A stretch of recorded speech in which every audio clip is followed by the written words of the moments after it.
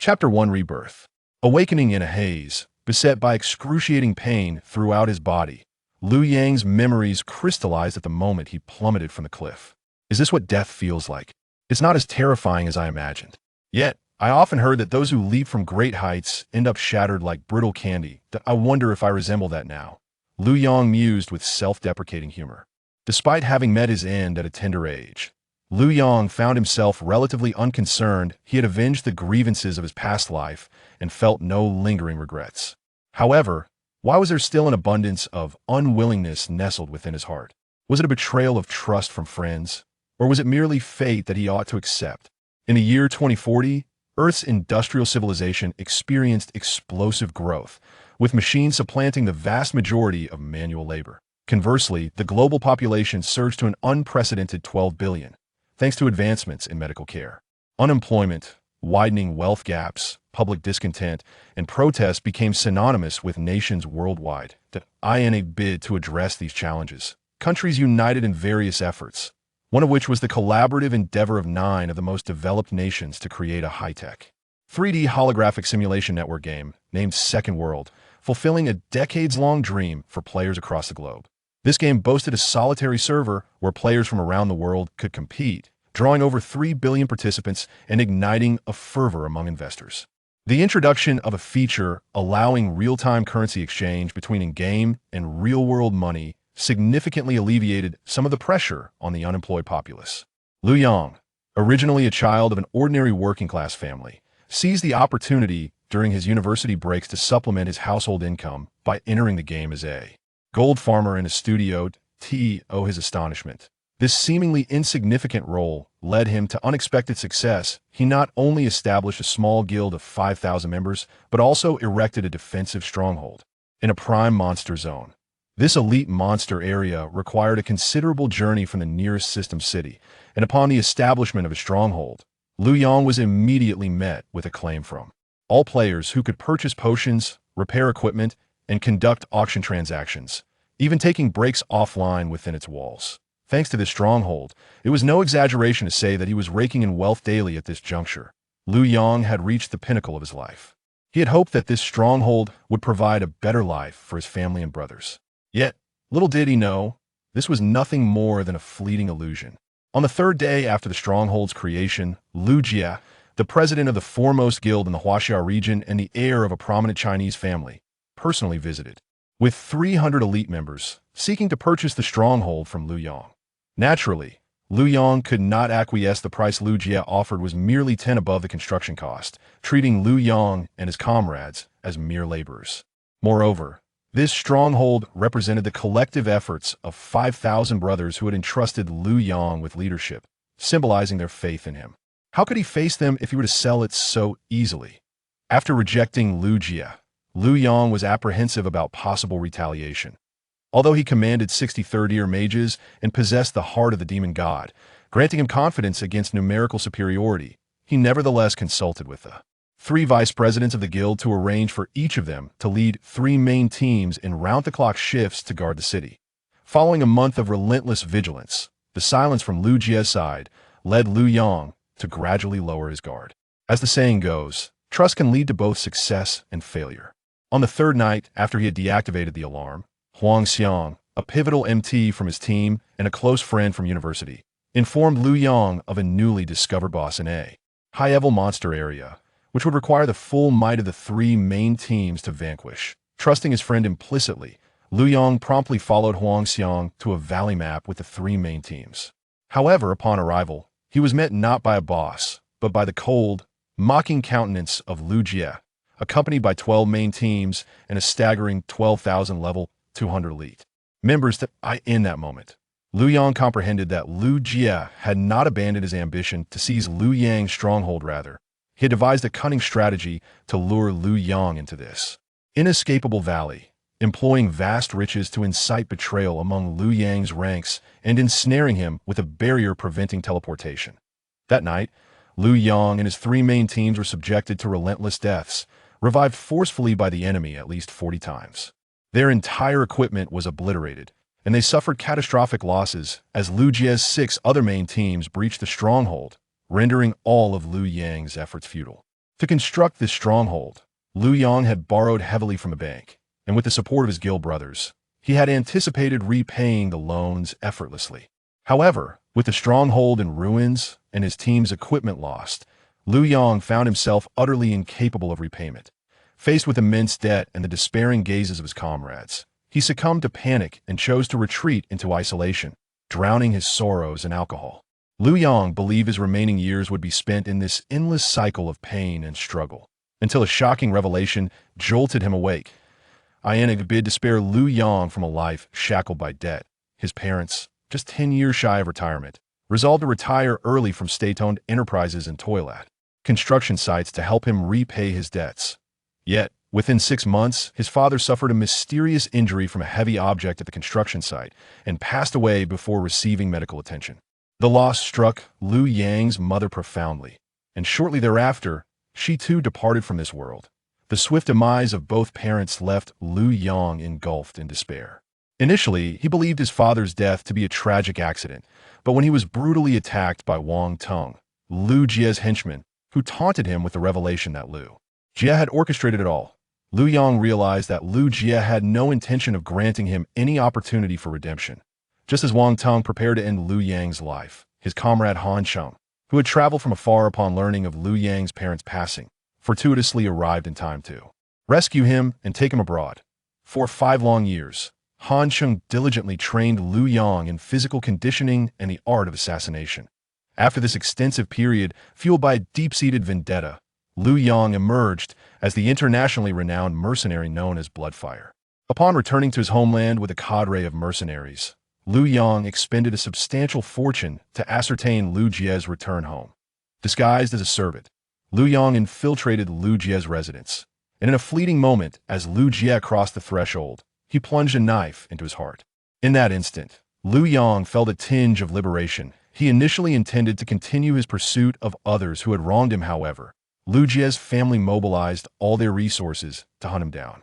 Consequently, Liu Yang, along with his mercenary team, was compelled to retreat momentarily.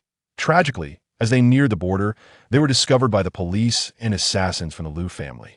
During the frantic escape, to shield an injured comrade, Liu Yang single-handedly led the police into the mountains, ultimately cornered at the edge of precipice. Faced with the laws and treaties to surrender, a sardonic smile crept across Liu Yang's lips. With his vendetta avenged, he felt no regret, nor did he possess a reason to continue living. He leaped from the cliff, choosing to embrace death. Yet, he harbored guilt towards the brothers who had accompanied him throughout his growth. Ultimately, he had failed to provide them with a prosperous life in the game, nor had he ensured happiness for the girl who had shared humble meals with him in the cafeteria. A sense of discontent washed over him. If only he had not trusted the wrong friends. If only he had been granted more time for development. If only he could have grown stronger. If only. The fury within him compelled Liu Yang to strike the wall beside him with a clenched fist, an intense pain instantly engulfing his entire nervous system. His eyes widened in shock. Am I not dead? How can I still move my arm? How do I still possess sensation? Hastily, Liu Yang sat up to examine his body, astonished to find it intact, and scathed, as if he had not plummeted to his demise. Touching his back, he realized the dampness on his clothes was not blood, but rather sweat, a result of the oppressive heat while lying on the bed. Bewildered, Liu Yang grappled with the reality of his survival. How could this be? Even in the year 2050, there had been no accounts of resurrecting a person shattered to pieces.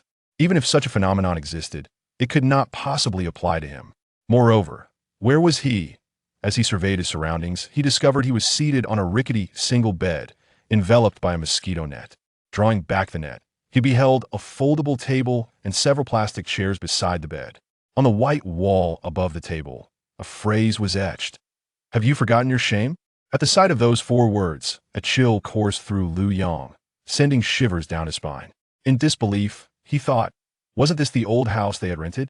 He distinctly remembered inscribing those words at the beginning of his final semester in high school to motivate himself for the college entrance examination. Yet, Liu Yang was well aware that his mother had later renovated the house, erasing those very words. How could they have reappeared? Amidst the remnants lay a few damaged plastic stools, a folding wooden dining table nestled in the corner, and an antiquated 4-inch television, all of which I had personally disposed of in favor of new replacements. Yet, how is it that they have returned to this room? Could it be that I've been reborn? Glancing up at the clock, which was a mere minute shy of noon, I hesitantly turned on the television. Tuning into Channel 1.8s, I watched the midday news broadcast. The female anchor greeted the audience with the words, "Dear viewers, hello. Today is June 16th, 2040, the 7th day of the 5th lunar month." In that instant, a thunderous realization erupted within my mind. I rushed out of the house and beheld, not far away, the main university building that had been relocated 5 years prior, still standing intact in its original place. Overcome with exhilaration, I struck the wall on my doorstep with a clenched fist, my heart roaring in fury. I have truly been reborn. Chapter 2. Serendipity. 10 long years. How many times has Liu Yang wished, in the depths of his dreams, for the chance to relive his life? To alter the course of tragic events? Now, that wish has become a reality. In his previous life, he faltered due to misplaced trust. Yet he has also gained clarity regarding those who extended a hand in his direst moments and those who reveled in his downfall. Liu Jie, I am grateful for all you have bestowed upon me. It is you who illuminated the distinction between friend and foe. Now that I have been granted this rebirth, I shall observe whether your family's wealth surpasses my decade of accumulated knowledge. In Liu Yang's gaze, there resided not only hatred but also exhilaration. The animosities of his past did not dissipate with the echo of that gunshot. Had it not been for Liu Jie, he would not have lost his family and beloved, nor would he have endured such tribulations. With this second chance, Liu Jie and his lineage would be the first to face his reckoning. As for the means of retribution, Liu Yang's eyes drifted to the calendar. He was unaware of the lottery numbers or the trends in societal development over the next decade. But one thing he knew for certain. Today marked the open beta of Second World. Since 2010, virtual gaming has been heralded as the future. Yet no one could foresee that 30 years hence, it would evolve into a colossal entity boasting over 3 billion concurrent users, integrating online shopping, virtual education, gaming warfare, film production, and myriad other functions. Countless conglomerates recognized the potential within this realm and entered the fray. It was due to their investments that the exchange rate of virtual currency to real currency soared, with virtual equipment fetching prices in the millions. Coupled with the substantial rewards from various game tournaments, a top player could eclipse the earnings of real-world celebrities, while professional studios amassed incomes surpassing those of large corporations. In his previous life, Liu Yang had intended to dive into the game at the earliest opportunity, but hesitated at the steep price of the helmet and only entered the game half a month after the school term began, thanks to a friend's introduction, joining the Frost Studios gold farming team. Reflecting upon his experiences at Frost Studio, a nostalgic smile graced Liu Yang's face. For it was there he had a little sister. However, in this life, he could not afford to rejoin Frost Studio, possessing a full decade of gaming experience. Liu Yang's mind brimmed with countless strategies for profit, dungeon guides, bug exploits, and a combat awareness and prowess that were unparalleled. In this new life, he would leverage these assets to swiftly establish his reputation within the game, amass sufficient wealth to create the world's largest guild, and seek out the brothers who had remained steadfast in his previous existence. To my brothers, the debts of gratitude I could not repay in my past life shall be repaid tenfold in this one. Father, mother, I vow not to let you down this time, Liu Yang declared through clenched teeth. To enter the second world, one must purchase a specialized gaming headset. Liu Yang recalled that at this time, his parents had gone far into the desolate mountains with an engineering team to repair the railway and would not return for 3 months. He was home alone, with his parents having left him 5,000 yuan in cash tucked away in a drawer for living expenses. With the money in hand, Liu Yang made his way to school. In an effort to ensure that all gaming enthusiasts could acquire the headset, the gaming company had established sales points across the globe, including one near the school. By some stroke of fate, Liu Yang found himself at the main entrance of the school, where a large beige gate bore the name Dongdu University in bold letters. This institution held all of Liu Yang's cherished memories of his university days. He vividly remembered that his previous encounter with that girl had begun right here. Back then, she was radiant, a freshman who, with just a half-body photo, had become the goddess of the entire campus. Many pursued her, yet she had never shown interest, often confiding her troubles to him in secret. He wondered where that girl might be now. She must have already settled into her dormitory, he mused. 10 years had passed, and Liu Yang had transformed from a naive boy sheltered in an ivory tower into a seasoned man of the world, hardened by experience. He had changed. But what he desired most was for her to remain unchanged, untainted by the mundane realities of life. Sometimes, fate works in mysterious ways. Just as he approached the store, on the verge of entering, a girl clad in traditional Hanfu brushed past him, tapping her head in confusion. Oh dear. Which way is it back to the dormitory? I've forgotten. Her voice, sweet and unforgettable, echoed in his ears, leaving Lu Yong momentarily stunned. Turning around, he saw that the girl passing by was none other than the unforgettable Shen Mengyao.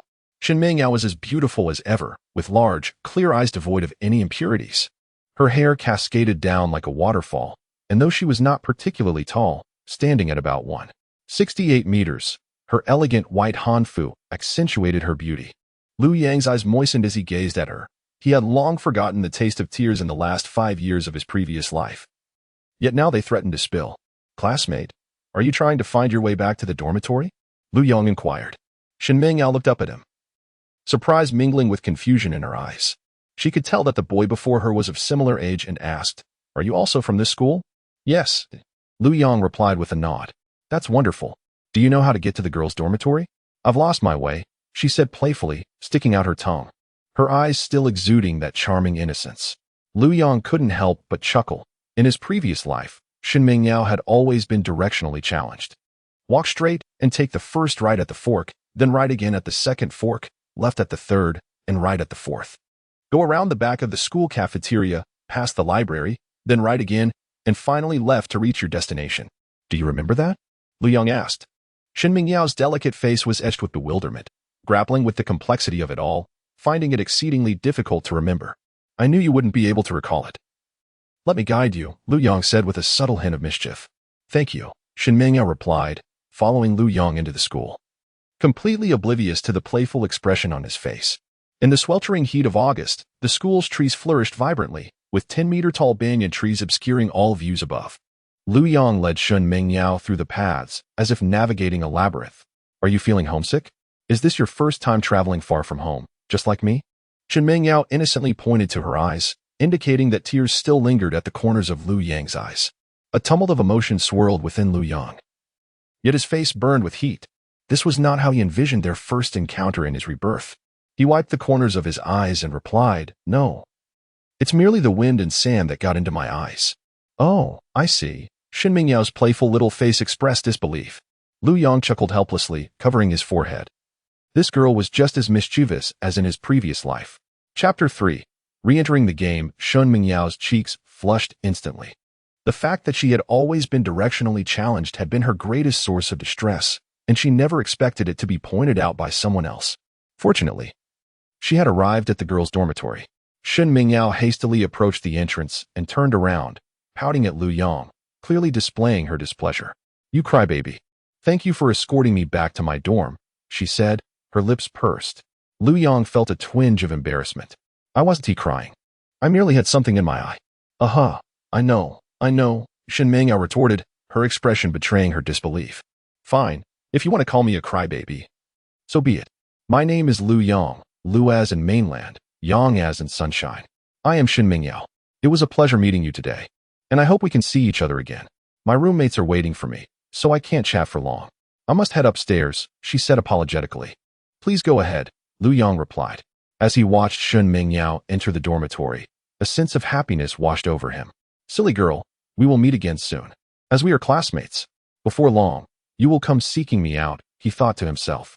In reality, the journey from the school gate to the girls' dormitory took only 5 minutes, yet Lu Yong had taken a roundabout route, confident that she would soon realize it. Reflecting on the past, he recalled how their fateful encounter had begun with him asking for directions, and now it seemed history was repeating itself. He clenched his fist, vowing that this time, he would not leave any regrets behind. Glancing at his phone, he noted that there remained only half an hour until the game launched. He turned and made his way back to the game headset specialty shop at the school gate.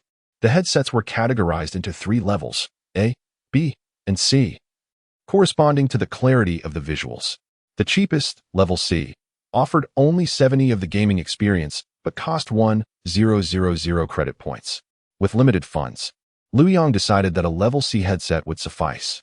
Once home, he locked the door and lay on his bed, donning the game headset. In an instant, the biological waves from the headset connected with Lu Yang's brain. System checking. Initial login, brainwave scanning, binding. Information entry. Binding bank card. After a series of familiar yet foreign sounds, Lu Yang found himself in a grand hall radiating golden light. A massive screen appeared before him, and a mechanical voice emanated from it.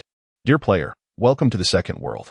Your basic information has been successfully bound to the headset. The game will commence in 3 minutes. Would you like to create an account? Yes, he replied. The screen flickered, revealing 3 distinct castles before Lu Yang.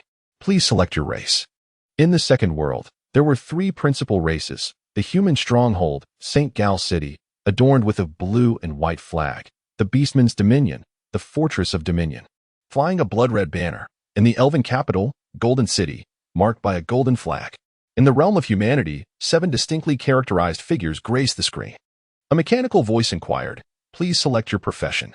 Mage, warrior, thief, hunter, priest, warlock, paladin, exclusive to humans. Mage, Lu Yang declared. Recalling his previous life where he had dedicated himself to the art of magic, specializing in fire.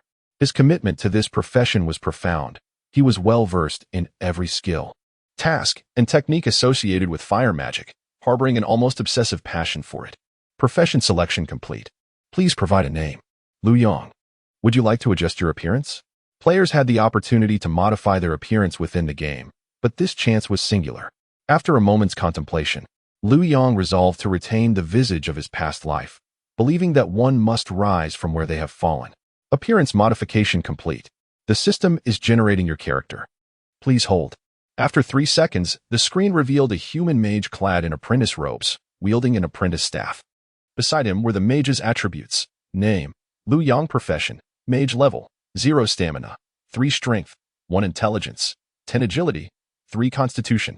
For health, 64 magic, 120 physical damage, 11 spell damage, 10 defense, 3 physical critical hit chance, 0 magic critical hit chance, 0. 1 spell recovery rate, 1.5 seconds. Character generation complete. Countdown to server launch. 5, 4, 3, 2, 1. The game has commenced. Would you like to enter? The mechanical voice prompted. With unwavering resolve, Lu Yang affirmed, yes. As the scene shifted, Lu Yang found himself merged with his character. Teleported to an immense city, St. Gal City. Familiar sights unfolded before him, the towering Blue Mage Tower, the solemn Golden Cathedral, the fervent warrior training grounds, the chilling assassin's base, and the grandiose King's Castle.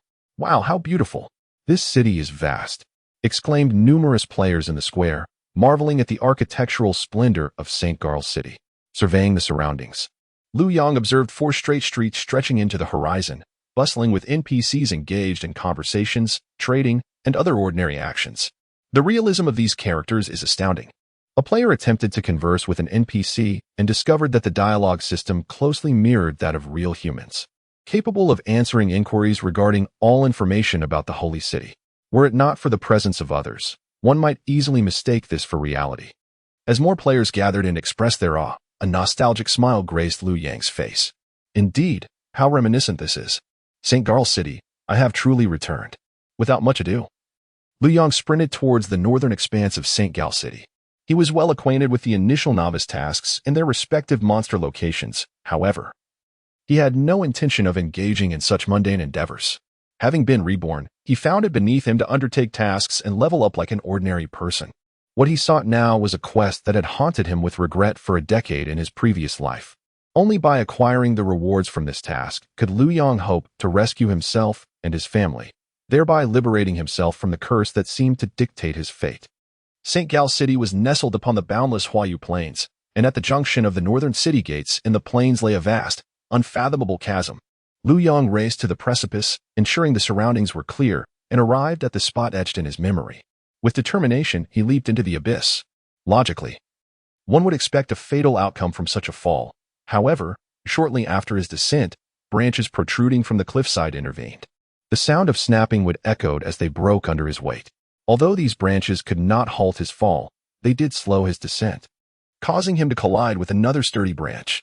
With each strike against the wood, Lu Yang suffered damage, and just as he neared death, he finally landed upon the ground, receiving a grievous blow of 20 damage, leaving him with but a single drop of health. He could not help but pat his chest. reflecting on how fortunate he was to remember the exact spot from which he had fallen in his previous life. Otherwise, he would have likely met his demise several times over. System notification: you have discovered the Sunset Canyon. Surveying the valley, Lu Yang found it reminiscent of his past experience. Encircled by sheer cliffs, one side revealed a magnificent golden tree, laden with round, golden fruit. The skin of the fruit was thin and translucent, with the succulent juice clearly visible within. Even those who were not thirsty would find their appetites whetted at the sight of the luscious juice, eager to savor its exquisite flavor. Chapter 4. The heavy treasure. As I traversed through the golden-hued trees, a vast cavern emerged before me. Within the depths of this cave resided an elderly man, his visage gaunt and his hair, cascading down to his waist, flecked with gray, clad only in tattered rags. His limbs appeared emaciated, yet he remained shackled by 4 enormous dark red chains, binding him to a piece of crimson rock. Despite his current state of destitution, the identity of this elder was formidable. Through extensive research in my past life, I recognized him as Kaeldus, one of the 4 demon gods of hell. After his defeat in the divine conflict, Kaeldus, cursed with immortality, was imprisoned here by the heavenly deities. The grand tree at the entrance, laden with golden fruits, served as Kaeldus's energy manifestation. Should anyone pluck the fruits and present them to him, he would restore his vitality and reward the benefactor with a treasure known as the Heart of the Demon God, capable of evolving into divine-grade equipment. As in my previous life, I approached the elder with compassion and inquired, "Esteemed elder, how did you come to be trapped here? Do you require assistance?" The elder remained silent, his gaze fixated longingly on the fruits hanging from the tree. "Do you desire those fruits? Allow me to procure them for you." I moved towards the tree, plucking every golden fruit before returning to the elder. "Elder, I have gathered the fruits for you. Please, partake." Unable to maintain his composure in the presence of the alluring fruits, the elder opened his mouth and devoured every fruit I had gathered with fervor. After consuming them all, a look of satisfaction spread across his face as he lifted his gaze to me and asked, "Young man, who are you, and what brings you here?" Feeling a bit bashful, I scratched the back of my head and replied, "I am an adventurer who inadvertently fell from a cliff. Fortunately, the branches on the precipice saved me from a fatal fall." The elder paused in surprise and remarked, "It seems fortune favors you. Your arrival here signifies the will of the supreme deity. By helping me regain my energy, you have saved my life. In return, I shall bestow upon you a gift as a token of my gratitude." Catch. Before him, a crimson heart materialized, and I cradled it in my hands. Heart of the Demon God, level 0, endurance, 1 strength, 1 agility, 1 intelligence, 10 constitution, 1 spell critical hit chance, 1 spell release speed, 1 spell hit rate, 1 equipment level, 0. Beholding this heart, an exhilarating thrill coursed through me, prompting me to clench my fists once more.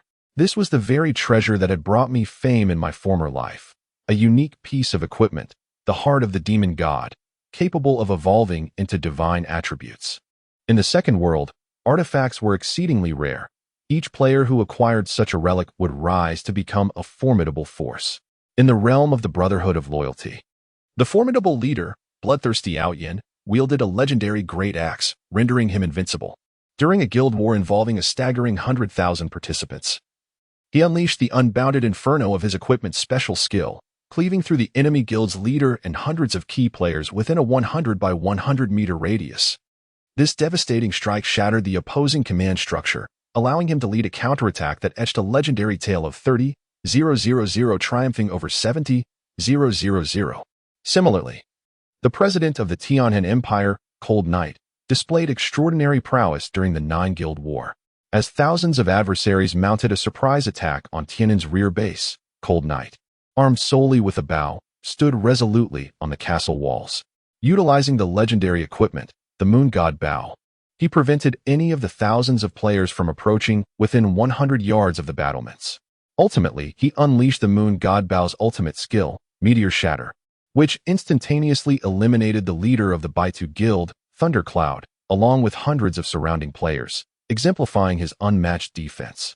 In a previous life, Lu Yang fortuitously acquired the Heart of the Demon God, unaware that it was a treasure capable of evolving into legendary equipment. Due to an inability to locate the materials required for its enhancement, the heart remained at level 0 even as Lu Yang advanced beyond level 200. It wasn't until he encountered a plateau in his development that boredom prompted him to attempt upgrading the heart. Upon gathering the necessary materials and initiating the upgrade, he was astounded to discover the heart's true power. Each level gained doubled its attributes and conferred several additional benefits. After ascending it to legendary status, Liu Yang's life underwent a profound transformation.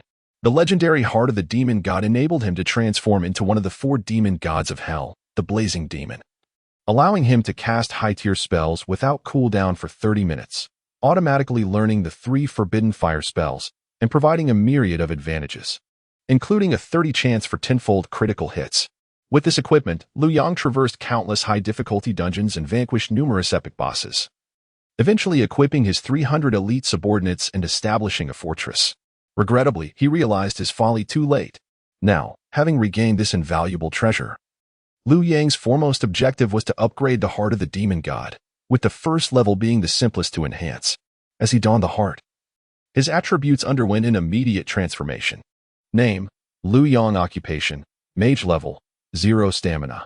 For strength: 2 intelligence, 20 spirit, 10 agility. For constitution: 5 health, 80 magic, 200 physical damage, 12 magical damage, 20 defense. For physical critical hit chance: 0 magical critical hit chance, 1 spell casting speed, 1 spell hit rate, 1 spell recovery speed, 1.5 seconds in the game. 1 point of intelligence equates to 1 point of magical damage and 10 points of magic value. The 10 points of intelligence from the heart of the demon god doubled Liu Yang's intelligence and magical damage while increasing his magic value by an additional 100 points. Esteemed elder, I am grateful for the treasure you have bestowed upon me, though I am yet to learn your name. Is there anything I can assist you with? Liu Yang respectfully inquired. The old man glanced at Liu Yang's level, chuckling as he remarked, "If you wish to assist me, you are still a ways off.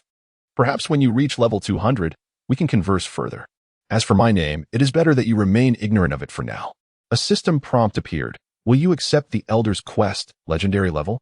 Liu Yang chuckled, surprised that his seemingly innocuous question had led the old man to bestow upon him a prestigious task.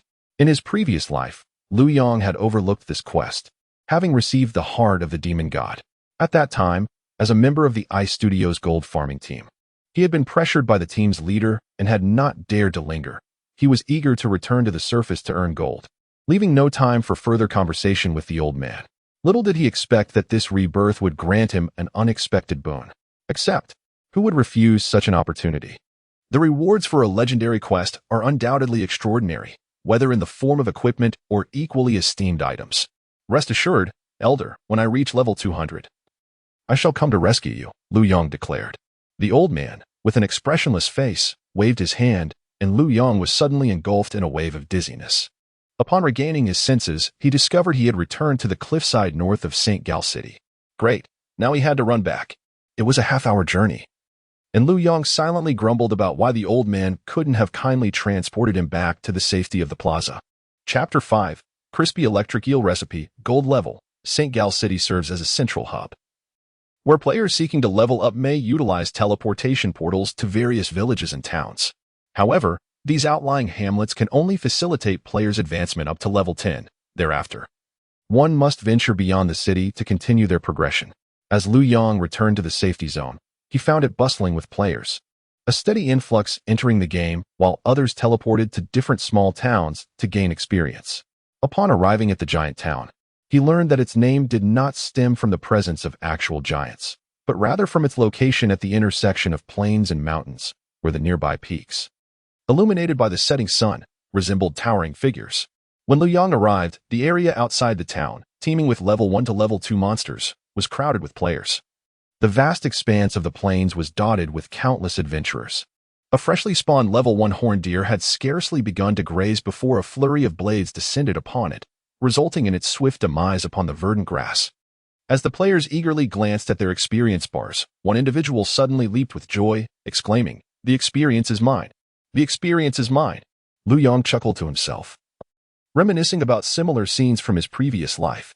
The developers of Second World anticipated a surge of players and thus opened 50 novice villages in each main city. However, they were unprepared for the staggering 1 million players who logged in on the very first day, even with each main city boasting 50 novice villages. Each would need to accommodate 20,000 individuals. The game designers implemented intricate calculations regarding experience gain to prevent players from easily reaching levels 1 or 200. Progressing to the next level proved to be quite challenging. Yet, seasoned players were well aware that a level 10 character could defeat a level 13 monster, while a level 0 player could barely contend with a level 1 creature and would struggle against a level 2 monster, with level 3 foes being nearly impossible to dispatch without a substantial group. The areas designated for level 1 and level 2 monsters were limited, leading the majority of players to congregate around the level 1 wild creatures, while a select few skilled players ventured into the level 2 zone, attempting to slay beasts through teamwork, albeit with difficulty. Players found themselves in a predicament, and the developers appeared at a loss for solutions. Nevertheless, this very challenge heightened players' enthusiasm. For the allure of the game lay in its relative fairness. Those willing to invest more time and effort, who exhibited superior experience, awareness, and skill, would ultimately prevail. In his previous life, Liu Yang had been among this throng, struggling to claim monsters within the crowd. However, having been granted a second chance, he no longer needed to engage in such endeavors. His purpose in Giant Town was to exploit a bug that allowed for defeating monsters above his level. Yet before embarking on this venture, he needed to address a pressing concern. For a mage, the greatest lament is poverty. Why is this the case? The primary reason lies in the necessity of purchasing potions. Although a skillful mage requires fewer healing potions, even the most adept must contend with the challenge of maintaining their mana. To address this predicament, the sorcerers of previous incarnations exerted considerable efforts.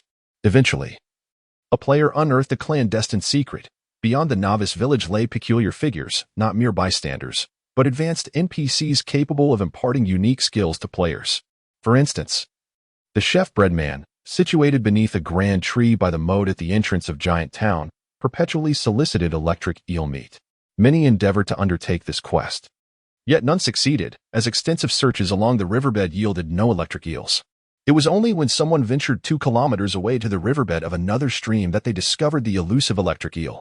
Upon presenting the eel meat to bread man, the player was astonishingly rewarded with a golden-level cooking recipe, crispy electric eel. Though classified as a level 0 culinary creation, it possessed golden-level attributes, restoring 200 health points and 350 mana points within 30 seconds of consumption.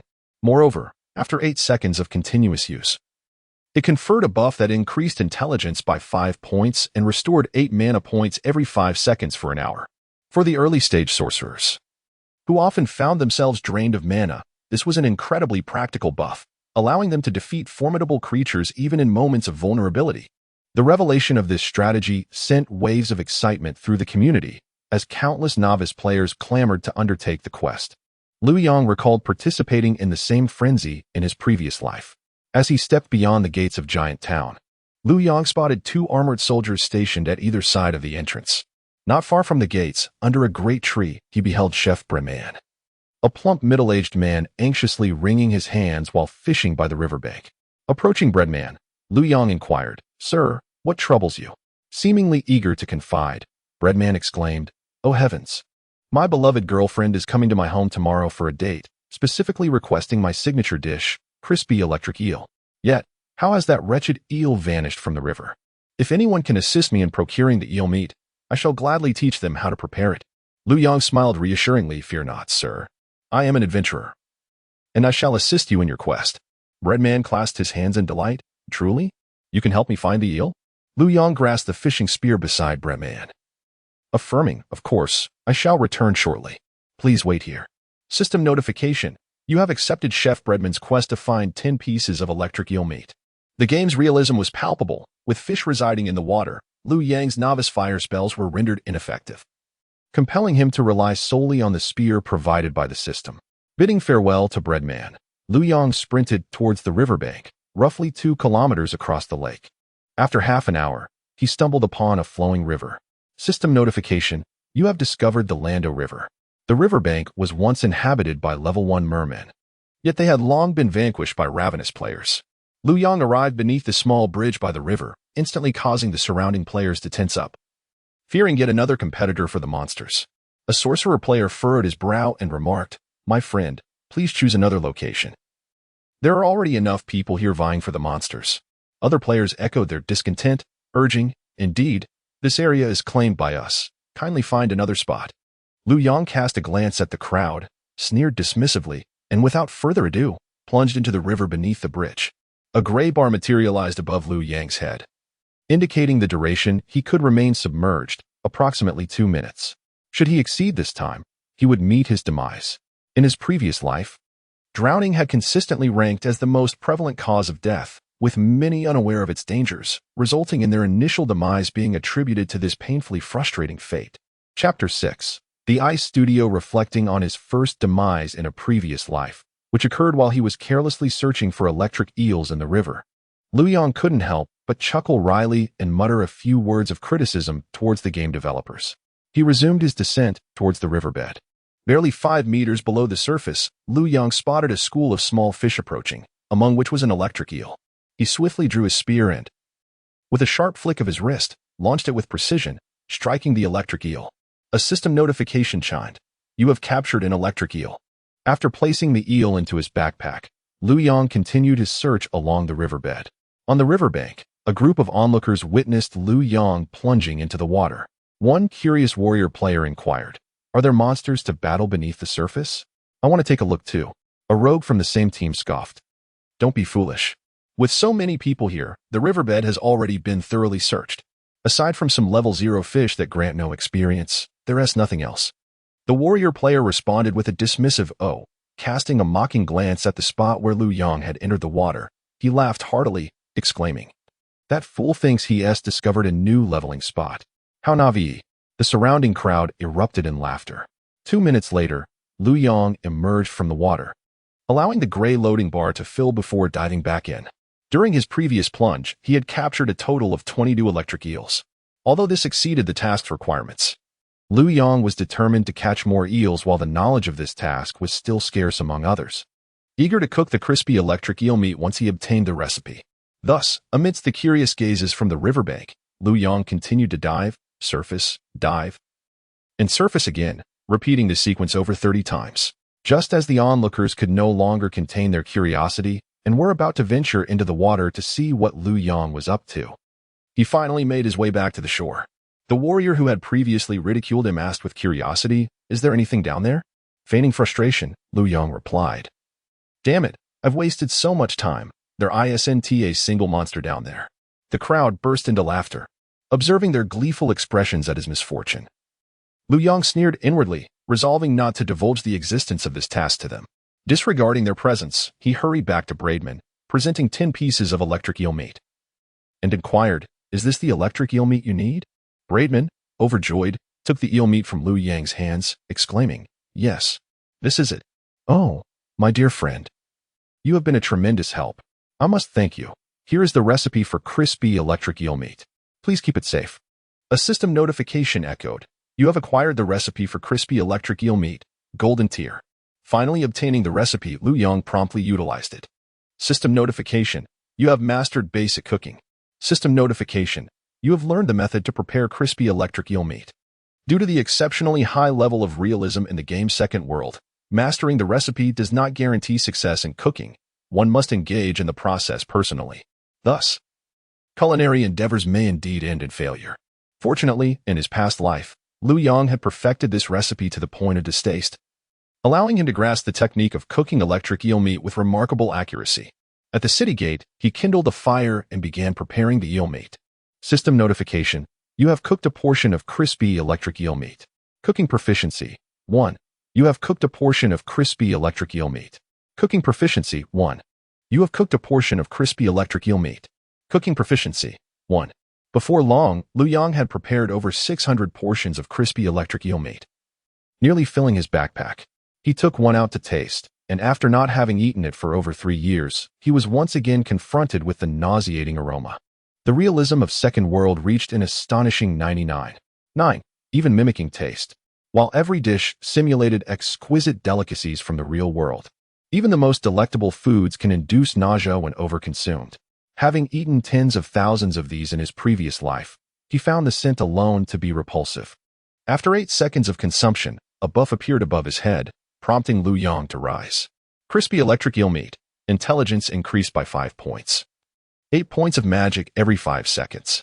Good heavens, level 0 cooking provides 2 buffs. The recovery rate is 7 points of health and 12 points of magic per second, surpassing the inferior black bread purchased from the system by more than threefold. This recipe is at least silver grade, perhaps even gold grade. As Lu Yang continued cooking, players began to converge around him. With so many having accepted the quest, he was the only one to succeed, sparking immense curiosity among the crowd, especially upon witnessing the effects of the electric eel meat. Amidst their discussions, a beautiful player clad in a deep blue robe, accompanied by more than 10 others, navigated through the crowd to stand before Lu Yang. "Greetings, I am Xia Yue from the ice studio," she announced. Lu Yang was momentarily taken aback while cooking, surprised to encounter someone from the ice studio once again in this life. In his previous existence, the ice studio had flourished, although it began as a small team. It was only after a fortnight of establishing the exchange between real and game currencies that the ice studio truly expanded, during which Lu Yang became one of its first gold farmers and had some acquaintanceship with Xia Yue. He looked up at Xia Yue and noted her beauty remained as striking as in his past life, despite her somewhat aloof demeanor. It was undeniable that she was a top-tier beauty. However, Lu Yang found himself more drawn to the enchanting presence of Lan Yu, who stood beside Xia Yue, equally stunning yet exuding an air of innocence. In his previous life, Lu Yang had numerous interactions with Lan Yu while working at the ice studio. After Lu Yang ascended to mastery, he assisted Lan Yu on several occasions, leading to a close bond between them. However, their relationship remained platonic, as Lu Yang harbored affections for someone else in reality, viewing Lan Yu merely as a younger sister. Despite being aware of Lan Yu's intentions, Lu Yang chose to complete the preparation of the fragrant, crispy electric eel before rising to meet Xia Yue's gaze, inquiring, "Is there something you need?" Lu Yang's composed demeanor left Xia Yue momentarily taken aback. Thus far, no man she had encountered maintained such an air of tranquility in her presence, prompting her to regard Lu Yang with newfound respect. "How did you accomplish this task? Could you share the details with me?" Xia Yue inquired. Lu Yang smiled, admitting that he had not contemplated revealing the method behind the recipe for the crispy electric eel to anyone. He understood that should his rivals acquire this knowledge, it would significantly accelerate their progression. Chapter 7. Old friend Lan Yu. Xia Yue discerned Lu Yang's concerns and earnestly said, "Dear friend, we are in dire need of the recipe for the electric eel meat. We sincerely hope you can assist us. Although our cold ice studio is modest, we assure you that we will do our utmost to support you in the future, and we guarantee that this recipe will remain confidential." A man beside Xia Yue, observing her courteous demeanor towards Lu Yang, was visibly displeased. Frowning, he interjected, "Yue, why are you being so polite? Why not simply offer him money to purchase it? How about 1,000 yuan for your secret, lad? Surely that is a generous sum." Lu Yang recognized this man. His name was Zheng Yuan, a classmate of Xia Yue. A quintessential rich second-generation individual, arrogant and boastful, yet lacking in capability. He possessed an innate sense of superiority over ordinary folk and resorted to monetary means when pursuing the attention of attractive women. Since high school, he had fervently courted both Xia Yue and Lan Yu. Unfortunately, both women had long been aware of Zhang Yuan's true nature and harbored no feelings for him whatsoever. Perhaps wounded by Xia Yue's indifference, it was only much later that Lu Yang learned Zhang Yuan was still single, having failed to win the affections of either Xia Yue or Lan Yu, merely cycling through a succession of girlfriends devoid of true love. Despite his lack of wealth, Lu Yang possessed a strong sense of pride. Observing Zheng Yuan's repugnant demeanor, he coldly replied, "I'm afraid I must decline your offer." Zheng Yuan was momentarily taken aback. Then, under the delusion that he understood the situation, he mockingly retorted, "What? Do you think the amount is insufficient? You wish to negotiate the price of a basic cooking recipe? Let me tell you, don't test my patience. It's a mere 1,000 yuan. Now, provide your bank account details swiftly. I have no time for your nonsense." Lu Yang coolly uttered a single word, "Scram." "You little." Zheng Yuan fumed, poised to confront Lu Yang, but was restrained by his companions, who pointed to a nearby NPC. "If you wish to die, do not involve the rest of our team. At this distance, attacking will provoke the soldiers to intervene." While the game permitted players to engage in combat and loot, such actions were deemed criminal, and NPCs would retaliate against players who committed murder. The reason Lu Yang was cooking in this particular spot was precisely to avoid being coerced by the throngs surrounding him into revealing the method for completing the quest. Lu Yang glanced at the individual who had intervened, recognizing him as Zhang Zibo, a decent person with a sharp mind and a pivotal member of their team. However, His concerns were unwarranted. Even for Lan Yu's sake, Lu Yang would not exploit them. Xia Yue, fully aware of Zhang Yuan's ill intentions, urged Zhang Zibo to take him away, apologetically addressing Lu Yang. Dear friend, my companion did not mean any offense. Please do not take offense. We genuinely wish to obtain this recipe. We implore you to assist us. In the early stages of the game, the feature for exchanging real currency for in-game currency had not yet been activated, necessitating transactions through external platforms. However, it was merely the first day of the game, and money had not yet attained the significance encapsulated in the adage, money is king. Wealthy players like Xia Yue found themselves with ample funds but nowhere to spend them. Faced with their meager copper coins and the exorbitant prices of potions in the apothecary, Xia Yue, desperate to remain in the upper echelon, could only plead softly. Lan Yu approached Xia Yue's side and gently remarked, Sir, we were in the wrong earlier. Please do not take offense. Given their past acquaintance and Lan Yu's personal appeal, Lu Yang contemplated for a moment before responding, I can share the method with you. But you must keep it confidential. The earlier tense atmosphere had led Xia Yue to believe Lu Yang would withhold the information. So she was taken aback by a swift agreement. Exchanging glances of delight, Xia Yue and Lan Yu exclaimed in unison, Thank you so much. Lu Yang smiled dismissively, gesturing for Lan Yu to come closer. You, little girl, approach me. I will explain how to undertake this task. The rest of you, disperse. And keep the eavesdroppers at bay. Xia Yue hastily ushered her subordinates away from the curious players, while Lan Yu shyly stepped forward, uncertain as to why Lu Yang had chosen her. In a hushed tone, Lu Yang revealed the location for obtaining electric eel meat to Lan Yu. Just as she was about to express her gratitude, Lu Yang leaned in closer and whispered, Coordinate 7985. 9867. There is an elder there. Complete the task he assigns, and he will grant you access to a cave filled with level 1 and 2 monsters, perfectly suited for your team. This spot had been discovered by a player on the 5th day of the game in the previous life. Due to its remote geographical location and the complexity of the Elder's quest, which required teamwork to accomplish, few players took the initiative to pursue it. Once guides were published in later days, players recognized it as a favorable leveling area. However, it was ill-suited for Lu Yang, as the cave was vast and teeming with monsters. Without advantageous positioning or the necessary skills and equipment, Lu Yang would meet certain demise if he ventured inside. Lan Yu gazed at Lu Yang with excitement, asking, Is that true? Lu Yang, with a smile, replied, What purpose would it serve to deceive you? Bringing back 10,000 electric eel meats will suffice for your team to grind all night. Lan Yu nodded vigorously, her enthusiasm evident as she exclaimed, Thank you. At this juncture, most players were reliant on competing for monster kills to level up. Thus, discovering a leveling area free from competition was a source of immense joy for Lan Yu and her companions, even surpassing the delight of being able to exchange cash for game currency. Lu Yang playfully added, But what if I am deceiving you? What if you encounter level 5 monsters in there?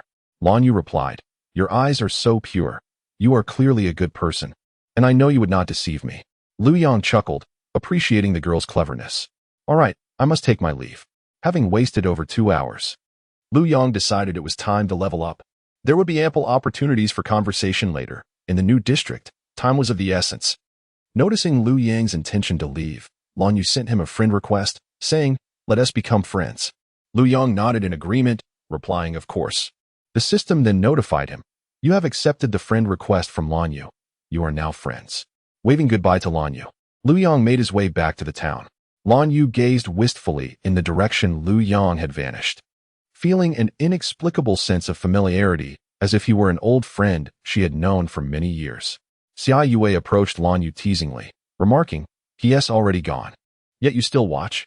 Lan Yu blushed, shyly responding, He seems so mysterious. He gives off an aura of great prowess. Chapter 8. Overcoming greater challenges. Xia Yue nodded and remarked, This individual is indeed extraordinary. His presence is akin to a sword drawn from its sheath. Yet it exudes an air of remarkable composure. He will surely become a master in the future. By the way, has he disclosed the method to obtain electric eel meat?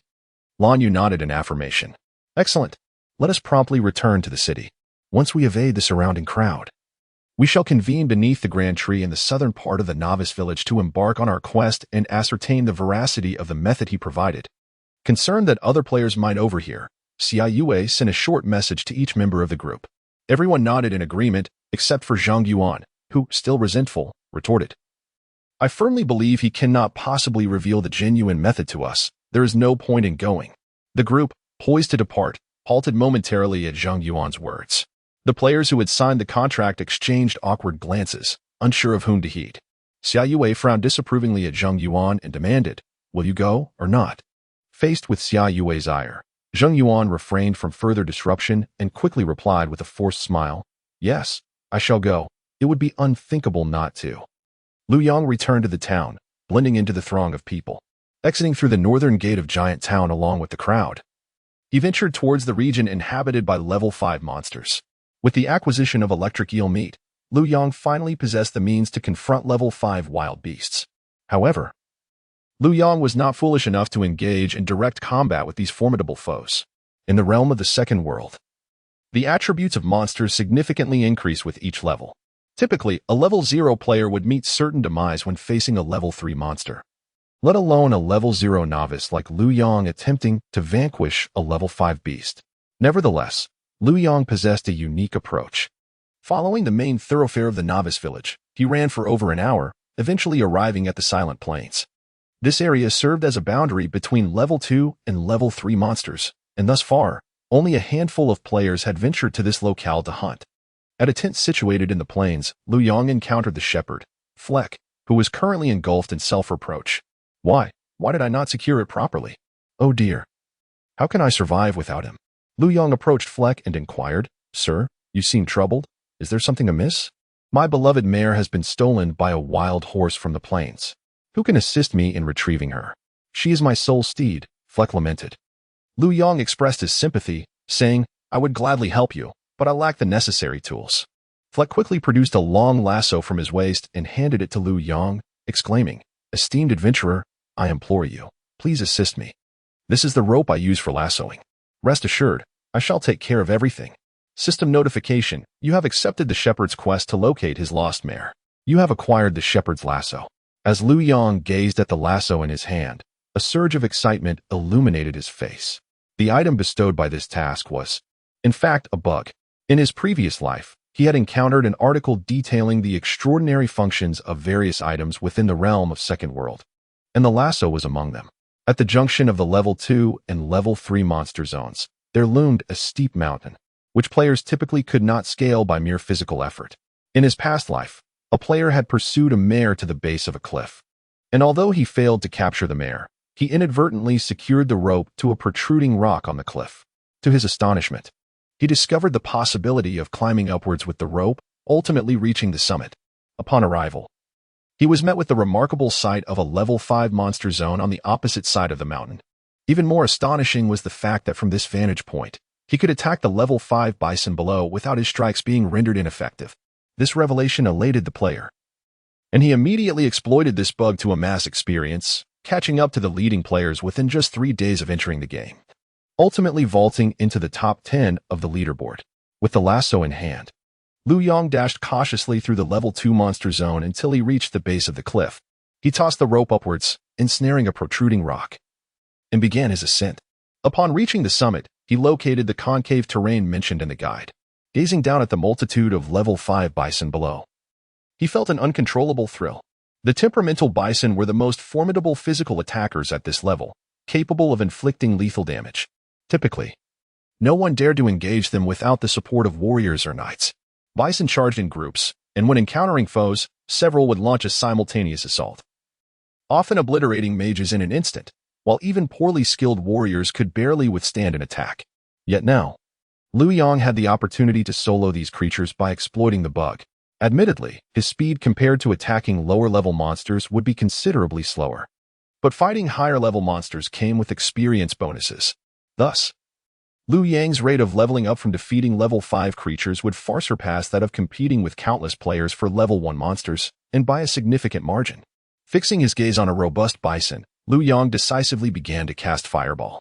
Fireball type, fire spell cost, 12 mana casting time, 3 seconds distance, 30 yards description, launches a scorching fireball at the target, inflicting 1422 points of fire damage. In the game, each point of intelligence equated to 1 point of magical damage, with Lu Yang's innate 10 points of intelligence, augmented by another 10 points from the heart of the demon god, and an additional 5 points from the crispy electric eel meat. His total intelligence translated into a magical damage output of 25 points. Therefore, the actual damage inflicted by the fireball was calculated to be 3,947 points. After 3 seconds, a fireball materialized from Liu Yang's hand, striking the nearest bison and reducing its health by 42 points. The bison, which had been grazing peacefully, was suddenly assailed by the fireball, letting out a piercing cry of pain as it whirled around, glaring at Liu Yang with blood-red eyes. The surrounding wild buffalo were roused by the piercing roar, their blood-red eyes fixated on Liu Yang's direction. Subsequently, 6 or 7 buffalo charged towards him in unison. On level ground, players with weaker mental fortitude would likely be unable to defend or evade such a collective assault and would be sent flying by the impact. However, Liu Yang remained unperturbed. With a thunderous crash, the buffalo collided with the wall beneath the cliff, rebounding back as their low intelligence rendered them helpless. They could only anxiously pace back and forth at the cliff's base, utterly at a loss. Each level 5 buffalo possessed 580 health points, and Liu Yang unleashed a barrage of 15 fireballs, vanquishing them within the valley. The system announced, "You have slain a buffalo," earning 75 experience points, including 25 points for defeating a higher-level monster. To ascend from level 0 to level 1, one requires 5,000 experience points. Liu Yang calculated that with each buffalo yielding 75 experience points and an average of 45 seconds spent per buffalo, he could reach level 1 in approximately 2 hours. Significantly quicker than the 4 hours typically required by other players, particularly as most players struggle to gain experience from level 1 or 2 monsters. Liu Yang was able to train effortlessly amidst the level 5 creatures, a thought that filled him with exhilaration. While Liu Yang swiftly advanced in levels, Lanya led Xia Yue and other members of the ice studio to the riverbank beneath the grand bridge he had mentioned. Lanya declared, "Right here." Xia Yue gestured. "Let 2 of you go down and see if there are any electric eels." The group nodded in agreement, and 2 hired players from the studio promptly leaped into the riverbed to search. On the riverbank, Zhang Yuan could no longer contain his entitled frustration, enviously proclaiming, "I doubt there are any down there. That person must be deceiving us. Just wait. The next time I encounter him, I shall teach him a lesson." Neither Xia Yue nor Lan Yu paid him any heed. Just as Zhang Yuan continued his incessant chatter, a member of the studio emerged from the riverbed, triumphantly holding an electric eel aloft and exclaiming, "Found it. There really are electric eels at the bottom of this river." Zhang Yuan stood there, awkwardly silent. Chapter 9. Entering the rankings more than 2 hours later, Liu Yang had reached level 1 with 10 progress, placing him in the 10th position on the leaderboard. Had he not squandered an hour obtaining the heart of the demon god and another hour cooking the electric eel meat, he undoubtedly would have secured the top spot. The 9 players ahead of him were the leaders of various major guilds, leveraging their numerical superiority to clear monsters, thus leveling up at a pace comparable to Liu Yang's. For instance, the top player on the leaderboard, Xiongba Fengyun, the leader of the Supreme Dynasty Guild, entered the game with 50,000 guild members and immediately occupied a beginner's town's level 1 monster area. Utilizing 10 mages and exploiting the game's mechanics, where the first player to strike a monster would claim it, Xiongba managed to strike a monster once while the others swiftly eliminated it, thus claiming the top rank. Just as Liu Yang was preparing to continue battling monsters, a notification sound akin to a phone alert emerged. Glancing at his interface, he discovered a message awaiting him. To minimize distractions, Liu Yang had previously disabled the option for strangers to add him as a friend, meaning only his friend, Lan Yu, could communicate with him. Upon opening the message, he confirmed it was indeed from Lan Yu. "Master, you are incredible. You've made it into the top 10. Given his decade-long gaming experience, if Liu Yang had failed to reach the upper echelons, he would have deemed himself a failure. Not too shabby. How are things on your end? Have you begun your quests?" he inquired. "We're still gathering electric eel meat," replied Lan Yu. "Why is it taking so long?" Liu Yang asked. "Is it slow?" "Catching electric eels is quite challenging," Lan Yu responded, exasperated. Liu Yang suddenly realized it was the game's launch period, and they were still novices. Capturing the swiftly swimming electric eels was far from easy for them. "No rush, take your time. Just remember to be cautious when you level up in the cave later. If someone follows you in, it won't be a secret any longer." Lan Yu nodded, assuring, "Yes, we will be careful." Suddenly, Liu Yang recalled something and said, "Little girl, promise me one thing. Do not reveal my name to anyone." You haven't mentioned it yet, right? Lan Yu playfully replied, of course not. Rest assured, I know you prefer to stay low-key. Lu Yang could vividly imagine Lan Yu's playful demeanor, smiling as he said, since you've been so obedient, I shall bring you a gift next time we meet. Lan Yu responded with a smiley face, and their conversation came to an end. In truth, Lan Yu had not disclosed Lu Yang's name, partly out of her own discretion and partly because Xia Yue and Zheng Yuan had not thought to ask. Zheng Yuan harbored deep-seated envy towards Lu Yang, while Xia Yue, in her arrogance, refrained from inquiring, believing that once their studio expanded, players like Lu Yang would naturally seek her out for assistance, rendering such humility unnecessary. After completing their task, Xia Yue began roasting the electric eel while addressing the group. Now that we have supplies, we must expedite our leveling up. Zhang Zibo remarked, indeed, I truly wonder how those individuals on the leaderboard managed to level up. The experience required to progress from level 0 to level 1 is substantial, yet the number of monsters is so scarce. Yet, they seem to advance at an astonishing pace. I won't even mention the top 9. Even the lesser-known Lu Yang has reached level 1. Xia Yue nodded in agreement, saying, indeed. There are so many experts within the game. If we do not act quickly, we may easily fall behind the leading echelon. A single misstep could hinder our future development. Zheng Yuan, who had been silent due to the discovery of the electric eel, expressed his frustration. This Lu Yang truly does not appreciate his fortune. I intended to purchase strategies from him, yet he has disabled the friend request feature. Zhang Zibo sighed. I attempted to contact him as well, but to no avail. If only we could reach Lu Yang, perhaps we too could secure a place on the leaderboard. The top 9 individuals on the leaderboard were all leaders of prominent guilds that had previously been active in the Second World Forum, while Lu Yang remained an obscure newcomer. They speculated that Lu Yang must have uncovered a method for rapid leveling. Lan Yu observed the group discussing Lu Yang, the very person they had encountered moments earlier, and felt an odd sensation in her heart. Zheng Yuan, in a state of agitation, asked, what should we do now? Where can we level up? Xia Yue and Zhang Zibo had no viable solutions either. The area was teeming with players, and they had not anticipated the game's immense popularity. Just as they were at a loss, Lan Yu raised her hand and said, I know of a leveling spot where no one will steal our kills. Xia Yue was taken aback and inquired, where is it? Lan Yu replied, coordinates 7985. 9867. There is an elder there. And completing his tasks will transport us to a cave filled with level 1 and 2 monsters. No one else is likely aware of this location, making it the perfect opportunity for us. Initially, the group thought Lan Yu was jesting, but to their surprise, she provided specific coordinates and a method. Xia Yue exclaimed, how do you know this? Is it for real? With a playful tongue-out gesture, Lan Yu responded, I cannot vouch for its authenticity. The person who informed us about the electric eel quest mentioned it before parting. Upon hearing Lu Yang's name again, Zheng Yuan scoffed. What a joke. If he truly knew of such a place, why wouldn't he go himself?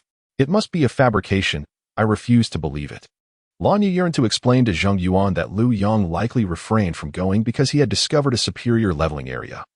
Having already reached level 1 and secured the 10th position on the leaderboard, Xia Yue furrowed her brows and said, the second world will undoubtedly evolve into humanity's second realm in the future.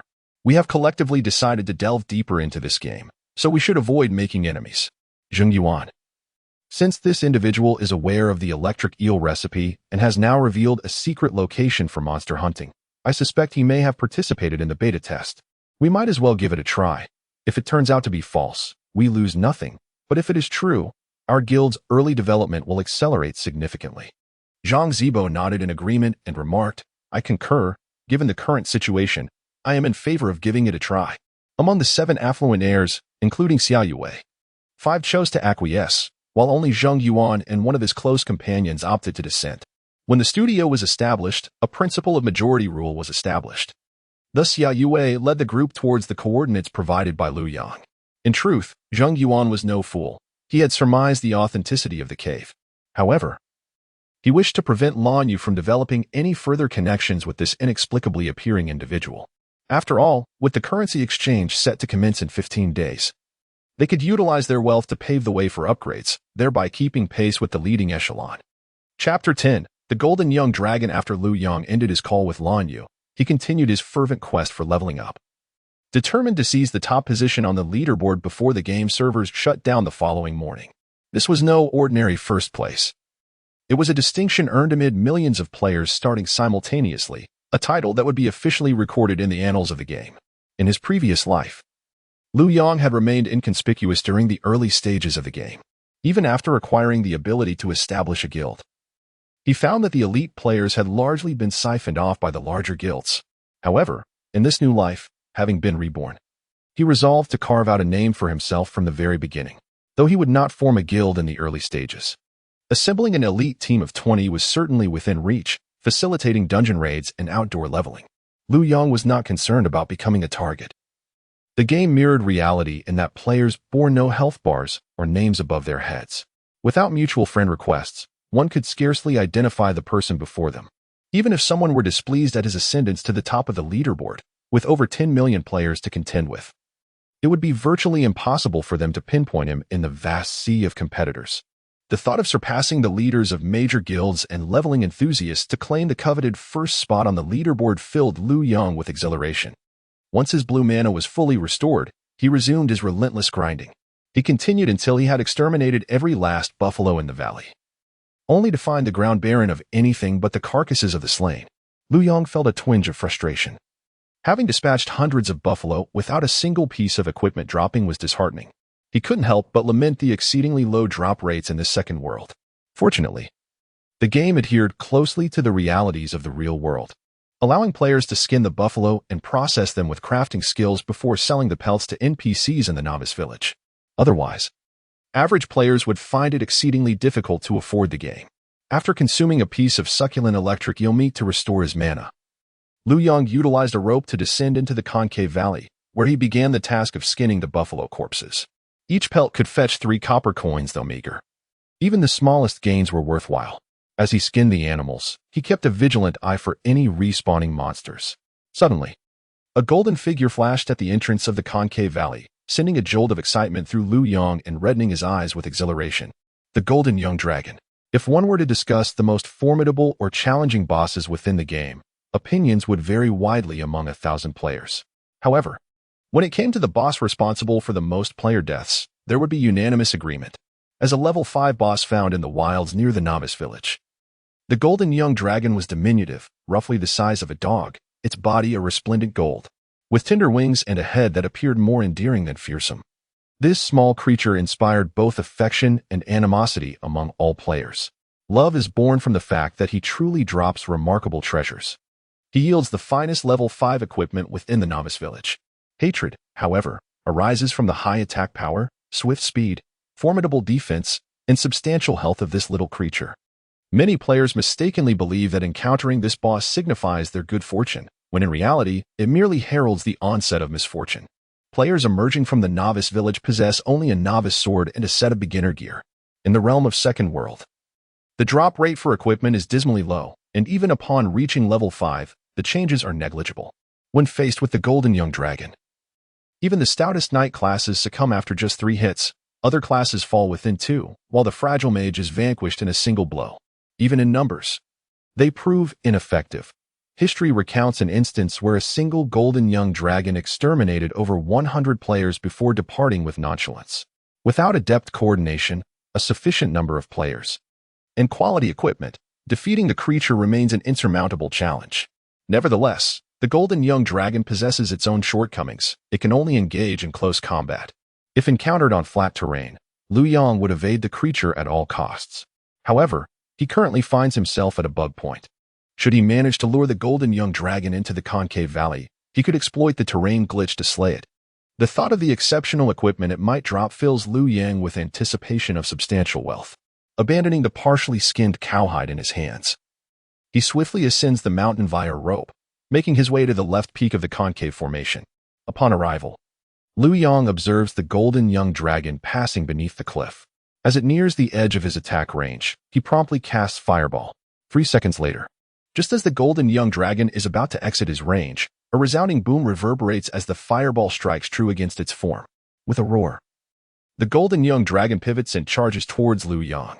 In a sudden display, just as it approaches the cliff's base, the dragon unfurls its wings and leaps high into the air. Yet, mere meters from Liu Yang, it plummets back down. The creature's legs strain against the rocky cliff, But alas, the steep incline offers no foothold for it to stand. After a few desperate scrabbles against the sheer wall, it tumbles back to the ground. If the golden young dragon could land even a single blow upon Liu Yang, it would obliterate him. Yet, that mere 2-meter gap keeps it from reaching him. Watching the dragon leap futilely beneath the cliff, Liu Yang's expression shifts to one of relief. The earlier assault had startled him. Luring the golden young dragon further into the valley, he is wary of the numerous monsters outside, fearing that even if he were to defeat the dragon, acquiring its equipment would not be immediate. In his past life, Liu Yang had never succeeded in slaying a golden young dragon, for such bosses were coveted by all major guilds. From inception to the later stages, each time the golden young dragon reappeared, it ignited fierce conflicts among the guilds. Liu Yang never anticipated that he would gain such an advantage in this lifetime. After luring the golden young dragon into the valley, he cast the fireball spell once more. According to the mechanics of the second world, each character receives 5 free attribute points upon leveling up. In his previous upgrades, Liu Yang had allocated all his points to intelligence. Consequently, with the automatic attribute increase of 1 point per level, his intelligence reached 16. Coupled with the 10 points granted by the Heart of the Demon God and an additional 5 points from the succulent electric eel meat, his intelligence totaled 31 points. This impressive intelligence brought numerous benefits. Liu Yang's mana pool expanded to 310 points, and his magical damage soared to 31 points. Facing the golden young dragon with 10,000 health points, Liu Yang would have hesitated to provoke it without such a substantial mana reserve and spell damage. After relentlessly attacking for over 2 minutes and reducing the dragon's health to 7,000 points, Liu Yang suddenly found himself in an awkward predicament. He had run out of mana. In the game, the system's NPCs do not sell instant mana potions. Only players skilled in alchemy can concoct them. At this early stage of the game, no one had the capability to create such potions. Gazing at his empty mana bar, a typical player would be utterly disheartened in this situation. However, unlike others, Liu Yang had a solution. Relying on the 8 points of mana regeneration every 5 seconds from the electric eel meat buff, he persevered for 2 hours and managed to wear down the golden young dragon to its demise. With a reluctant roar of defeat, the dragon unleashed a final explosion of loot, revealing 16 items. Among them, Liu Yang instantly spotted a resplendent golden staff at the center, the pyromancer's staff. Chapter 11. The Firestarter's Staff. Liu Yang's eyes gleamed with excitement. Had it not been for the surrounding wild bulls, he would have leapt down immediately. In the realm of the second world, equipment is categorized into various tiers: plain, bronze, black iron, silver, gold, dark gold, epic, and legendary. Typically, ordinary creatures drop plain and bronze gear, while elite monsters yield bronze and black iron. Boss-level beasts drop black iron and silver. And the golden young dragon represents a unique boss within the novice village, with the Firestarter's Staff being a highly anticipated reward. After spending an hour vanquishing the nearby creatures, Liu Yang descended via the rope, swiftly collecting the Firestarter's Staff along with other equipment before returning to the mountaintop. Firestarter's Staff, Gold Tier. Attack: 4 to 8 Constitution, 2 Intelligence, 10 Spell Damage, 24 Spell Critical Hit Chance, 12 Spell Hit Chance, 12 Special Spell. Firewall. Beholding the extraordinary attributes of the Firestarter's Staff, Liu Yang could not contain his laughter. I knew it. My luck is exceptional since my rebirth. Among all the equipment in the novice village, other classes possessed only bronze or black iron gear, with the highest being silver. However, the mage class boasted a singular gold tier staff, with a drop rate of less than 1 in 100,000. To Liu Yang's astonishment, he had been fortunate enough to acquire this staff. The staff's attributes were astonishing for its tier. The additional 10 points of intelligence equated to 2 levels of increased intelligence for a mage, complemented by an impressive 24 points of spell damage. In contrast, a typical bronze tier staff at the same level would only add 4 points of spell damage, making the staff's enhancement 6-fold. Most notably, the Firestarter's Staff granted the exclusive skill, Firewall, the only area of effect spell available in the novice village. Firewall type: fire spell cost, 30 mana duration, 30 seconds range, 30 yards description. Release a 2x2 area of firewall at a location, inflicting 36 points of fire spell damage each instance. With this skill at his disposal, Liu Yang was confident that his leveling speed would significantly accelerate. Overcome with excitement, he promptly equipped the staff, resulting in an immediate increase in his spell damage to 77 points. Venturing to the outskirts of the valley's concave area, he located a spot teeming with wild bulls. Raising his staff, Lu Yang cast Fireball to gather the bulls beneath him, then unleashed Firewall. In no time, flames erupted beneath the hooves of dozens of wild bulls, with the number 71 appearing above their heads. When casting area spells, an excess of monsters can lead to a dispersion of spell damage. In fact, the damage calculation formula in the second world encompasses not only the base skill damage, but is also influenced by base skill damage, skill level spell damage, spell coefficient. This spell coefficient is a variable, contingent on the number of monsters present. With a solitary creature, the coefficient is 1, while with multiple foes, it can drop to a minimum of 0.6. As Lu Yang unleashed his spell, he took a moment to peruse the equipment inventory. Examining the other items dropped by the golden young dragon, the hexagonal ring, black iron grade, boasted a spell damage of 25 and an intelligence boost of 2, with an equipment level of 3. To his astonishment, he had acquired yet another exquisite item for mages, just as he reached a sufficient level after casting a fiery rain. Lu Yang equipped the hexagonal ring, augmenting his spell damage by an additional 3 points. Continuing his inspection of the remaining equipment, Lu Yang's eyes widened in disbelief as he encountered the Dragon Warden Shield, a rare silver-grade find. The Dragon Warden Shield, silver-grade, offered a formidable defense of 722, along with bonuses of 2 to Strength and 3 to Constitution, and a block value of 8. This shield consistently commanded high prices in the marketplace of Second World, particularly during the early stages, as various guilds were eager to acquire it, often offering prices that surpassed those of his current Inferno staff. A robust shield was essential for a primary tank to navigate high-end dungeons, and in the novice village, the Dragon Warden Shield was unrivaled. The Black Iron Helmet, black iron grade, provided a defense of 36 with modest attributes of 1 each to Strength and Constitution. While its attributes were ordinary, it was undeniably one of the best pieces of equipment available at this stage, and Lu Yang could fetch a handsome price for it upon returning to the novice village. Among the remaining drops, he also found a fire spell skill book, Scorch, which he promptly learned. Scorch type, fire spell cost, 12 mana casting time, 1. 5 seconds range, 30 yards description, unleashes a flame upon the target, engulfing them in fire and rendering them more susceptible to fire damage. This effect can stack up to 5 layers, each layer increasing fire spell damage by 15 points and dealing 10 points of fire spell damage, lasting for 30 seconds. At present, this skill was of little use, only proving effective against bosses. The remaining items included 6 small instant mana potions and 7 small instant health potions. Small health restoration potion instantly restores 60 health points to the player. Small mana restoration potion instantly restores 80 mana points to the player. In comparison to the other items, Lu Yang placed greater value on these 13 red and blue instant recovery potions, with a total health pool of only 100 points. A single small health restoration potion could replenish a significant portion of his health, a crucial advantage in the early stages of the game. Cautiously storing them in his potion slot, Lu Yang resumed his monster hunting. While Lu Yang was fervently leveling up, unbeknownst to him, the outside world had descended into chaos once more. After 2 hours of battling the Golden Young Dragon, Lu Yang found himself surpassed by other players, temporarily dropping out of the top 100 ranks. The defeat of the Golden Young Dragon yielded a mere 1,100 experience points, insufficient to elevate him above his competitors. However, when Lu Yang leveled up using the firewall technique against a herd of 20 to 30 wild bulls, it was akin to having 20 to 30 allies assisting him in battle, resulting in a dramatic acceleration of his leveling speed. After 1 hour, Lu Yang had successfully reclaimed his position within the top 100 ranks. 3 hours later, Lu Yang ascended to the 10th position on the leaderboard. 5 hours thereafter, he reclaimed the coveted first place, simultaneously achieving level 4, thereby distancing himself from the second-place contender, Xiang Ba, by a whole tier.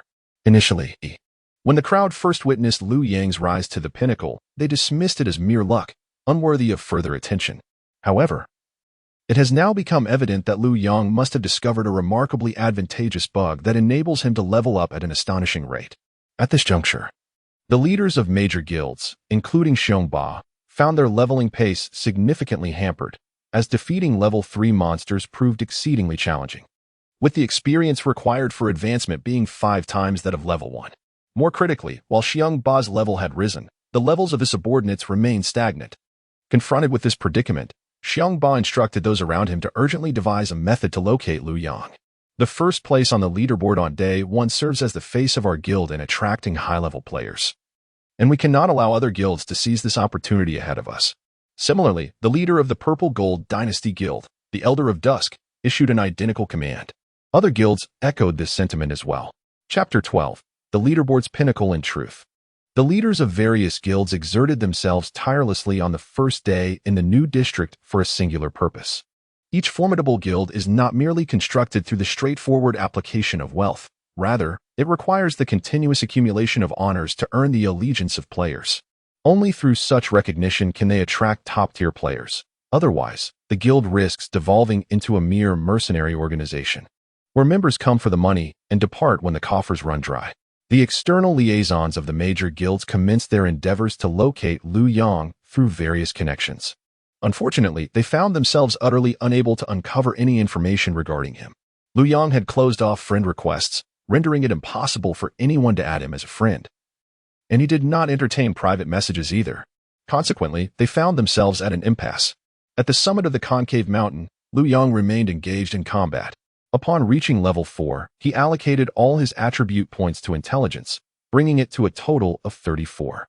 With the additional 10 points from the Heart of the Demon God, 5 points from the crispy electric eel meat, and 2 points from the hexagon rings, Lu Yang's intelligence surged to 51. Now, with the inclusion of the Firestarter Staff, which grants 10 points of intelligence, his total intelligence reached an impressive 61. This conversion translated to a spell damage of 61 points. Furthermore, with the 5 points of magical damage from the hexagon ring and an additional 24 points from the Firestarter Staff, Lu Yang's cumulative spell damage astonishingly escalated to a staggering 90 points. The Firestarter Staff also conferred a 12-point critical strike chance, equating to a 2/3 probability at this level. Now, when Lu Yang struck a Wild Bull, each fireball spell dealt over 120 points of damage.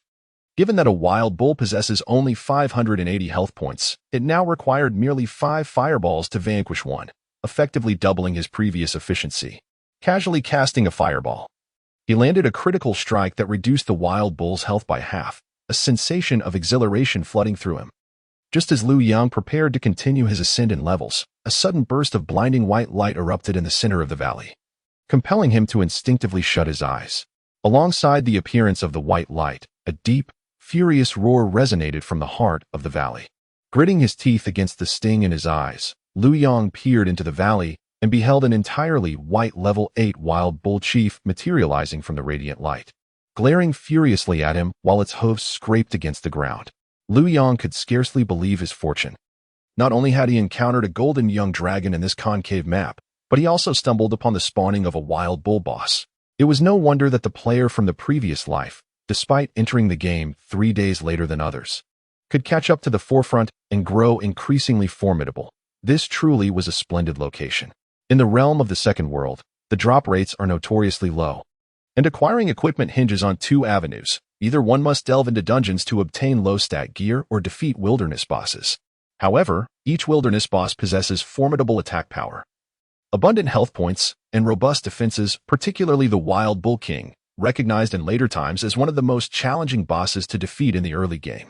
According to the information gathered by future generations, the base attack power of the Wild Bull boss is 106, 150, accompanied by 3 distinct special attacks: Bloodthirsty Charge, Bull Tread, and Bulltail Whip. Bloodthirsty Charge inflicts physical damage, augmenting physical attack power by 32 points, and propels the bull towards its adversary at an astonishing speed. Bull Tread delivers magical damage, increasing magical power by 10 points, while stunning enemy units within a 5-yard radius for a duration of 2 seconds. Bulltail Whip involves the bull pivoting and delivering a powerful kick with its hind legs, causing physical damage, enhancing physical attack power by 60 points, and incorporating a knockback effect. Setting aside these 3 formidable skills, the Wild Bull King's base attack power surpasses Lu Yang's health points.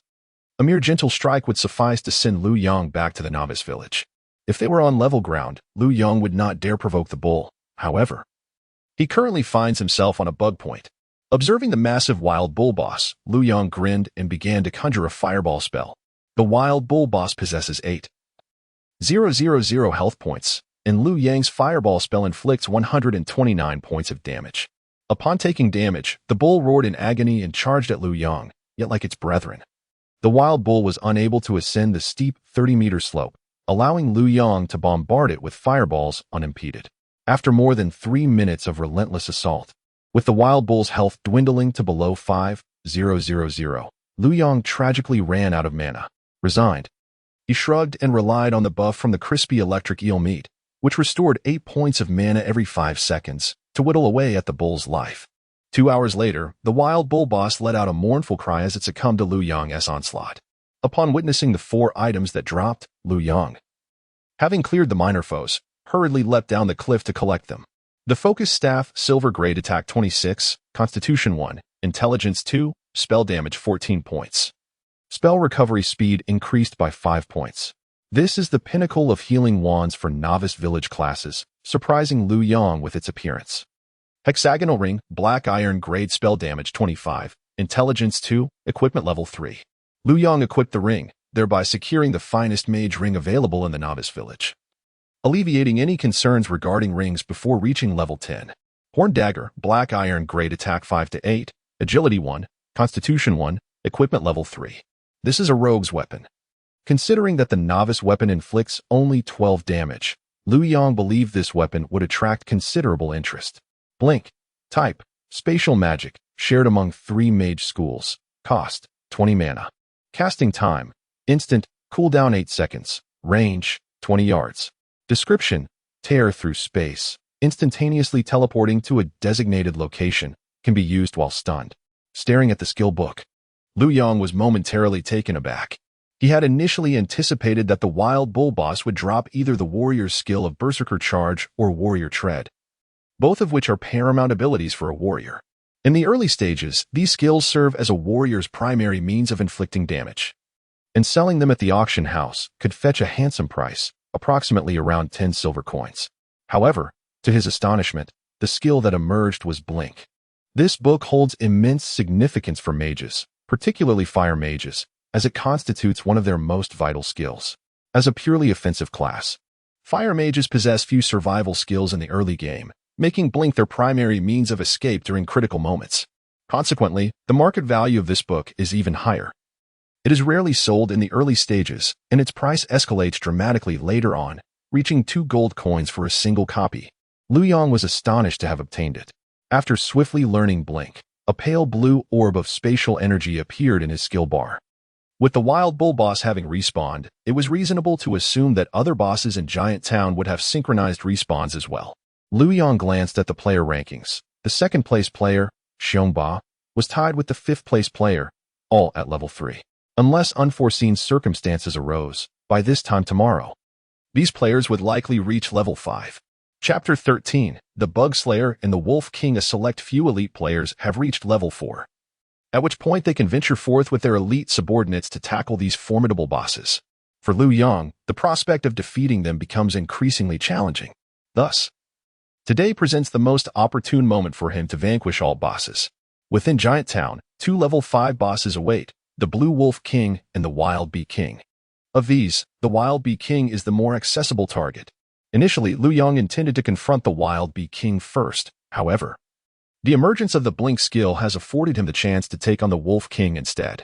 Should fortune smile upon him, and he acquire 1 or 2 pieces of mage equipment, the subsequent battle against the Wild Bee King would be greatly simplified. Descending from the right peak of the concave valley, Liu Yang dashed straight ahead. After an hour's run, a dense forest came into view. The Blue Wolf King, whom Liu Yang sought, resided within. This elite creature, a level 8 boss, wielded a terrifying area control skill known as the Horrific Howl. Navigating through the woods, Liu Yang utilized the red potions dropped by the Golden Young Dragon, systematically dispatching level 5 wild wolves until he reached the territory where the Wolf King roamed. After searching the forest for some time, a sharp howl echoed from a distance, one that Liu Yang instantly recognized as the distinctive cry of the Wolf King. From afar, he spotted the Wolf King leaping from the thicket toward him. Liu Yang hurried to 2 peculiar trees nearby, their slender trunks measuring less than 20 centimeters in diameter, a stark contrast to the towering giants of the forest. Yet, these 2 trees were crucial to Liu Yang's strategy for defeating the Wolf King. A memory surfaced in Liu Yang's mind. a video of a level 5 character soloing the Wolf King, which had made waves half a month after the game's launch. This feat was accomplished by none other than the renowned Black Flame Mage, one of the 3 legendary fire mages, whose name was synonymous with Liu Yang's. After waiting beneath the trees for a few minutes, a silver-white figure entered Liu Yang's attack range. This wild wolf was significantly larger and more robust than its counterparts, indeed. It was the level 8 boss, the Wolf King. Concealed beneath the 2 trees, Liu Yang conjured a fireball and hurled it toward the Wolf King. The fireball struck the Wolf King's head with precision, resulting in a resounding explosion of 240 damage, a fortunate critical hit. Wild Wolf King, level 8 elite monster. Health, 77,68,000 upon being struck. The Wolf King let out a pained howl and charged toward Liu Yang, its fearsome expression and terrifying fangs eliciting a sense of dread. For a moment, Liu Yang stood frozen, seemingly paralyzed, until the Wolf King leaped within 5 yards of him, poised to pounce. Just as the creature lunged, Liu Yang sprang into action. A flash of white light enveloped him, causing him to vanish from the Wolf King's sight. In a state of confusion, the Wolf King found itself trapped between the trunks of the 2 trees, rendered immobile. This is the most renowned exploit from the previous life, where one could skillfully utilize the mechanics of the second world to ensnare the wild Wolf King between 2 towering trees. Do not be deceived by the apparent simplicity of this exploit. It demands an extraordinary level of reflexes and operational awareness from the player. The Wolf King strikes with astonishing speed, offering the player less than a second to react. Whether one releases the skill too early or too late fails to yield success. An early release results in the Wolf King leaping back off the tree, while a delayed response faces the dire consequence of the Wolf King's attack power, which stands at 112 points, capable of dispatching a fragile mage in a single bite. Liu Yang had not previously tested this method. He had merely perused a strategy guide and was astounded to find success on his first attempt. Observing the wild Wolf King struggle in a frenzy, increasingly trapped by the trees, a proud smile spread across Liu Yang's face. He brandished the Firestarter staff and delivered a resounding blow to the wolf's head. An 8 materialized above the Wolf King's skull, and had Liu Yang chosen, he could have slain the beast with mere physical attacks. However, in the frantic race for experience points in the new zone, he lacked the luxury of time. Remaining stationary, Liu Yang unleashed a barrage of fireballs upon the wolf's head, 112, 122, 119. With each successive fireball, the Wolf King's eyes began to glow a menacing crimson, its maw lowly growling, revealing its glistening fangs. Moments later, a surge of azure energy erupted from the Wolf King's jaws, radiating outward like a shockwave. A horrific howl echoed as Liu Yang recognized the Wolf King's abnormal state. He quickly retreated. Such an area control skill was particularly troublesome.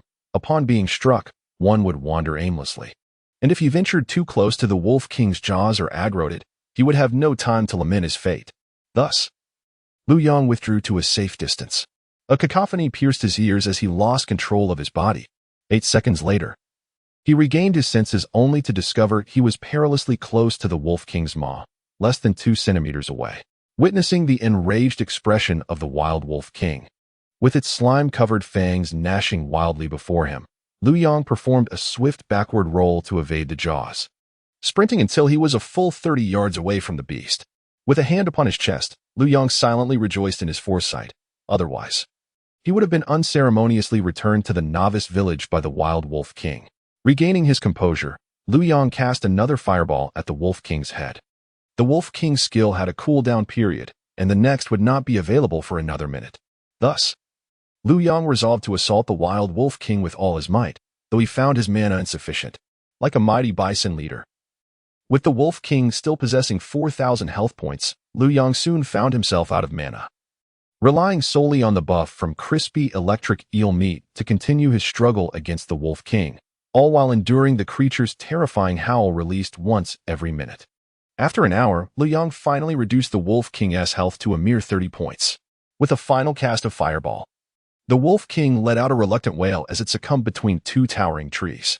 Simultaneously, a small explosion of 22 appeared before Liu Yang, revealing the following: Flame Impact Type, Fire Spell Cost, 30 mana casting time, Instant, Cooldown, 8 seconds, Range, 30 yards. Description: unleashes a fiery impact upon the enemy, with an 8-second cooldown and a 50 chance to stun the opponent for 2 seconds. A commendable skill, Liu Yang promptly learned it. Black crystal bracers, black iron grade, magical damage, 25 intelligence, 2 required level, 3 as luck would have it. Liu Yang had no bracers. Upon equipping them, his spell power increased by 7 points, along with an additional 20 points of mana. Wrought iron ring, black iron grade, physical attack, 23 strength, 1 required level, 3 a commendable piece of physical equipment, suitable for warriors, rogues, hunters, and paladins alike. It could command a handsome price at the auction house. Chapter 14. The Mage's Free Mode Two-Handed Greatsword, Silver Tier, Physical Attack, 1015 Strength, 2 Physical Attack Power increased by 6 points required level, 5 an exceptional weapon for warriors. It commands a handsome price at the auction house. Apprentice Cloak, Bronze Tier, Magic Damage, 0-1 Intelligence, 1 despite being a Bronze Tier item. This cloak remains the sole choice for mages until level 15 dungeons, and the drop rate for cloaks is exceedingly low.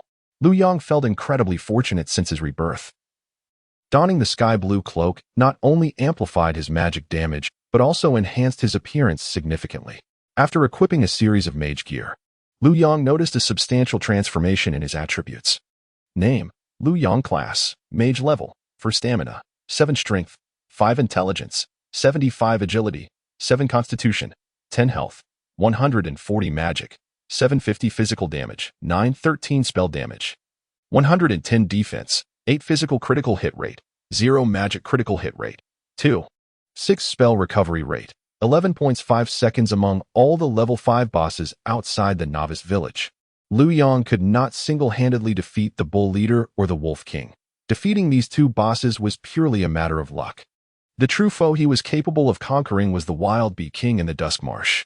Upon traversing the Misty Forest, he entered the Dusk Marsh, which teemed with level 5 wild bees.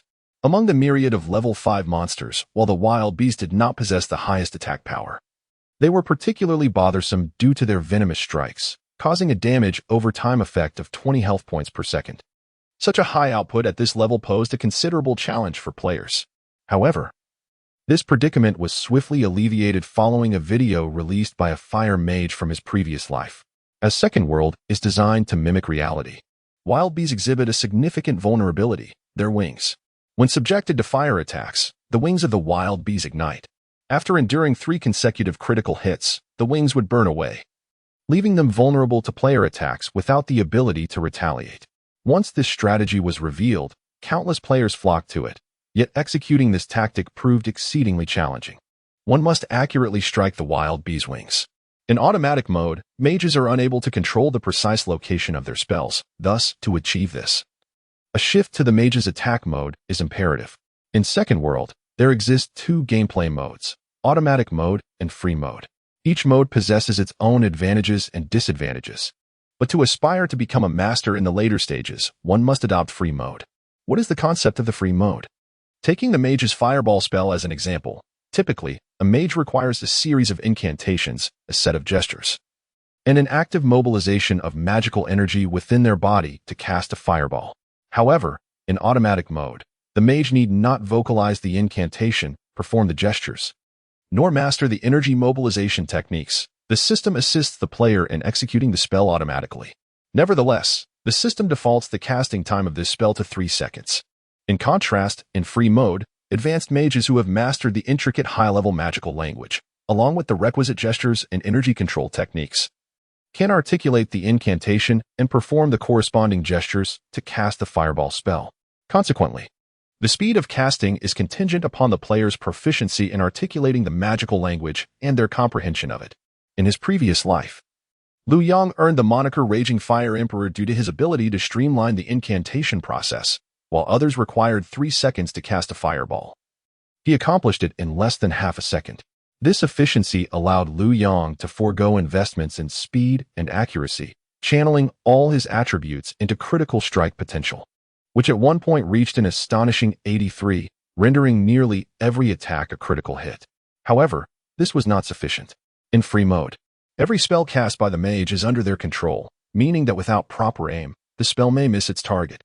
Thus, free mode is not accessible to every player.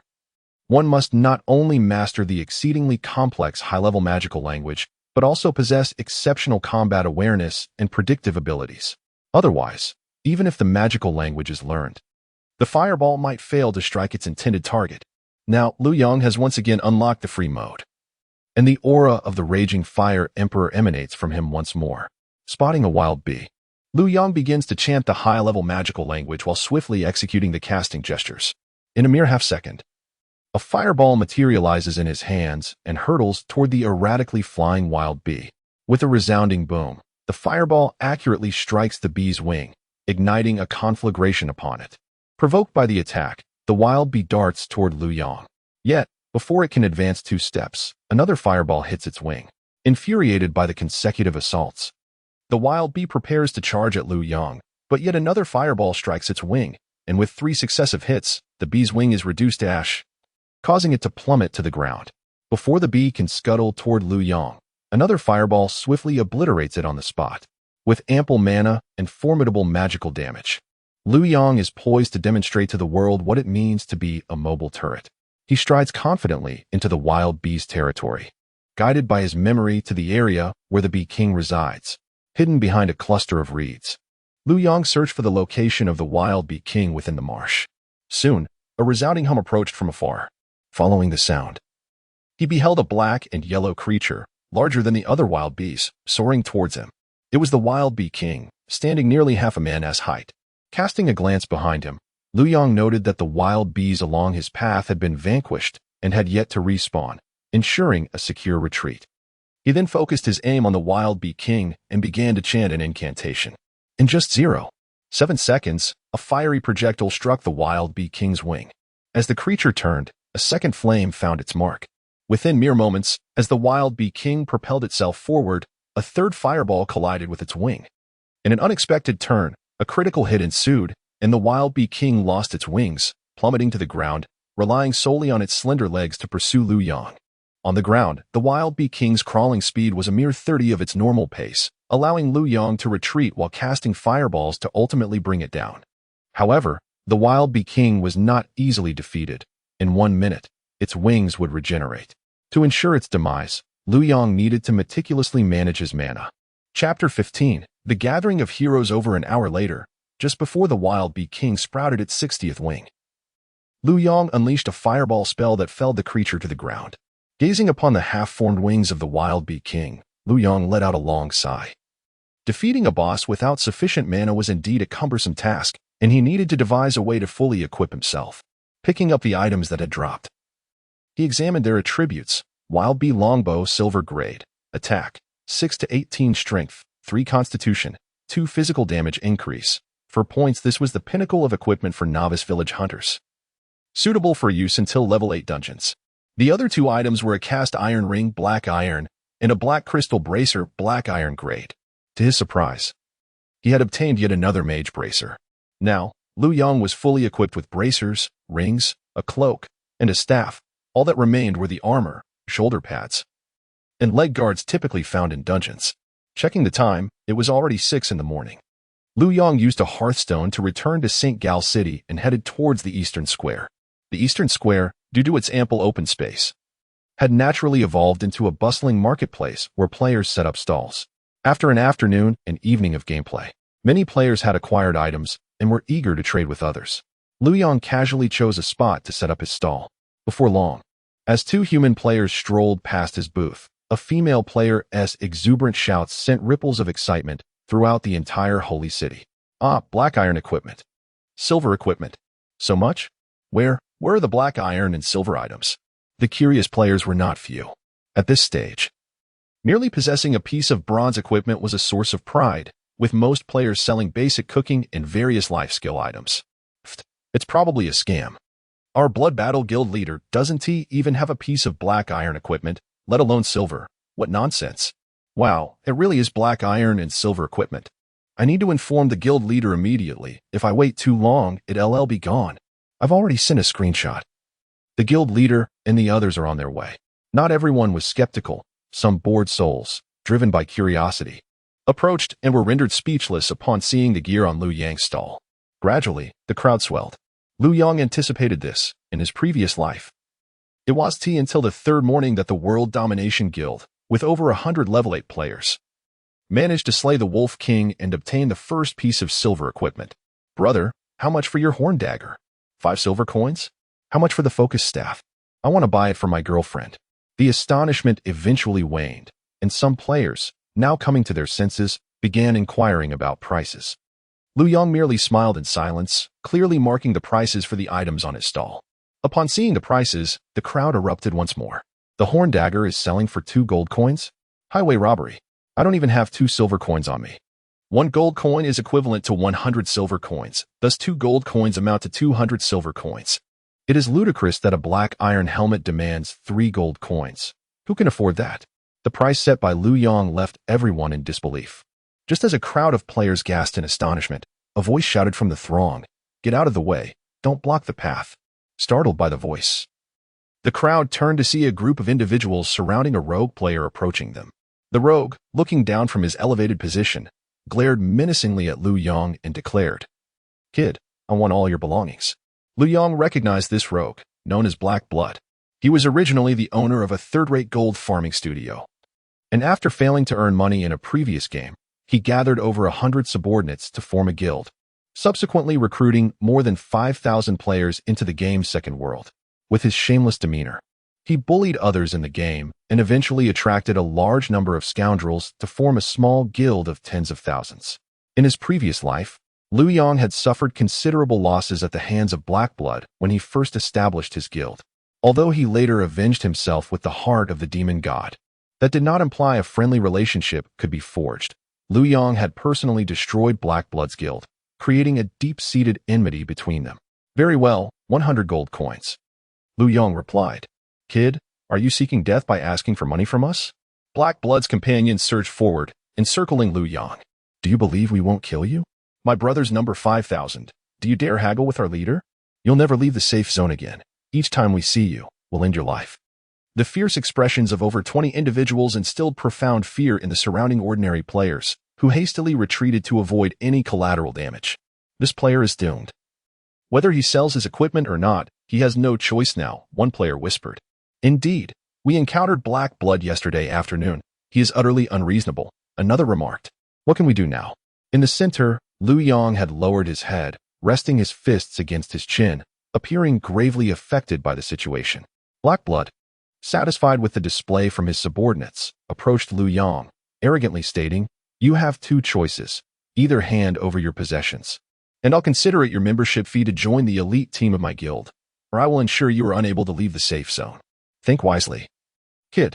This was a tactic he often employed in debt collection, yet he forgot they were in a game. Without lifting his head, Lu Yong calmly uttered a single word, "Scram." "What?" Black Blood glared at Lu Yong, demanding, "Repeat that." Lu Yong raised his gaze, locking eyes with Black Blood, and coldly replied, "I said scram. Did you not hear me?" Black Blood's subordinates were taken aback. They had not anticipated anyone daring to speak to Black Blood in such a manner. In reality, Black Blood would have had that person severely beaten by now, leaving the 20 or so individuals still stunned, unsure how to react against Lu Yong's audacity. The surrounding players were astounded. Just how despicable was Black Blood? On the very first day of entering the game, he had caused quite a stir among players by indiscriminately killing others. The slain players yearned for vengeance. Yet upon discovering that their adversary was the leader of a guild with over 5,000 members, they could only swallow their indignation. Even Lu Yong dared to provoke such a figure, which made the nearby players unable to suppress their concern for him. At that moment, a cold snort emanated from the back of the crowd. When everyone turned to look, a group of players streamed in. The leader, with a sneer, remarked, "Black Blood, you remain as shameless as ever. Do you think this is like the last game, where you can reign supreme in the absence of a formidable opponent?" Lu Yong recognized this individual as Xiongba Fengyun, the president of the guild's Supreme Dynasty, one of the top 10 heroes in the previous national server. Although he was known for his domineering nature, he never bullied the weak. Many who had grievances with Xiongba respected his character. Upon seeing the wary expression on Xiongba's face, Black Blood realized that compared to Xiongba's guild of 30,000 members, his own 5,000 were inconsequential. "What do you mean, Xiongba?" Black Blood asked, his bravado faltering. "Of course, I'm here to purchase something," Xiongba replied nonchalantly, completely ignoring Black Blood as he approached Lu Yong. Just as Lu Yong was about to speak, an elderly voice suddenly interrupted from his left. "Wait a moment. Lu Yong turned his head to see another group of players emerging from his left. At the forefront stood a man with a gentle smile. Appearing to be around 60 years of age, his face radiating kindness. Xiongba, what a coincidence. I happen to be in need of a two-handed greatsword. Why don't you do me a favor and let me have the weapon?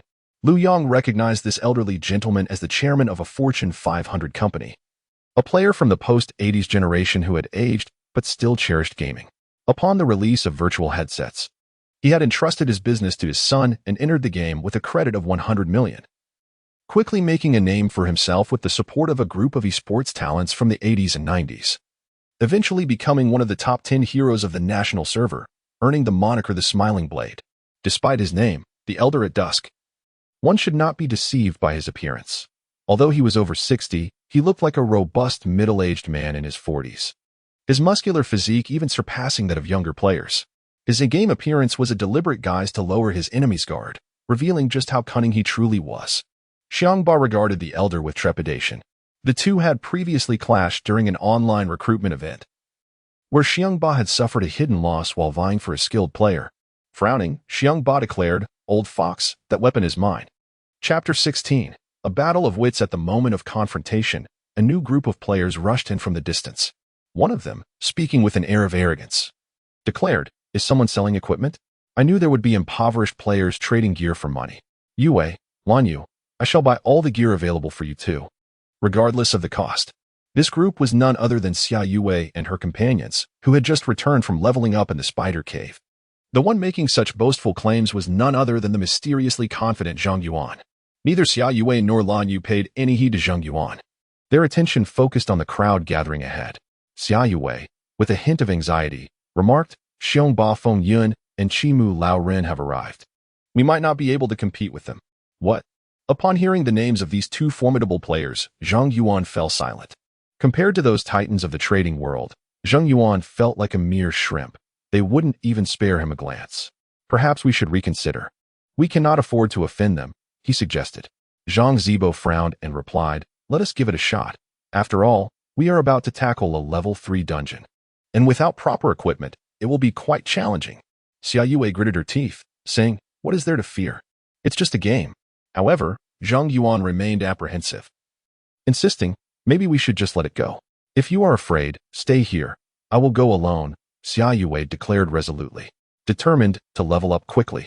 She was willing to face Chimu Laoren and Xiongba Fengyan head-on. "We will accompany you," Lan Yu said, her large, beautiful eyes filled with determination. Xia Yue nodded and led the group to the center of the arena. Just as she was about to inquire about the prices of the equipment, she was taken aback to find that the seller was Lu Yong. Why is it you?" Lan Yu asked, her eyes wide with curiosity. Lu Yong smiled at Lan Yu and mimicked her tone, saying, "Why can't it be me?" Lan Yu blinked, realizing that it indeed made perfect sense. It was only natural for the top-ranked player to possess such an abundance of fine gear. "That is true," Lan Yu conceded. Xia Yue approached Lu Yong and said, "Thank you for providing us with a leveling location.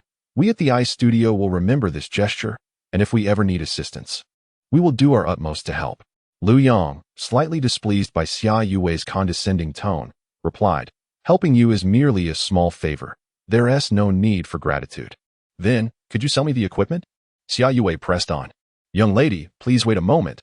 Both Chimu Laoren and Xiongba spoke in unison. There are rules of precedence in such matters. This young lady certainly lacks respect for her elders, Chimu Laoren remarked coolly. "Young lady, I have already purchased this item. You should seek elsewhere," Xiongba stated arrogantly. As the words of the two individuals faded, the atmosphere abruptly turned tense. The subordinates of Chimu and Xiongba cast malevolent glances towards Xia Yue and her companions. The surrounding players felt a wave of anxiety wash over them. Would a confrontation ensue? It must not. This is a safe zone. Yet, the Cold Eye Studio would likely face dire consequences. Once outside the safety of this zone, they could very well be ambushed. The combined forces of the two guilds amounted to 60 or 70,000 players, a terrifying prospect indeed. Listening to the murmurs around them, Xiongba and Chimu exchanged satisfied looks, believing that Xia Yue would be intimidated by their presence. However, a sly smile crept onto Xia Yue's lips. "Chimu and Xiongba, you two are bullying me, a mere girl," she declared, pointing at them with unwavering composure. Xiongba and Chimu were rendered speechless. Has the world changed so drastically that even young girls possess such sharp tongues? Chimu felt a flush of embarrassment if Xia Yue were to engage him in discourse. He could argue for 8 hours without repetition. A natural orator, he had survived 3 bankruptcies, an experience few could endure. Xiangba was no less formidable.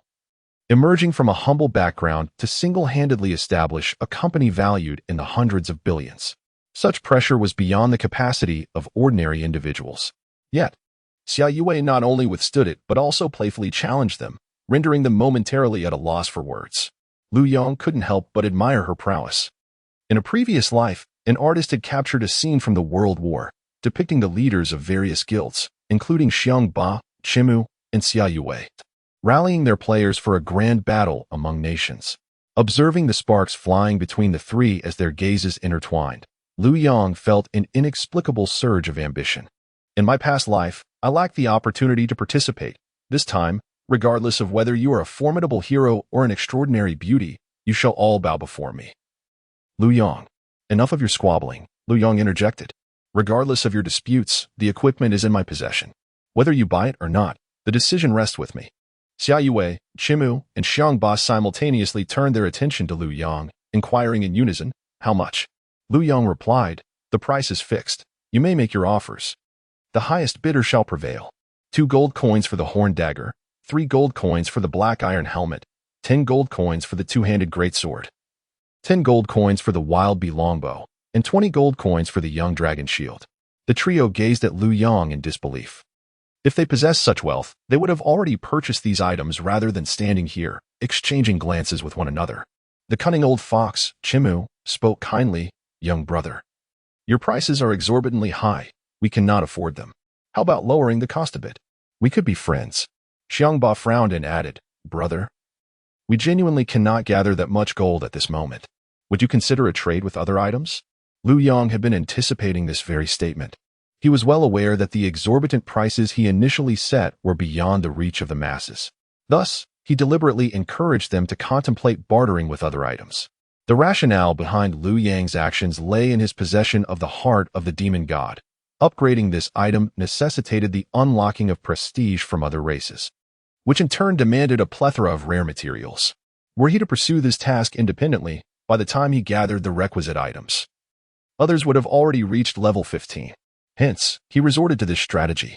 Lu Yong proclaimed, since you esteemed leaders demonstrate such sincerity, I wholeheartedly agree. Here's the new inventory list. Whoever can first provide me with these materials shall be the one to whom I sell the items. Chapter 17.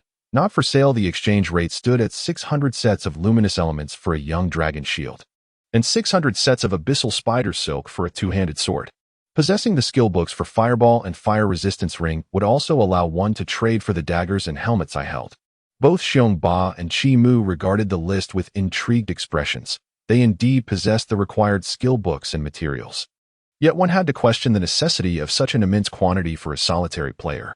My dear brother, a single set of luminous elements comprises 30 units.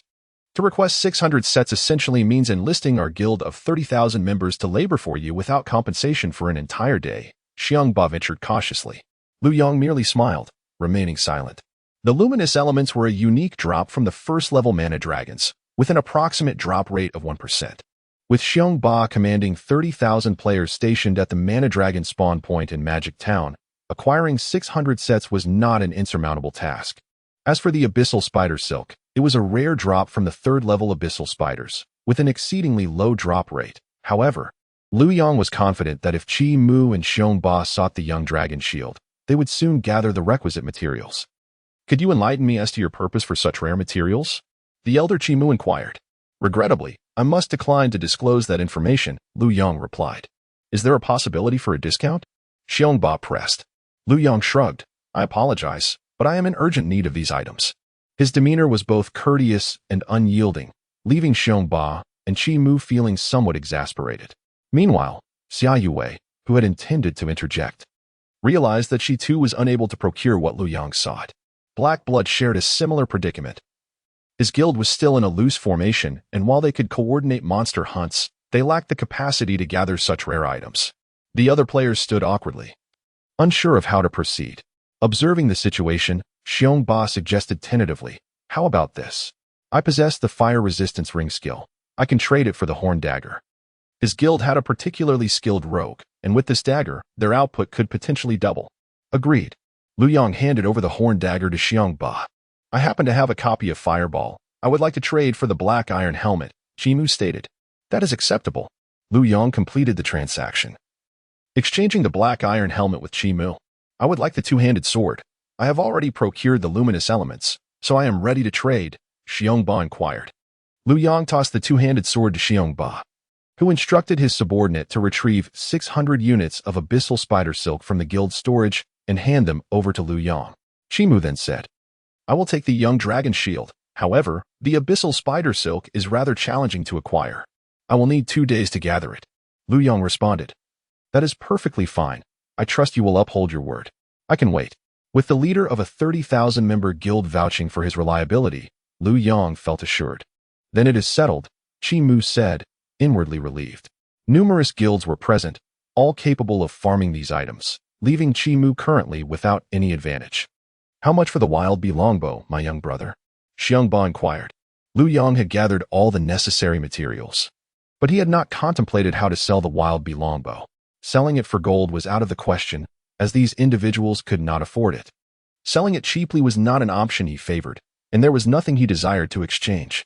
Just as he was pondering this dilemma, Xiongba suddenly stated, I'll offer you 1,000 credit points for that wild bee longbow. What do you say? 1,000? Lu Yang was taken aback by Xiongba's generosity. It was a substantial sum for a level 5 weapon. That sounds agreeable. Let us proceed with the transaction on an external platform. Lu Yang replied. Agreed. Please share your account details, and I shall transfer the funds through the platform, Xiongba affirmed.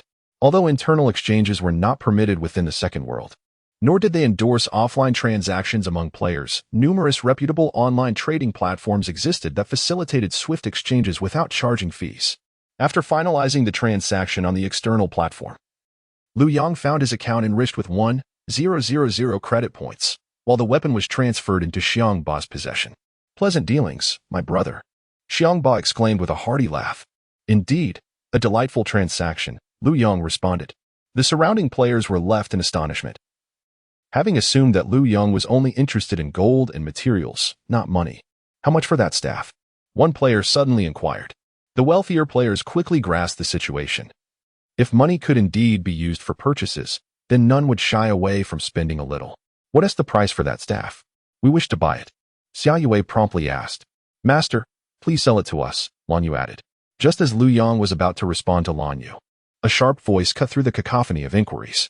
I thought you were a master. Turns out you're just a pauper. Name your price, and I shall pay it. The crowd fell silent. Lu Yang furrowed his brow and turned towards the source of the voice, discovering Zheng Yuan, who wore an expression of disdain. A wave of revulsion washed over Lu Yang as he replied, I want to sell it. The attributes of the focus staff were quite impressive for a priest within a guild, especially in the early stages of the game, as this equipment could significantly enhance the healing spells, which was crucial for defeating bosses. Originally, Xiongba and Chimu had hoped that Lu Yang would sell the equipment to someone from Xia Yue's team, but they were taken aback by the emergence of such an oddity within her ranks, daring to speak to Lu Yang in such a manner. Both were filled with excitement, confident that Lu Yang would surely refuse to sell the equipment to Xia Yue and her companions. Simultaneously, they urged, sell the equipment to us. Xia Yue, feeling helpless in the wake of Zheng Yuan's remarks, was disheartened. She had finally glimpsed an opportunity to acquire a piece of equipment, only to be met with Zheng Yuan's untimely interjection. Lu Yang had already assisted them on 2 occasions. However, this was not the moment for disputes. Xia Yue hurriedly expressed her remorse to Lu Yang, saying, Sir, I apologize on behalf of my teammate. He should not have spoken to you in that manner. It was his fault, and I hope you won't take offense. Zheng Yuan was taken aback by Xia Yue's words and, in a fit of anger, retorted, Yue, why are you apologizing to him? This person is just after money, pretending to be noble. I don't believe that if I offer him more, he won't sell me the equipment. 5,000. Will you sell it? Zheng Yuan scoffed, his disdain palpable. The surrounding players gasped in astonishment. 5,000 credit points were no insignificant sum, and this offer vastly exceeded the actual value of the equipment. Xiongba and Chimu ceased their bidding, turning their attention to Lu Yang. As Zheng Yuan realized he had become the center of attention, his excitement grew. As if he were eager to prove something before Xia Yue and Lan Yu, he arrogantly addressed Lu Yong, saying, "So, will you sell it now?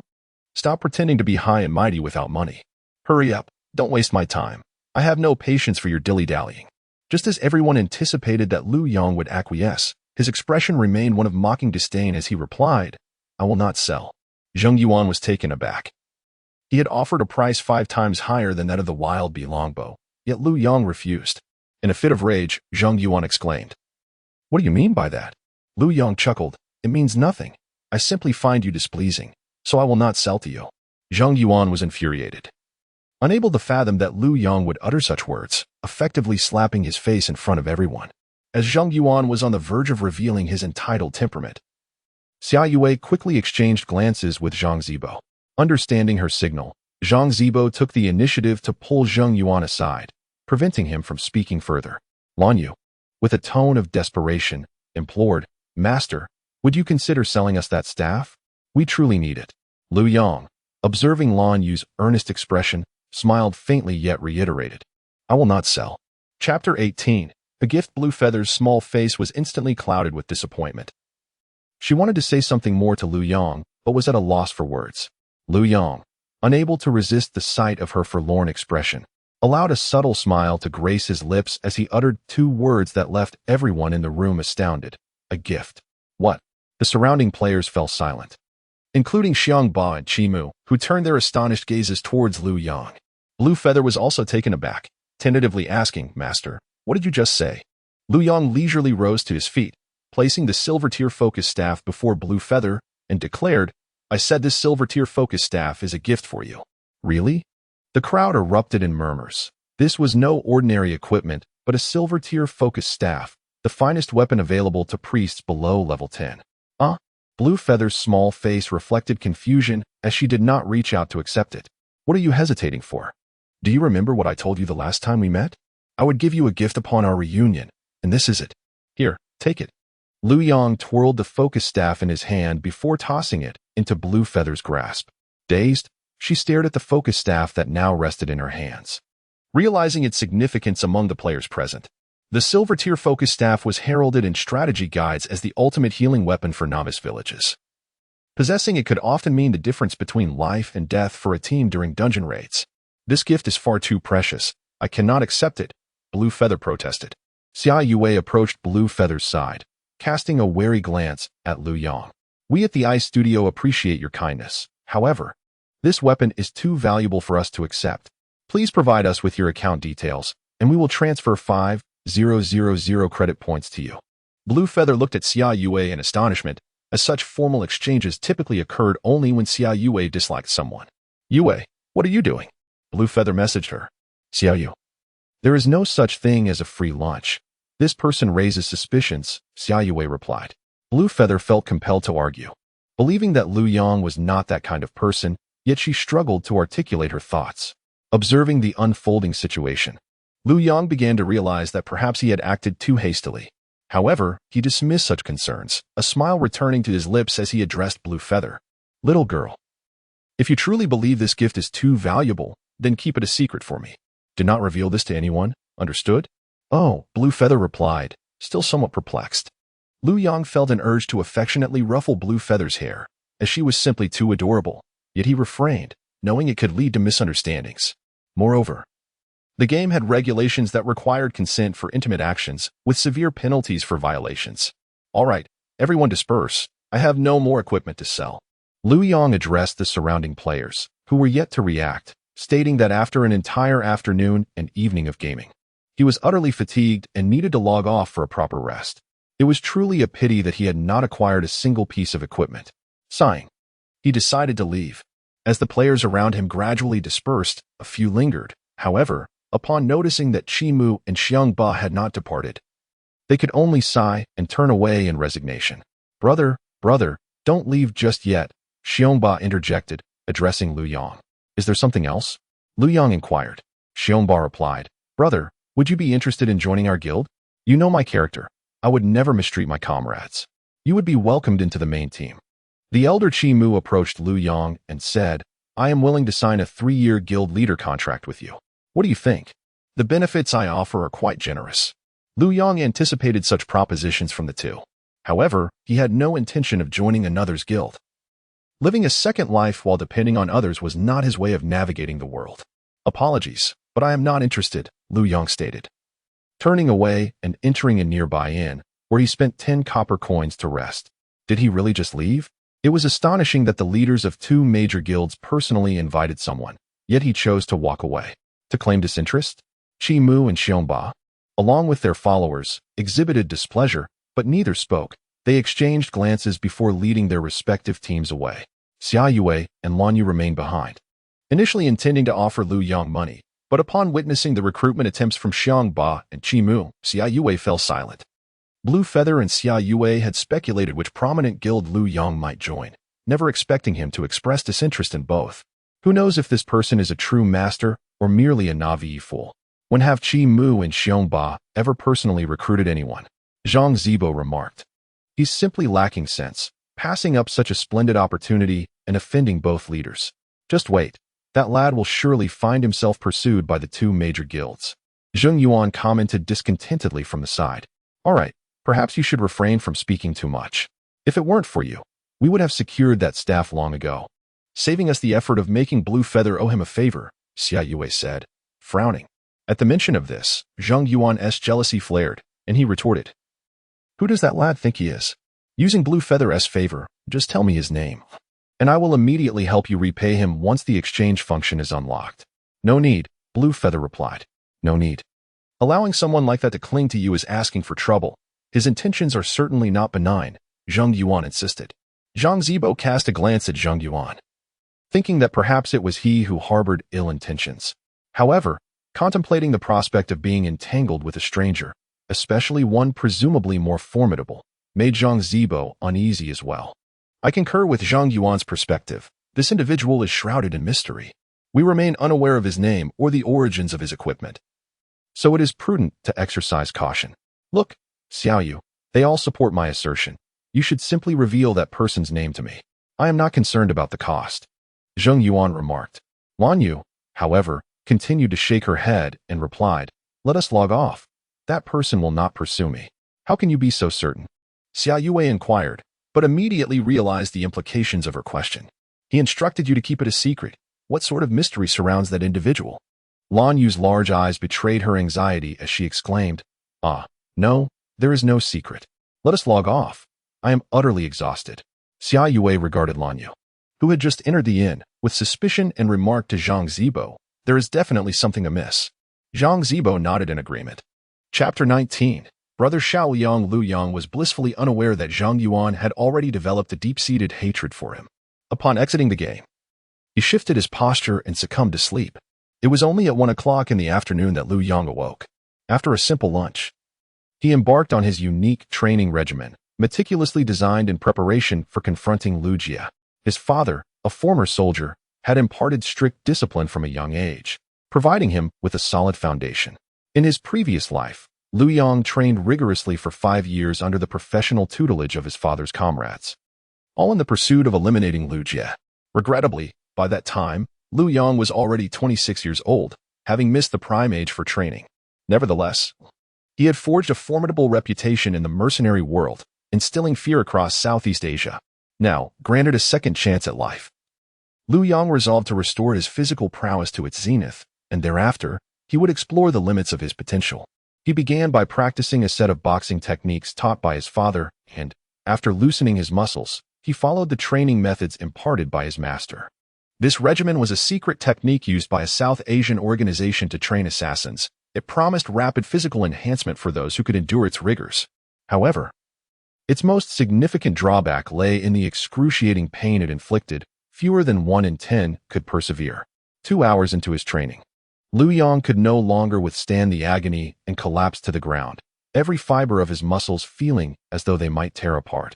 Yet, even in such torment, he understood that to improve, he must rise again.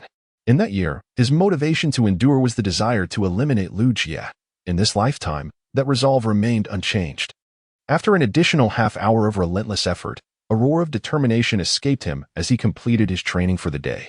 With trembling arms, he wiped the sweat from his brow and leaned against the bathroom wall. After a strenuous struggle to remove his clothing, He turned on the shower, allowing the icy water to cascade over him. In these moments, Lu Yang often found himself lost in profound reminiscence. However, whereas his past life was filled with regret, this life offered a different reflection. It is often said that the most gallant souls frequently suffer betrayal at the hands of those they cherish. While disloyalty often emerges from the learned, Lu Yang could deeply relate to this sentiment. In his former existence, betrayal came from his college roommate, who had shared a bunk with him for 4 years. Ironically, during Lu Yang's most destitute times, when he was burdened with debts exceeding 10 million, it was his neighbors and classmates, those who had not gained university admission and were only attending vocational school, who remained steadfast. Names like Xiao Liang, Lu Jiaoyu, and Chen Feng flitted through his mind. At that time, while his parents labored at construction sites, Xiao Liang and Lu Jiaoyu worked alongside them to help repay debts. Ultimately, Xiao Liang perished while protecting Lu Yang, while Lu Jiaoyu and the others exerted every effort to ensure Lu Yang could escape abroad for refuge. Their brotherhood was beyond reproach. Yet Lu Yang found it difficult to recall any deeds that warranted such unwavering loyalty from Xiao Liang and the others. In this reincarnation, Lu Yang was determined to ensure that these brothers would enjoy prosperous lives. Although his current capabilities were limited, he planned to seek out Xiao Liang for assistance, as he was the only one with the time to spare amidst his studies at vocational school. After completing his morning routine, Lu Yang changed into a fresh outfit and, armed with his bank card, ventured near the school to purchase a virtual headset. He made his way towards the home of Xiao Liang, nestled within an urban village. This urban village epitomized decay and poverty, inhabited by individuals at the very bottom of society. The term aptly described the surroundings, which were dominated by dilapidated bungalows, with multi-story buildings being a rare sight. Winding through the streets, Lu Yang arrived at the entrance of a crumbling brick courtyard, Xiao Yang's residence. Just as he was about to step inside, he was suddenly startled by a cacophony of angry shouts emanating from within the yard. "You little brat! Are you asking for a beating? I told you to bring 50 yuan today. Where is it? No money? Can't you even steal? If you can't steal, then you're asking for trouble." The voice was all too familiar. Lu Yang swiftly leaped into the courtyard, witnessing a group of individuals mercilessly assaulting a young boy, Xiao Liang. "Stop!" Lu Yang shouted. The group turned, only to burst into laughter upon recognizing him. "Oh look, another one here to hand out money. Luck must be on our side today." The leader, a man with a pockmarked face, stepped on Xiao Liang's face and taunted, "Lu Yang, it's been a while since I've seen you. Got any cash? If you hand over 100 yuan, I might just let him go." Lu Yang recognized the speaker. Despite not having seen him in 15 years, he left a lasting impression. His name was Guan Dahai, a nearby resident who was about 10 years Lu Yang's senior. He had always been a bully, using his height and strength to intimidate Lu Yang and Xiao Liang during their childhood. Though Lu Yang had been clever enough to evade Guan Dahai in the past, he was determined not to shy away this time. "Guan Dahai, let Xiao Liang go," Lu Yang demanded. Well, this kid dares to give me orders," Guan Dahai smirked, emboldened by the situation. He approached Lu Yang alone and, as he neared, delivered a swift kick aimed at Lu Yang's abdomen. Just as Guan Dahai envisioned sending Lu Yang flying, he suddenly felt a wave of discomfort in his chest. To his astonishment, he saw Lu Yang sidestep, delivering a perfectly executed spinning kick that struck Guan Dahai squarely in the chest. The onlookers, initially anticipating Guan Dahai's victory over Lu Yang, were taken aback to see Lu Yang knock him to the ground. Instantly, the other 4 thugs, alarmed, rushed towards Lu Yang with fury in their eyes. "Lu Yang, you're asking for..." Before he could finish, a brick collided with the face of one thug with a resounding thud. At that moment, Xiao Liang, having just lifted his head, watched in disbelief as Lu Yang deftly ducked beneath the first thug's punch and accurately struck the second thug's cheek with a stone. With a decisive kick, Lu Yang targeted the knee of the third thug, who fell to the ground with a cry of agony. The first thug, glancing back, was met with the sight of his 3 companions sprawled on the ground, unable to move, their eyes wide with terror as they looked towards Lu Yang. "What have you just done?" Lu Yang inquired as he picked up a brick from the ground, his gaze fixated on the thug without uttering a word, and began to approach him step by step. The thug, utterly terrified, found himself paralyzed by Lu Yang's bloodthirsty stare. In a moment of panic, he turned and fled. Just then, Guan Dahai, having regained his composure, witnessed the scene and shouted, "What the hell are you running for? Come back." Unfortunately, the thug dared not look back. "Damn it, a bunch of useless fools," Guan Dahai muttered, clutching his chest as he turned to seek out Lu Yang. He sensed an ominous aura emanating from Lu Yang today and intended to leave a harsh remark, vowing to settle the score another day. However, before he could utter a word, a swift sound cut through the air. Bang! The brick struck Guan Dahai squarely on the side of his face, sending him crashing to the ground, and as he touched his face, blood gushed forth. Chapter 20. Who dares to strike him? Do you dare to hit me? Guan Dahai shouted, pointing at Lu Yang. Lu Yang remained silent, his gaze icy as he approached Guan Dahai. He seized a brick and struck it forcefully against Guan Dahai's head. With a resounding thud, Guan Dahai was caught off guard and collapsed to the ground, overwhelmed by pain and an inexplicable fear at Lu Yang's sudden ferocity. What are you going to do? Guan Dahai stammered, astonished by Lu Yang's explosive reaction.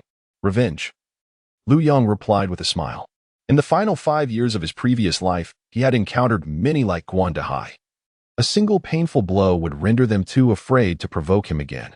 Stepping closer, Lu Yang grasped Guan Dahai's collar, lifting his limp body as his eyes flared with a bloodthirsty intensity from his past. Do you dare to strike my brother? Before Guan Dahai could respond, Lu Yang swung the brick again. Do you dare to strike my brother? Thud. Another blow followed. Fear gripped Guan Dahai, and he pleaded, I won't dare again. Won't dare? Lu Yang raised the brick once more. I truly won't dare. Guan Dahai cried out. Lu Yang let out a cold laugh and pointed at Xiao Liang, who was curled on the ground with a bewildered expression.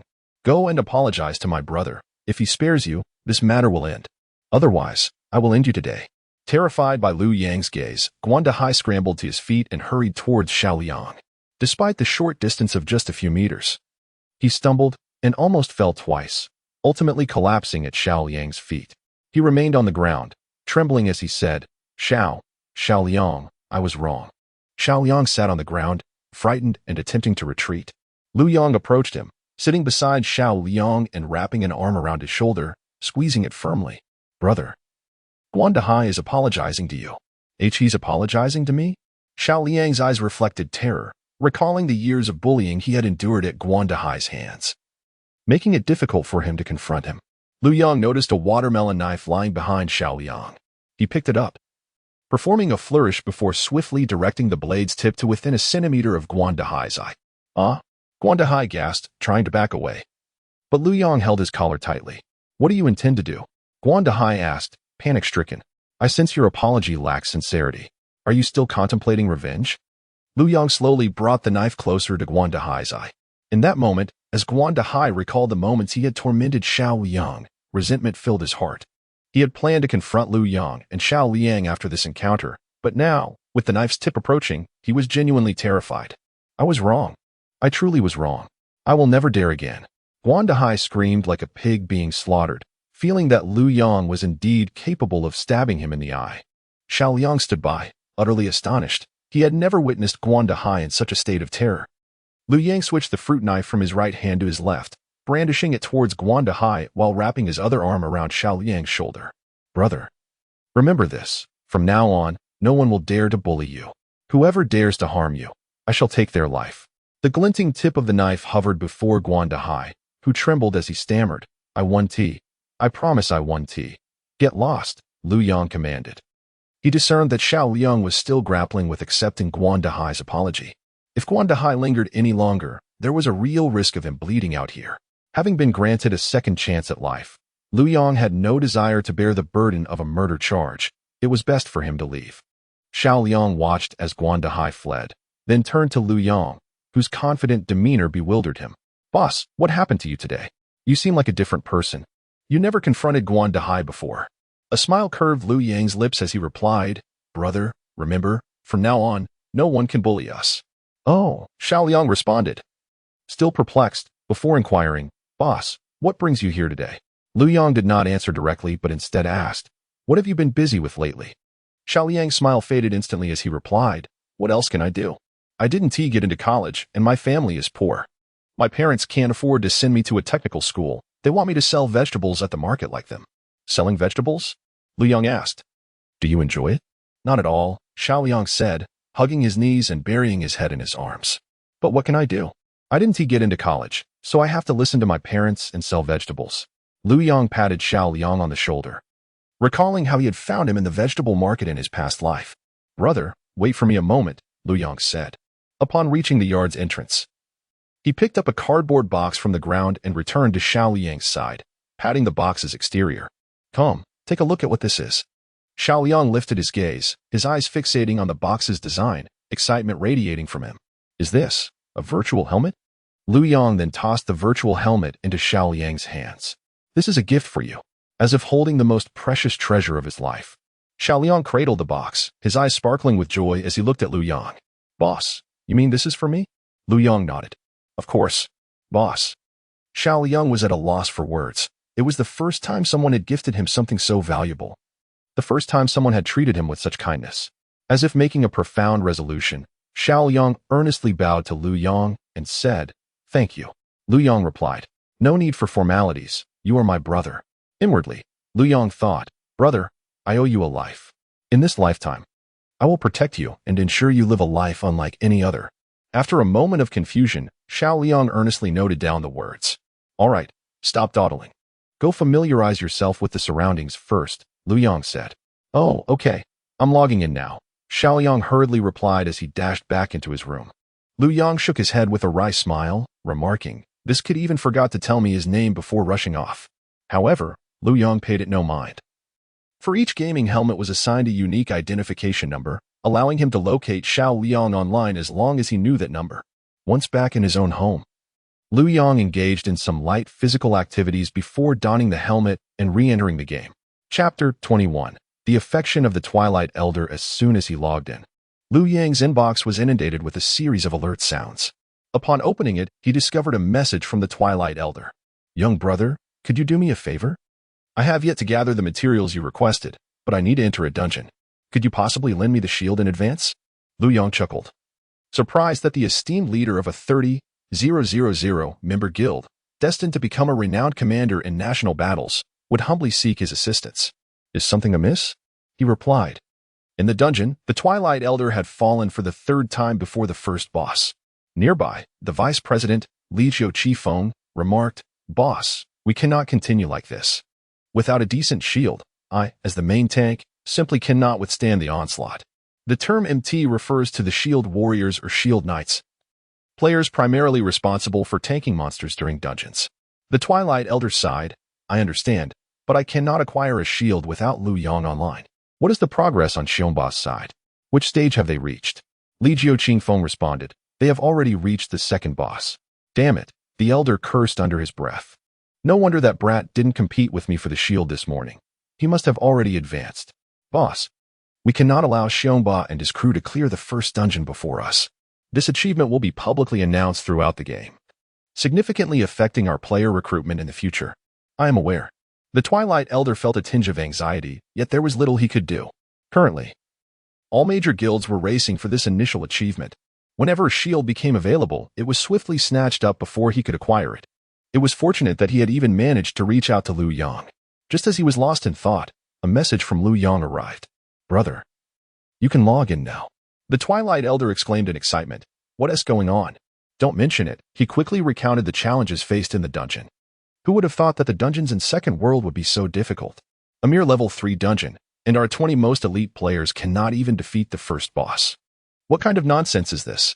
Lu Yang was not surprised. Second World was designed to prevent players from leveling up too quickly and to prolong the lifespan of equipment. On one hand, it limited the production of gear, while on the other, it increased the difficulty of dungeons. A typical level 3 dungeon required not only the cooperation of 20 players, but also a certain level of equipment, especially for the main tank. Without adequate gear, success was virtually impossible. I can lend you the shield now. Have someone meet me at the entrance of Hotel Number 7 in East District. I will wait for you there, Lu Yang said, trusting that the Twilight Elder would not betray him regarding the equipment. Initially, the Twilight Elder was concerned that Lu Yang might refuse, pondering whether to offer money as collateral. He sensed that Lu Yang was not particularly money-driven. If he mentioned money, Lu Yang would likely decline. Yet he feared that simply asking for a favor without offering anything in return might make Lu Yang even less inclined to agree. To his surprise, Lu Yang trusted his character enough to accept without any form of collateral. Dear brother, I am truly grateful for your assistance this time. I owe you a favor, and if you ever require my help in the future, I will wholeheartedly assist you, the elderly man expressed. This was precisely the affirmation Lu Yang sought, to which he replied, "Very well, I shall remember this. Please wait a moment, I will send someone right away." After sending the message, the elderly man turned to his vice president, Clear Wind of Liquor, and instructed, "Make your way to the number 7 inn in the East District. Lu Yang is online and has agreed to provide us with the shield." "Wonderful. I shall go at once," Clear Wind of Liquor exclaimed, promptly retrieving a return scroll to teleport back to the main city. Return scrolls are rare items, not sold by the system, but occasionally dropped by minor monsters. The teleportation point is not determined by players, but rather set by the system at the spawn square, within a mere 2 minutes from the square to the no. 7 inn in the East District, Lu Yang soon spotted a young man rushing towards him. He recognized him as the player who had followed the elderly man earlier that morning. "Master, I have arrived," Clear Wind of Liquor announced. Lu Yang waved him over and, as he approached, inquired, "You must be Clear Wind of Liquor."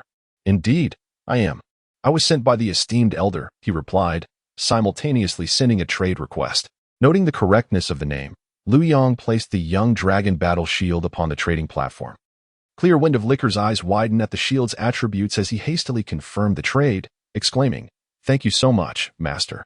With the shield, we finally have hope in conquering the dungeon." Lu Yang smiled and responded, "I wish you success. May your words be a blessing," Clear Wind of Liquor said. Eager to return to the dungeon, and after exchanging a few more words, he departed. Once Clear Wind of Liquor had left, Lu Yang turned to the friend search function in the game and entered the helmet code he had purchased for Xiao Liang. Initially, this code was designed by the game company to facilitate player connections. Yet it had inadvertently transformed into a new social platform as players began entering codes randomly to meet new friends. Upon entering the code 001-985-2476, Lu Yang discovered a player named Black Armored Warrior. "So it's true, he still goes by that name," Lu Yang chuckled, recalling that Xiao Liang had chosen this very moniker in his previous life. At that moment, Xiao Liang had already charged outside the main city, joining the throngs vying for monster kills. After a day of gameplay, the number of players in the level 1 monster zone had not diminished. In fact, it had increased significantly.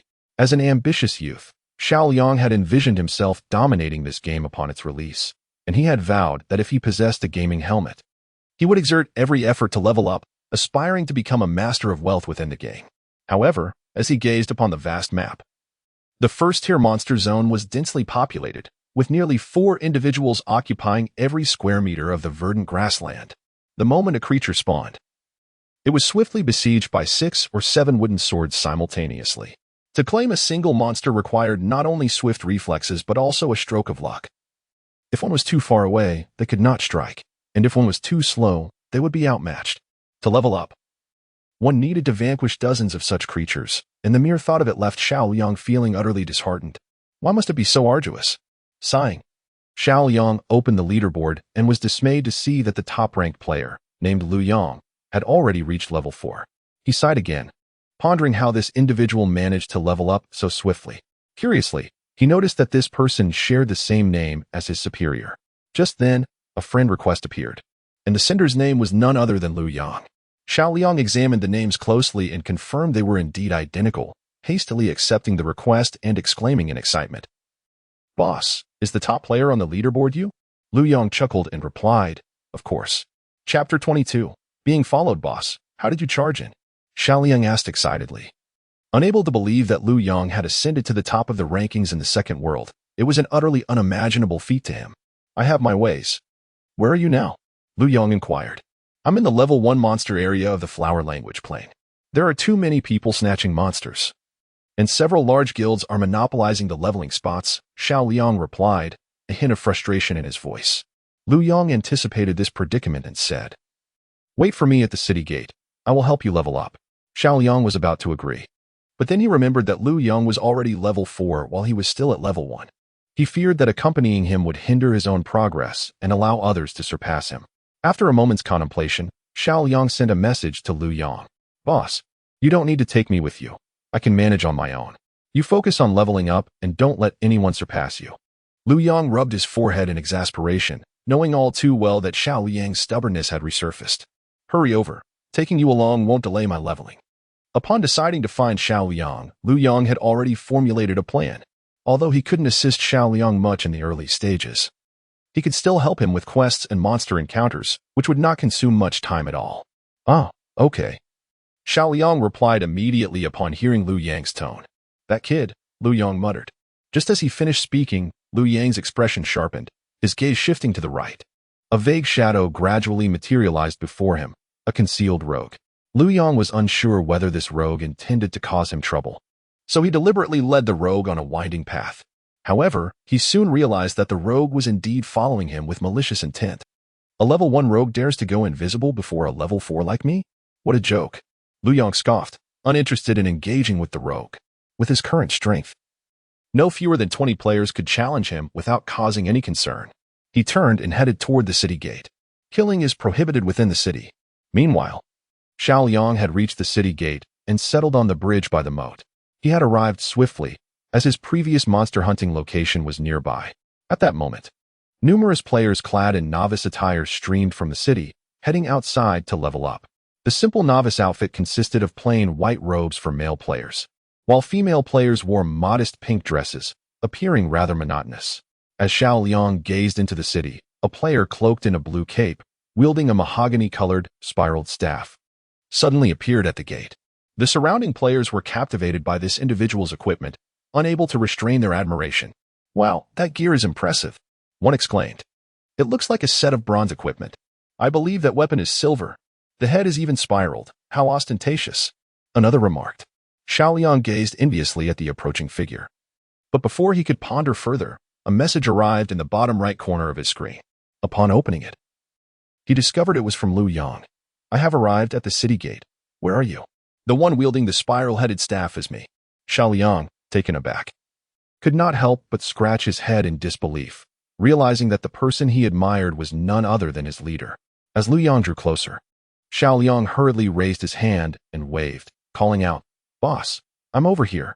Instantly, the attention of the surrounding players turned towards Xiao Liang, and he relished the moment of being in the spotlight.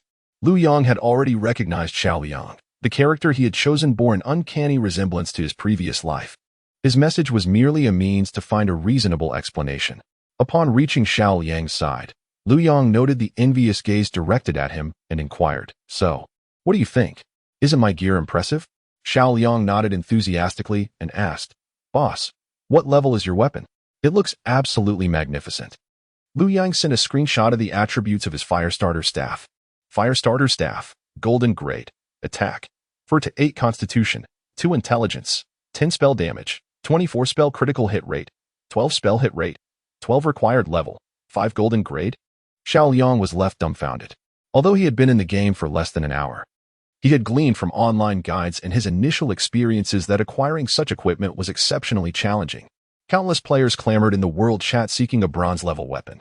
Yet few were available for sale, and even those started at a price of 500 credit points. Yet, here was Lu Yang with a golden-grade weapon. Unable to contain his curiosity, Xiao Liang asked, "Boss, where did you obtain it?"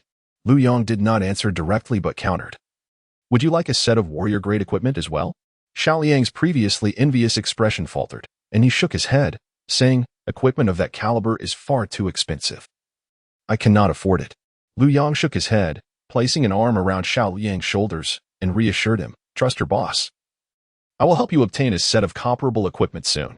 Xiao Liang nodded vigorously. He had always placed his faith in Lu Yang, who had never deceived him and had always fulfilled his promises. "Boss, where are we headed now?" Xiao Liang asked. "Follow me, and you will find out," Lu Yang replied, casually glancing towards the city gates, where he spotted a rogue sprinting desperately towards him. It was none other than the rogue who had recently vanished beside him. "Indeed, he is following me," Lu Yang thought to himself. The rogue, noticing Lu Yang's gaze towards the gate, hastily activated his invisibility and darted behind a corner of the city wall, sending a message, "Black Blood Boss, I have tracked that individual. He has reached the city gate. What should I do?" In the level 2 monster zone of Giant Town, the infamous Black Blood, now branded with a notorious red name, had ruthlessly dispatched a player who had resisted being cornered. Upon receiving this news, a sinister smile crept across his face as he proclaimed, "Stay close. I shall summon Golden Eagle to eliminate him." Indeed, the individual trailing Lu Yang was one of Black Blood's subordinates. Earlier that day, while procuring equipment, Black Blood felt deeply humiliated by Lu Yang and sought to redeem himself. He had learned that Lu Yang was leveling up just outside Giant Town and, in response, arranged for surveillance outside Lu Yang's hotel while personally leading 3,000 guild members to monopolize the leveling grounds outside the town. However, he was caught off guard when Lu Yang chose to venture to the flower language plain instead of returning to Giant Town. Now, with his notoriety soaring outside Giant Town, he could not return and had no choice but to instruct his remaining subordinates at the flower language plain to carry out his vendetta. Lu Yang and Xiao Liang ambled leisurely, as if on a casual stroll, engaging in light-hearted banter while traversing the level 3 monster zone. As they approached the threshold of the level 4 monster zone, Lu Yang came to an abrupt halt. "Boss, why have we stopped? Are we leveling up here?" Xiao Liang inquired. Lu Yang shook his head and replied, No. We are not here to level up, but rather for the convenience of eliminating foes." As he spoke, Lu Yang suddenly turned and unleashed the skill flame impact into the air behind him. Chapter 23. 1 kills 5 with a sudden bang. The air erupted as if caught in an inexplicable explosion, and amidst the shower of flames, a player's terrified gaze betrayed his true form. 135, dazed for 2 seconds. Just as Xiao Liang was about to inquire what Lu Yang was doing, he instinctively shouted upon noticing another player inexplicably appear behind him. "It's a thief." The thief, momentarily bewildered by Lu Yang's actions, asked in fear, "How did you know I was behind you?" With a cold smirk, Lu Yang replied, "Because your level is far too low. I am already level 4, while you are merely a level 1 novice trailing behind me. How could I not see you?" "What?" The thief suddenly felt like a fool, realizing he had been underestimated. He thought Lu Yang was oblivious to his presence, only to find that Lu Yang had been toying with him all along. In a fit of embarrassment and anger, the thief retorted, "Don't think you're impressive just because of your level.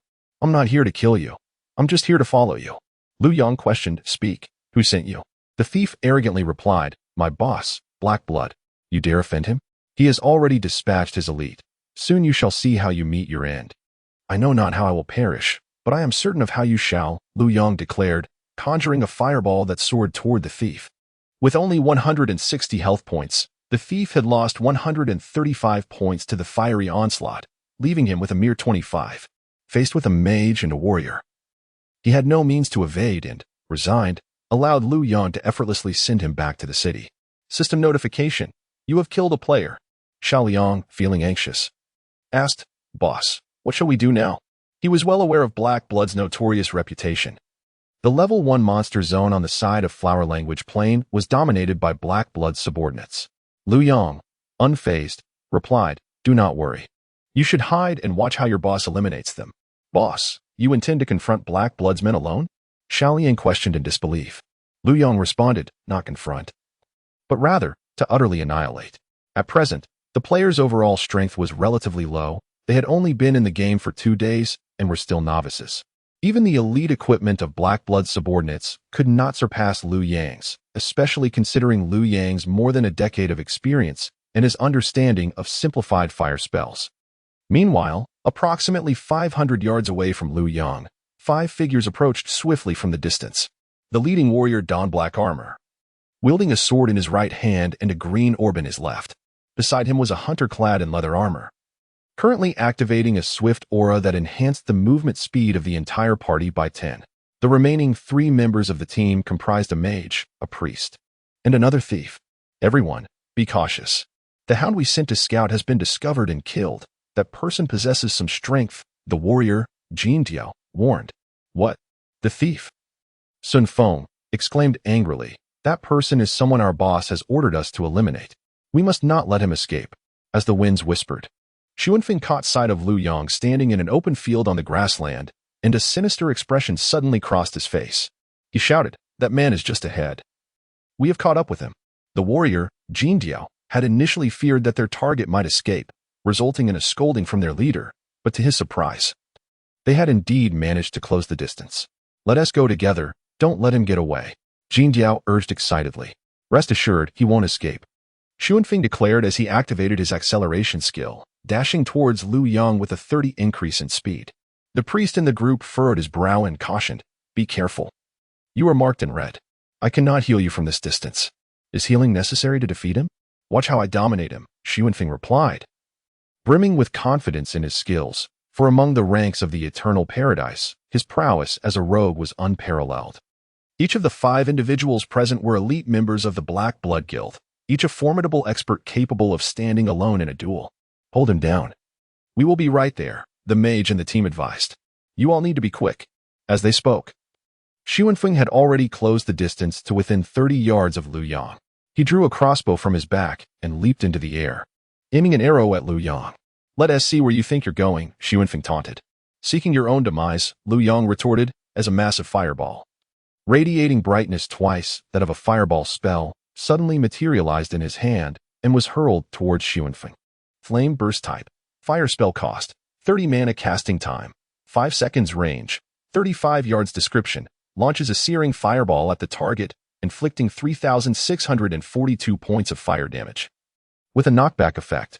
At that moment, Xuanfeng, suspended in midair, could not have anticipated that Lu Yang would unleash a flame burst at such a critical juncture. With a resounding boom, Xuanfeng fell lifeless to the ground. The level 2 rogue, with maximum agility, had only 100 health points and died before he could comprehend how Lu Yang had instantaneously cast a spell that typically required a 5-second incantation. Little did he know. Having unlocked the free mode, Lu Yang had mastered the art of simplifying incantations. The Flame Burst, a primary offensive skill of fire mages in later generations, had been refined by numerous fire mages, reducing its casting time to just 0.7 seconds, allowing Lu Yang to unleash it as if it were instantaneous. The following warriors, Jindiao and the Mage, were left in awe at Lu Yang's magical prowess. He actually eliminated Xuanfeng in a single blow. What kind of spell power does he possess? The Mage inquired. I have no idea. It felt as though he cast the flame burst without any incantation, the hunter commented. Could he possess the skill Calm? The priest speculated. Calm allows for instant spellcasting, but it has a cooldown of 2 minutes, Jindia replied. No matter, we must take him down swiftly. Everyone, follow my lead and maintain formation. With that, the mage and the others cast aside their initial underestimation, their expressions now grave and serious.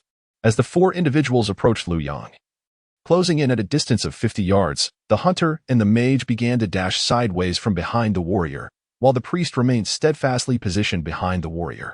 Together, the 4 of them formed a fan shape surrounding Lu Yang. I shall take the lead, declared the golden eagle as it surged forward, suddenly utilizing its skill, Charge. At a distance of 30 yards from Lu Yang, Charge is the warrior's primary control skill in player versus player combat. It allows one to traverse 30 yards in a mere second and stuns the opponent for another second. If Lu Yang were to be stunned for even a heartbeat, the combined onslaught from the hunter, mage, and warrior would surely annihilate him.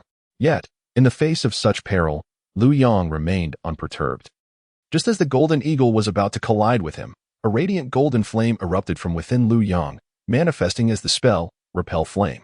Type: Fire spell cost, 10 mana casting time, instant range, 5 yards description, emits a powerful thrust around oneself, repelling enemies away. The greater the level disparity, the farther the push. With a resounding boom, the golden eagle, charging towards Lu Yang, was suddenly sent flying backward, stumbling over 10 paces due to the force of the repel flame.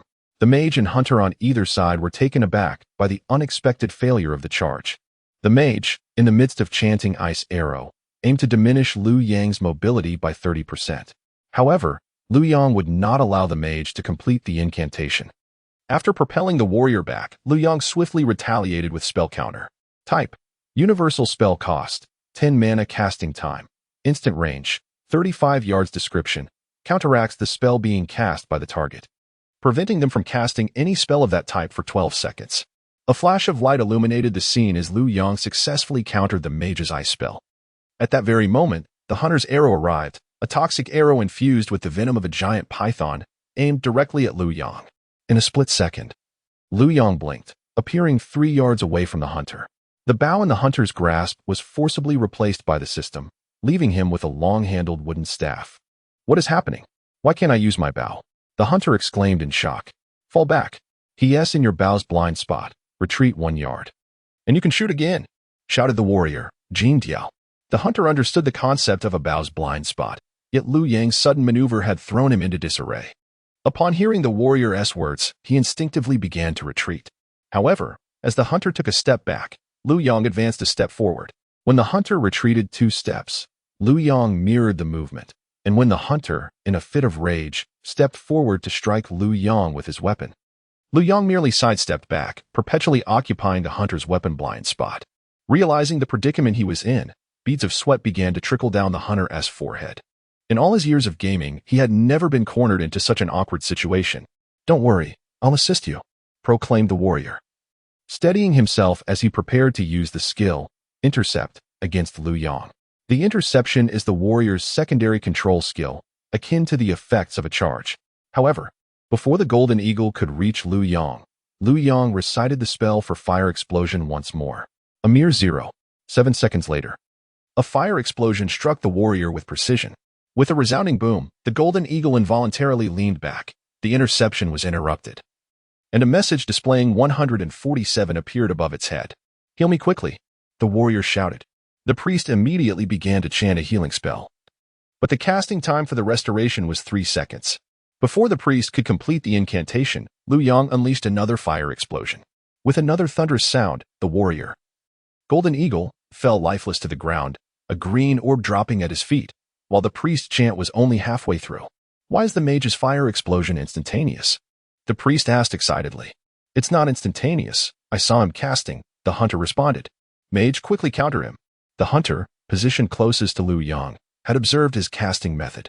Yet, discerning the spell and being able to counter it were two different matters. With a casting speed of merely 0.7 seconds, even a top-tier mage would find it challenging to manage this timing.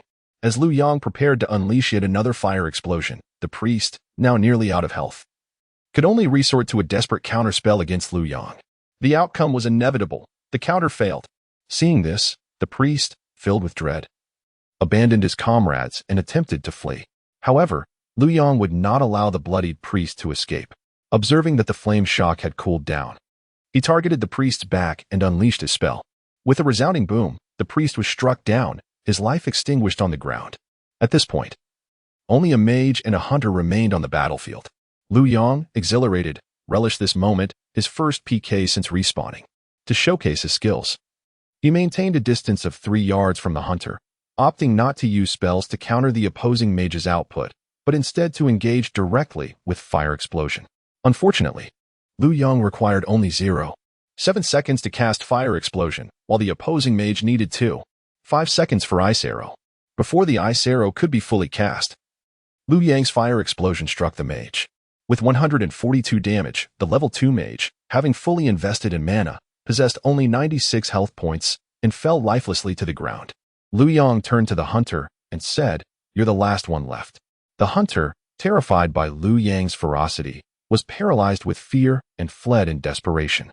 However, after only a few strides, he was met with 2 successive fire explosions. With 2 resounding booms, the hunter also succumbed to the ground. 1 against 5. Liu Yang emerged victorious. Chapter 24. Treasure hunting. Xiao Liang stood by, utterly astonished. He approached and exclaimed, "Boss, you are simply incredible.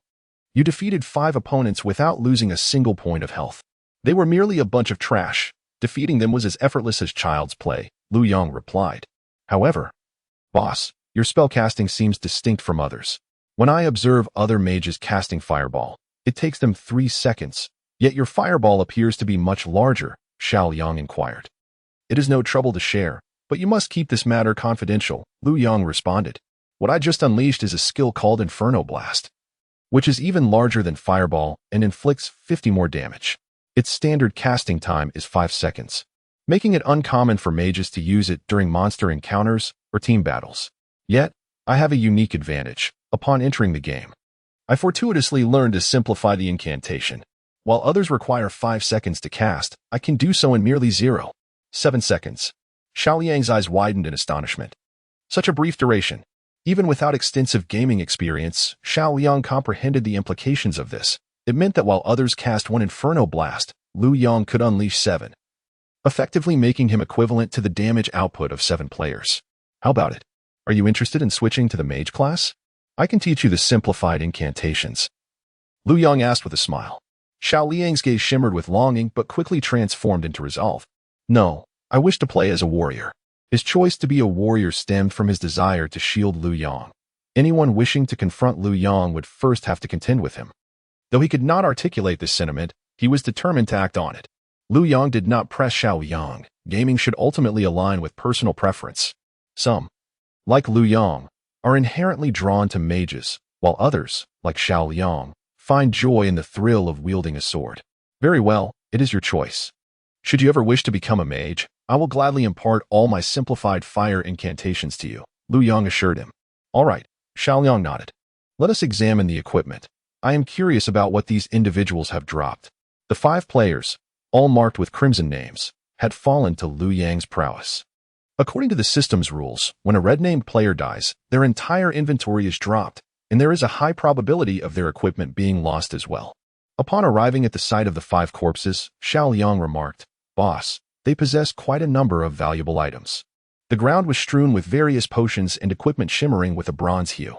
Lu Yang approached and observed, "Indeed, the Black Blood Gang is notorious.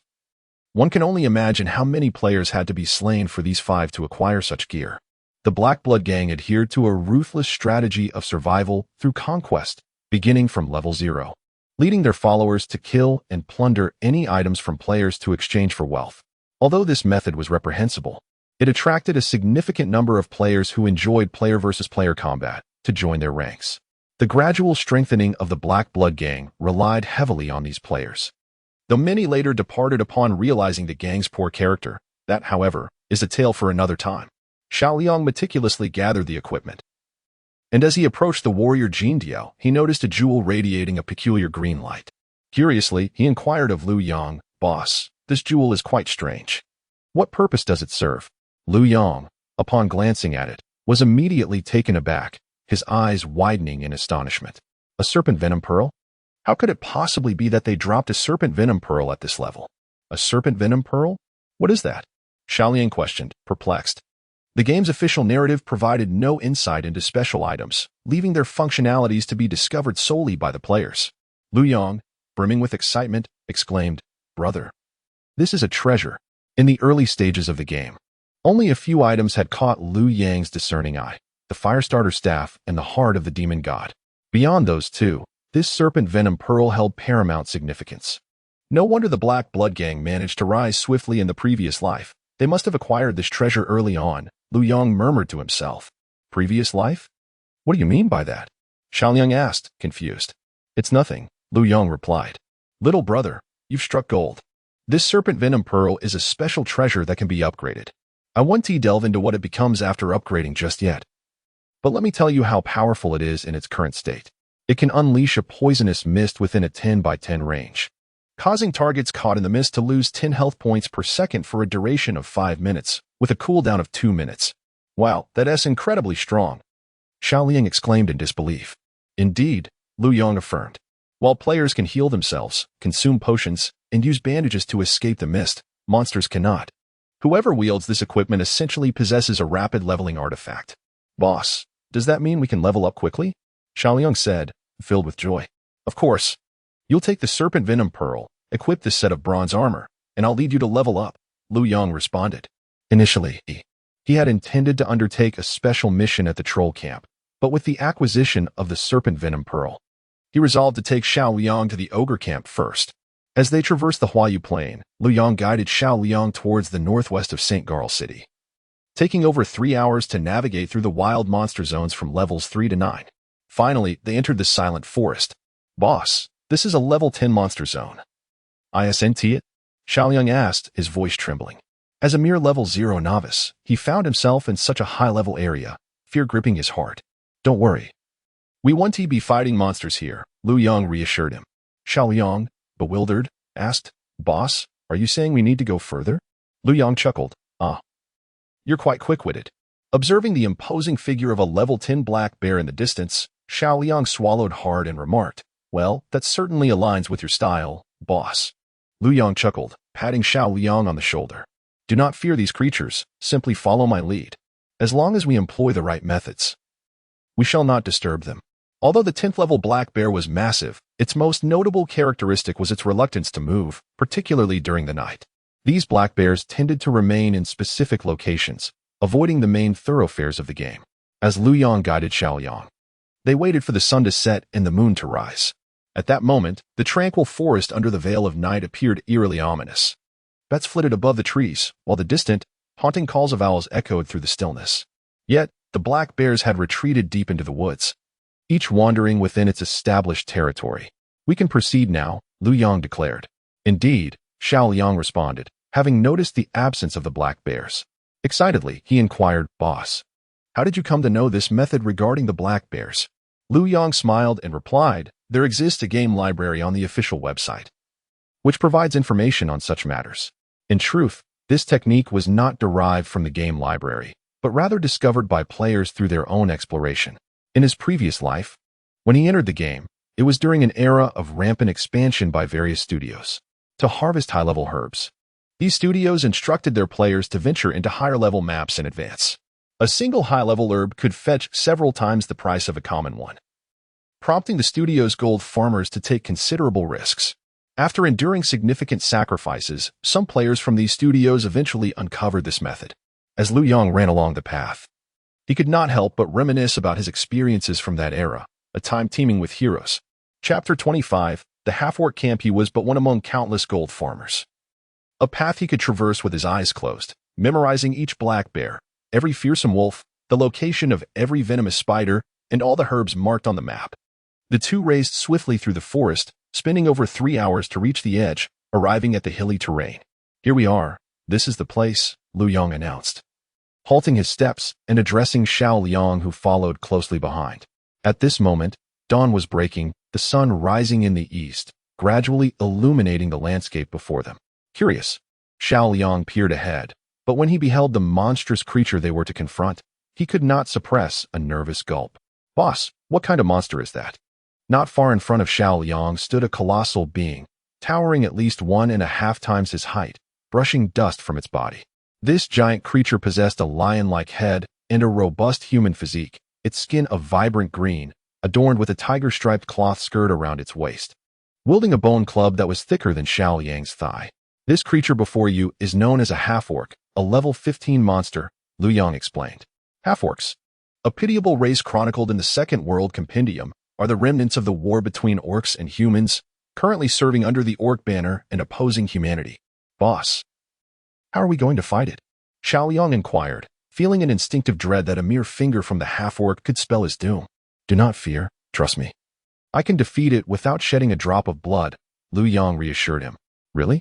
Xiao Liang's eyes widened in astonishment. "Watch closely," Lu Yang replied with confidence. In his past life, half-orcs had been dubbed melee meat grinders by players, boasting damage upwards of 200 points, impressive mobility, and formidable health and defense. Warriors and even moderately skilled rogues found them insurmountable without a well-coordinated team. However, Lu Yang had his own strategy. He recalled a video from his previous life in which 5 fire mages, utilizing the principle of fireball knockback, had alternated their casts to defeat a half-orc without it moving an inch. Though he was alone now, Lu Yang's casting speed was a mere 0.7 seconds, surpassing the combined efforts of 5 fire mages. Closing the distance to within 30 yards of the half-orc, he summoned the magical energy within him, reciting an incantation. In just 0.7 seconds, a massive fireball materialized from his hand. Fireball! The blazing orb shot forth with precision, striking the half-orc squarely on the head. The creature staggered back, nearly toppling over. 135. The half-orc roared in fury, having sustained significant damage. Following the trajectory of the fireball, it fixed its wrathful gaze on Lu Yang, charging forward with its club raised. Yet, after taking but a single step, Lu Yang unleashed a second fireball, once again hitting the half-orc squarely on the head. Boom! The half-orc was thrust back to its original position, enraged.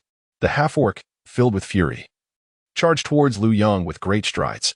However, after taking just a single step forward, another fiery explosion spell struck his body, forcing him to retreat to his original position. The half-orc, endowed with a simplistic mindset, lacked the ability to adapt. He knew only to rush forward.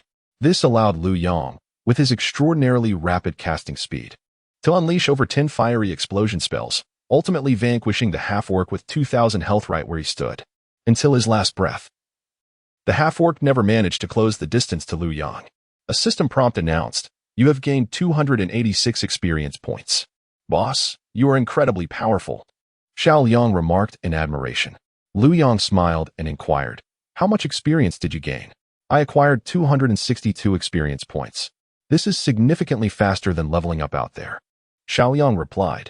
Killing a level 1 monster only yields 10 experience points, and I can only defeat one at a time during a respawn. Sometimes even failing to secure a kill, necessitating a wait of 15 minutes for the next spawn. Here, Lu Yang dispatches a monster in under a minute, netting 262 experience points. Killing one here is equivalent to several hours of grinding outside. Yet, Lu Yang felt a tinge of dissatisfaction. He calculated, typically, a level 15 monster grants 280 experience points. Given his level 5 status fighting a level 15 monster, he should receive a 100 experience bonus for defeating a monster 10 levels above him, which would amount to 560 experience points. Dividing that with Xiaoliang would yield less than 300 points for both. The pace of leveling up here was still too sluggish. Follow me. I will take you to a place where you can level up more quickly, Lu Yang suggested. Can it really get faster? Xiaoliang pondered, feeling his imagination falter. Of course, with your snake venom pearl, your leveling speed can increase by at least 5-fold. Come with me, Lu Yang urged. Oh. Xiaoliang promptly followed in Lu Yang's footsteps. The half-orc hills were, in fact, a half-orc city. Viewed from above, one could distinctly see the inner and outer cities of the half-orcs. Among the hills of the outer city lay countless caves, serving as resting places for numerous half-orcs. Typically, players would engage in combat within these caves. However, among the many caves, there existed a specific location with a bug exploit. In a previous life, a legendary rogue, while single-handedly slaying half-orcs, inadvertently attracted the attention of several half-orcs. Cornered and believing his demise was imminent, the rogue discovered a gap behind a massive rock in the corner. He swiftly leaped into it, realizing that the half-orcs could not reach him. He later exploited this bug to easily dispatch half-orcs with arrows, rapidly leveling up, and only revealed this bug when he finally left the area. Lu Yang's intention in bringing Xiaoliang to the half-orc camp was to utilize this very bug for monster farming. The two made their way to the cave entrance, and as they stepped inside, 3 half-orcs simultaneously spotted Lu Yang and charged at him, brandishing their bone clubs. Boss, what should we do? Xiaoliang inquired anxiously, for the cave was teeming with half-orcs. If the two were to scatter in haste, they would undoubtedly attract the attention of the other half-orcs. Stay here and do not move, Lu Yang commanded, his demeanor unperturbed. He swiftly began to chant an incantation, and in the blink of an eye, 3 fireballs soared towards the trio of half-orcs. The 3 who had ventured a couple of steps forward were simultaneously repelled, and Lu Yang continued his spellcasting, soon vanquishing the half-orcs, leaving them lifeless upon the ground. Phew, that was terrifying. Xiaoliang exhaled, his tension easing. Boss, there are so many half-orcs here. The entrance was nearly choked with half-orcs, and the corridors on either side of the cave were densely populated. Lu Yang replied, this is merely a handful, deeper inside. There are hundreds more. Chapter 26. Slaying monsters at level 15 as Lu Yang and Xiaoliang ventured into the cavernous hall. They were engulfed by the vastness of the space, which spanned approximately 2,000 square meters. Torches adorned the circular walls surrounding the hall, and a colossal bonfire blazed in the center, amidst which hundreds of half-orcs scattered throughout the area. Boss, there are too many monsters here. How do we fight them? Xiaoliang lamented, his brow furrowed with concern. In the realm of the second world, the intelligence of NPCs was notably high, in such a densely packed environment. Striking one monster would inevitably attract dozens more. Fear not, Lu Yang reassured him. Do you see that large boulder in the left corner of the hall? Xiaoliang nodded, noting the prominent stone. That is a bug point. I will draw the monsters away, and when I signal you to run, make haste to that spot and leap behind the stone. Oh, how do you know this? Xiaoliang inquired, his curiosity piqued. Lu Yang had anticipated this question and responded, because I am a beta tester. A beta tester? Xiaoliang instantly understood, excitement lighting up his face. No wonder you topped the level leaderboard. Pleased, Lu Yang nodded. Listen to my commands. We have but one chance. If we fail, the consequences will be dire, despite the mere tens of meters separating them from the boulder. Any misstep on Xiaoliang's part, whether in timing his dash too early or too late, could lead to his demise at the hands of the half-orcs. The penalties for death in the second world were severe, and with no resurrection points in the half-orc camp, a player who perished would face a 3-hour trek to return. A considerable inconvenience. Understood. I will do my best, Xiaoliang said, nervously glancing at the boulder. Boss, if I make it over there, what will you do? Xiao Liang suddenly asked. I have my methods, Lu Yang replied, activating his free mode, which greatly enhanced his survivability. He carefully observed the movement patterns of each monster, calculating the distances before patting Xiao Liang's shoulder to signal him to prepare. Once Xiao Liang nodded, Lu Yang recited an incantation, casting a fireball spell that struck a half-orc just as it moved within 10 yards of the boulder. Roar! The half-orc bellowed, charging towards Lu Yang. The sound of its roar alerted all half-orcs within 10 yards of the boulder, causing them to converge on Lu Yang.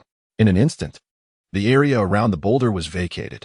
Having completed his spell, Lu Yang swiftly dashed into the hall, and upon noticing the absence of monsters to the left, he shouted to Xiao Liang, "Run!" Xiao Liang dashed into the hall with remarkable speed, heading straight for the large stone on the left. Had there been a monster left unprovoked by Lu Yang at that moment, Xiao Liang would have surely met his demise. Fortunately, Lu Yang was an experienced player, adept at luring monsters away. Without leaving a single creature behind, he facilitated Xiao Liang's swift arrival beside the great stone. "Boss, I've made it. Hurry over," Xiao Liang called out as he climbed atop the stone. Meanwhile, Lu Yang was still maneuvering through the hall, drawing the ire of several half-orcs from various corners. The half-orcs moved slightly faster than Lu Yang. Had they been in the forest, he was confident he could lose them.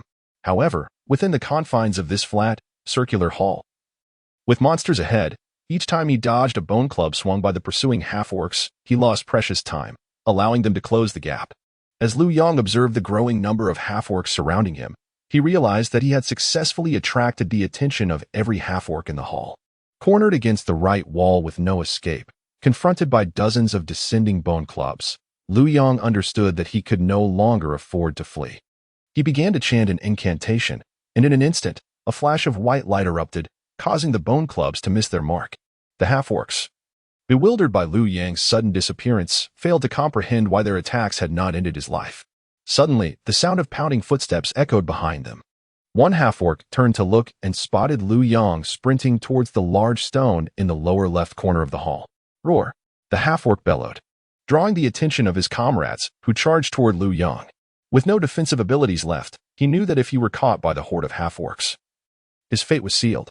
Thankfully, the distance of his teleportation was 30 yards. And with less than 20 yards separating him from the stone and 30 yards from the pursuing half-orcs, Lu Yang summoned all his strength to run. Upon reaching the stone, Lu Yang leaped, and Xiao Liang extended his hand, grasping Lu Yang's arm tightly and pulling him up. Lu Yang effortlessly landed atop the stone. Just as the nearest half-orc reached the base, the half-orc raised its bone club and swung fiercely at Lu Yang. "Jump," Lu Yang urged, pulling Xiao Liang into a crevice in the stone.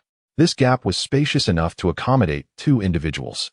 The half-orc, astonished that Lu Yang and Xiao Liang had managed to evade him, missed his strike and angrily jabbed his club into the crevice.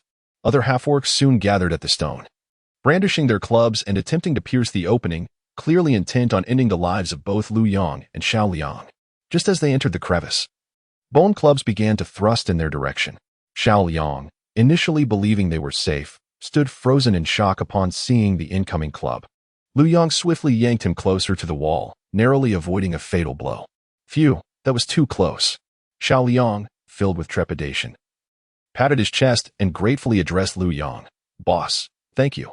Lu Yang replied, "Be cautious, remember this. No matter the circumstances, as long as success is not absolute, one must never let their guard down."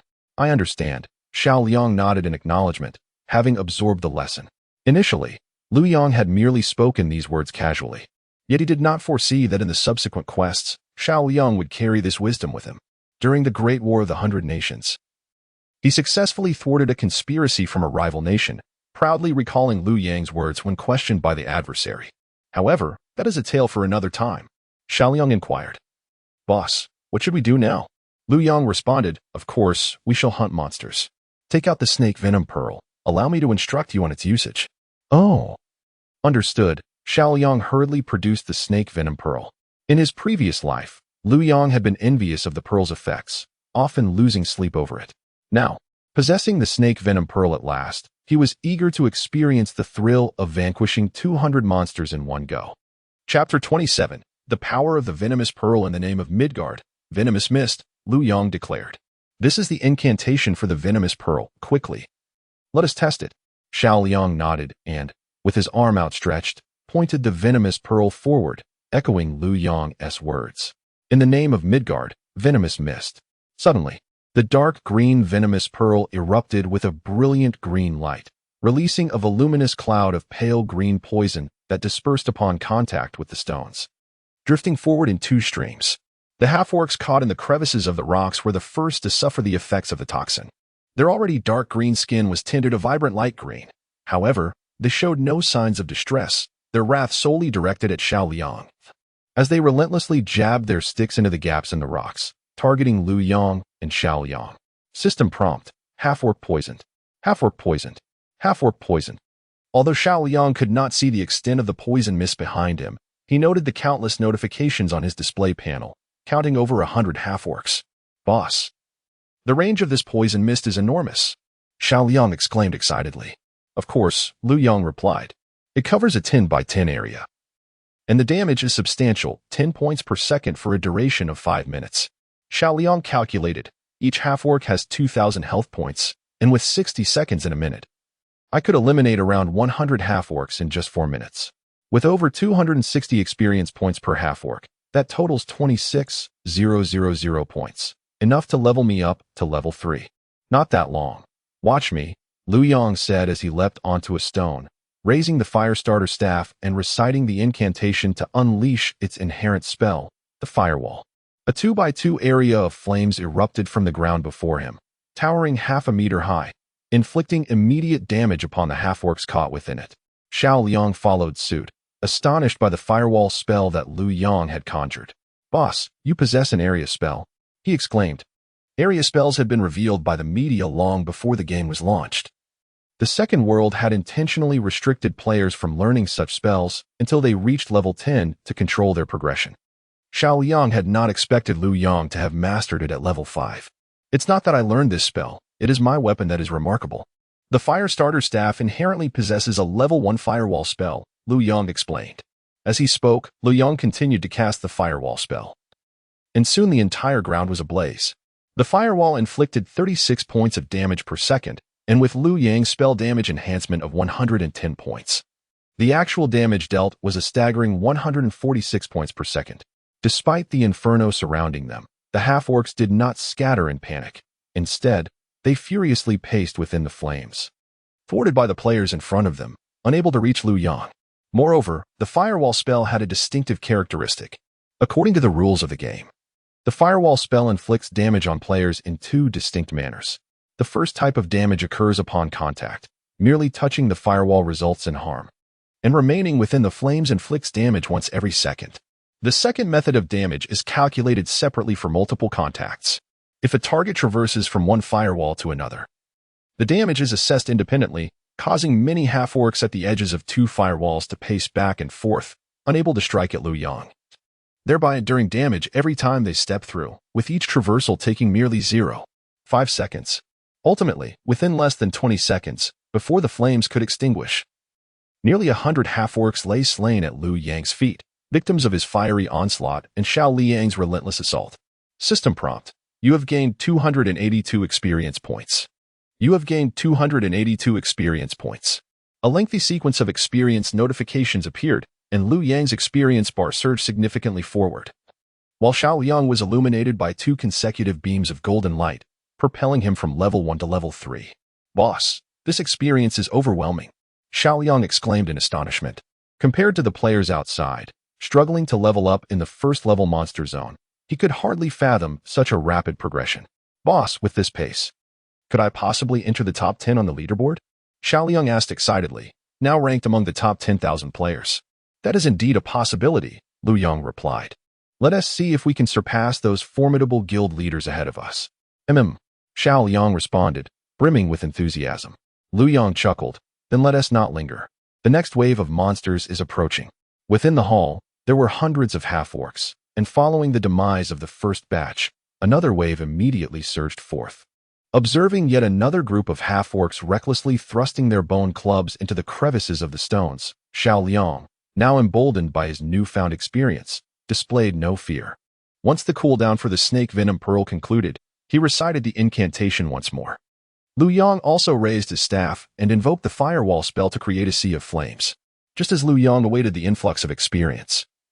A notification chime emanated from the bottom right corner. Upon inspection, he discovered it was from Xiao Lanyu, prompting a smile to creep across his face as he pressed the answer button. Xiao Lanyu, what do you need? Lu Yong inquired. Faced with Lu Yang's ever-brotherly tone, the young girl felt both exasperated and inexplicably pleased. Who has small? I'm already in college, Lanyu pouted. Lu Yong could easily envision her expression as he replied. You're still a little girl. What do you want from me? Lanyu rolled her eyes and said, Expert, have you crossed paths with the Black Blood from Yongla Paradise? That guy is crazily hunting you down everywhere. Lu Yong chuckled and asked, Do tell me how this hunt is unfolding.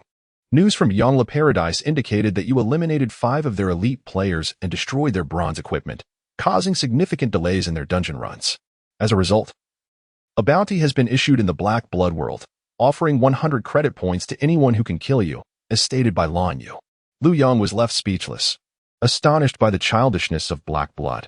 He inquired, Did he mention anything about the Green Pearl? Lanyu replied, What Green Pearl? Lu Yong felt a moment of confusion, but quickly realized that it was only the second day since the server launch. It was likely that Black Blood and his associates had inadvertently acquired the Venom Pearl in their previous life without initially understanding its purpose, discovering its potential through other means. In this life, having just obtained the Venom Pearl, they were unaware of its significance, which he had seized from them. Therefore, Black Blood was oblivious to the extent of his loss, consumed only by his anger over the equipment of Jin Diao and Sun Feng. Lu Yong reassured. It's nothing to worry about. Black Blood cannot defeat me.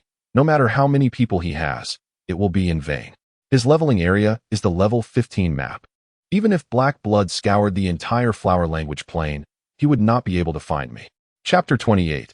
The Half-Orc Warrior in Truth. Black Blood had already taken action. Jin Diao and the 5 members of Sun Feng were his subordinates in reality. When they clumsily resurrected to report to Black Blood, he learned that they had lost several pieces of equipment. Enraged, he exited the game and physically assaulted the 5, berating them for an entire afternoon before finally ceasing his tirade. The equipment they had lost was amassed through the defeat of countless adversaries by Black Blood himself. And to see it slip away so easily incensed him to the point of issuing a bounty. Any player who could slay Lu Yong would be rewarded with 100 credit points from the Guild Steward of Yongla Paradise upon presenting video evidence. Lanyu remarked, Master, should you require assistance in procuring potions or delivering items, do not hesitate to inform me. I assure you, I shall keep it to myself and deliver it personally. Lu Yong felt a surge of gratitude upon hearing this. However, with the heart of the demon god, the pyromancer's staff, and golden electric eel meat in his possession, he currently had no need for aid. Thank you, but if I find myself in need, I shall certainly reach out to you. Lu Yong opened his friend list, glanced at Lanyu's level, and inquired, Are you all nearing level 3? Lanyu nodded, Yes. I will soon reach level 3, and we have accumulated quite a bit of whiteboard equipment. Are you planning to tackle the level 3 dungeon then? Lu Yong asked. Dungeons were a significant feature in Second World, requiring a minimum of 20 participants and serving as a secondary means for players to acquire equipment. Indeed, our 3 warriors have assembled a complete set of defensive gear, and Sister Yue wishes to lead the team into the dungeon, Lanyu responded. Lu Yong probed, What is the defense stat of the warriors? The 3 warriors possess approximately 62 points each, replied Lanyu, which is the standard attribute for whiteboard equipment. Lu Yong cautioned, If you trust my judgment, do not proceed. Your warrior's defense is insufficient. Venturing forth would be tantamount to seeking death. No dungeon in Second World was simple. Cooperation among 20 players was imperative, and the hardware requirements were exceedingly high. If Lu Yong were to lead the team, even subpar hardware might suffice. But under the leadership of the novice Xia Yue, success was utterly implausible. Oh, I must quickly inform Sister Yue, Lanyu exclaimed. Lu Yong solemnly reiterated, Remember, if the warrior's defense does not reach 71 points, do not venture forth. He would never disclose such a secret to others, but for Lanyu, he could not bear to witness her descend in level. Understood, Lanyu replied. Within the rock cave, Xia Yue, Zhang Zibo, Zheng Yuan, and the others were deliberating the matter of entering the dungeon. Have you heard? Chimu and Xiangba have already ventured to explore the dungeon. If they succeed, they will achieve the accomplishment of being the first to conquer it, making it far easier for them to recruit high-level players. It will be challenging for us to catch up to them, Zhang Yuan stated excitedly. Zhang Zibo remarked, Zhang Yuan's words hold merit. We are on the verge of reaching level 3. We should certainly attempt this dungeon. With our current equipment, we should encounter no significant obstacles. Xia Yue felt equally compelled. When the 8 of them initially established their studio, it was with a tentative spirit, thus they refrained from investing heavily to compete with larger guilds for skilled players. Consequently, they fell behind at the outset. For the sake of future development, Xia Yue was keen to strive for the accomplishment of being the first to clear this dungeon. Very well, then we shall. Just as Xia Yue was about to suggest trying their luck, Lan Yu interjected, wait a moment. What is it? Xia Yue and Zhang Zibo turned their attention to Lan Yu. Lan Yu hesitated.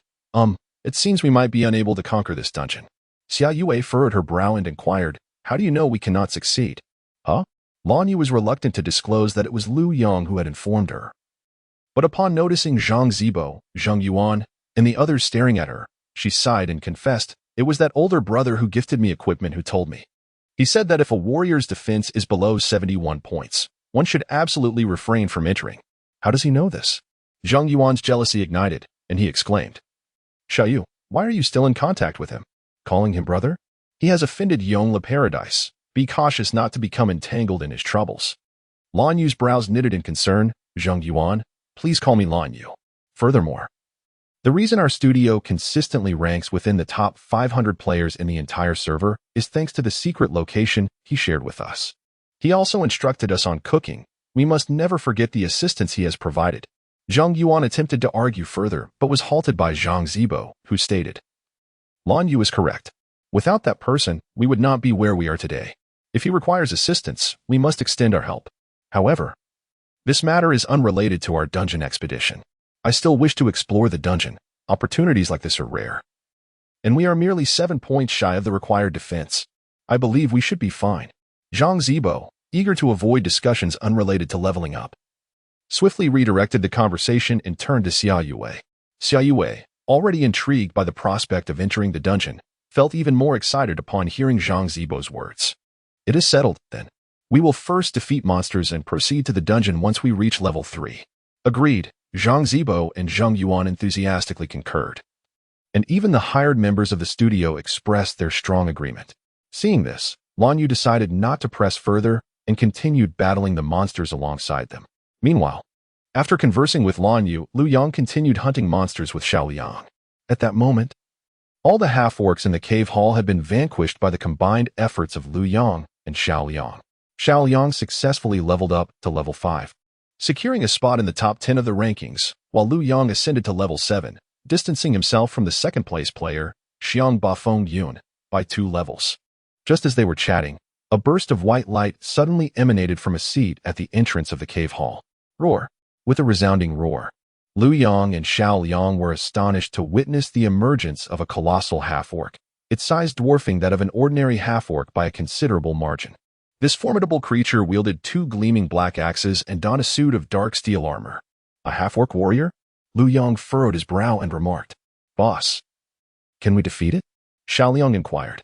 Lu Yang replied, Of course we can.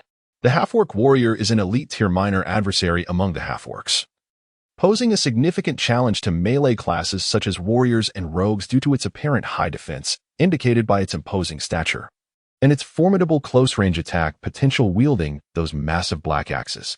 However, this creature does possess a vulnerability. It lacks magical defense. For mage players, vanquishing this foe is relatively straightforward, yet caution is warranted, as the half-orc warrior is capable of charging. Should one fall victim to its charge, a single strike from its axe could spell certain doom for a full mage like Lu Yang. Chapter 29, A Casual Kill. Behold, Lu Yang proclaimed. Emerging from the bug point, he gradually approached the half-orc warrior. When he was within 30 yards of his adversary, Lu Yang recited an incantation. Fire blast! A colossal flame erupted from his hand, striking the half-orc warrior squarely upon the head. Roar! The half-orc warrior bellowed in agony, raising his axe as he shouted at Lu Yang, who was turning to flee.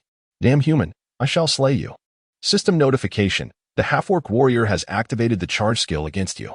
Lu Yang felt the rush of wind behind him as the massive form of the half-orc warrior left a trail of afterimages in its wake, dashing towards him in an instant. Just as it was about to collide with him, a brilliant white light enveloped Lu Yang. allowing him to execute a perfect blink to evade the charge. This technique had been a standard counter used by mages in his previous life, despite its seemingly simple nature. Employing it effectively was far from easy. If executed too early or too late, the skill would yield no results. If the blink was performed prematurely, the system would determine that the charge distance could be extended. Thus, even if the maximum charge distance was 30 yards. Should a player use blink after the target had initiated the charge, the target could still reach the player, as was the case with Liu Yang. His premature blink allowed the half-orc warrior to charge a distance of 60 yards. Conversely, should a player delay their blink and be stunned, they could use blink to escape afterward, but the stun inflicted a moment of absolute stillness lasting 0.1 seconds, during which no skills could be activated. As the half-orc raised his axe during the charge, the system would simultaneously assess physical damage at the moment of impact, leading to certain death for Liu Yang. Thus, while evading a charge with blink appeared straightforward, it necessitated precise calculation, quick reflexes, and foresight within the game. Such maneuvers were nearly impossible for novice players. However, for Liu Yang, they were a routine occurrence, practiced countless times in his previous life. After executing blink, Liu Yang found himself just 20 yards from the large rock at the bug point. Upon realizing his charge had failed, the half-orc warrior, now enraged, lifted his axe and charged at Liu Yang with even greater fury. "Be careful, boss," Xiao Liang shouted from atop the rock. Just as Liu Yang was mere steps away from the rock, the half-orc warrior caught up to him. Initially met with an attack, Liu Yang evaded with blink, and the half-orc, feeling humiliated, raised his axe in fury. If the axe were to fall, Liu Yang would undoubtedly meet his demise. However, in that fleeting moment, Liu Yang abruptly turned to face the half-orc warrior and unleashed an instant spell, Flame Shock. Boom! A burst of flames erupted from the half-orc's head, rendering him momentarily dazed. "Boss, quickly, lend me your hand," Xiao Liang called out, extending his arm. After casting the Flame Shock, Liu Yang did not linger to see the outcome. He leaped and grasped Xiao Liang's arm. With a powerful pull, Xiao Liang hoisted Liu Yang to the summit of the rock. Just as Xiao Liang was about to catch his breath, Liu Yang, still holding on to him, leaped into the crevice between the rocks. The two found themselves in a rather precarious situation, having tumbled into the corner formed by the stones. Before Xiao Liang could inquire about the sudden retreat, a resounding crash echoed from above. Clang! Looking up, Xiao Liang saw the half-orc's axe embedded deep into the rock. "Boss, how did he regain consciousness so swiftly?" Xiao Liang asked, bewildered, recalling that Liu Yang's flame shock usually incapacitated targets for 2 seconds. Liu Yang explained, "This is an elite monster, according to the system's rules. Elite monsters have their control time halved, while boss monsters are immune to control effects." Xiao Liang acknowledged this with an "oh," then queried, "Boss, do you think this brute can shatter the rock?" The half-orc warrior's axe was far too massive to thrust into the crevice like the bone club in the half-orc's hand. In his fury, unable to reach Liu Yang, he began to strike the rock. Liu Yang reminisced about videos of rogue bosses from his previous life, stating, "Rest assured, this creature will never break this rock. We can confidently deal damage and easily vanquish this beast." "Splendid!" Xiao Liang exclaimed, excitedly retrieving a venomous gem to release toxins. Staining the half-orc warrior a vibrant green, Liu Yang raised his staff, conjuring 4 firewalls beneath the half-orc and on either side of his movements. Then began chanting the incantation for the Fire Blast spell. Boom, boom, boom. As a level 15 elite monster, the half-orc warrior possessed 20,000 health points, high defenses, and significant damage output, with a rapid healing capability. Typically, defeating such a foe would require 2 parties of players above level 15. Yet now, Liu Yang and Xiao Liang merely needed to stand at a bug point, effortlessly dispatching the half-orc warrior, who could only helplessly circle the boulder, inflicting no harm upon them. With each successive fire blast and the sound of furious roars, after an exhausting hour and a half, the half-orc warrior finally succumbed, collapsing onto the ground in defeat. System notification: you have gained 142 experience points. Boss, we truly defeated the half-orc warrior. Xiao Liang shouted in exhilaration, marking his first boss kill since entering the game. Although he could not witness the half-orc's demise, he was elated by the increase in experience. Liu Yang, unconcerned, cautioned, "Don't rush out to collect the loot. There are half-orcs everywhere outside." After more than an hour had passed, the outside was once again teeming with half-orcs, having spawned 4 waves. The cavernous hall had reverted to the state it was in when Liu Yang first arrived, with several hundred half-orcs milling about. Xiao Liang, perched upon a rock, glanced at the bodies of the fallen half-orc warriors obstructed by their kin and lamented, "How frustrating. I truly wish to see what equipment they dropped." Lu Yang chuckled softly, fully comprehending Xiao Liang's feelings. At 16, the boy was brimming with curiosity. Lu Yang recalled his own impatience when he had vanquished his first boss, eager to discover what spoils awaited him. After consuming 2 succulent electric eel steaks to restore his magic, Lu Yang rose and employed a fireball spell to attract the nearby half-orcs. Together, they unleashed a combination of firewalls and venomous strikes, successfully clearing the surrounding foes. Only then did Lu Yang lead Xiao Liang to leap out of the glitch point. Upon casting his gaze upon the items dropped next to the half-orc warrior, Lu Yang could not help but widen his eyes in astonishment. It was, astonishingly, a skill book. Quickly, let us see what it contains. Chapter 30. Exceptional Skill Book. The skill book is indeed a remarkable treasure, more precious than any equipment. While gear can be sold once it is no longer needed, a skill book is consumed upon use. Xiao Liang hurriedly approached the half-orc warrior, eagerly picking up the items dropped by the boss. He returned to Lu Yang's side, somewhat disheartened, and remarked, "Boss, we only got 2 skill books. One is Shield Wall, and the other is Goblin Guardian. The rest are just a pile of instant recovery potions." "What?" Lu Yang swiftly glanced at the skill books. Upon confirming that they were indeed Shield Wall and Goblin Guardian, he exclaimed with excitement, "Brother, you are incredibly fortunate. What is so great about it?" "No equipment dropped," Xiao Liang replied, scratching his head in confusion. Lu Yang responded, "Silly brother, you cannot trade 10 pieces of level 10 golden gear for just 1 shield wall." "Ah, it's that valuable?" Xiao Liang gasped in astonishment. "Absolutely." Lu Yang was genuinely thrilled. Shield Wall reduces all incoming damage by 40 for a duration of 8 seconds, with a cooldown of 4 minutes. This skill is a divine technique for protection warriors. Even when a warrior reaches level 200, during group battles against bosses, this level 0 skill will still be essential. It can mitigate 40 of the damage dealt by monsters. Even if a boss goes berserk, it allows one to withstand its attacks. A protection warrior is only deemed competent once they possess the shield wall. Later in the game, when players recognize the significance of this skill, those without it find it difficult to form groups for dungeons. Consequently, the value of this level 0 skill book skyrocketed to 50 gold coins each. However, the drop rate for Shield Wall is exceptionally low. In the game's second world, the locations where skill books can be obtained are limited, and many dungeons do not yield skill books at all. They can only be acquired in specific areas or by defeating the top-tier bosses in the wild. This scarcity results in many protection warriors reaching level 50 and above, learning advanced skills, yet still lacking the Shield Wall skill book. Learn it quickly. With this skill, I'll dare to take you into various high-difficulty dungeons, and you can choose any golden gear you desire, Lu Yang encouraged. "Oh."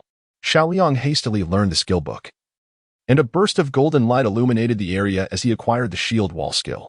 "Boss, what is the other skill book, Goblin Guardian, used for?" Xiao Liang asked curiously. "This is a priest skill that can enhance the earth-based defense of every member in the party. It is also considered a divine technique for early stages. You only need this book, so I'll keep it for now," Lu Yang said, placing the skill book in his backpack. "Oh." Lu Yang surveyed the surroundings, noting that there were still a couple of hundred half-orcs in the cavernous hall, all congregated on the right side. "Brother, I need to step out to complete a task. You can stay here and grind monsters alone. Just follow the method I taught you. Use your bow to lure them and then poison them," Lu Yang instructed. The bow was an ordinary bronze item dropped by a hunter he had defeated earlier. "Boss, I shall assist you," said Xiao Liang, who was nearing level 6 and spoke with confidence. Lu Yang replied, "If you wish to help me, you must expedite your leveling. Your solitary presence here hinders your experience gain. The sooner you reach level 10, the more assistance you can provide." "Understood," Xiao Liang responded, fueled by newfound determination. Lu Yang observed Xiao Liang successfully luring 2 monsters before feeling reassured and, taking his leave, fought his way out of the cave alone. Upon returning to the half-orc hills, dusk had fallen, and Lu Yang took advantage of the cover of night to make his way westward on the map. To the west of the half-orc hills lay a forest inhabited by a tribe of trolls. The task Lu Yang needed to complete was to slay the forest troll chieftain, the shaman walk-ins. However, trolls were formidable adversaries. As the most challenging monsters in a level 15 area, they possessed not only the robust physique akin to half-orcs, but also the agility reminiscent of werewolves. Moreover, Their regeneration rate was the fastest among the level 15 creatures. Even defeating a mere ordinary troll posed a significant challenge for Lu Yang. Fortunately, he had devised his own strategy. Upon reaching the edge of the troll forest, Lu Yang slowed his pace. The nocturnal ambience made it even harder to detect the troll's presence. Much like the half-orcs, trolls boasted green skin and prominent tusks. Yet their stature was imposing, featuring well-defined abdominal muscles and a tall, lean frame. Their hair and beards were red, and they wielded long spears. Lu Yang felt emboldened to venture into the troll forest alone at level 7. Knowing that the trolls relied solely on throwing spears, they were ranged attackers. As long as he dodged appropriately, he could eliminate a troll without losing a single drop of health. However, this was during the day. At night, he struggled to discern where the trolls concealed themselves or the direction from which they would throw their spears. Thus, he opted to remain in place until dawn. In the interim, Lu Yang initiated a voice chat with Lan Yu, who was currently staring blankly at the first boss in their dungeon. Upon connecting, he inquired, "How is your dungeon run progressing?" "We've wiped 3 times, Lan Yu replied, his tone laced with frustration. Unable to contain himself, Lu Yang chuckled, eliciting further annoyance from Lan Yu, who retorted, "Why are you laughing?" Lu Yang quickly apologized. My sincerest apologies, I couldn't help it." "Did you perish when the boss's health reached 30%? How did you know?" Lan Yu asked, astonished. Lu Yang thought to himself, "Of course, I know, as that boss is a nightmare for all novice players. Countless elite members of major guilds in my previous life fell victim to the boss's mechanics, mistakenly believing they could adjust their strategy at the 30% health mark, only to find themselves wiped out for an entire evening. You need not devise any further strategies. This challenge can only be overcome through the warrior's own equipment and resilience. A defense rating below 71 points renders one utterly incapable," Lu Yang asserted. "The damage calculation in Second World is exceedingly intricate, not easily encapsulated in a mere sentence or two. It encompasses a multitude of factors including base penetration, attack, defense, and resultant damage." For novice players like Lan Yu and her companions, Lu Yang could only elucidate that lacking a defense rating of 71 points precludes any chance of success. Lan Yu replied, "Very well, I shall persuade Sister Yue and convey your message to them. I hope they will heed your words." The young girl sighed wistfully, and Lu Yang could vividly imagine her expression at that moment. "Go ahead," Lu Yang encouraged. Chapter 31. The Troll Shaman Walk-ins after terminating the call. Lu Yang leaned against a large tree to rest, remaining there until the sun rose. The forest in the early morning was vibrant with life. Sunlight filtered through the leaves, illuminating the forest floor. Not far away, a doe grazed on Duke's tender leaves, while 2 squirrels perched on a nearby tree, curiously surveying their surroundings. At first glance, the troll forest appeared serene. However, Lu Yang remained cautious. The trolls possessed exceptional vision during daylight, and the disparity in levels between Lu Yang and the trolls made it easy for him to be detected. Just as he prepared to venture further into the woods, a green figure suddenly leapt from a tree within 30 yards of him. With its emerald skin, muscular physique, fiery red hair, and sharp spear, it was none other than a forest troll. Lu Yang couldn't help but click his tongue, thinking to himself how fortunate he was not to have entered the troll forest at night. Otherwise, he would have been swiftly eliminated by this very troll. As the forest troll turned to enter the woods, Lu Yang raised his firestarter staff and recited an incantation aimed at the troll's back. In just 0.7 seconds, a fireball spell materialized at the tip of his staff. He directed the staff toward the troll, and the fireball shot forth like a cannonball, trailing a long tail of flame as it sped toward the troll's rear. Bang! The troll staggered from the impact, emitting a low, bloodthirsty growl. It turned its gaze toward Lu Yang, its eyes glinting like those of a wolf, and raised its spear, remaining stationary as it drew its arm back and launched the weapon with force. Whoosh! The sound of air being sliced rang out as the spear flew directly toward Lu Yang.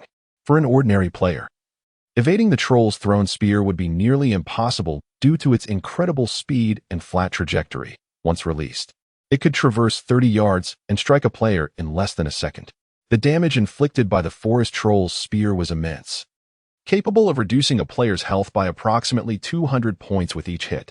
Even at level 15, aside from shield warriors and defensive paladins, most classes would struggle to withstand such an assault. In his previous life, many players, including mages and hunters, naively attacked before the warriors could engage. only to be instantly killed by the troll's retaliatory spears, underscoring their formidable strength. However, despite the troll's rapid spear-throwing capabilities, Liu Yang was unfazed. Any seasoned mage would first learn how to evade archers in player-versus-player combat. In his past experiences, Liu Yang had participated in countless PK battles, adeptly dodging arrows even in free mode, let alone the troll's spear. With a simple sidestep, he evaded the spear, reciting another incantation, and unleashed another fireball from the tip of his staff, striking the troll squarely in the head with a resounding boom. The troll staggered backward, interrupted in its throwing motion. It had to reset its stance, yet as it launched its spear, Liu Yang unleashed his third fireball spell, evading to the right. He not only dodged the troll's attack but also inflicted damage upon it. In this manner, Liu Yang deftly employed his superior PK skills from his previous life to avoid the troll's spear while simultaneously casting Fireball, ultimately slaying the creature in less than 30 seconds.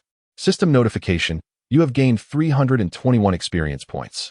With a vigilant glance around to ensure there were no additional trolls in sight, Liu Yang approached the troll's carcass, retrieved a piece of whiteboard gear that had dropped, and ventured into the forest. The troll forest was vast, teeming with numerous trolls.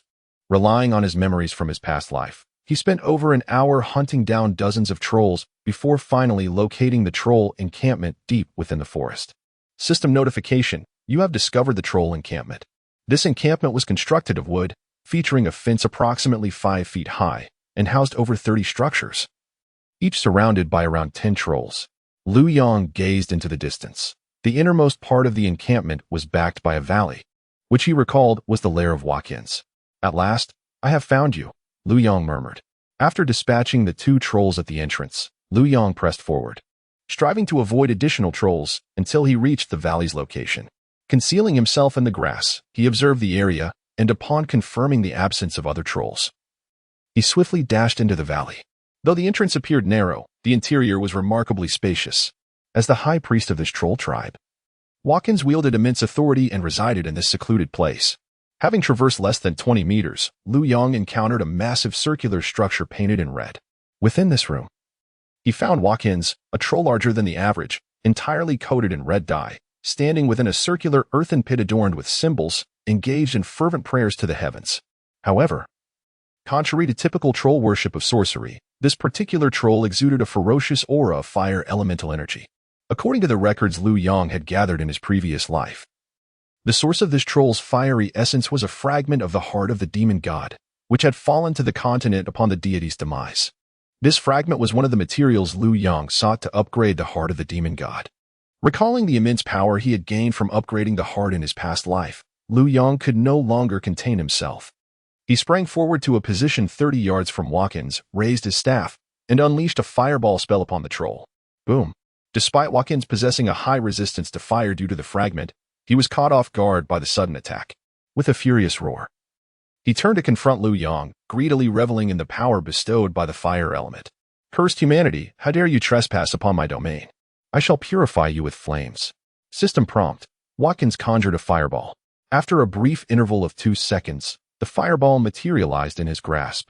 However, during this fleeting moment, Liu Yang had already leaped behind a towering tree. The spell, originally aimed at Liu Yang, suddenly lost its target and was redirected towards the tree. Boom!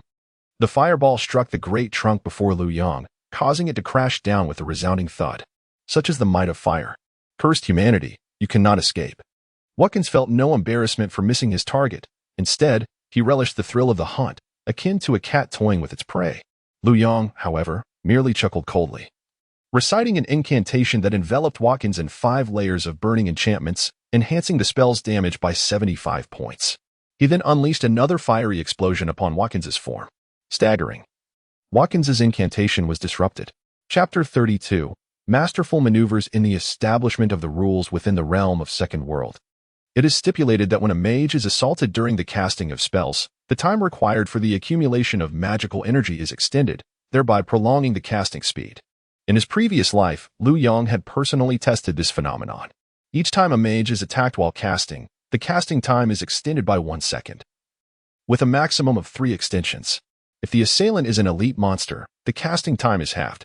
Liu Yang had the audacity to challenge a level 15 elite creature, the Troll Shaman, at level 7, confident that the troll shaman relied solely on ranged magical attacks and was unskilled in close combat. As he observed Watkins reconstituting flames, Liu Yang stood his ground, reciting incantations at a rapid pace of 0.7 seconds per cast, unleashing 4 consecutive fireball spells, preventing Watkins from summoning the fire elemental. After a brief interval of 3.5 seconds, the fireball spell in Watkins' hand finally took shape. Although the fireball's flight time through the air was less than half a second, making it difficult for an ordinary person to evade, Liu Yang keenly noted Watkins' casting gestures. The moment Watkins raised his hand, Liu Yang deftly sidestepped, effortlessly dodging the oncoming fireball. Unlike the player's fireball spells, the troll shaman's fireball inflicted a staggering 370 points of damage, while Liu Yang's health was below 100 points. A single hit would spell his demise. However, armed with a decade of experience as a level 200 archmage from his previous life, Liu Yang was far from vulnerable to the troll shaman's spells. Battling the troll shaman was akin to child's play for him. After 2 minutes of combat, the troll shaman's health had diminished by 1/10, while Liu Yang's mana had dwindled to 300 points. Just then, he evaded another fireball and retrieved a potion from his backpack. Instant Mana Restoration Potion, small, effect, restores 500 points of mana cooldown. 2 minutes. This potion was a remnant from when Liu Yang had defeated a golden WIRM. Its quantity was limited, including those dropped by half-orc warriors. He possessed 6 small health restoration potions and 10 instant mana restoration potions. He had refrained from using them until this moment, saving them for this encounter. Upon consumption, Liu Yang's mana surged back to 850 points, and he resumed his offensive against the troll shaman. 20 minutes later, the troll shaman's health was reduced to less than 1/10. You insignificant vermin, you have provoked my wrath. You shall pay dearly for it. The troll shaman's green skin suddenly flushed crimson, as if ignited by an inner fire. System notification: the troll shaman has entered a bloodlust state. The bloodlust state is a racial innate spell of the trolls. Once activated, it grants immunity to all control skills and enhances both casting and attack speed by 50. Liu Yang had anticipated this scenario before his arrival, thus he felt no trepidation. While engaging Watkins in battle, Liu Yang had gradually maneuvered himself closer to the red circular structure beside Watkins. As I stood merely 2 meters away from the house, facing Watkins, who unleashed fireballs at a rapid pace, I, Liu Yang, effortlessly showcased the prowess of a top-tier fire mage from my past life. With a leisurely grace, I dodged the incoming fireballs while advancing towards the house, and with a swift motion, I evaded to the side of the circular structure. Watkins, deprived of sight and magic, roared in frustration and charged after me. However, just as he caught a glimpse of me, I had anticipated the moment perfectly and unleashed a fire explosion spell. It struck him squarely on the head with a resounding thud, delivering a critical blow of 244 damage. Already weakened, Watkins felt his vitality dwindle further. In a fit of rage, he attempted to cast a spell. Yet, before he could unleash it, I circled around the house with remarkable speed. By the time he was ready to launch another fireball, I had already maneuvered to a location beyond his sight. His fireball, cast in vain, collided harmlessly with the wooden wall of the house, igniting it with a loud crackle. Watkins continued his futile search for me, but as I evaded around the circular structure, he could not land a hit. Instead, each time he finished casting a spell and turned to pursue me, he would find himself on the receiving end of another fire explosion aimed at his head. After more than 20 laps around the house, Watkins' health had dwindled to a mere 200 points. It was evident that with just 2 more fire explosions, I could end him. However, at that moment, Watkins ceased his pursuit, remaining stationary as he began to chant softly to himself. I, concealed beside the circular house, awaited his next move. Yet, despite having exhausted my fire explosion spells twice, he still did not follow. Just as my curiosity piqued, I suddenly sensed a surge of volatile fire elements. Great Lord of Flames, accept the faith of your humblest servant, and bestow upon me the flames that incinerate all. This incantation was all too familiar to me from my previous life. It was the advanced forbidden spell Meteor Fall, which emerged after the heart of the demon god was upgraded. The incantation required 10 seconds, and soon a colossal fire meteor would descend from the heavens, inflicting massive damage within a 10 by 10 area. Setting aside the sheer devastation of the meteor, the formidable Watkins possessed over 300 magic damage. Such a fire meteor would undoubtedly spell my doom. Moreover, given that Watkins was in a bloodthirsty state, He could complete the incantation in a mere 5 seconds, and with 2 seconds already elapsed, I realized I had no time to lose. I dashed towards Watkins with all my might. As I reached him, over a second had passed, leaving less than 2 seconds remaining. Dark clouds began to coalesce in the sky, glowing with a fiery crimson hue. As Liu Yang gazed at the sinister grin of Watkins, he felt no trepidation within. Instantly, he summoned the fire element in his hands. Just as a rift appeared in the dark clouds above, heralding the imminent arrival of a meteor, Liu Yang unleashed a fiery explosion that struck Watkins squarely on the head. The critical hit registered at 238. The incantation that had been on Watkins' lips came to an abrupt halt, his face contorted with disbelief and resentment as he collapsed to the ground. System notification: you have slain the troll shaman Watkins. You have gained 482 experience points, including a bonus of 741 points for defeating a higher-level opponent. Your level has increased by 1. Liu Yang, who was already on the verge of leveling up, was astonished to find that Watkins' defeat granted him such a significant amount of experience, propelling him directly to level 8. However, this was not his primary focus. Exhilarated, he rushed to Watkins' lifeless body and beheld a fiery crimson mark that had fallen to the ground. He gently cradled it in his hands. System notification: you have acquired a peculiar mark. This is one of the materials required for upgrading the heart of the demon god, known as the demon god mark. It is a fragment of energy that fell to the earth following the defeat of the demon god in ancient times. Though it is the least potent fragment of energy, it is still a remarkably powerful item capable of triggering secondary forbidden spells. Chapter 33. The improved spell. Liu Yang could not help but clench his fist. Among the 3 items needed to upgrade the heart of the demon god from level 0 to level 1, the demon god's mark was the most elusive.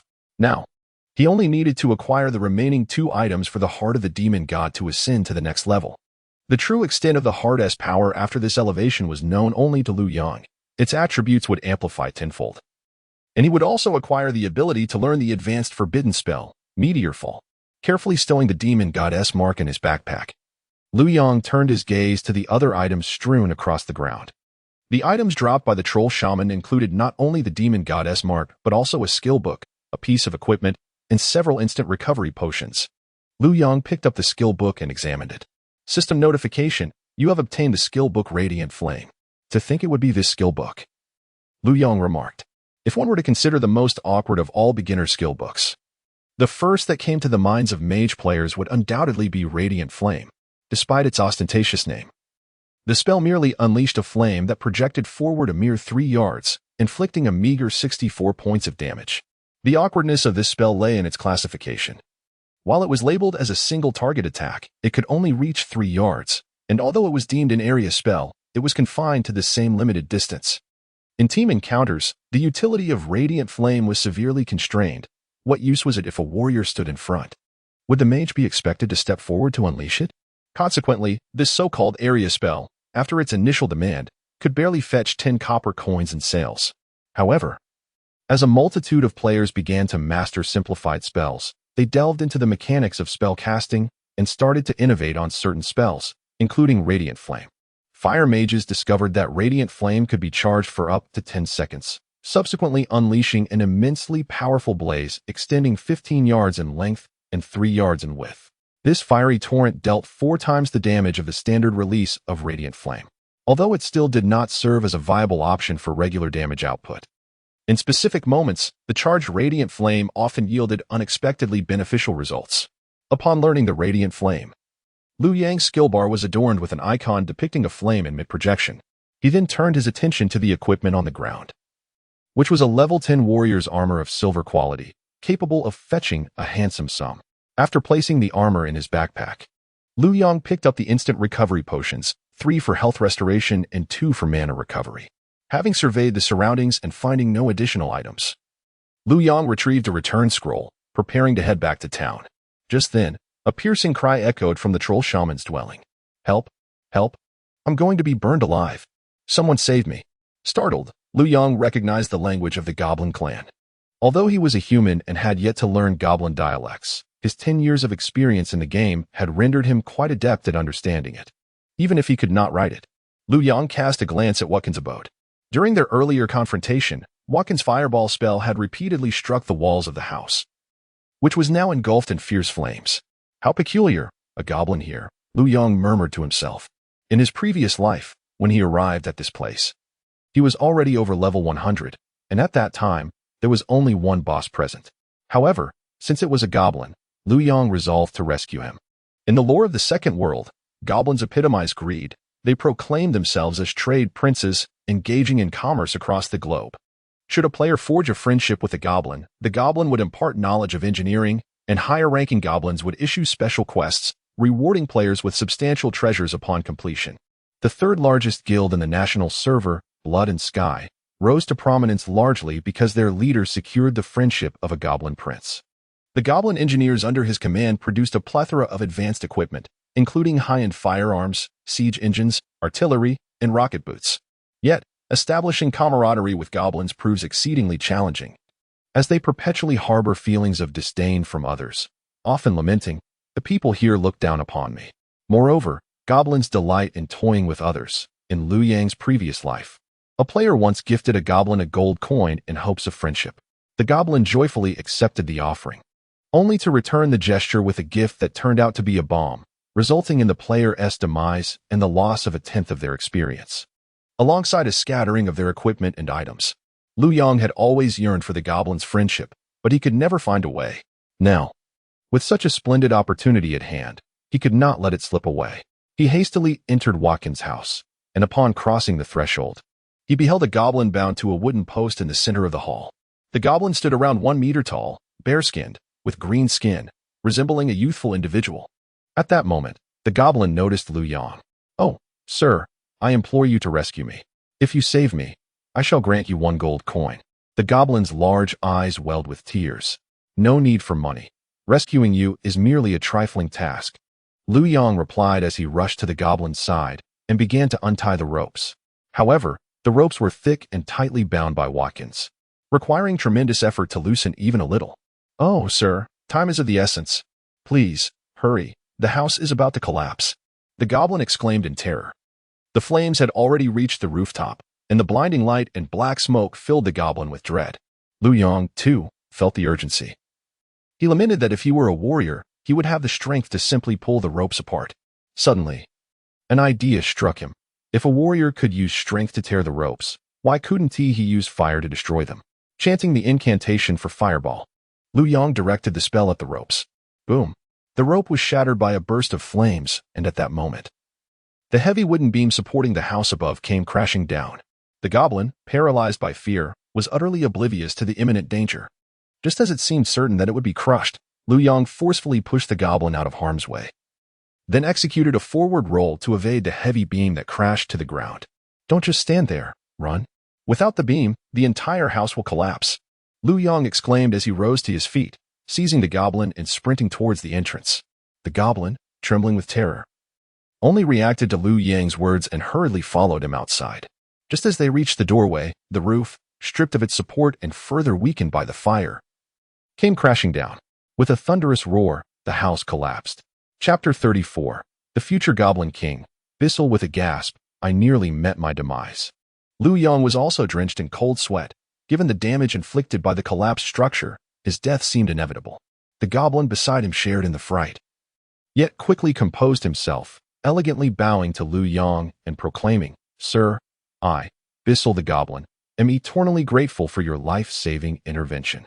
Please accept this token of my appreciation, a gold coin." Lu Yang's eyes lit up with recognition. Bissell? That name was all too familiar to him. In his previous life, after 3 years of gameplay, the goblin race established a kingdom, and the name of its inaugural king was indeed Bissell. He could not help but scrutinize the young goblin before him. Despite his soot-stained visage, it was unmistakably the future King Bissell. He had not anticipated such fortuitous luck in saving the Goblin Kingdom's destined ruler. "I do not require your gold. Rescuing you is merely a trifling effort," Lu Yong replied, valuing the burgeoning friendship with the future monarch far above a single gold coin. Bissell's large eyes widened in astonishment. "Have I offered too little? That is my oversight. I am willing to bestow upon you 5 gold coins." Despite the goblin appearing devoid of riches, Lu Yong knew that, should he acquiesce, a venture capital firm's letter would find its way to his inbox within 5 minutes, granting him 5 gold coins upon opening. Yet, Lu Yong shook his head. "No. I have stated my intention clearly. My act of saving you was but a simple gesture. Bissel's expression shifted to one of displeasure, his tone tinged with irritation. Greedy human, the most I shall offer you is 10 gold coins. Should you refuse again, I shall not part with even a copper coin. 10 gold coins represented a significant sum. Even a month hence, it could easily procure an entire set of level 10 silver armor. Any ordinary player witnessing Bissel's ire would likely believe his threats to be genuine. However, Lu Yong remained unconvinced. Goblin, you insult my integrity. I have made my position abundantly clear. Saving you was a mere act of kindness, and I seek no reward, Lu Yong asserted firmly. Bissell was taken aback. In his recollection, humans were typically avaricious, eager to seize any advantage for themselves. Surely, a mere monetary incentive could compel them to serve. Why was this individual different? Lu Yong's irritation persisted. I have come here to slay the troll shaman Vokins. Behold, the corpse of Vokins lies yonder. Our encounter was merely a coincidence. And you would attempt to bribe me? Your actions repulse me.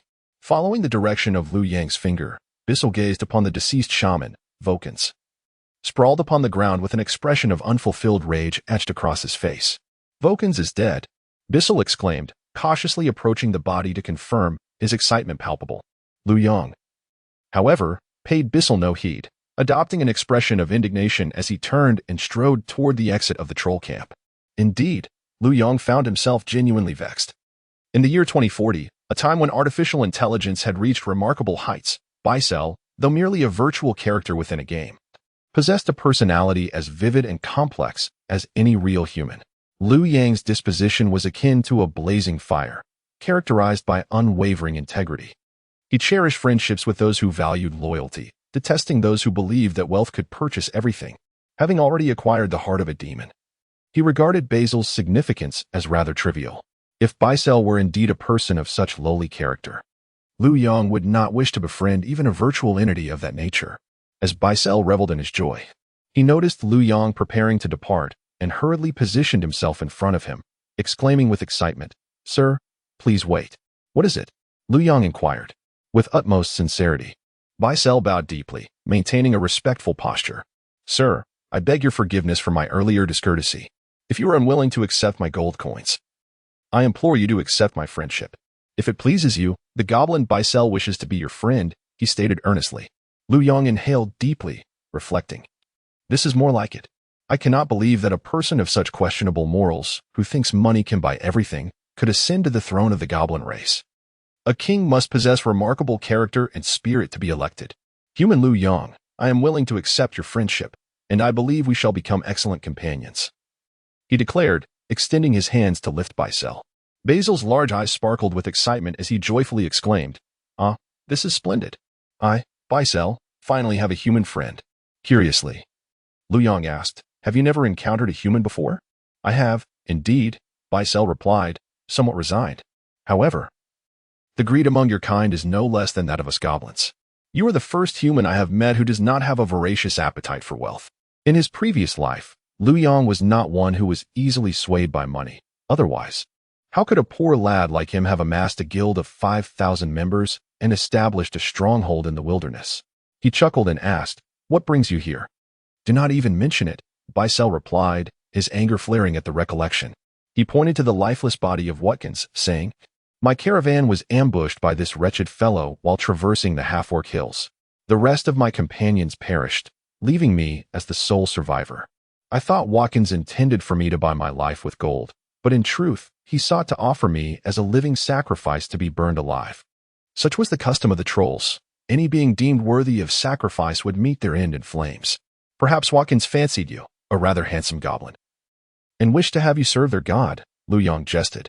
Bissell blushed shyly, resembling a child, when suddenly a group of trolls passed through the valley's entrance, causing Bissell to hastily retreat behind Lu Yong for protection. We should head back. This place is not suitable for lingering. We must be cautious of any other trolls that may appear, Lu Yong advised. Bissell nodded, casting a glance around, and soon discovered his clothing and backpack not far from the collapsed building. Once properly attired, Bissell dashed to Lu Yang's side, retrieving a metallic, circular rod from his backpack. Lu Yong recognized this device, known as the safety transmitter, capable of transporting up to 5 players simultaneously to a designated location. This is a magnificent creation of our lineage. Prepare yourself. I shall escort you away from this place." With that, Bissell pressed the button on the circular rod, and in a flash of electricity, both Lu Yang and Bissell vanished from their spot. Meanwhile, at the teleportation point within the venture capital camp in the trade district on the western side of St. Gal City, a burst of light heralded the arrival of Lu Yang and Bissell. Chapter 35. The generous gift of the goblins at last. Safety was assured.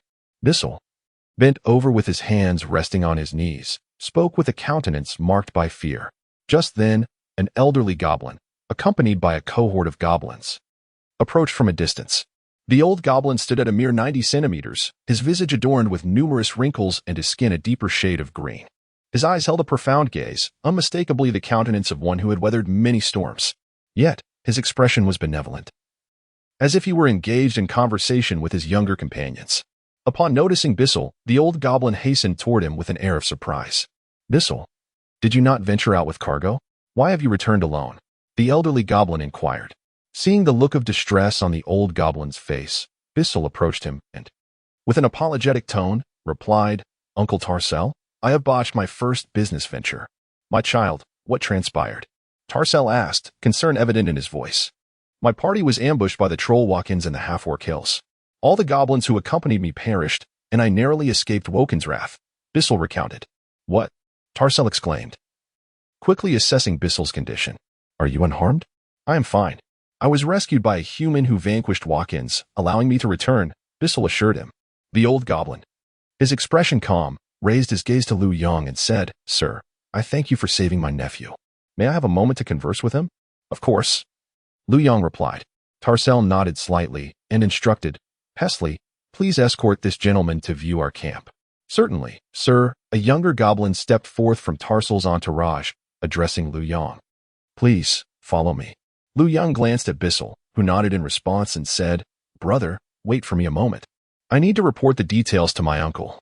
Then I shall join you." "Very well," Lu Yang acknowledged. Pesley approached Lu Yang, cheerfully stating, "Sir, shall I first show you our goblin wares? I assure you, you will find them delightful." "Sounds good," Lu Yang replied. The goblin camp was adjacent to the marketplace on the western side of St. Gal City, bustling with numerous goblin merchants. However, the items on display were rather mundane. In a previous life, Lu Yang had visited this place and found nothing of value. Just as he anticipated Pesley would lead him to the marketplace, Pesley instead guided him to the entrance of a modest building made of beige stone, located on the right side of the camp center. The structure, covering approximately 200 square meters, appeared unassuming. Following Pesley inside, Lu Yang beheld three middle-aged goblins clad in pristine white robes, engaged in conversation beside a shelf of goods. "Sir, these three are the alchemy master Bua, the repair master Jige, and the merchant Anders," Pesley introduced. "Pesley, how is it that a human has arrived here?"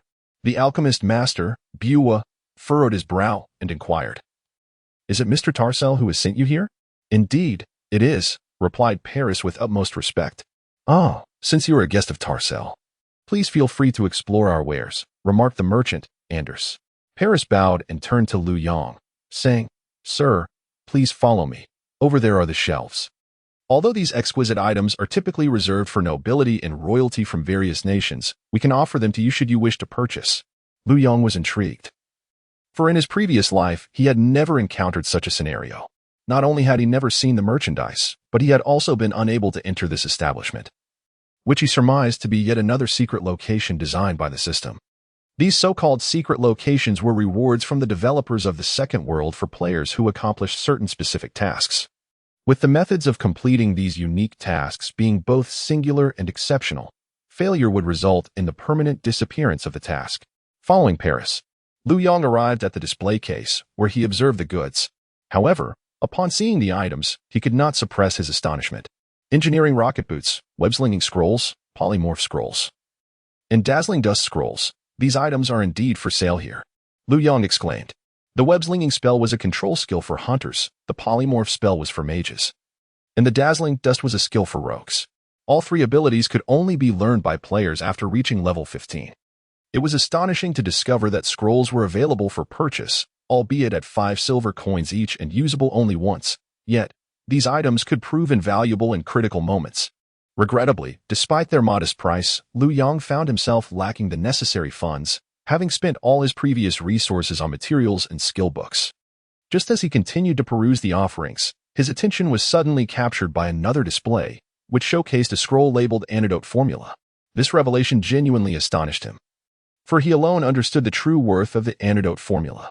Lu Yang vividly recalled that in his previous life, when a multitude of players reached level 5 and endeavored to conquer the level 58 dungeon, the Poisonous Valley, despite donning silver grade sets acquired from level 3 dungeons, they were utterly unprepared for the toxic assaults of the level 5 dungeon creatures.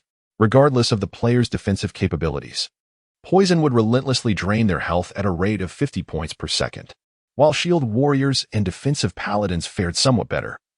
Many damage-dealing classes with lower health pools would perish in under 3 seconds, leaving priests unable to heal them in time. Lu Yang earnestly wished to procure this formula. Yet the purchase section was grayed out, indicating that his reputation was insufficient. At that moment, his standing with the Goblin faction remained neutral, with only 500 points needed to achieve a friendly status. However, many players remained neutral throughout their lives, for the Goblin faction offered few opportunities to improve one's reputation. As Lu Yang pondered his predicament, the doors swung open, and Bissell strode in with palpable excitement, followed closely by the elderly goblin, Tarcel, who regarded Lu Yang with a kind expression. "Hey brother, I have spoken to my uncle about your situation, and he has given his approval," Bissell exclaimed enthusiastically. Lu Yang remarked, "I have mentioned before that it was merely a trivial effort. There is no need to place such significance upon it." Tarcel replied, "Sir, your seemingly simple act has not only salvaged the future heir of my venture capital firm, but has also preserved my very life. Your character is so noble that the doors of my goblin clan shall always remain open to you." The system prompted, "Your reputation with the venture capital firm has reached a friendly status. Your reputation with the goblin race has reached a friendly status."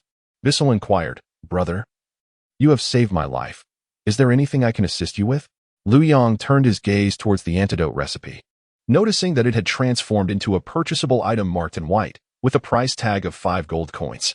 "Please reserve that recipe for me. I shall gather enough funds to purchase it from you in the coming days," Lu Yang indicated. Bissell glanced at the antidote recipe and, after requesting Paris to bring it forth, presented the recipe to Lu Yang with both hands, saying, "Brother, since you desire this recipe, I shall gift it to you." Lu Yang replied, "That cannot be. I cannot accept this recipe." He had his own means of earning and did not lack these 5 gold coins. Bissell lifted his chin, his gaze steadfast as he addressed Lu Yang. "Brother, my gift to you is merely a gesture to convey that we goblins possess not only greed but also gratitude." After a moment's reflection, Lu Yang conceded, "Very well, I shall accept your generous gift. Thank you." Chapter 36. Annihilate the Trolls. Upon receiving the scroll from Bissell, Lu Yang found himself engulfed in tumultuous emotions. He vividly recalled the multitude of players from his previous life, trapped before the Serpent Valley dungeon, unable to advance. Given the formidable difficulty of the Second World dungeons, it was utterly impossible to conquer the level 10 monsters without equipment rated between levels 5 and 8. As anxiety swept through the entire player base, a sudden stir arose when a player began selling antidotes at the auction house. Excited players rushed to purchase the potions, driving the price of a single antidote to a staggering 5 silver coins. Yet even at this inflated rate, demand far exceeded supply. "My friend, you have bestowed upon me a remarkable gift," Lu Yang remarked. Bissell, unperturbed, replied, "It is merely a trifling token, insignificant compared to my life." Sidar interjected, "We wish to offer you not just a modest gift, but also seek your assistance in a matter." "What matter?" Lu Yang inquired. Instead of responding, Sidar inclined slightly towards Bissell. From a goblin behind him, Bissell retrieved a formal commission letter, his anger palpable as he addressed Lu Yang. "The audacious trolls have dared to assault our venture capital company and threaten my life. I intend to make them pay, and I hope you will accept my commission to eradicate those vile trolls." Lu Yang accepted the commission letter, which read, "Venture Capital Company Commission Eradicate the Trolls. The audacious trolls have attacked the merchant convoy of the Venture Capital Company. To teach them a lesson and to serve as a warning to other races, the Venture Capital Company hereby commissions Mr. Lu Yang to venture to the troll encampment and eliminate the remaining trolls. For each troll slain, evidenced by the bone chain worn around its neck, the Venture Capital Company is willing to reward Mr. Lu Yang with 20 copper coins." Calculating swiftly, Lu Yang noted that the troll encampment typically refreshed around 100 trolls at a time. Slaying them would yield 2,000 copper coins, equivalent to 20 silver coins, a most lucrative endeavor, allowing him the means to procure materials for crafting antidotes. I accept this commission. Lu Yang inscribed his name on the letter and returned it to Bissell. Splendid. I knew you would accept my request, my friend, Bissell exclaimed, his joy evident. Glancing at the time, Lu Yang realized he had lingered too long at the goblin encampment. A sense of urgency washed over him as memories of Lu Jie from his previous life resurfaced. My friend, I shall proceed to the troll encampment now. Await my good news, Lu Yang declared. Very well, the convoy is not currently on any missions. Should you seek me, find me in the trading hall on the eastern side of the camp. I shall be waiting there, Bissell instructed. Nodding in acknowledgement, Lu Yang bid farewell to Bissell, proceeded to the riverbank, and prepared 200 servings of crispy electric eel meat. He then made his way to the troll encampment, focusing his sights on a troll as he began to chant the incantation for fireball. The refresh rate of the trolls is also once every 15 minutes, however. These creatures prove to be quite formidable. Each time Lu Yang attacks, he must meticulously evade the spears hurled by his adversaries. A single misstep in dodging could result in his untimely demise by a spear. In truth, this method of leveling up and battling monsters pales in comparison to the location Lu Yang has designated for his subordinate, Xiao Liang. Additionally, he has already accepted a quest from the goblins, allowing him the luxury of postponing the task until he reaches level 10. By then, he will be fully equipped and can assemble a team to share in the spoils. While other players who have not received the goblin's quest will be unable to obtain the trollbone chains, effectively making Lu Yang a benefactor hiring players at this encampment for the acquisition of the trollbone chains. However, Lu Yang refrains from taking this route, as he aims to hone his operational skills and sees every opportunity to accumulate an advantage. Currently, the in-game currency and real-world currency have not been integrated, leaving players with scant resources. Even slaying a mere 100 trolls would yield 20 silver coins, a substantial sum in the game, capable of facilitating numerous endeavors. Furthermore, Lu Yang's ambitions extend beyond merely defeating 100 trolls. At this stage, the only monsters he can challenge above his level are those present here.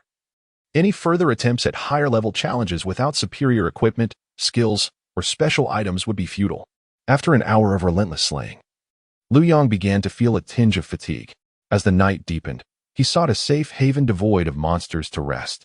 Maintaining intense focus to evade the troll spears for an extended period is no trivial task, particularly at night. Opening his friends list, Lu Yang pressed the call button for Xiao Liang. Brother, how are things on your end? At the bug location in the half-orc caves hall, Xiao Liang was still utilizing the serpent venom beads to farm half-orcs. Boss, this place is simply exhilarating for monster hunting. I'm almost at level 7. Xiao Liang exclaimed with enthusiasm.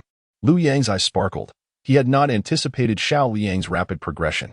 That's great, brother. You're really moving quickly. Not just that. Chaos reigns in the outside world. An unknown player has suddenly surged into the top 10 of the level rankings, swiftly dispatching leaders from major guilds like Black Blood, Twilight, and Xiongba. In just one day, he reached level 7, firmly securing the second position on the leaderboard. Players in the world chat were abuzz with discussions about this event, many expressing envy, while others simmered with jealousy. Some even rushed to the game's official channels to report the bug, as Black Blood and Twilight had only just reached level 6.5. Leaving everyone puzzled as to how this player, known as the Black Armor Warrior, managed to level up so swiftly. He must be using hacks. Zhang Yuan remarked indignantly from within the rock cave, having recently returned from level 2 to 3. They had previously attempted to challenge a level 3 dungeon, only to perish 5 times, causing their level to regress to 2, at 50%. That's not necessarily the case, Zhang Zibo countered. What do you mean? Xia Yue inquired while engaging in combat. Did you all notice that as the black-armored warrior rapidly levels up, Lu Yang is also progressing swiftly? I suspect they know each other and are leveling up together, Zhang Zibo remarked. Damn it, do you think their minds are malfunctioning? It's one thing for Lu Yang to be unreachable, but the black-armored warrior has also disabled the friend function. Don't they realize they could earn a fortune by selling their leveling strategies? Zhang Yuan retorted. Xia Yue interjected. There's nothing we can do. Experts often have their quirks. Let us not let this matter dampen our spirits. We should focus on leveling up. Our current location is quite advantageous. Zhang Zibo and the others nodded in resignation.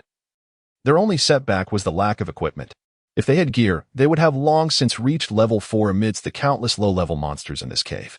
Lan Yu observed Xia Yue and the others discussing Lu Yang, feeling an inexplicable sensation within her, a blend of mystery and excitement. As though she were secretly engaged in some mischievous act, fearful of being discovered. Chapter 37, The First Fortune, What is he doing? Lan Yu wondered curiously. Beneath the night sky in the troll forest, Lu Yang had fully recovered and continued to slay trolls, not pausing until the break of dawn in the real world. He utilized a return scroll to teleport back to St. Gal City, then hurried to the goblin camp in the western part of the city, where he found Bissell in the council hall. Buddy, you're back. How did it go? Bissell was engaged in conversation with Saitar when he noticed Lu Yang's arrival and immediately approached him with joy. Lu Yang retrieved 200 trollbone chains from his backpack and handed them to Bissell, saying, I killed a total of 200. Oh, brother, you truly are remarkable. Just as I expected from a big guy. Here are 40 silver coins. Bissell produced a pouch from his waist and presented it to Lu Yang. System notification, you have received 40 silver coins. Lu Yang felt a surge of excitement. Although 40 silver coins seemed minimal, it was the third day since the server launch, and the currency exchange function between in-game currency and real money had yet to be activated. A large guild only had a few dozen silver coins and liquid assets. Thus the 40 silver coins in Lu Yang's possession could accomplish a great deal. I will come find you again tomorrow. Lu Yang bid farewell to Bissell, and upon exiting the goblin camp, made his way to the auction house in the eastern district of St. Gal City. He intended to acquire a substantial amount of herbs for crafting antidotes. In the world of the second world, players cannot pass through one another. When a player occupies a space, others cannot traverse it. Consequently, commercial buildings in the second world are constructed with grandeur. The auction house in the Eastern District is a prime example of such a monumental structure, spanning over 8,000 square meters with 3 stories and a grand entrance 50 meters wide, accommodating up to 10,000 players for auctions. At this moment, the auction house was bustling with players, mostly those engaged in gathering activities, selling herbs, hides, ores, and other items. Each level of the hall featured numerous NPCs to assist players with their auctions, alongside self-service devices akin to bank ATMs, allowing players to participate in auctions independently. Lu Yang located a self-service auction machine and began by listing the silver tier bow he had obtained from Watkins, setting a minimum price of 50 silver coins with no upper limit. He then selected the herb category and identified stone root, withered leaf, and silver leaf, the 3 essential ingredients for crafting antidotes. Typically, herb auctions are conducted in groups of 30, with only a select few high-end herbs allowed to be auctioned individually. Upon examining the prices of the herbs, Lu Yang was astonished to find that all 3 were priced the same, a maximum of 10 copper coins per group and a minimum of 3 copper coins. This brought back memories of his previous life when players gradually acquired the antidote recipes, causing the prices of the herbs to surge, with some groups selling for as much as 1 silver coin. The current selling price seemed remarkably low in contrast. Lu Yang spent 30 silver coins to purchase 300 sets of herbs. Subsequently, he made his way to the Alchemist Guild, situated in the eastern district of St. Gal City. The Alchemist Guild stands as the largest of its kind for humanity, occupying an area of approximately 5,000 square meters, located to the northeast of the auction house. Players aspiring to learn alchemy must pay 5 silver coins at the guild to acquire the basic alchemical skills, allowing them to access various recipes thereafter. At that moment, the first-floor hall of the guild was sparsely populated with only a few players, each wearing an air of arrogance upon noticing Lu Yang. To arrive at the Alchemist Guild on the 3rd day of the server's launch suggested that these individuals were indeed the guild's most fervently nurtured alchemists. Lu Yang understood that he would likely never interact with them in his lifetime, and thus, he disregarded their presence and ascended to the 2nd floor, where he chose the 9th room, familiar to him from a previous life, to seek out Master Bekins, the alchemist. Good day, sir. I wish to learn alchemy, Lu Yang said respectfully. Master Bekins, a middle-aged man in his 40s, stood beside a bookshelf, engrossed in his reading. He donned a robe of purple and gold, the hue signifying his elevated status as a high-tier alchemist. Welcome, young man, to the profound art of alchemy. However, to embark on this journey, you must pay me a tuition fee of 5 silver coins, Bekins replied. Of course, Lu Yang said, producing the requisite coins to hand over to Bekins. The master retrieved a beginner's alchemy skill book from the shelf behind him and presented it to Lu Yang, advising, study it carefully. Therein lies the essence of alchemy. Lu Yong accepted the tome and chose to utilize it. System notification. You have learned Basic Alchemy. Alchemy Proficiency, 050. This is the maximum level achievable for Basic Alchemy. To learn Intermediate Alchemy beyond level 50, further payment is required. From his inventory, Lu Yong extracted the recipe for the antidote and opted to use it once more. A burst of light enveloped him, and the antidote recipe vanished, replaced by an icon for the antidote in his alchemical skill panel. System notification. You have learned to create antidote. Sir, I wish to rent an alchemical laboratory, Lu Yong stated. Certainly, it is 1 silver coin per hour, Bekins replied. Lu Yong paid the fee, and Bekins used magic to transport him into the laboratory. The alchemical laboratory enhances the success rate of potion making by 1, which is crucial for many ordinary players. However, for Lu Yong, this slight increase held little significance. His reason for renting the laboratory was not the marginal success rate, but rather the presence of a large alchemical furnace, capable of producing up to 30 potions at once, thus saving him the time wasted on creating each potion individually.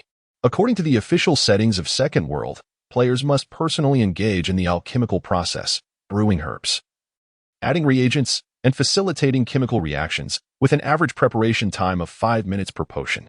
Lu Yong could not afford to squander such precious time, making the use of the laboratory the most prudent choice. After igniting the flames beneath the alchemical furnace, Lu Yong patiently awaited the boiling of the water within. From his backpack, he retrieved stone root grass, withered leaf grass, and silver leaf grass, placing a set of each into the cauldron. The ambition to concoct 30 potions in one go was no trifling matter. Ordinary players lacked the capability to achieve such a feat. Should any step in the potion-making process falter, the entire potion would be rendered useless. However, this posed no challenge for Lu Yong. In his previous life, he had been a mage, a distinguished one at that, where alchemy was one of the essential subjects he mastered.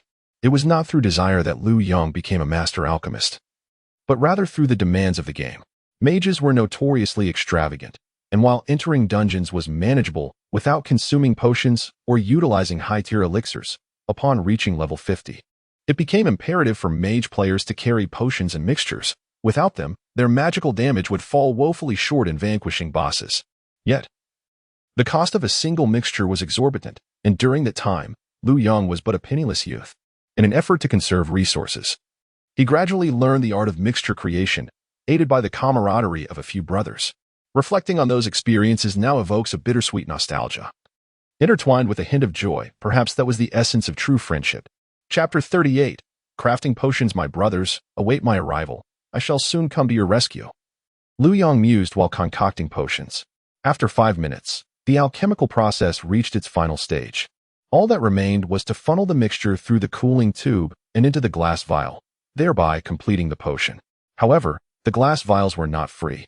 The most basic one cost 2 copper coins. Lu Yong first procured 30 glass vials, arranging them neatly on the table. He then took 1 vial, positioned it at the exit of the cooling tube, and opened the valve to pour the potion into the container. The antidote displayed a deep black hue, with a slight viscosity to the liquid. After gently shaking it to achieve a uniform consistency, Lu Yong consumed the entire vial. A system notification chimed. Your resistance to toxins has increased by 50 points. Clenching his fist in triumph, Lu Yong reveled in his success. This was indeed the effect of the antidote. Initially, he had harbored some apprehension, as it had been several years since he had last crafted such a rudimentary potion. Yet he had succeeded on his first attempt. With that, the subsequent tasks became considerably easier. He proceeded to fill the remaining vials with the surplus potion and retrieved herbs to continue his alchemical endeavors. An hour later, Lu Yong had flawlessly produced 3 batches of potions, yielding a total of 89 vials. Observing the neatly arranged vials on the table, he calculated their worth. Priced at 5 silver coins each, the total value of the 89 antidotes amounted to over 4 gold coins. Upon exiting the alchemy room and bidding farewell to Bekins, Lu Yong made his way to the bank in St. Gall City.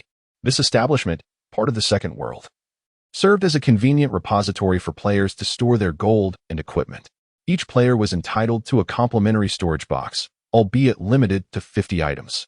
To store more, one would need to rent an additional box, which was rarely done in later stages, as the rental fee was 1 gold coin per week. Upon accessing the storage box, Lu Yong noted that potions, like herbs, were grouped in sets of 30. After placing the potions into the storage box, he inquired about Xiao Liang's condition. Learning that the young man was still pushing through, Lu Yong insisted that he log off. Once Xiao Liang had exited, Lu Yong followed suit and left the game. Removing his helmet, Lu Yong sat up in bed. After a simple breakfast, he resumed his physical training according to the regimen he had established. Though his body had yet to fully recover from the previous day's exertions, and any vigorous activity caused discomfort, Lu Yong persevered with determination. A famous figure from the last century once posed the question, where does freedom originate? It arises from self-assurance, which in turn is cultivated through self-discipline. One must first learn to exercise restraint and control one's life through a stringent schedule, thereby honing confidence within the bounds of discipline. After 2 hours, Lu Yong reached the limits of his physical endurance once more. This time, his muscles ached even more intensely. Nevertheless, he sensed a growing mastery over his body. Struggling to remain upright, Lu Yong gradually made his way to the bathroom. After a brief wash, he collapsed onto his bed, succumbing to slumber. It was only around 4 in the afternoon that he stirred awake. Following dinner, Lu Yong donned his helmet and re-entered the realm of the second world. As he accessed the login interface, just as he was preparing to venture into the troll forest to earn some gold, he received a voice message from someone in the game. Upon checking, he discovered it was the Elder of Dusk. He pressed the answer key, and before he could utter a word, he was greeted by the Elder's boisterous laughter. "Thank you so much, my young friend," the Elder exclaimed. Lu Yong inquired, "What is the matter?" "This morning, thanks to your shield, I, your older brother, have become the first in the world to conquer the level 3 dungeon, etching my name into the annals of the second world. Can you imagine my joy?" the Elder declared with palpable excitement. Lu Yong was not overly surprised. The attributes of the young dragon shield were exceptionally formidable. For anyone wielding such a shield, conquering the level 3 dungeon was not overly challenging, especially considering the Elder had a cadre of elite players at his disposal. "Congratulations indeed," Lu Yong replied. "It's all thanks to you, my young brother," the Elder continued, his excitement intensifying. This successful dungeon clearance not only granted the Elder substantial prestige, but also attracted a multitude of players to his guild, originally boasting 40,000 members. The guild saw an influx of 20,000 new applicants overnight. "I owe you a personal favor, my brother. If you ever require assistance, do not hesitate to seek me out. I shall gladly oblige," the Elder stated. The success of this dungeon clearance had also allowed the Elder to negotiate contracts with 3 of the nation's top gaming studios, integrating them into his guild. Though he kept this news to himself and allowed these studios to expand in other cities, Lu Yong indeed had intentions to call in this favor. As one of the materials required to upgrade the heart of the demon god was produced within the level 3 dungeon, he had initially planned to assemble a team himself. But having the Elder's experienced team undertake the challenge would be far more advantageous. "Have you prepared the items I requested?" Lu Yong asked. "The dark silk spider threads, correct?" "They are ready. Just wait a moment. I will send someone to deliver them to you," the Elder responded. "Very well, I shall await you at the bank's entrance," Lu Yong said. "Understood," the Elder replied, closing the call. He then turned to his vice president and instructed, "Qing Feng, please make a trip to the bank in St. Gal City and deliver the materials Lu Yong requested." "Of course, boss," the vice president, Li Jiu-Qi-Feng, said, producing a return scroll and soaring back to St. Gal City. Lu Yong had requested 600 sets of the dark silk spider threads. Such a quantity exceeded the capacity of a player's inventory, necessitating a segmented transaction at the bank. While Lu Yong stood at the bank's entrance in anticipation, a group of players approached from a distance. "With Rain Wei and Lan Yu here, you need not worry. I have procured a complete set of bronze armor for warriors at a premium price. This time, we shall undoubtedly conquer the dungeon." A familiar yet somewhat irksome voice reached Lu Yang's ears. Turning his head, he beheld Lan Yu and Xia Yue approaching. Lan Yu, catching sight of Lu Yong, wore a joyful expression and waved, exclaiming, "Expert, what brings you here?" Lu Yong smiled and approached Lan Yu, inquiring, "I was just about to ask you the same. What brings you to this place?" Lan Yu replied, "We are gearing up to tackle a dungeon. This time, we have acquired a complete set of warrior equipment, boasting a defensive power exceeding 71 points. We are absolutely set for success." Lu Yong chuckled, remarking, "You certainly exude confidence. Of course, we are on the verge of reaching level 4, so there should be no issues this time," Lan Yu asserted. Xia Yue glanced at Lu Yong and asked, "Sir, might you possess a strategy guide for the Death Cave dungeon? If so, we would be willing to purchase it at a generous price." The previous secrets regarding the hidden cave and the recipe for crispy electric eel had led Xia Yue to perceive Lu Yang as no ordinary individual. It was entirely plausible that he hailed from a premier studio or a prominent guild, making the possession of such knowledge less surprising. Chapter 39. The temporary team. Lu Yang smiled and remarked, "I possess the strategy for the Death Cave dungeon. But I must say it is of little use without a skilled mage. Do you have one among you?" Xia Yue and Zhang Zibo shook their heads, aware of their limitations. Lu Yang's reference to a skilled mage implied someone of considerable expertise. Suddenly, an idea struck Zhang Zibo, and he invited, "Brother, why not join us? We will not only compensate you for the strategy but also for your guidance. Please name your price." While echoing Zheng Yuan's earlier sentiment, Zhang Zibo's tone was far more gentle and imbued with respect for Lu Yang. Lan Yu's eyes sparkled as she interjected, "What a splendid idea. If you could articulate the requirements to conquer the first boss, it would surely demonstrate your knowledge of this dungeon. Please assist us with the initial entrance." Little ghost. Lu Yang chuckled in response. Xia Yue shared the same sentiment. After failing 5 consecutive times against the first boss the previous night, she recognized that overcoming this dungeon was beyond her current capabilities. Even though their warrior's defense had reached 71 points, sufficient to defeat the first boss, the subsequent 2 bosses loomed as a daunting challenge. Would they need to face annihilation time and again in search of a strategy? Or should they wait until all hope was lost before requesting Lan Yu to plead with Lu Yang? Thus far, the Elder of Dusk had been the first to conquer the dungeon, with other prominent guilds like Xiangba having also succeeded. Eager not to fall too far behind in this competition, Xia Yue saw this as the best course of action. Lu Yang turned to Zhang Zibo and then to Xia Yue, saying, "I can assist you, but let's forego payment. It will only take half an hour. You may record the session, and I shall teach you once." "That's unacceptable." Xia Yue shook her head, insisting, "We must compensate you." With a cold smirk, Lu Yang replied, "If you insist on paying me, I will not assist."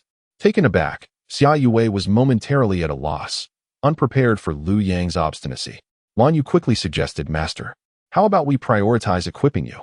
We cannot always be indebted to you." Lu Yang regarded Lan Yu with a smile, conceding, "That condition is acceptable." A collective sigh of relief swept through the group, but just then, Zheng Yuan approached, his face etched with hostility. "There's no need. We can manage it ourselves." Among the 7 classmates, he was the sole mage. The equipment should rightfully belong to him, and the prospect of relinquishing it to Lu Yang ignited his fury. Sensing Zheng Yuan's reaction, Xia Yue apologetically addressed Lu Yang, "Could you grant me a moment? I need to confer with my teammates." "Of course," Lu Yang replied nonchalantly, awaiting the arrival of materials from the Elder of Dusk. "It won't take long, just 5 minutes." Xia Yue led Zheng Yuan and others to a secluded location. Turning to Zheng Yuan and stating, "Given that this individual has acquired such exceptional equipment early on, it is highly probable that he is an internal tester. Even if he is not, his knowledge of the minimal requirements to conquer the first boss in the dungeon indicates a profound understanding of it. Having someone of his caliber lead us is certainly more advantageous than our aimless exploration." Zhang Zibo and the others comprehended this as well. Their earlier observations of Lu Yang selling equipment had made them suspect that he was likely an internal tester. For the odds of a regular player possessing such luck were exceedingly slim. Zheng Yuan, however, remained obstinate about not allowing Lu Yang to join their group, asserting, "No, I simply refuse to agree." Xia Yue furrowed her brow in response, saying, "Zheng Yuan, I believed you to be a reasonable person. Allowing Lu Yang to join us would benefit us all. Although he has taken all the mage equipment from the dungeon's output, we can still assist you in farming later. This matter is settled. I do not wish for anything to disrupt our team." Faced with Xia Yue's furious expression, Zhang Yuan hesitated to continue, muttering, "Then I shall see if he truly possesses the capability. If not, you shall witness how I deal with him." Xia Yue remained silent and led the group back to the bank entrance to find Lu Yang. At that moment, Lu Yang was engaged in a trade with Lai Jiuqing Feng inside the bank. "Quest completed," Lai Jiuqing Feng exclaimed joyfully. "Trading 600 sets of dark silk spider threads is quite a cumbersome task." Lu Yang replied, "Thank you. No need for thanks. In fact, we owe you gratitude, my friend. Thanks to you providing us with the shield in advance, we would never have been able to secure the first clear and obtain so many rewards." Lai Jiuqing Feng said with delight. "Oh, it seems you have acquired quite a bit of equipment," Lu Yang remarked. "Hee, I was fortunate. This time the dungeon yielded almost exclusively tank gear," Lai Jiuqing Feng replied. "What is your defense now?" Lu Yong inquired. Approximately 102 points, Lai Jiuqing Feng responded. Lu Yong calculated that such a defense should be sufficient to navigate through an expert-level dungeon without issue. At that moment, Xia Yue approached Lu Yong, stating, "My subordinates have agreed. We can proceed into the dungeon now."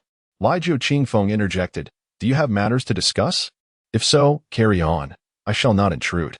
As Lai Jiuqing Feng prepared to leave, Lu Yong called out, "Wait, don't rush off just yet. I need to speak with your leader for a moment." He gestured for Lai Jiuqing Feng and Xia Yue to hold on while he dialed the phone of the Elder Chimu in the game. "Brother, what can I do for you?" Elder Chimu was personally recruiting at the guild entrance, embodying a friendly demeanor as the game commenced. Lu Yong replied, "I need your assistance." "Are you available?" "Yes, go ahead," Elder Chimu responded, eager to repay Lu Yang's favor. Lu Yong said, "I am preparing to venture into the level 3 dungeon. May I borrow your vice captain for a while?" "Of course, no problem. If you need more assistance, I can also gather a few elite members from our team to accompany you," replied the Elder of Twilight. Lu Yong glanced at Zheng Yuan and others in Xia Yue's group and remarked, "That may not be certain. If the need arises, I will certainly reach out to you." After concluding the call, Lu Yong turned to Lai Jiuqing Feng and stated, "I have made arrangements with your leader to lend you for a while to assist us in conquering a dungeon." Lai Jiuqing Feng, having already received the message from the Elder of Twilight, responded enthusiastically, "No problem at all." Lu Yong looked over at Xia Yue, who assured him, "We are also ready. We can form a team at any time." "Hold on," Lu Yong replied. "I will initiate the group first. Once you join my team, please report your stats one by one. By the way, I will call someone else over, and then we will surely succeed in the dungeon." Chapter 40. "I am Lu Yong. What? You're bringing someone else along?" Zheng Yuan exclaimed, his eyes wide with disbelief. Lu Yong inquired, "Is there a problem with that?" "Of course there is. We've already provided you with all the mage gear. Why do you need to bring someone else? Do you think our team is merely here to serve you?" Zheng Yuan retorted, pointing an accusatory finger at Lu Yong. "Indeed, if it's just a low-level character, perhaps it's best not to bring them. We already have 24 members, and they want to enter the dungeon too. As the team leader, you shouldn't act this way. We need to level up." The other members of Xia Yue's team immediately joined in the commotion, as they were all players who followed Zheng Yuan's lead. "You are being unreasonable," exclaimed Lai Jiuqing Feng, aware of Lu Yang's true identity and also of Chimu's desire to recruit him. He stepped forward to defend Lu Yang. However, before he could finish his sentence, Lu Yang placed a reassuring hand on Lai Jiuqing Feng's shoulder, signaling him to remain calm. Lai Jiuqing Feng looked at Lu Yang with a puzzled expression, unable to comprehend why Lu Yang wished for him to refrain from continuing. "Master, if you require assistance, my boss has stated that we can always dispatch an elite guild team to accompany you in the dungeon. Why bother with these individuals?" Lai Jiuqing Feng discreetly messaged Lu Yang, not wanting to disclose his position as the vice president of the Chima Guild to Xia Yue and the others. Lu Yang was also reluctant to include Zhang Yuan's group. Had it not been for Lan Yu, he would have already taken the elite guild members from Chima with him, which would have made the dungeon run considerably easier and spared him the hassle. Nevertheless, for the sake of helping Lan Yu, his closest little sister from a past life, Lu Yang chose to endure. "Hold on, let me think it over," Lu Yang replied to Lai Jiuqing Feng, then turned to look at Xia Yue, his gaze inquisitive. Xia Yue felt a wave of embarrassment wash over her. She turned to Zheng Yuan, glaring fiercely, and said, "Be quiet. Can you not cause me shame?" What did I do?" Zheng Yuan protested. "What do you think?" Xia Yue's eyes turned icy. All right, I concede," Zheng Yuan muttered, instantly deflated and unwilling to continue the argument. Xia Yue's expression softened slightly as she surveyed the others, especially those who had echoed Zheng Yuan's sentiments, who promptly fell silent. "From this moment forth, Lu Yang is the captain of this team. Anyone who disrespects him disrespects me. Do you understand?" Xia Yue declared with resolute authority. "Understood. We will follow your lead," Zhang Zibo and the others responded in unison. Zheng Yuan, however, could only muster a weak "oh," while quietly muttering to himself, "Let us see what sort of person he brings along. If they lack skill, I certainly won't let it slide."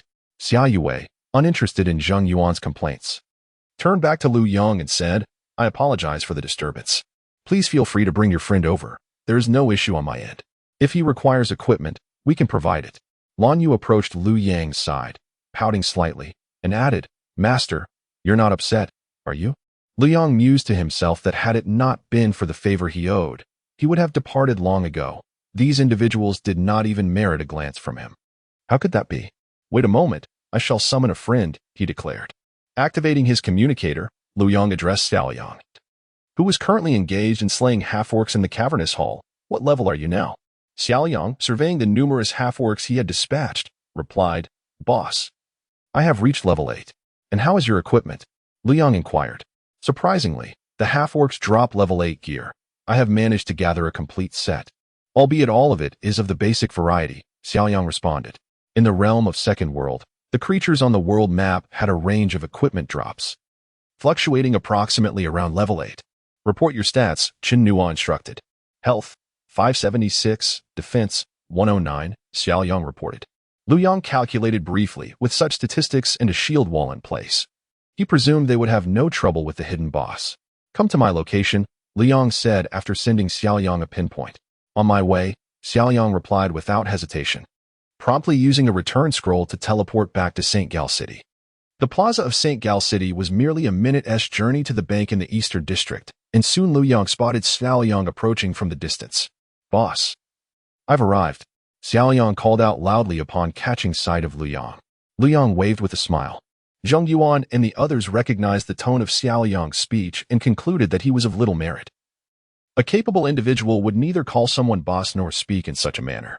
Indeed, just another leeching off experience and equipment, Zhang Yuan remarked with displeasure. Many in the group wore expressions of dissatisfaction, and just as the atmosphere turned somewhat peculiar, Lan Yu suddenly asked, Expert, what is your friend's name? A sly smile crept across Liu Yang's lips as he replied, Why do you wish to know his name? Having overheard Zhang Zibo's analysis regarding Liu Yang and the black armored warrior during their monster hunting escapades, Lan Yu, aware of Liu Yang's identity as the sorcerer before her, speculated that the person Liu Yang was calling must likely be the black armored warrior. Upon witnessing Liu Yang's expression, she felt certain her guess was accurate. I knew you were up to something, Lan Yu said, her beautiful eyes fixed on Liu Yang. Liu Yang shrugged, feigning innocence. What do you mean? Then tell me his name, Lan Yu pressed. Xia Yue felt a stir of curiosity about Lan Yu's inquiry, while Zheng Yuan and Zhang Zibo also turned their attention, intrigued, knowing Lan Yu was not one to pry unnecessarily. Realizing he could no longer conceal the truth, Liu Yang decided to abandon his ruse, contemplating inwardly that the guise of a fool was not for the faint-hearted. And the preceding setup had been quite exhausting. He resolved never to engage in such theatrics again. Boss, I'm here. Xiaoyang arrived at Liu Yang's side just then. Liu Yang patted Xiaoyang on the shoulder and said, Come, introduce yourself to everyone. They are inquiring about who you are. Xiaoyang glanced at the 20 pairs of eyes fixed upon him, feeling an unfamiliar warmth flush his cheeks as he scratched the back of his head. Hello everyone. I am the Black Armored Warrior, he announced. Xia Yue and Zhang Zibo were left astounded, while Zheng Yuan's eyes widened in disbelief. You are the Black Armored Warrior? Xia Yue inquired. Indeed, he affirmed. The one ranked second on the leaderboard? Zhang Zibo pressed further. Yes, Xiao Liang replied, sensing the peculiar fascination of those around him. Suddenly, the expressions of Lai Jiao and Qing Feng, along with Zheng Yuan, could no longer be contained. They stifled their laughter, struggling to suppress their amusement as they cast astonished and admiring glances at Liu Yang. In a fit of indignation, Lan Yu playfully punched Liu Yang's chest, exclaiming, You rascal. Xia Yue and Zhang Zibo quickly connected the dots, turning their attention to Liu Yang. If you are the Black Armored Warrior, then you must be Liu Yang? Xia Yue's mouth felt parched as she struggled to swallow. Liu Yang replied, That's correct. I am indeed Liu Yang.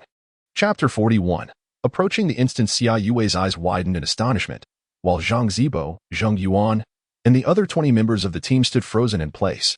Liu Yang, the world's foremost expert, ranked first on the leaderboard and already at level 8, loomed above them like a giant, as they had barely reached level 3. In the early stages, one's level determined everything. If Liu Yang wished to eliminate them, he could effortlessly defeat all 20 of them single-handedly. When they attacked Liu Yang, they were bound by the system's mechanics, where a level 3 strike against a level 8 was likely to miss, while Liu Yang could dispatch them with ease, akin to casting a fireball. Recalling the instances when Zheng Yuan had offended Liu Yang, a look of concern crossed Xia Yue's face. Approaching Liu Yang, she bowed slightly and said, Mr. Liu Yang, I sincerely apologize for the previous incidents. I hope you can overlook them. A slight smile formed at the corners of Liu Yang's mouth as he thought to himself how fortunate he was that the renowned Queen of Roses, the Lord of the Nine Cities in his past life, would deign to apologize to him. It is quite all right. I am not a petty person, Liu Yang replied. Casting a glance at Zheng Yuan, Xia Yue sighed in relief and said, that is truly wonderful. Let us form a party. Very well, Liu Yang responded, activating the team mode for 20 players. I will create the teams one by one. Please inform me of your class and stats as I call your name. He chose Xia Yue first. Berserker, level 3, damage 31, health 144, she reported. Her build focused entirely on strength, though she regrettably wielded a crude level 1 dagger. Liu Yang's second choice was Lan Yu. Priest, level 3, magic damage 29, health 208, Lan Yu stated. His allocation was 3 in magic and 2 in constitution. And with the silver grade staff bestowed by Liu Yang, his stats appeared significantly more impressive than Xia Yue's. Next, Liu Yang selected Zhang Zibo. Defensive warrior, level 3, defense 73. Health 352, Zhang Zibo declared. After completing the selections for 19 members, Liu Yang turned to Zheng Yuan and inquired, what are your stats? Mage, level 3, magic damage 28. Health 112, Zheng Yuan replied, his expression one of displeasure. Liu Yang included Zheng Yuan in the party, furrowing his brow as he remarked, your stats are not particularly impressive. Warriors and rogues should head to the auction house to purchase sharpening stones to increase physical damage by 5 points, while mages should acquire magic damage potions to enhance their spells by 5 points. These items were all products of primary crafting skills and were plentiful in the auction house, though their prices could be rather steep for novice players. A sharpening stone cost 10 copper coins, and a magic damage potion was priced at 20 copper coins. Altogether, the total for their 19 players would amount to over 2 silver coins, essentially depleting Xia Yue's entire savings. Must we really spend this amount? Xia Yue inquired. Liu Yang nodded and said, we must purchase it, or we will not be able to progress through the dungeon. Very well, let us proceed to buy it. Xia Yue gritted her teeth and sent Zhang Zibo to the auction house. Just as everyone waited, Zhang Yuan suddenly approached Liu Yang and inquired, you instructed us to buy it, yet why do you not purchase it yourself? The entire team turned their curious gazes towards Liu Yang, eager to understand why he refrained from making a purchase. You do not intend for us to buy it on your behalf, do you, expert? Zheng Yuan mocked. Xiao Liang had already discerned Zhang Yuan's intention to target Liu Yang. He positioned his shield before Zheng Yuan, standing protectively in front of Liu Yang, and said, my leader need not make a purchase. Even if his magical damage is exceptionally high, I cannot draw the aggro.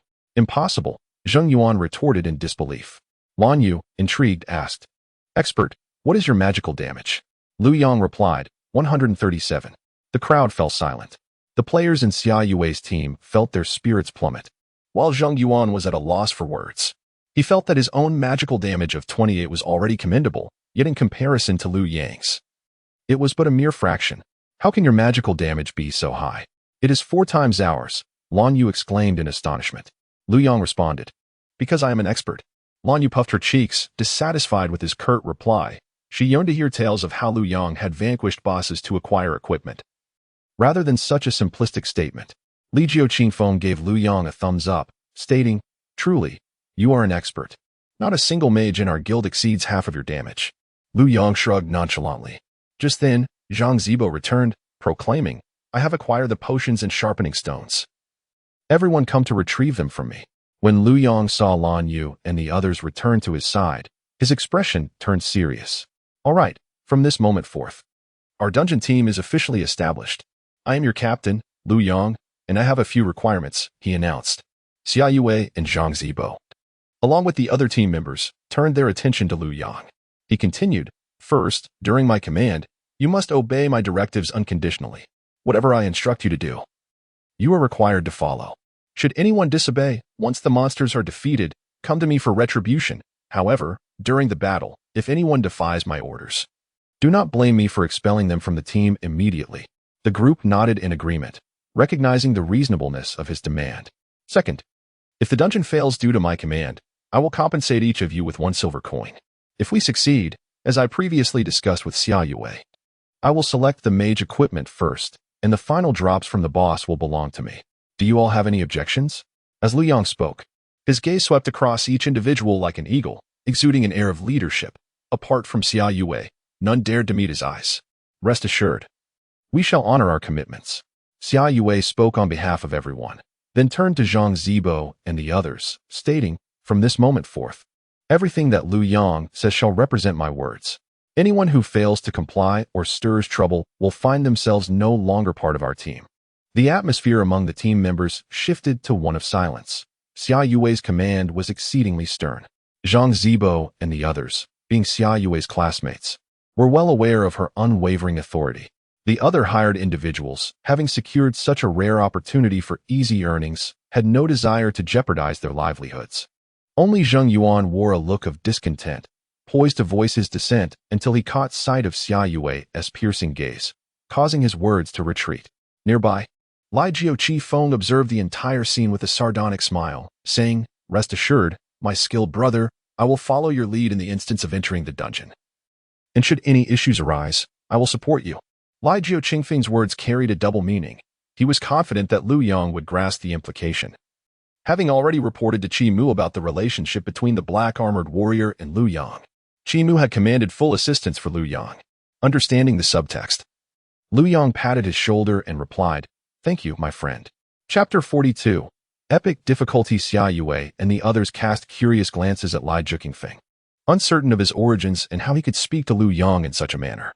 "May I inquire who you are?" Zhang Zibo asked on behalf of Xia Yue. Lai Jiu Qingfeng replied, "A friend of Lu Yang." This statement bore the weight of redundancy, yet it clearly indicated Lai Jiu Qingfeng's reluctance to disclose his identity. Zhang Zibo was about to inquire further when Lu Yang interrupted, providing no opportunity for additional questions. "Everyone, please check your equipment one final time. If all is in order, follow me," Lu Yang commanded. Lai Jiu Qingfeng then asked, "Is there anything else I need to bring?" "You need not bring anything more. Your defense exceeds 100.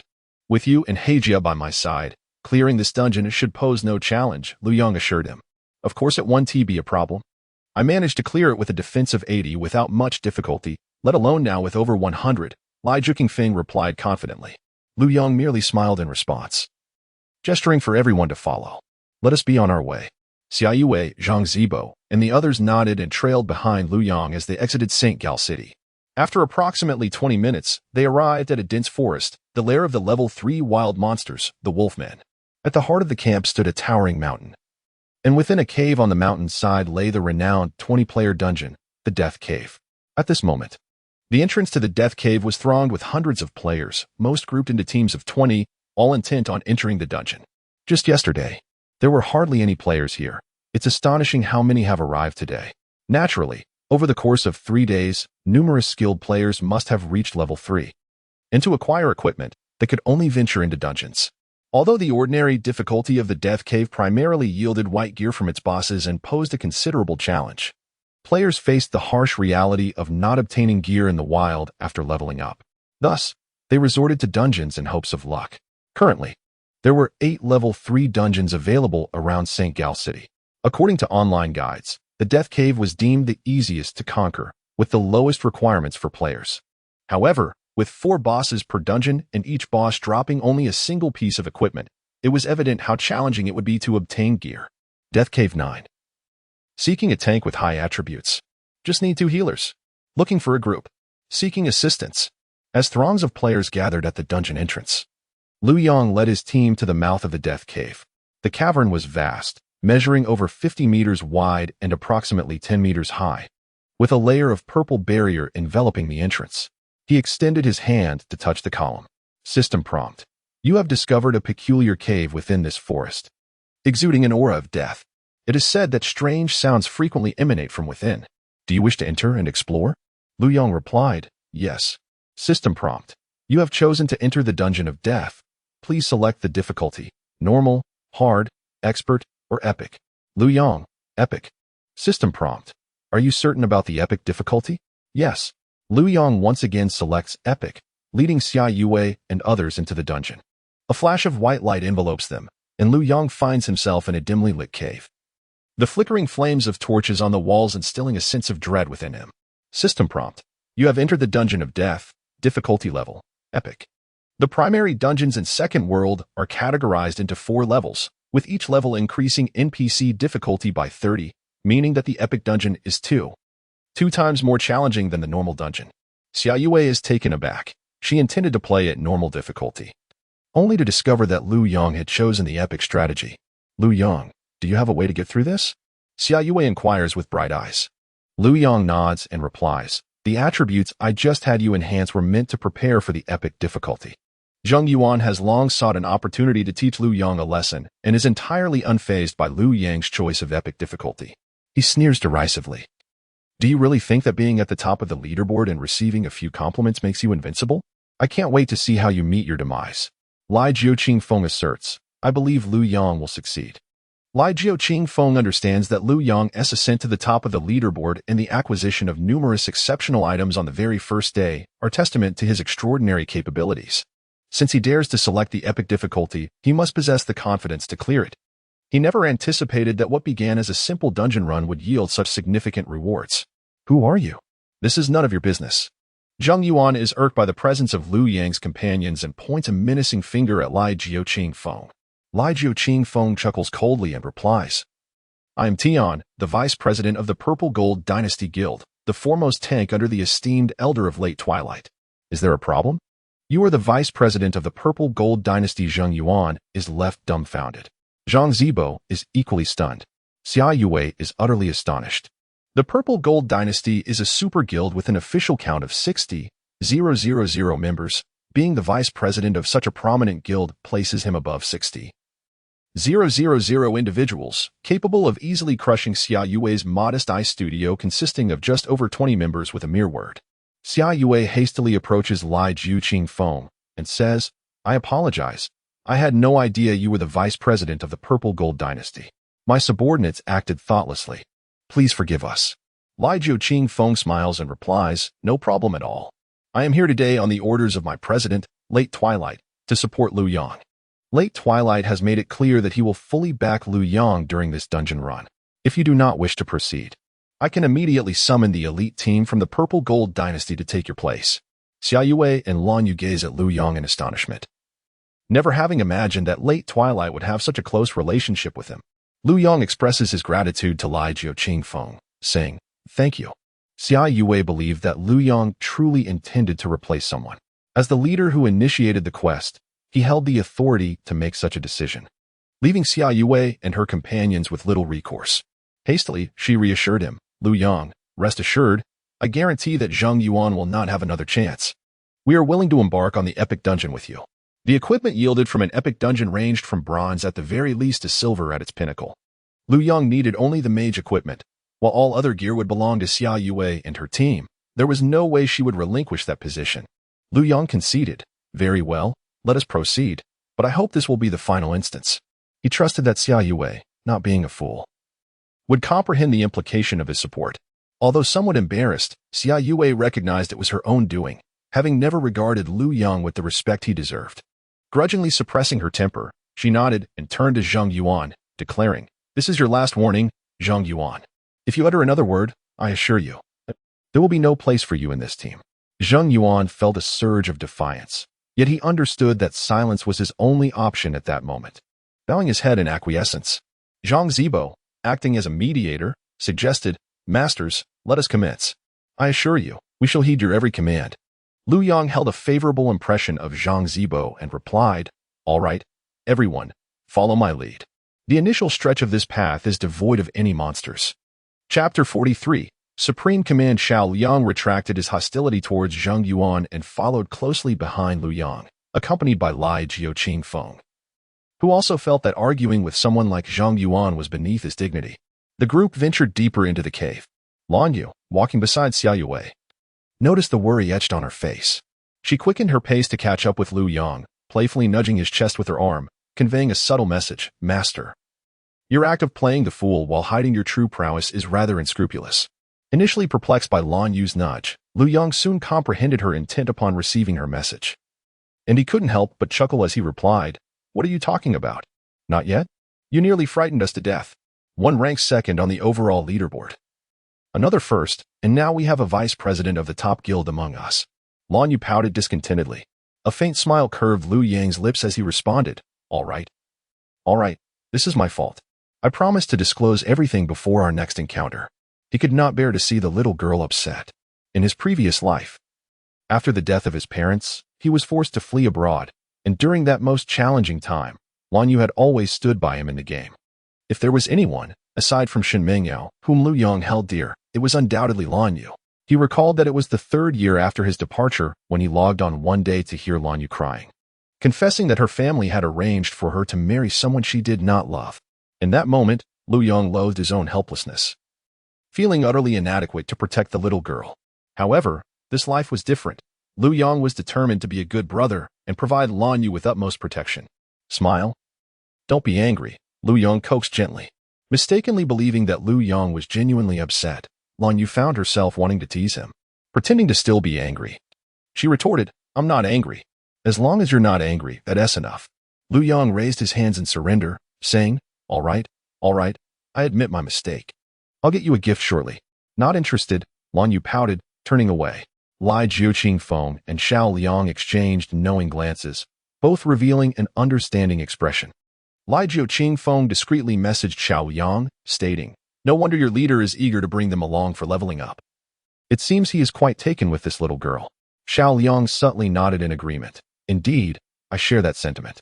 The two formed an unspoken camaraderie, establishing themselves as friends. Lan Yu returned to Xia Yui's side, offering a reassuring glance. This time, Xia Yue refrained from further commentary, instinctively sensing that Lu Yang's future achievements in this game would far surpass what was currently evident. Zhang Zibo and the others shared similar thoughts, and as they communicated discreetly through messages, they all recognized that Lu Yang was no ordinary individual. The 20-person team continued their exploration deeper into the tunnel, and upon reaching a bend, Lu Yang spotted 2 NPCs clad in light leather armor ahead, both bearing the name Rebel Soldier. According to official sources, the Death Cave dungeon narrates the tale of the rebels and the city of St. Garl. In the past, this city was not known by its current name but was referred to as the imperial capital of Fowls. Eventually, the empire was besieged and conquered by King Gao, leading to the demise of Fowls and the collapse of the empire. A handful of officers from the Fowls Empire, unwilling to accept defeat, clandestinely gathered members to prepare for a restoration of their nation. The Death Cave serves as the rebels' outpost, initially a secret location, however. Upon observing that the main forces within St. Garl had been dispatched to the borders to address escalating tensions, they received permission from their superiors to instigate panic by ambushing passing merchants. As the character Xue Qingfeng surveyed the health of a monster, he noted an impressive 8,000 points, exclaiming, truly, this is an epic-level dungeon, with health that far exceeds that of ordinary instances. Xia Yue and Zhang Zibo felt a surge of dread, realizing that with the level 3 minions possessing 8,000 health points, their average damage output hovered around 50, with only 3 warriors and 5 priests among them, totaling 12 in damage output. Vanquishing a single minion would prove to be a formidable challenge. Liang confidently stated, do not be concerned, these are mere minions. Xue Qingfeng, take the left side, and Heijia, handle the right. Let us allow Xue Qingfeng to establish aggro for 3 seconds before we all engage the monster he has drawn. Understood. The group replied in unison. Engage the monsters, Lu Yang commanded. Xiao Liang and Xue Qingfeng nodded, charging towards the creatures, momentarily stunning 2 rebel warriors for 1 second. Position the monsters back towards us. Warriors, maneuver behind the creature, Lu Yang instructed. This was a fundamental positioning technique from a previous life, both preventing the monster from fleeing unexpectedly and facilitating easier damage output for the players. However, no player in this game had previously discerned this strategy. Initially perplexed by Lu Yang's strategy, Xue Qingfeng soon comprehended and could not help but admire Lu Yang with a glance. Thieves should not position themselves at the monster's side, but rather behind it for optimal damage output. Hunters should first apply Serpent Sting before utilizing aimed shot, Lu Yang elaborated. The thief, attacking from behind the humanoid creature, received a 30 damage boost, while the hunter, the sole representative of his class in the team, utilized Serpent Sting, an attack that inflicted poison damage over time, enhancing his overall output. Warlocks should cast Curse of Agony followed by Shadow Bolt. Paladins should perform standard damage output. Mages will utilize fire spells, Lu Yang continued, simultaneously applying the burn skill to the monster. Burn type, fire spell cost, 12 mana casting time, 1. 5 seconds range, 30 yards effect, releases a stream of fire towards the target, enveloping them in flames and making them more susceptible to fire damage. This effect can stack up to 5 times, each layer increasing fire spell damage by 15 points and dealing 10 points of fire damage, lasting for 30 seconds. This is a divine skill for fire mages in beginner dungeons, after stacking 5 layers. The target will incur an additional 75 points of fire damage with each subsequent fire attack. In the Xia Yue team, which includes Zheng Yuan, there are 5 mages. None of these individuals possess advanced magical equipment. Thus, the fireball spell they cast inflicts only around 50 points of damage due to their complete allocation of magical attributes. However, with Liu Yang's 5-layer burning enhancement, their damage output has escalated by 5 times, allowing them to inflict approximately 125 points of damage with each cast. Even though the monster possesses 8,000 health points, the 5 of them can diminish its health by over 600 points every 3 seconds. Considering the contributions from other team members, they managed to eliminate a rebel soldier in less than 20 seconds. Although Liu Yang's strategy was commendable during the attack, only 4 mages from Xia Yue's team were utilizing the fireball spell, while Liu Yang noticed Zheng Yuan casting Arcane Blast. Chapter 44, The Might of Fire Magic Arcane Impact. A quintessential skill for arcane mages, boasts a base damage of 22 points each time it inflicts harm upon a target. The caster accumulates a buff that enhances damage by 40 for a duration of 8 seconds, stacking up to 3 times. While this skill yields substantial damage, it comes with a caveat. Each increment in damage corresponds to a 40 increase in mana consumption. In encounters with low health foes, Liu Yang would undoubtedly recommend its use. However, when facing high-health adversaries, especially in chaotic battles where multiple foes are present and mana recovery is not feasible, this skill becomes utterly worthless. Liu Yang could not contain himself and exclaimed, "Zheng Yuan, switch to Fireball." Ignoring him, Zheng Yuan persisted with Arcane Impact. With only 250 points of mana, after stacking 3 layers of the Arcane Impact buff, each cast drained 33 points of mana. Consequently, upon vanquishing the first rebel soldier, Zheng Yuan found himself devoid of mana, rendered helpless on the sidelines. With only 12 sources of damage, 5 of which were physical, damage output was already insufficient. The absence of one mage drastically escalated the mana consumption for the remaining casters. Were it not for Liu Yang's high magical damage and the formidable defenses of Li Jiu Qifeng and Xiao Liang, they would have faced annihilation from the 2 foes. Once the 2 enemies were defeated, taking advantage of the recovery time, Liu Yang approached Zheng Yuan and inquired, "I instructed you to use Fireball. Why did you resort to Arcane Impact?" Zheng Yuan, with drooping eyelids, replied, "What of it? Do you take issue with my use of Arcane Impact? I demand all mages utilize Fireball. Why did you choose Arcane Impact?" Liu Yang's gaze turned icy. Xiao Liang brandished his weapon and stepped beside Liu Yang. With Li Jiu Qifeng joining him, Liu Yang was not one to tolerate disrespect. He had overlooked minor grievances before. But Zheng Yuan's audacity to impede their progress in the dungeon was intolerable. Seeing Liu Yang's temper flare, Xia Yue hurried over and asked, "What seems to be the problem?" Zheng Yuan pointed an accusatory finger at Liu Yang, declaring, "Yue, I have endured past grievances, but this I cannot abide. Why should I be compelled to use Fireball when my arcane damage is superior? Is he merely seeking to provoke me?" Xia Yue, perplexed, turned her gaze towards Liu Yang. Liu Yang retorted, "Is your damage truly superior? How could it not be? After 3 casts of Arcane Impact, I accrue a buff that amplifies my damage by 2 times. Aside from you, who relies on equipment, my damage should be the highest." Zheng Yuan argued with a sharp voice. Zhang Zibo and others approached. Though they did not endorse Zheng Yuan's character, they acknowledged the validity of his statement. Zheng Yuan, heed Liu Yang's directives. He is the team leader, and we must follow his command, Zhang Zibo urged, concerned about further complications. Why should I tolerate his mistakes? Zheng Yuan clung to the matter. Liu Yang smirked coldly, extracted the damage output from the game, and projected it before the group, stating, "Let me show you precisely what your output is." DPS statistics. First, Liu Yang. Total output 6,415, damage per second 79. 4. Second, Jinshi Langjun. Total output 1914, damage per second 21. 2. Third, Ao Shur. Total output 1911, damage per second 21. 1. Fourth, Bansherchen Guang. Total output 1846, damage per second 20. 5. Fifth, Xianyuda Dui. Total output 1845, damage per second 24.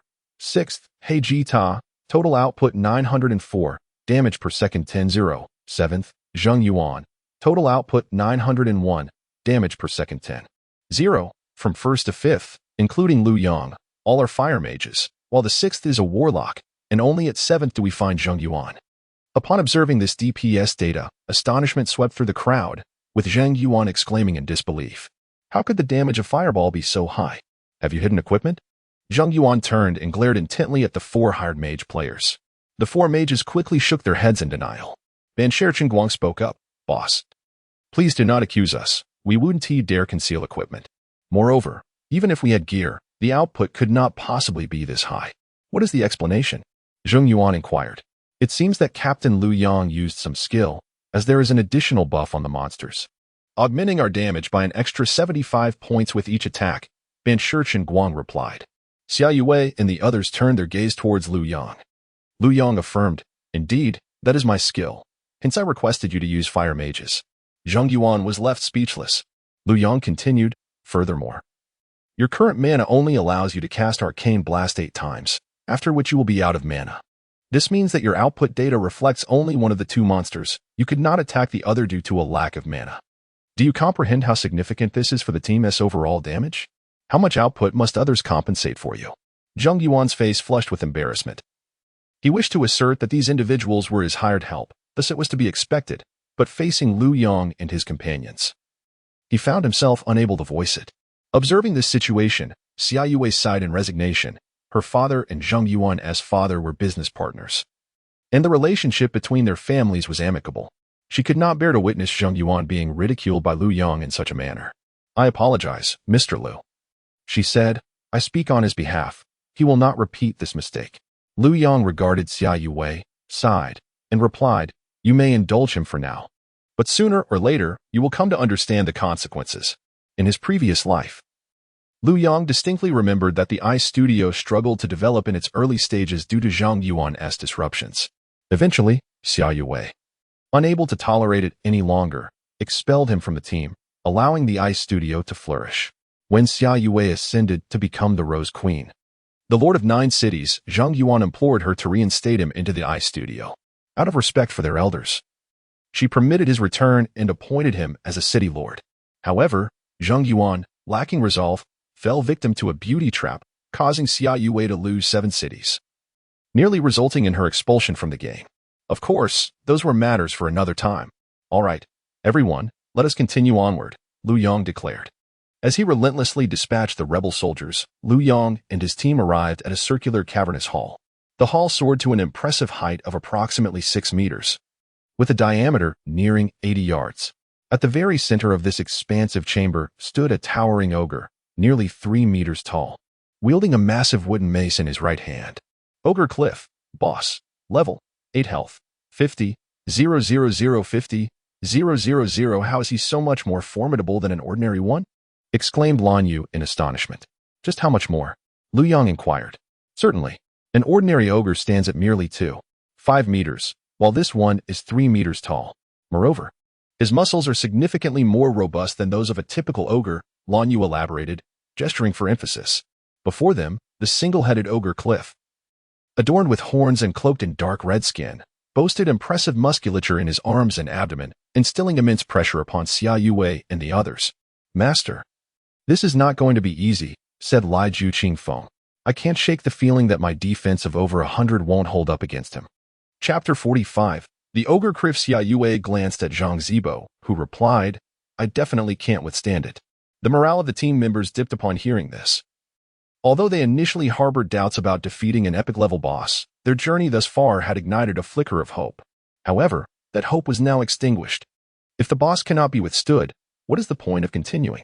I have always maintained that we could never conquer an epic dungeon. And now someone has spoken boastfully only to be struck down. Zheng Yuan, standing nearby, seized the opportunity to jeer at Lu Yang, his face brimming with mockery. Believing that if they were unable to conquer the dungeon, Xia Yue and her team would no longer pay Lu Yang any mind. Zheng Yuan sought to relish this chance to belittle him and reclaim his pride. Liao Jiuqing shot Zheng Yuan a glare and asserted, let's attempt it first. I will give it my all. Battling a boss relies not only on equipment but also on player skills. Moreover, Liao Jiuqing, having received instructions from Ji Mu, did not wish for Lu Yang to endure humiliation here. Xia Yue, equally displeased, cast a disapproving look at Zhang Yuan. She was exasperated by his short-sightedness, in her view. Even if they could not conquer the epic dungeon, there were still expert and hard modes. As long as Liao Jiuqing and the black-armored warrior were present, lowering the difficulty would still yield equipment. However, to keep those two, they must not offend Lu Yang. Xia Yue stated, I also agree to try once, considering it a means of gaining experience. Zhang Zibo understood Xia Yue's sentiment and remarked, I trust brother Lu Yang's command abilities. Let us attempt it. Lu Yang surveyed the group and chuckled. Why does everyone look as though defeat is inevitable? The others thought. Just observing the bulging muscles of the boss's arms and its oversized club made it evident that victory was unattainable. Lu Yang patted Liao Jiuqing on the shoulder and inquired, if I were to increase your defense by 30 points, would you be able to withstand it? Liao Jiuqing replied, that should be feasible, with an additional 30 defense. I should manage just fine. Zhang Zibo added, with 30 more defense, I believe I could endure 2 or 3 hits. Lu Yang responded, that's good. He beckoned to Lan Yu and said, come here, little girl. Oh, what for? Lan Yu approached, looking somewhat perplexed. Learn this. Lu Yang retrieved the book, Goblin Guardian, which he had obtained from the half-orc warrior from his backpack. What kind of book is this? Lan Yu asked. Lu Yang explained, this book is called Goblin Guardian. It is a priest's divine skill in the early stages, capable of granting players a buff that increases defense by 30 points for a duration of 30 minutes. Liao Jiuqing was taken aback, staring blankly at the book. Is it possible for such a skill book to exist? This is utterly overpowered. Xia Yue and the others were equally astonished. The value of this book was evident to any player. An increase of 30 points in defense was incredibly precious for early-stage players. Lan Yu quickly interjected, I cannot accept this book. If placed in an auction house, the price of this skill book would be no less than 2 gold coins. Lu Yang remarked, hurry and take it. Otherwise, we won't be able to conquer this dungeon. I do not possess the luxury of time to linger here, as there are numerous matters demanding my attention. Oh, Lan Yu replied, feeling somewhat overwhelmed. Foolishly accepting the skill book. I will learn it first. In the future, should you require assistance in dungeons, I shall be at your beck and call. That's the spirit. Lu Yang encouraged. Li Jiu Qifeng exchanged a knowing glance with Xiao Yang and messaged, your leader is quite adept at charming the ladies. Truly deserving of the title. Xiao Yang responded with a knowing look of his own. After learning the skill, Lan Yu noticed a new earthy yellow hexagonal icon in his skill bar. Upon selecting the icon, he directed the target towards Li Jiu Qifeng. Suddenly, a rich, deep brown earth element enveloped Li Jiu Qifeng, coalescing into a hexagon before dissipating upon his armor. System notification. Lan Yu has cast the skill Goblin's Guardian on Li Jiu Qifeng. System notification. Li Jiu Qifeng's defense has increased by 30 points due to Goblin's Guardian. Opening his attributes. Li Jiu Qifeng was thrilled to discover an actual increase of 30 points in defense. My defense is now 133 points. This truly enhances our chances of defeating the epic dungeon boss. Zhang Zibo shared in the excitement. The team members were all exhilarated, as the equipment dropped by an epic dungeon boss ranges from the minimum of bronze quality to the maximum of silver quality. They were the first in the entire game to tackle an epic dungeon, significantly boosting their chances of obtaining silver gear. Observing the excitement among the group, Lu Yang to command, this boss is not overly difficult. If you all heed my instructions, we can conquer it with ease. Now, take your positions as I direct. Captain Lu Yang, please lead the way. We will follow your lead. Whatever you say goes. Initially, the players believed they could not possibly defeat this boss. But now seeing a glimmer of hope, each one grew earnest. Lu Yang instructed, mages, take your place to my left. Priests, stand in front of me. Hunters and warlocks, position yourselves to my right, maintaining a distance of 10 yards between each group and myself. Though it had been 15 years since Lu Yang last faced this dungeon, the memories of his initial triumph remained vivid. Unlike a standard dungeon, this epic boss had 2 distinct phases. In the first phase, at 150 health, the boss relied solely on pure physical attacks. In the second phase, when the boss's health dropped to 50, it would randomly unleash frost flowers and flame flowers upon the ground. The frost flowers would slow players, while the flame flowers would inflict damage. This phase proved to be the most challenging, as the boss would first target players caught in the frost flowers with the flame flowers, ensuring a swift demise within 2 seconds for those struck. Novice players, confronted by the frost flower, remain oblivious to the necessity of evasion. By the time the flame flower manifests, it will be too late to seek refuge. After meticulously marking their positions on the ground, Liu Yang declared, "Let us strive for a seamless victory." Those who have conquered ordinary dungeons are aware that this boss possesses no other skills, merely formidable physical damage. However, this is an epic dungeon. Should any issues arise, it is imperative that everyone adheres to my commands. He refrained from elaborating on the boss's abilities to avoid inciting suspicion, although a mere mention of internal testers could clarify matters. He understood that too many fabrications would eventually unravel. Hence, it was preferable to remain silent. Furthermore, as long as all participants followed his guidance, evasion would not prove overly challenging. Oh, the group, including Li Jiu Qifeng and Xia Yue, exchanged glances. Some grasped the situation, while others remained naively optimistic. Since there are no further concerns, Lan Yu will cast Goblin Guardian on the armored knight. Qifeng will initiate the encounter. Everyone, adjust your positions according to mine. After Qifeng has broken the armor 3 times, we shall unleash our attacks and vanquish the boss to celebrate together, Liu Yang proclaimed with fervor. Chapter 46. What is fire magic? The crowd erupted in excitement, shouting in unison. Liu Yang waved his hand, leading his team towards the boss. Xia Yue cast a deep glance at Liu Yang, who seemed to possess an enchanting ability to unite everyone around him, transforming the impossible into the possible and igniting their utmost enthusiasm. "This man is destined for greatness," she remarked. Zhang Zibo and a few other classmates nodded in agreement, while only Zheng Yuan, with a discontented expression, retorted, "Isn't it just a skill book? Once the currency exchange opens, I can just pay him." Xia Yue, weary of Zheng Yuan's complaints, followed Liu Yang with the team. At that moment, Li Jiu Qifeng had already closed in on the Ogre Cliff, within 30 yards, ready to charge at any moment. The Ogre Cliff, oblivious to their approach, roared in frustration, "Damn it, where's my food? Do you dare to test my patience?" Liu Yang directed everyone to take their positions and instructed Li Jiu Qifeng, "Engage the boss." "Understood." Li Jiu Qifeng responded, raising the young dragon shield before him and charging at Cliff. With a resounding crash, Li Jiu Qifeng collided with the ogre. "How dare you intrude upon my territory? I will slay you," Cliff bellowed, swinging his massive wooden club at Li Jiu Qifeng. Swiftly, Li Jiu Qifeng raised his shield. Bam! A third of Li Jiu Qingfeng's health was obliterated. "Heal quickly," he shouted, simultaneously using the skill to reduce Cliff's defense. Blue Feather and 2 other healers raised their staves, casting healing spells. The trio of healings restored a substantial portion of Li Jiu Qingfeng's health. Liu Yang called out, "Qingfeng, don't rush. Slowly turn the boss around and prepare for damage output." After 3 armor breaks, everyone can unleash their attacks. In a dungeon raid, the most crucial responsibility of a leader is to consistently communicate, guiding team members on their necessary actions. Although some phrases may be repetitive, many players become anxious when facing a boss, which can lead to mistakes. During these moments, the repetitive reassurances from the leader instill confidence in the players. 5 seconds later, Li Jiu Qingfeng had successfully applied 3 layers of armor break on Cliff. Liu Yang shouted, "Melee! Attack!" Xia Yue and the others immediately launched their assault on the boss.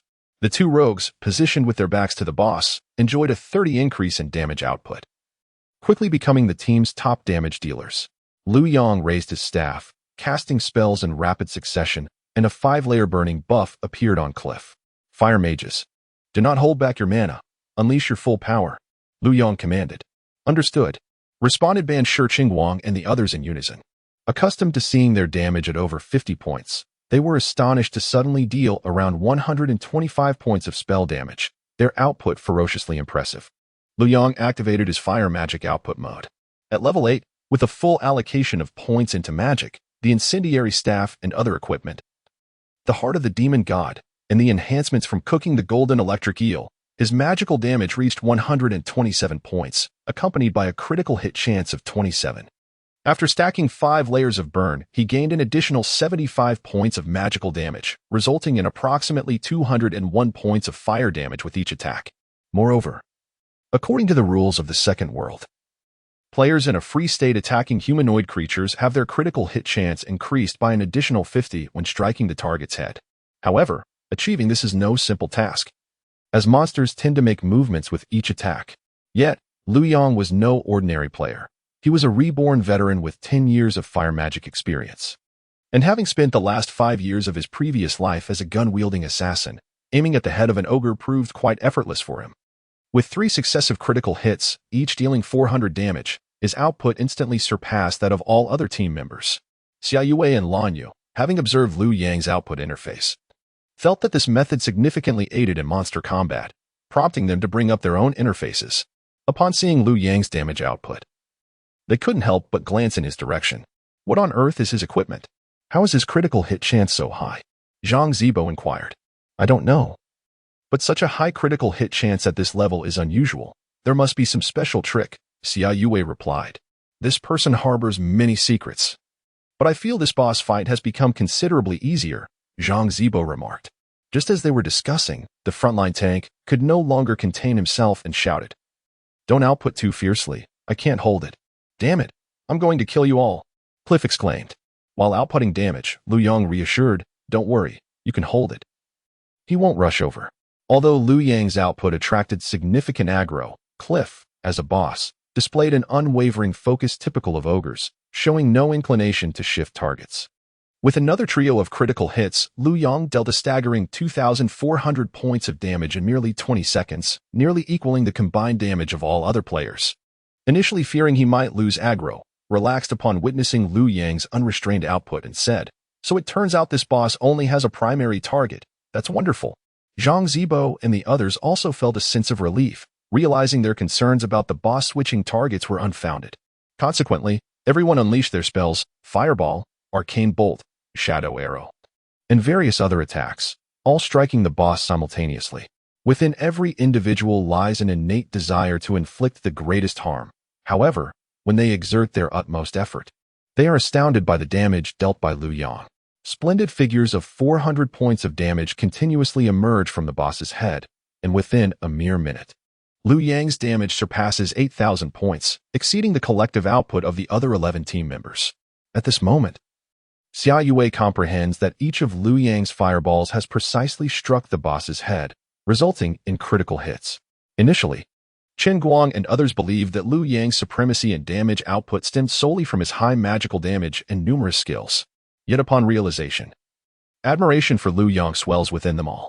How does he achieve such precision, landing every strike on the boss's head, while we can only hit its body? This is a free mode, and he is aiming independently. What? How is that even possible? How can he be so accurate? I do not know. But he must possess some extraordinary method. This individual truly is a master. Upon overhearing their discussion, Xiao Yang's face beams with pride. As he muses, you have yet to witness the simplified spells of our leader. Only then will you truly understand what it means to be a master. Chapter 47. The defeat of Cliff. In less than 3 minutes, Cliff's health was reduced to approximately 50, which caused a sense of relief among the spectators. This boss was not as formidable as they had anticipated. However, Liu Yang remained vigilant. As Cliff's health dipped below 50, Liu Yang began to scrutinize Cliff's left hand. Lowly humans, taste the wrath of Cliff. The unarmed left hand of Cliff suddenly surged with a sphere of icy energy, hurling it toward the position of Lan Yu. Lan Yu, cease your incantation and evade Cliff's attack, Liu Yang shouted. Midway through his casting, Lan Yu hesitated, but upon hearing Liu Yang's warning, he swiftly darted to the right, narrowly avoiding the skill. The icy energy descended in a parabolic arc to where Lan Yu had just stood, splashing into a puddle upon impact. What kind of skill is this? It seems devoid of lethal force, Lan Yu inquired. Is it a slowing skill? It has no secondary aggro, thus it holds no significance. The group was puzzled. Liu Yang cautioned, everyone, do not underestimate this. The boss's skills are never trivial and must serve a purpose. Remember, all of you must evade any skills immediately upon noticing them. What about us melee fighters? Xia Yue called out. Melee must evade as well, Liu Yang replied. Xia Yue acknowledged with a nod, becoming increasingly cautious, while the mages, including Ban Shirqingguang, also adopted a more careful approach. 10 seconds later, Cliff's right hand coalesced another sphere of icy energy, this time directed at Liu Yang. Liu Yang sidestepped to the left, successfully avoiding the icy projectile. However, another puddle formed on the ground. Zhang Yuan observed Liu Yang's movements with a disdainful expression, internally scoffing, it is merely a slowing skill. What is there to fear? Coincidentally, 10 seconds later, Cliff summoned another icy sphere, this time hurling it at Zheng Yuan. Dodge! Lu Yang shouted. Zheng Yuan, caught in the midst of casting, disregarded Lu Yang's warning. He remained stationary until his fireball spell was unleashed, only then contemplating his escape. Alas, it was too late. As the icy energy struck him directly. With a splash, a buff appeared above Zheng Yuan. System prompt. You have been struck by icy energy. Your movement speed is reduced by 70. Oh, my dear prey, your body has been thoroughly cleansed. Now let me roast you to perfection. Cliff's left hand suddenly amassed a blaze of fiery energy, launching it at Zheng Yuan. Zheng Yuan's face contorted in terror as he hastily attempted to flee. However, with his speed diminished by 70, he moved at a snail's pace, and the fiery energy struck him squarely. A conflagration erupted beneath his feet. With a total health of less than 90 points, Zheng Yuan was incinerated on the spot. Such immense damage. Zhang Zibo exclaimed in astonishment. Lu Yang shouted. Everyone must be cautious. We cannot afford to have anyone else caught by the water ball. He was concerned that the fatalities would be too numerous, leading to insufficient damage output. Xia Yue and the others nodded in agreement, having witnessed the boss's formidable abilities. None dared to underestimate the threat of the water ball any longer. As they continued their assault, the boss's health quickly plummeted to below 10. With the boss's health dipping below 5,000 points, excitement illuminated everyone's faces. Wonderful, we are on the verge of success. We are truly going to defeat it. Xia Yue's expression mirrored that excitement. But then, Half-Life Morning Light suddenly exclaimed, Captain, I've run out of mana. So have I. I can no longer cast Fireball. Same here. Me too. The four mages had exhausted their magical power. In truth, their mana should have been depleted long ago. However, during the offensive, Cliff had repeatedly hurled water balls at them, forcing them to halt their attacks to evade, which allowed them to last until this point. Blue Feather remarked, My mana is nearly gone as well. Watching the boss's health dwindle to 9, then 8, then 7, Xia Yue realized that if the priests also ran out of mana, the tank would receive no healing, and they would be utterly overwhelmed. Gritting her teeth, she shouted, All melee fighters, intensify your assault. We must slay the boss. An epic-level boss had a significant chance of dropping silver equipment. Even if all 20 members of the team perished, securing the gear would still be worthwhile. Let us go. Zhang Zibo and the others understood this principle and echoed her sentiment. However, just as they finished speaking, Cliff hurled a blue ice ball towards the ground. Li Jiu Qingfeng and Xia Yue quickly jumped back in alarm. With a resounding boom, a blue circle formed around Cliff. At this moment, Blue Feather had run out of mana, and Li Jiu Qingfeng's health had dwindled to below 300 points. If he continued to tank the boss, he would undoubtedly perish. Yet, no one else could withstand the boss's assault like he could. Faced with this predicament, Li Jiu Qingfeng gritted his teeth, preparing to use taunt once more. Just then, Lu Yang shouted, Li Jiu Qingfeng, fall back. Taunt the black armored one, activate shield wall. Finally, it's my turn. Xiao Liang bellowed at Cliff. As Cliff charged toward Li Jiu Qingfeng, halfway there, he pivoted and sprinted toward Xiao Liang, arriving close enough to deliver a powerful blow. Shield wall. Xiao Liang thrust his shield into the ground, sheltering his entire body behind it. With a loud clang, the wooden club struck the shield. While everyone expected Xiao Liang to take over 170 damage, a crimson 102 appeared above his head. Why is it so low? Li Jiu Qingfeng inquired. That's the defensive skill shield wall used by a shield warrior. I will explain it to you in detail later, Lu Yang shouted. Xiao Liang, don't move. You are surrounded by water. Xia Yue and the others observed as Xiao Liang attempted to engage the boss and deal damage, only for Cliff to cast 3 water balls, sealing off their path. Consequently, Xia Yue and the other melee fighters could only stand at the periphery, unable to contribute to the assault. It is over. We cannot enter. What shall we do? Zhang Zibo exclaimed. With no mana left for long-range attacks, and the melee fighters unable to breach the defenses, Xiao Liang, fortified by a shield wall and a potion, could withstand at most 10 more hits, while the boss's health dwindled to a mere 4. Despair washed over the faces of Xia Yue and Zhang Zibo, but at that moment, a fireball spell struck Cliff squarely on the head. 400, critical hit. Turning their heads, Xia Yue and the others noticed Lu Yang had just stowed away his potion bottle and was conjuring another fireball. With a whoosh, another fireball collided with the boss's face. 400, critical hit. The boss's health plummeted to 3, totaling 1,200 points. Lu Yang still has mana. Keep going. Lan Yu shouted excitedly. Keep it up. Han Shirqing called out. Go for it. Zhang Zibo encouraged. You can do it. Xia Yue cheered. If Lu Yang could cast 3 more fireballs, the boss would surely fall. However, the boss had finally located Lu Yang and, with only 2 health remaining, hurled a water ball in his direction. As the water ball arced toward Lu Yang, Xia Yue and the others shouted dodge. Lu Yang knew he should evade, but he could not. Xiao Yang's health had dwindled to below 200 points. And just 2 more hits from the boss would spell his doom. Determined to protect Xiao Yang from losing experience, Lu Yang resolved to showcase his prowess as a fire mage. Hang in there, brother. I will not let you die, Lu Yang shouted. Xiao Yang had unwavering faith in Lu Yang. Despite his dwindling health, he steadfastly stood before the boss. A second later, the water ball exploded upon impact with Lu Yang. Had he dodged, the boss would have certainly struck Xiao Yang.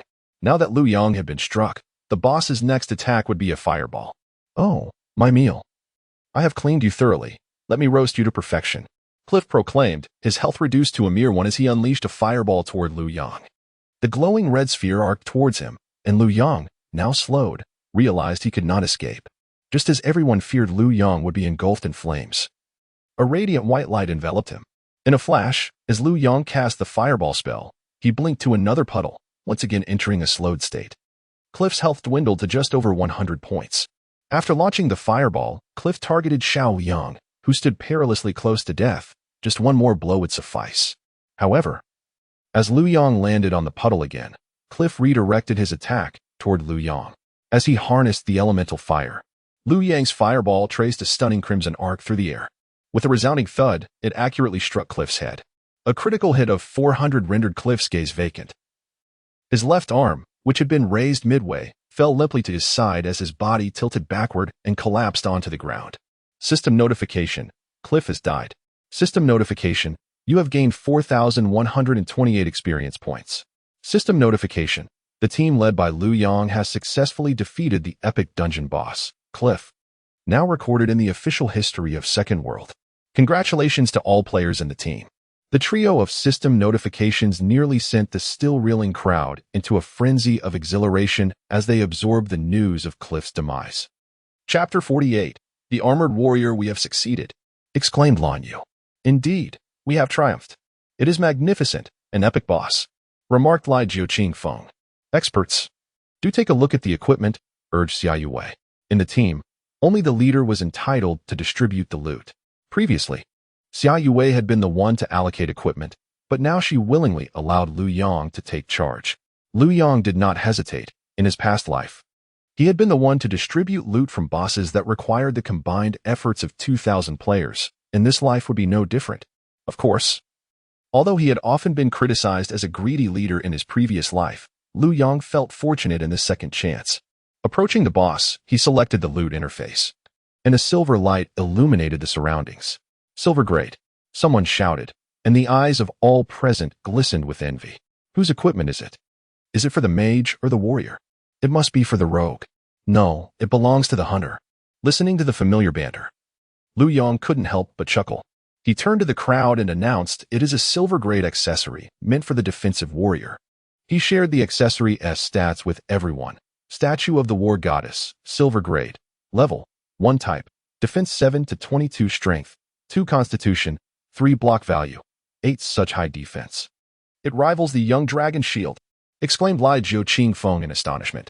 Xia Yue and Zhang Zibo rushed to Lu Yang upon seeing the attributes of the equipment. Xia Yue said, this accessory is extraordinarily valuable. We cannot take it without offering something in return. Lu Yang, please name your price. Zhang Zibo nodded in agreement. Just as Lu Yang was about to respond to Zhang Zibo, he chuckled and asked, what gives you the notion that you should pay me? Zhang Zibo did not answer but earnestly replied, with this, I could withstand the perils of the death cavern beneath the epic level. This is crucial for us. We hope you will allow us to purchase it. Lan Yu chimed in, yes, esteemed expert, please sell it to us. Lu Yang shot a bemused glance at Lan Yu and retorted, what are you doing here, little one? Go on, step aside. Pfft. Lan Yu puffed her cheeks in indignation and sulkily stepped aside. Lu Yang, observing the anxious expressions on Xia Yue and Zhang Zibo, said, have you forgotten our previous agreement? I stated that the mage's equipment belongs to me, while the rest is yours. He then gifted the accessory to Zhang Zibo. System notification. Player Liu Yang has gifted you the accessory of Cliff. Are you truly giving this to me for free? Zhang Zibo was taken aback by Liu Yang's generosity. Xia Yue was equally astonished and stammered, Mr. Liu Yang, but Liu Yang interjected. There is no but to consider. This is not about money, but rather a matter of trust. Xia Yue, Zhang Zibo, and the others were convinced. While Lanyu gazed at Liu Yang with newfound admiration, Liu Yang clapped his hands and addressed everyone. All right, let us take a moment to recuperate. Once we have regained our strength, we will set forth again, aiming to clear the death cave within the hour. Understood, responded Zhang Zibo and the other team members. If there had been any lingering doubts regarding Liu Yang's leadership prior, they had been dispelled after their encounter with Cliff, and confidence in him soared. Captain, Zheng Yuan is still lying on the ground. Should we not revive him? Inquired one of the warriors in the team. It suddenly dawned on Xia Yue and others that Zheng Yuan had perished during the battle due to his failure to follow orders. We lack the resurrection spell. He must find his way back on his own, Xia Yue replied, suppressing her frustration. Very well, the warriors sent a message to Zheng Yuan. At that moment, Zheng Yuan stood outside the instance. According to the game rules, members could not re-enter during combat.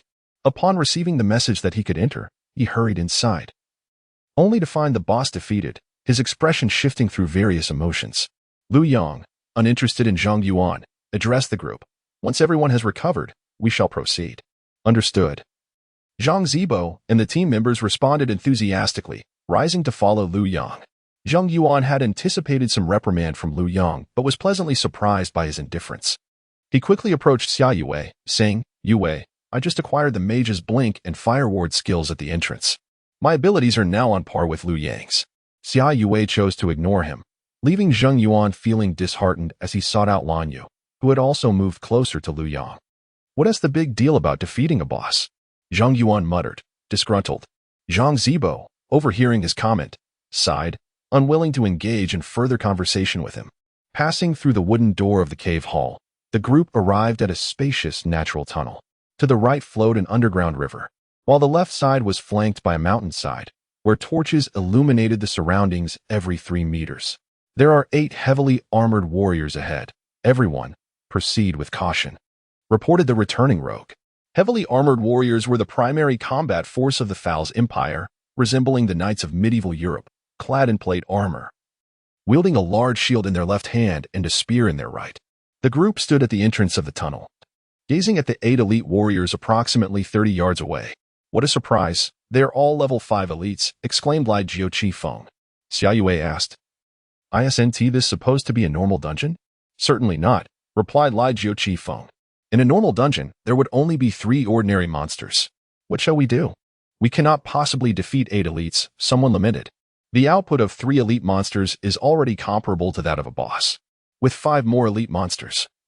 Even if 3 tanks can withstand the damage, the healers cannot keep up, as 1 tank requires 3 priests for healing, and we only have 5 priests in total. Xia Yue turned to Liu Yang and inquired, Shall we return? We would be quite content if we could defeat Cliff. Zhang Zibo echoed, Indeed, Master, this is exceedingly difficult. Liu Yang reassured them, Do not worry, let me contemplate a solution. This particular challenge had thwarted countless players in his previous life. Even a guild composed of players clad in bronze and black iron gear would find it arduous to overcome. However, everything changed after a Fire Mage player released a video demonstrating a strategy. This Fire Mage had already attained level 6, significantly surpassing the expected level, yet lacking equipment. He was compelled to join a party to tackle this dungeon. Despite his efforts, he could not prevail. After 3 days of frustration, the Fire Mage discovered a method. Near the mountain's tunnel, there existed a drainage channel nearly half a meter deep. As the saying goes, the height of the mountain is matched by the depth of the water. Within the mountain, there were numerous crevices filled with water. During rainfall, these crevices would fill with rainwater. If there were no caves within the mountain, the water would remain trapped. If caves existed, the water would flow down through the cracks. This bug exploited the drainage channel. When 8 heavily armored warriors approached, the Fire Mage utilized the repelling fire ring to forcefully launch the warriors into the drainage channel. The channel, approximately 30 centimeters deep and 20 centimeters wide, ensnared the plate boots of the armored warriors. rendering them unable to escape and leaving them vulnerable to the player's attacks. Chapter 49. Divine Technique. However, to exploit this bug, the requirements for fire magic are exceptionally high. One must master speed, angle, and timing. Lu Yang had not utilized this bug for quite some time. Seizing the opportunity during a patrol by heavily armored warriors, he approached the water trough and examined it. After identifying a suitable position, he returned to his team. "How is it? Do you have a plan?" asked Lai Jiuqing Feng, instinctively sensing that Lu Yang had discovered a solution. Xia Yue, Zhang Zibo, and the others looked at Lu Yang expectantly. "I've found a way. Everyone, prepare yourselves," Lu Yang announced. The team members arranged themselves into a battle formation, and Xia Yue inquired, "How do we proceed?" Without responding, Lu Yang observed as 2 rows of heavily armored warriors approached the predetermined position. Turning his head, he flashed a subtle smile at Xia Yue and said, "The strategy is quite simple." In a flash of white light, Lu Yang vanished from Xia Yue's sight, only to reappear amidst the 2 rows of armored warriors. Much to the horror of his companions. Enemy attack. Eliminate the intruder. The heavily armored warriors immediately detected Lu Yang, and both rows turned in unison, thrusting 8 pure steel spears toward his body. As a level 5 elite monster, their attack power was a third of a boss's. While Lu Yang's defense was below 15 points, and his total health was less than 300. If struck by 8 spears simultaneously, his demise was inevitable. Just when Xia Yue and the others believed Lu Yang was doomed, in a split second, he ducked and silently recited an incantation. A furious crimson halo erupted from his body, radiating outward. Fire resistance halo. With a resounding boom, the right row of armored warriors was sent crashing backwards into the subterranean river, while the left row was hurled into the water trough, unable to escape despite their struggles. Lai Jiuqing Feng and Xia Yue's eyes lit up. "This is an impressive maneuver. Remarkable, a stroke of genius." Lu Yang instructed Qing Feng and He Jia. "Get ready. Once 4 armored warriors emerge, each of you will hold off 2. "Understood," replied Lai Jiuqing Feng, charging towards one of the warriors attempting to climb ashore. Then turning to taunt the second warrior that surfaced. Xiaoliang did likewise, restraining the other 2 monsters. "Give Lai Jiuqing Feng 5 seconds to break their armor. Everyone, focus on the creature he has aggroed." He marked the monster's head with a triangular symbol, a feature of the game that clearly conveyed his command to the team.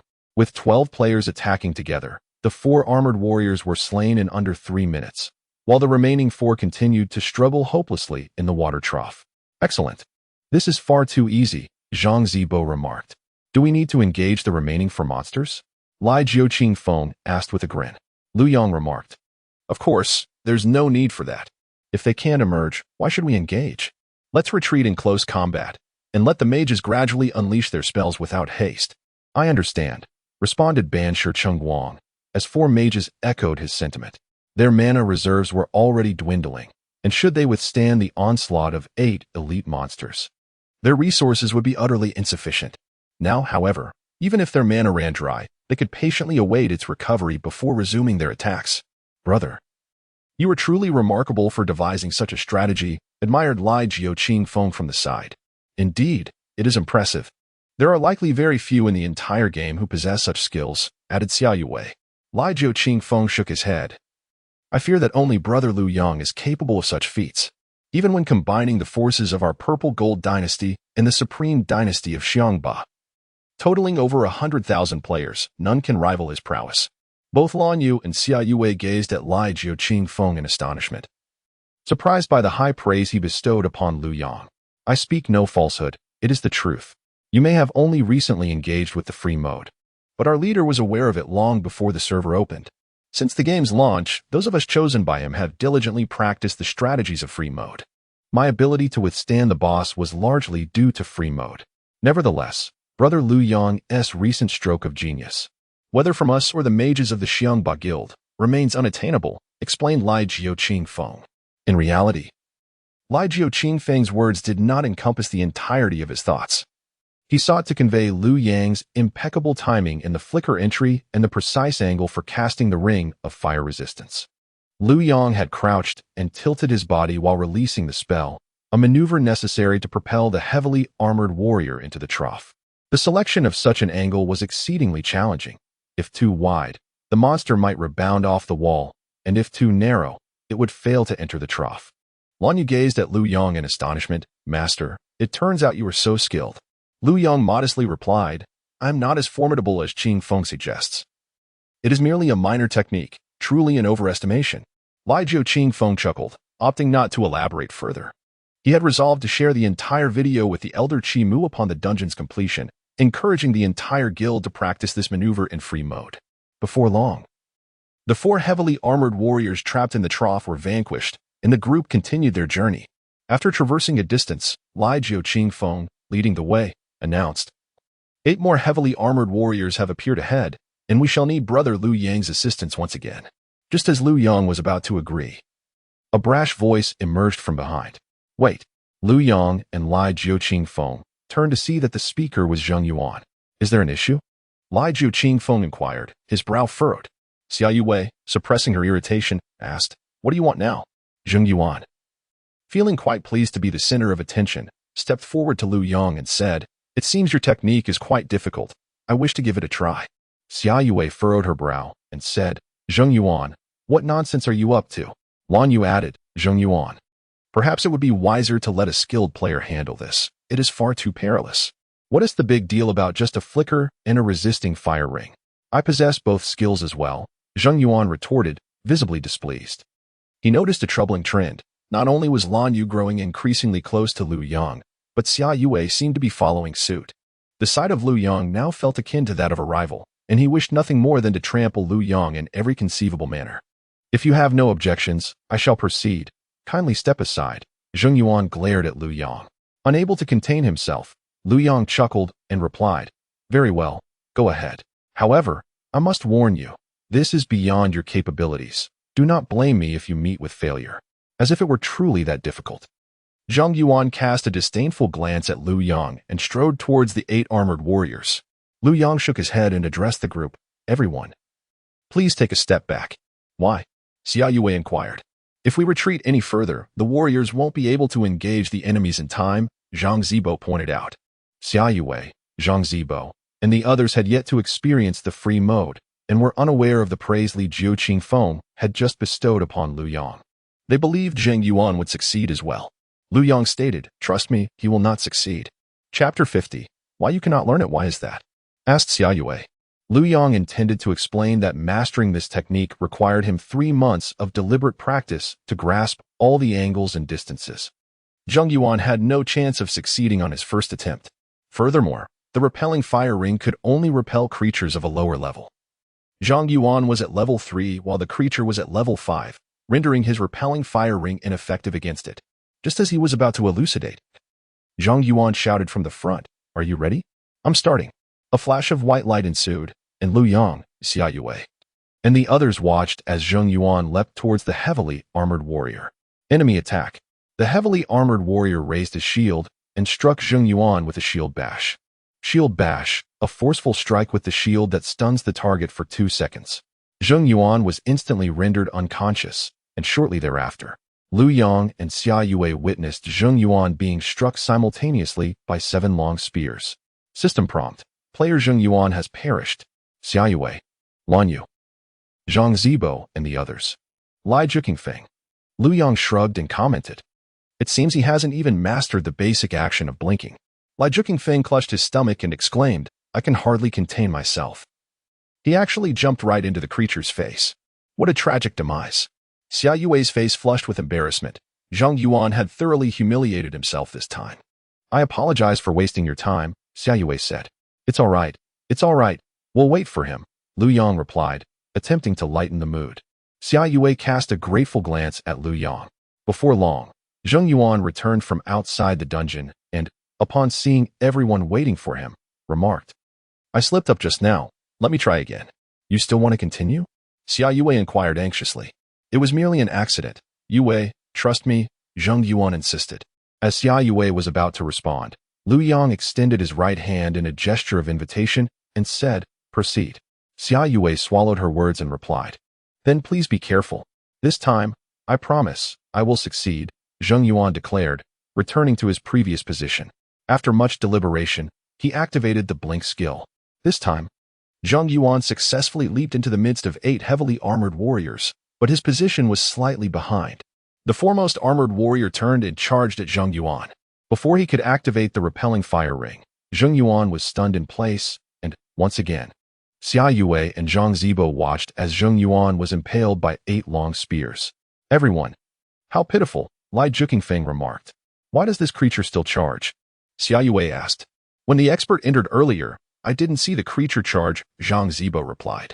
Lai Jukingfeng chuckled and said, what warrior-type creature wouldn't charge? Whatever skills we possess, NPCs possess as well. Then why didn't the creature charge at the expert? Lan Yu inquired curiously. The spirited Li Jiu Qifeng remarked. That is due to brother Liu Yang's impeccable timing. Xia Yue and Zhang Zibo were left in a state of confusion. Li Jiu Qifeng shook his head and asked, do you know what extreme positioning means? Xia Yue and Zhang Zibo remained bewildered. Li Jiu Qifeng continued, you lack even this fundamental PK skill. Yet you dare to establish a studio. I must commend your audacity. Allow me to elucidate. Extreme positioning refers to positioning oneself at the limits of a player's skills. For instance, the warrior's charge ability has a maximum range of 30 yards and a minimum of 2 yards according to game rules. If a player can position themselves beyond 30 yards, the warrior cannot charge. Similarly, if they are within 2 yards, the warrior is also unable to charge. Zheng Yuan believed his jump was perfectly timed, yet he inadvertently landed just outside the 2-yard range of the first heavy-armored warrior, making it no surprise the NPC did not charge immediately. Is that so? Lan Yu exclaimed in astonishment. Li Jiu Qifeng nodded, stating, indeed. You thought Liu Yang's jump was simple, but it requires exceptional skill. Moreover, even if he jumps in, there's also the matter of angles. Have you considered why Liu Yang crouched and angled his release of the rejection fire ring? He was seeking the optimal angle. Do you think Zheng Yuan understands how to find such angles? Xia Yue and Zhang Zibo suddenly grasped the intricacies involved, and when they looked at Liu Yang again, the way Xia Yue regarded him had changed. Zhang Zibo remarked, so there is so much to consider here. Li Jiu Qifeng affirmed, of course. Let us not forget. We are currently engaged in an epic-level dungeon, a top-tier instance that even our Golden Dynasty dares not approach. Xia Yue and Zhang Zibo awoke to the realization that they had significantly underestimated this dungeon and overestimated their own abilities. It turned out their progress thus far had been entirely thanks to Liu Yang. Just then, Zheng Yuan came running from a distance, his expression grim. Having failed twice in succession, he felt deeply embarrassed. Yue, let me try again. Zheng Yuan began, but Xia Yue interrupted, Zheng Yuan. You won't learn this method for now. Don't waste any more time. Feeling humiliated and not expecting Xia Yue to speak to him so bluntly in front of so many people, he retorted angrily, how have I wasted time? You've already failed twice. We can't afford to linger while you delay us. Step aside and let Liu Yang take over, Xia Yue insisted. Xia Yue, you're being unreasonable. I've tolerated your attitude since entering this dungeon. Why do you always side with Liu Yang? It's just a dungeon. Look at how you flatter him. Do you intend to offer yourself to him? Zheng Yuan exclaimed without restraint. Xia Yue's expression darkened dramatically, utterly taken aback by Zheng Yuan's audacity. Zheng Yuan. Get out of this team. I, Xia Yue, do not need a teammate like you, she declared fiercely, in order to address an outsider. You spoke to me in such a manner. Zheng Yuan abruptly logged off, rendering the atmosphere exceedingly awkward. Liu Yang also felt the discomfort, as he had not anticipated Zheng Yuan's level of insolence. He remarked, my apologies, I didn't foresee that this would lead to discord among you. Xia Yue shook her head and replied, it's not your fault. The issue lies with Zheng Yuan. Zhang Zibo and the others refrained from defending Zheng Yuan this time. Throughout their journey, Liu Yang had already tolerated Zheng Yuan's behavior on numerous occasions. His withdrawal from the team, due to embarrassment, was entirely his own doing. Let us proceed. Skilled warriors, Xia Yue stated. Liu Yang nodded in agreement, and a brilliant white light illuminated the space between the 2 squads of heavily armored warriors. The resisting fire ring sent one squad of armored soldiers crashing into the water tank, while the other was propelled into the underground river. Qingfeng and Hejiao prepared to engage the monsters. As Liu Yang sprinted back, he shouted instructions. Xia Yue, Zhang Zibo, and the others watched Liu Yang execute this series of actions with remarkable fluidity, each feeling as if they were witnessing a masterpiece. That maneuver was simply exquisite, remarked Hanqi Qingguang. Chapter 51. The Archmage Aldous. In a swift turn of events, 8 heavily armored warriors lay slain upon the ground, from which a bronze-level ring emerged. Liu Yang stepped forward to collect it, exclaiming, a ring of the Berserker. Among the group, only Xia Yue was a Berserker. She She approached Lu Yong and expressed her gratitude. Thank you. Lu Yong had initially anticipated that Xia Yue would feel awkward about Zheng Yuan's earlier remarks, yet she appeared to have adjusted her demeanor remarkably well. No need for thanks, let us proceed, Lu Yong replied. He traded the equipment to Xia Yue and continued leading the team, employing a glitch to defeat 5 more waves of armored warriors until they reached the tunnel's end. Before them lay a subterranean river, 50 meters wide, and beside it, at the dock, a black pirate ship was moored. Standing on the bridge of the dock was the second boss of the dungeon, the Archmage Aldous, adorned with a tall yellow cylindrical hat, draped in a deep blue magical cloak, and wielding a staff embedded with rubies. His visage suggested he was around 40 years of age. This was the Archmage Aldous. My heavens, an 8th level Archmage, and a boss at that, exclaimed Lai Jiuqing in astonishment. What is the matter? Xia Yue inquired. Lai Jiuqing frowned. When our guild came yesterday, this boss in the normal dungeon was just a level 3 creature, dealing over 200 damage with a single hit. Now, it's level 8, an expert. I fear I won't be able to withstand it. Xia Yue pondered for a moment before responding. A boss-level creature raised by 5 levels means its spell damage is increased by at least 100 points. With only 300 health points, a critical hit could easily take you down. Zhang Zibo added, if that is the case, even black armor wouldn't be able to endure it. His health is just over 500. What shall we do? The group turned their gazes to Lu Yong. Lu Yong assured them, of course, they cannot withstand it. Do not worry, I will take the brunt of this boss. You will take it? Xia Yue asked, her surprise evident. Indeed, Lu Yong affirmed. An expert like you, with such low health, can't possibly endure it, Lai Jiuqing gently remarked. Xia Yue interjected, Lu Yong, do not overestimate your abilities. If it becomes too difficult, we should reconsider. Rest assured, although my health is limited, I am in free mode. If you cannot land a hit on me, I can indeed withstand it, Lu Yong explained. In truth, Lu Yong could easily solo this boss. Even a level 15 troll shaman could not touch him, let alone the 8th level Aldous. Xia Yue expressed her astonishment. Free mode allows one to evade spell attacks? Of course, Lu Yong replied. Otherwise, why would it be called free mode? Its advantage lies in not relying on evasion, blocking, or parrying stats, but entirely on the player's own skill to execute such maneuvers. Lai Jiuqing remarked, while that may be true, can you genuinely evade every attack from the boss? Just one failure to dodge could lead to your demise. In the realm of the second world, to prevent mages from being toyed with by rogue players in free mode, the trajectory of spells such as Fireball was designed to be exceedingly swift, taking less than 0.5 seconds to reach its target. This meant that a distance of 30 yards could be traversed in the blink of an eye. The agile rogues of the Liquor Breeze Guild could not evade such speed, and he doubted that Lu Yong could manage it. With a confident demeanor, Lu Yong proclaimed, it's a piece of cake. Watch me. He advanced towards the boss, and when he was within 30 yards, flames ignited in his hands as he cast the skill Scorch upon Aldous. You were sent by that bastard Gao, aren't you? I will slay you. Aldous roared in fury upon being attacked, conjuring a ball of fire in his right hand. 2 seconds later, a crimson fireball, trailing a fiery tail, shot towards Lu Yang with remarkable speed. That was fast, exclaimed Xia Yue and Lan Yu, their eyes unable to follow the trajectory of the fireball. They quickly turned to Lu Yong, only to find that he had already evaded Aldous's fireball and retaliated with another Scorch. Phew, you nearly gave me a heart attack, Lan Yu remarked. That was thrilling, Zhang Zibo added. No, it was spectacular. Lu Yong is incredible, exclaimed Liquor Breeze. The members of the team came to realize that Lu Yang's ability to dodge such rapid attacks was nothing short of miraculous. Master, you are remarkable, Lan Yu shouted excitedly. Lu Yong glanced at her with a smile, assuring her that even from a distance of 30 yards, he had been able to dodge spells in his previous life, and that such evasion was a skill any advanced player in the later stages of the Second World should possess. Though it appeared daunting to Liquor Breeze and the others, with time and practice, they too would master it.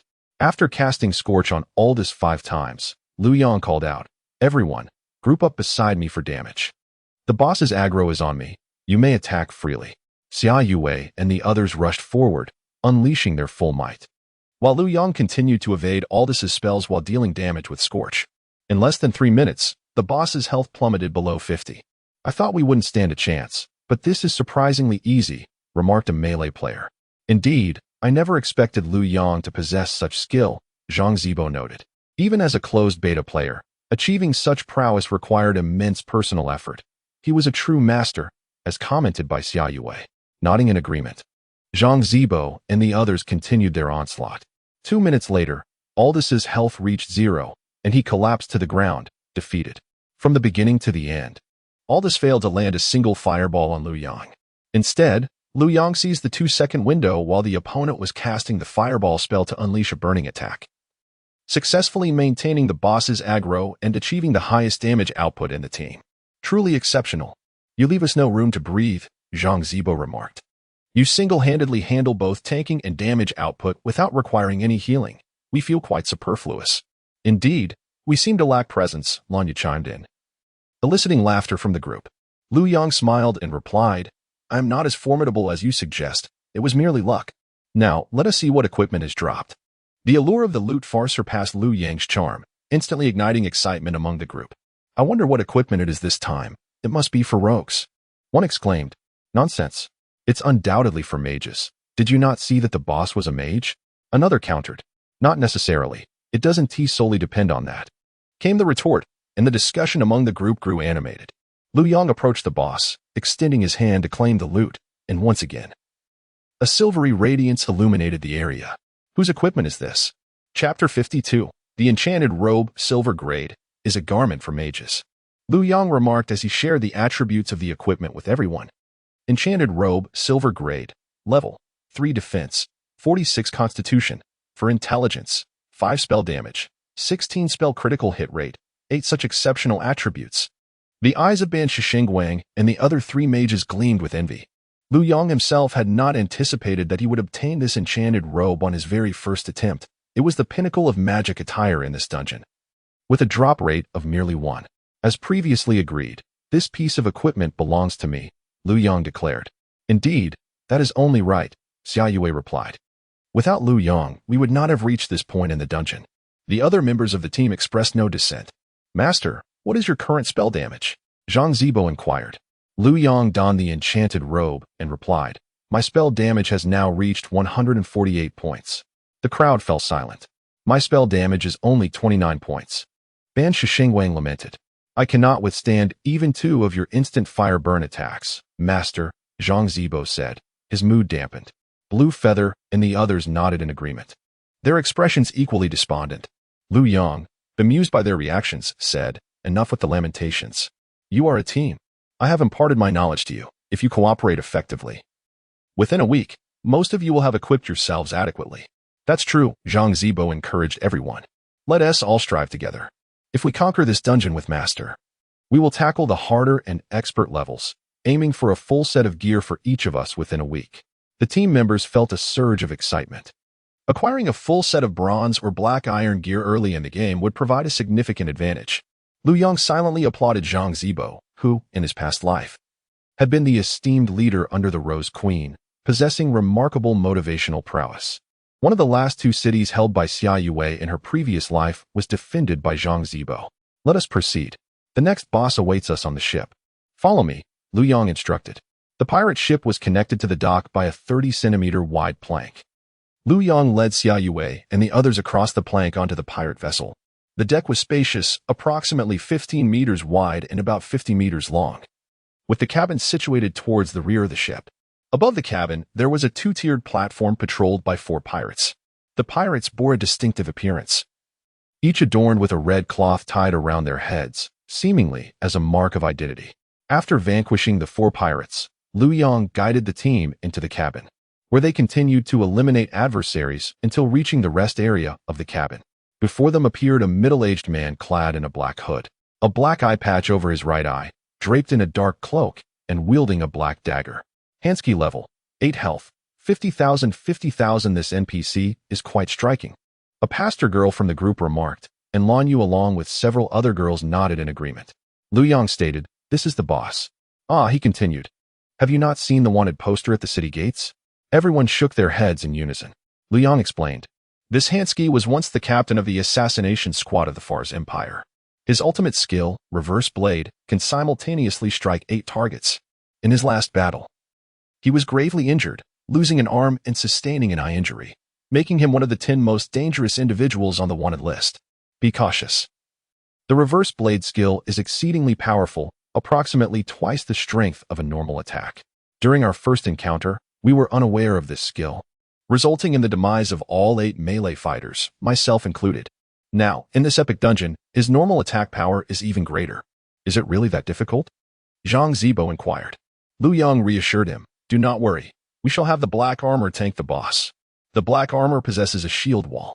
It seems we can only rely on the black armor, said Lai Jiuqing. Lu Yang clapped his hands and instructed, everyone, please confirm your health and mana. Raise your hand if there are any issues. No one raised their hands. Lu Yang continued, the black armor will engage the boss. After 3 armor breaks, everyone can unleash your attacks. All priests focus on healing the black armor.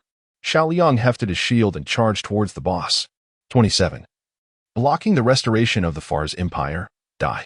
Hansky retaliated by grasping his dagger and lunging at Xiao Liang from the side. 254. The dagger slipped past Xiao Liang's shield and pierced his flank. So swift? Xiao Liang exclaimed in astonishment. If it were me, I would have perished.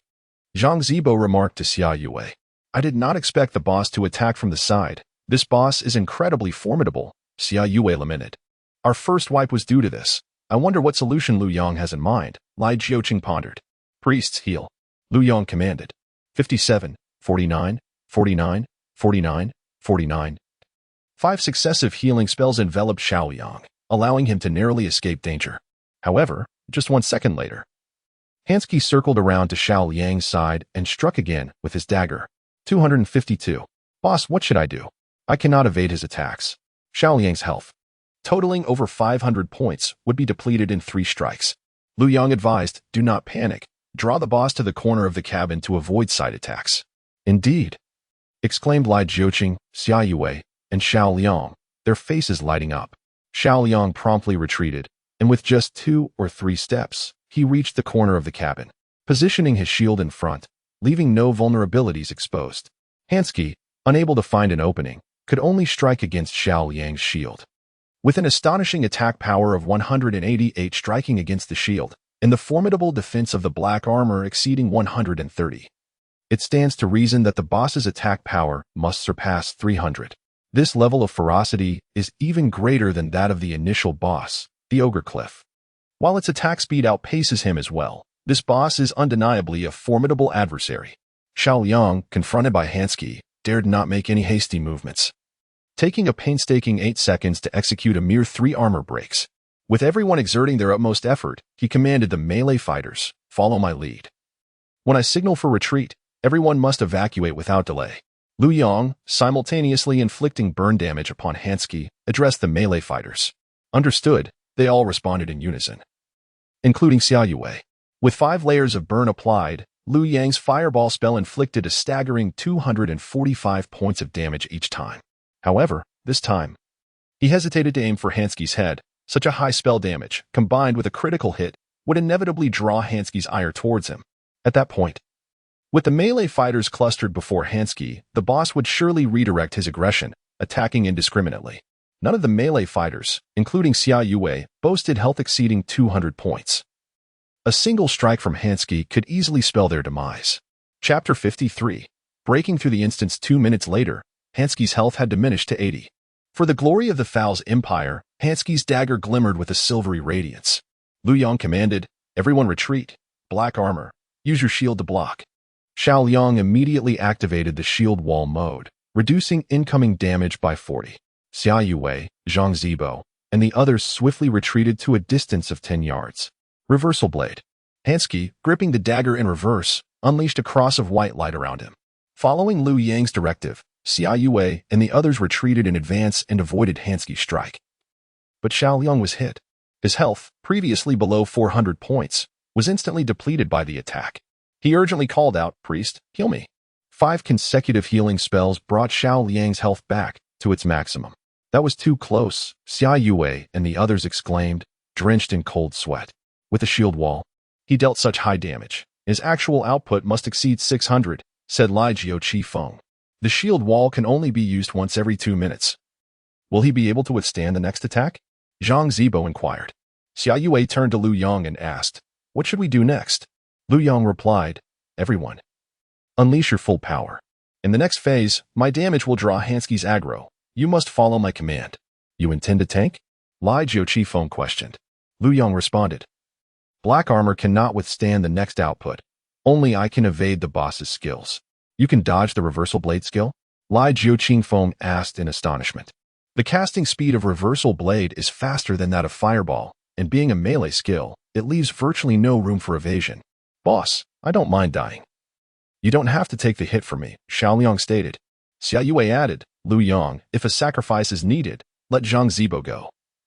That is our duty. Zhang Zibo agreed. Yes, let me handle it if necessary.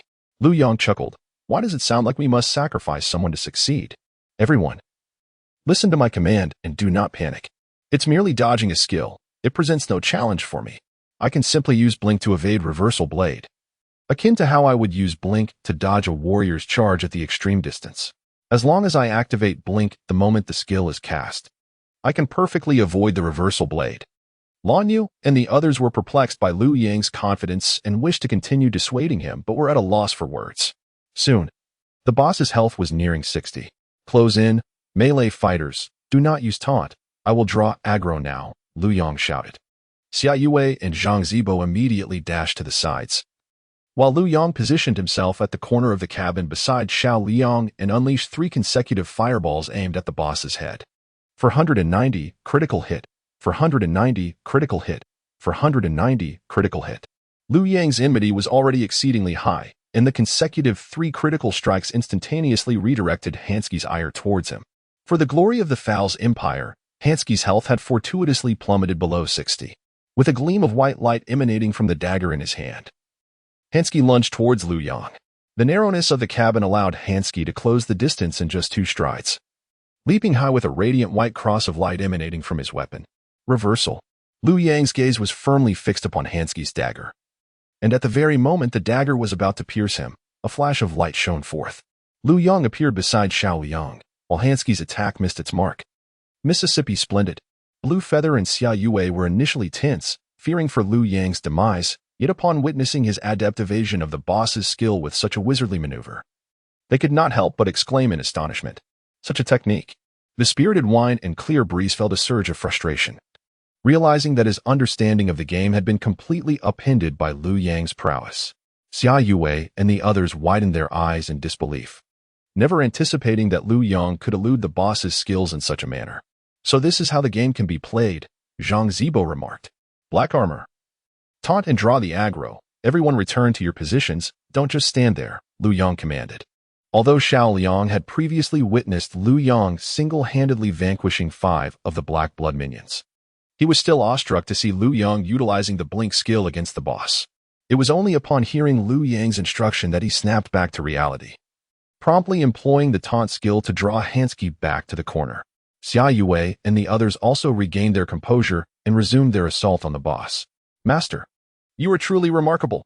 How did you achieve that? Could you possibly impart your wisdom to us? During a brief intermission in their onslaught, Ben Shi Qingguang and 3 other mages could not restrain their curiosity. This technique was of utmost importance to them. The Spirited Wine and Clear Breeze, along with Zhang Zibo and others, turned their gaze towards Lu Yong, eager to glean his secrets. Lu Yong replied, there is not much technicality involved. It merely requires quick reflexes. If you wish to learn, practice your reaction speed more diligently in the future. In his previous life, it had become commonplace for mages to employ Blink to evade skills during player-versus-player encounters.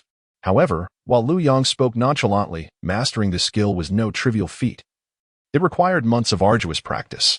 This was not a matter of a rogue simply relying on agility to evade. It necessitated the player's inherent reaction speed. In that fleeting moment, as the opponent's skill approached, within mere fractions of a second, one must execute Blink. Hesitate, and one would be struck down instantly. Act too swiftly, and the boss would halt its incantation and redirect its assault. Half a lifetime of morning light, and the others could not help but swallow hard, saying, Master, we do not quite understand. Just then, the boss's health dropped to 40. Lu Yong declared, you have 2 more chances, pay close attention as I demonstrate once more. 3 fireballs struck the boss's head, resulting in a critical hit, and Hansky's ire turned toward Lu Yong. Reversal. Lu Yong stood firm, waiting for Hansky to approach and thrust his dagger into Lu Yang's chest. Blink. Lu Yong deftly sidestepped the boss's skill, while Xiao Liang quickly followed up with a taunt, drawing Hansky back into the corner. Do you understand now? Lu Yong inquired. The four from half a lifetime of morning light exchanged glances, shaking their heads. They still did not grasp the essence of Lu Yang's blink. As the boss's health dwindled to 20, Lu Yong demonstrated once more that, alas, no one could comprehend it. There was nothing more to be done. Mastering this skill relied solely on personal insight, as the timing of a blink varied with each encounter. Soon, Hansky's health plummeted below 10. Lu Yong urged, "Everyone, intensify your output. The equipment is within reach." Xia Yue and Zhang Zibo were instantly galvanized by Lu Yang's words, and all exerted their utmost to unleash attacks on the boss. Hansky, the final boss of the Death Cave, promised to yield silver-grade equipment. Shadow Strike, Arcane Arrow, Shadow Arrow, Fireball, Heroic Strike. A flurry of skills rained down upon Hansky, whose health neared its end. Could it be that the Fowl's empire had no future? Hansky clutched his chest and collapsed to the ground. World Channel. Players Lu Yong, Xia Yue, and other team members successfully cleared the epic Death Cave dungeon, earning 100 honor points. Success. We truly conquered the epic dungeon. Everyone gazed at Lu Yong in excitement. Clearing an epic dungeon was an unfathomable miracle for them. As they watched the system announce the news on the World Channel, a surreal feeling enveloped them, as if none of this was their doing. Xia Yue looked at Lu Yong, a wave of admiration surging within her. Throughout this journey, it was solely Lu Yang's prowess that led the team through the dungeon. The first boss's frenzied output, the second boss's divine evasion, the third boss's life-saving blink. Unable to restrain herself, Xia Yue stepped forward, respectfully stating, "Thank you. Without you, we would never have cleared this dungeon, and we owe you a debt of gratitude." Lu Yong turned to Xia Yue, noting the absence of any trace of arrogance on her face. Lan Yu also approached Lu Yong, joyfully exclaiming, "Master, we truly appreciate your help this time." Lu Yong smiled at the two, realizing that bringing Xia Yue and her companions to the dungeon was entirely unplanned. Initially, he intended to seek Chimu's assistance with his elite team. The dungeon itself held little significance for him. His primary concern lay with the hidden boss. "Do not stand on ceremony with me. I will need your assistance shortly. For now, let us proceed to confront the boss and examine the equipment," Lu Yong remarked. "Quickly. Let us see if this time it is a rogue's gear. It would be splendid if it were." "Impossible. It must be warrior gear. Hank's damage output is far too high."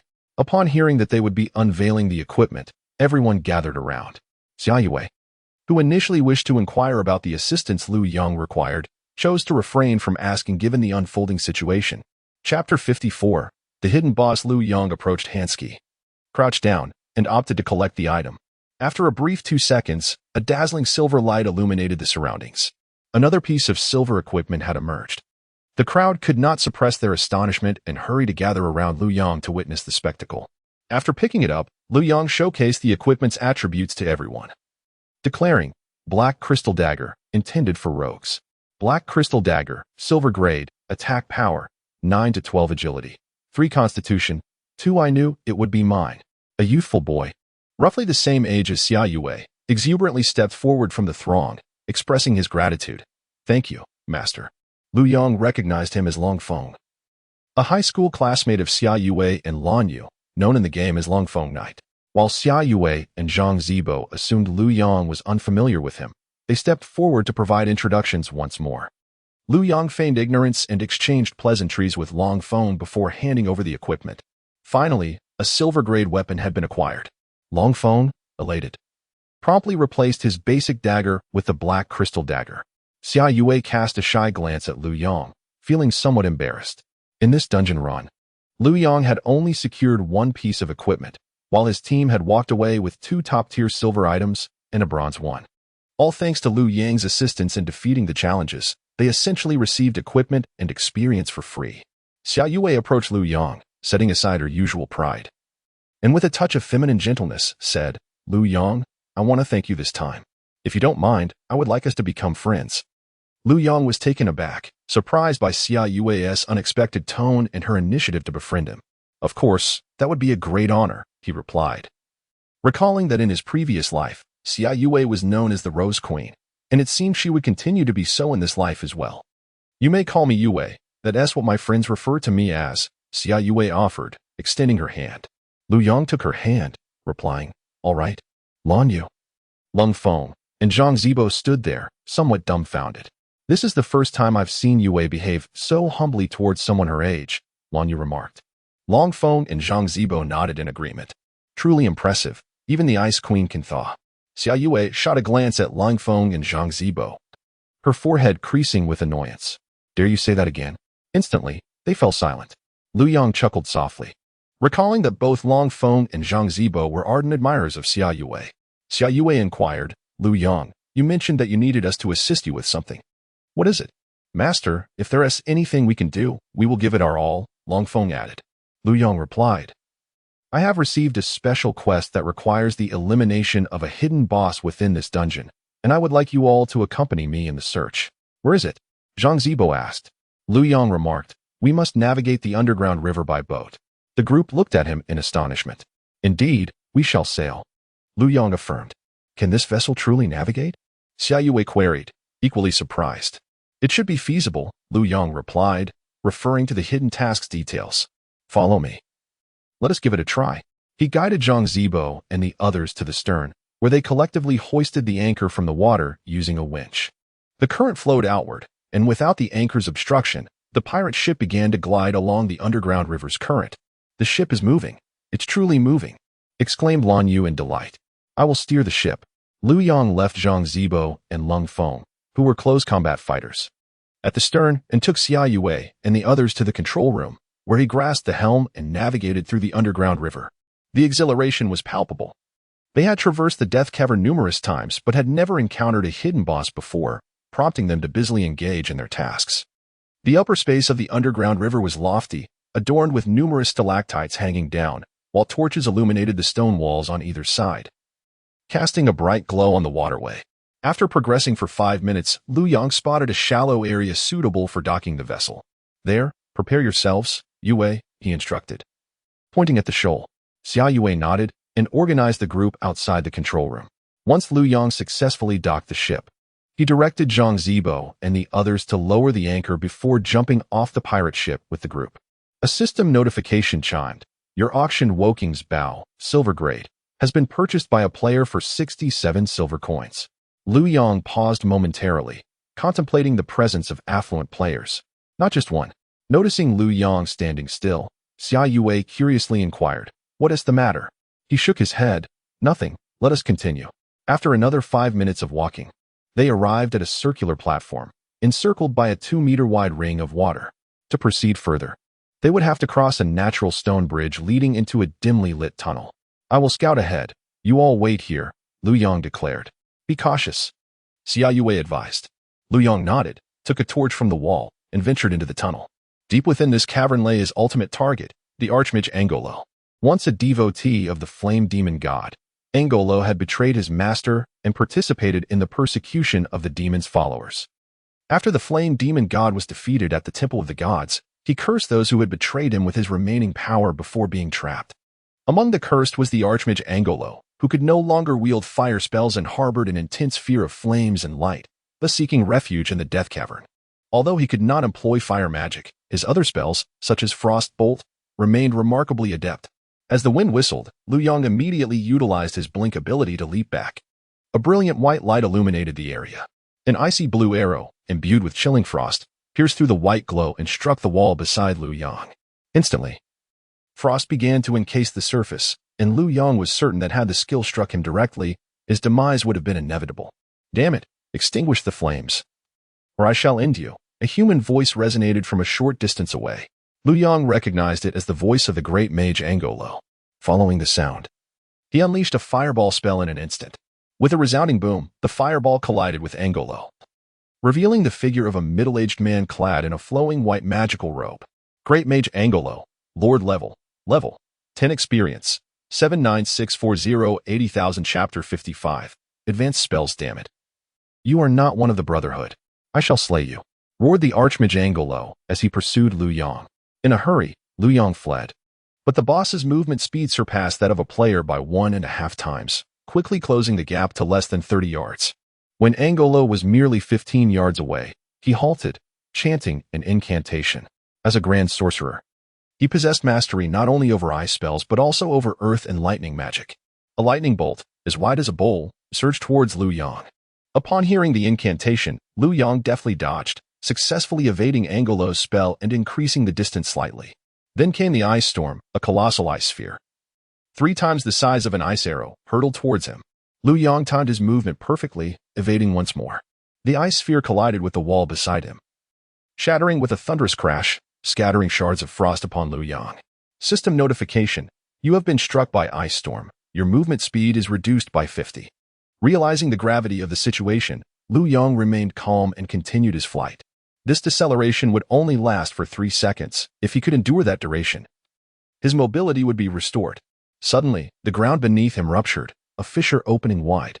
With his speed hampered, he could not leap over the gap and was forced to retreat, finding himself cornered. Fortunately, his blink skill was nearly off cooldown. After narrowly evading Angolo's subsequent 3 spells, the skill became available. He quickly leaped forward, widening the distance between them. Soon, Lu Yang emerged from the cave to find Xia Yue and the others watching him intently. He immediately shouted, "Everyone, retreat 30 yards, quickly." Xia Yue and the others promptly fell back, but some members of the team remained curious, gazing into the cave. Another lightning bolt shot forth from behind, and Lu Yang, having crossed the stone bridge, swiftly sidestepped. The lightning bolt missed him entirely, hurtling forward to strike a warrior who had not managed to escape in time. The warrior player collapsed to the ground, and the lightning bolt did not dissipate. It spread outwards, electrocuting 4 other players flanking the fallen warrior. "How powerful!" exclaimed Li Jiuqing, astonished. Lu Yang turned back, casting 2 firewall spells on the stone bridge before rushing to Xia Yue's side. "Just look at the boss's level, and you will understand why it is so formidable." He panted, fatigue creeping in after the relentless sprint and evasions. Xia Yue and the others were taken aback. "Level 10, and it's a Lord-class monster," Li Jiuqing said excitedly. Lord-class monsters represent a unique category within the game, exceeding regular bosses by 1 tier. If a level 10 boss has a health pool of 50,000, then a Lord-class creature boasts 100,000 health, along with doubled attributes and skills. "How did you manage to lure out such a monstrous creature?" Zhang Zibo inquired. Lu Yang took a deep breath, regaining his composure, and replied, "Fear not, for I shall handle this. Observe how this beast cannot advance. It fears fire." It was then that Xia Yue and the others realized that Angolo was circling the stone bridge, unwilling to cross the flames conjured by Lu Yang's magic. "What manner of sorcery is this, that it continues to burn upon the ground?" Xia Yue asked. Lu Yang responded, "This skill is known as the Firewall, a fire-based spell of level 10 and above. I wield this magic due to my staff. This Golden Grade Arsonist staff inherently possesses the Firewall skill." Golden Grade. Xia Yue and the others were once again taken aback by Lu Yang's revelation, no longer feeling the need to conceal anything from them. Lu Yang shared the attributes of the Arsonist staff with the team. Arsonist staff, Golden Grade, attack, 48 constitution, 2 intelligence, 10 magical damage, 24 spell critical hit rate, 12 spell hit rate, 12 additional spell, firewall goodness. This is unbelievable. Where on earth did you acquire such equipment? Li Jiuqing exclaimed, astonished. Xia Yue and the others gazed at Lu Yang with fervent excitement. To possess a golden grade item when they had barely secured a silver grade one filled them with envy. Lu Yang chuckled. A secret. Xia Yue was momentarily speechless, realizing she had been playfully teased by Lu Yang, while Lan Yu pouted in annoyance. Zhang Zibo and the others expressed their disappointment as well, unable to withstand their pleading gazes. Lu Yang conceded, "All right, I shall reveal it. This is a bug spot. Once we defeat this boss, I will personally guide you there." "Is that true?" Xia Yue asked, her eyes alight with joy. Lu Yang affirmed, "Of course, I am a man of my word." In truth, Lu Yang had already contemplated the situation. Since this bug location would eventually become known, he preferred to share this monster farming technique with those he held dear. Moreover, Lan Yu's level was now ripe for farming 5-level monsters, making this an opportune moment for them to level up.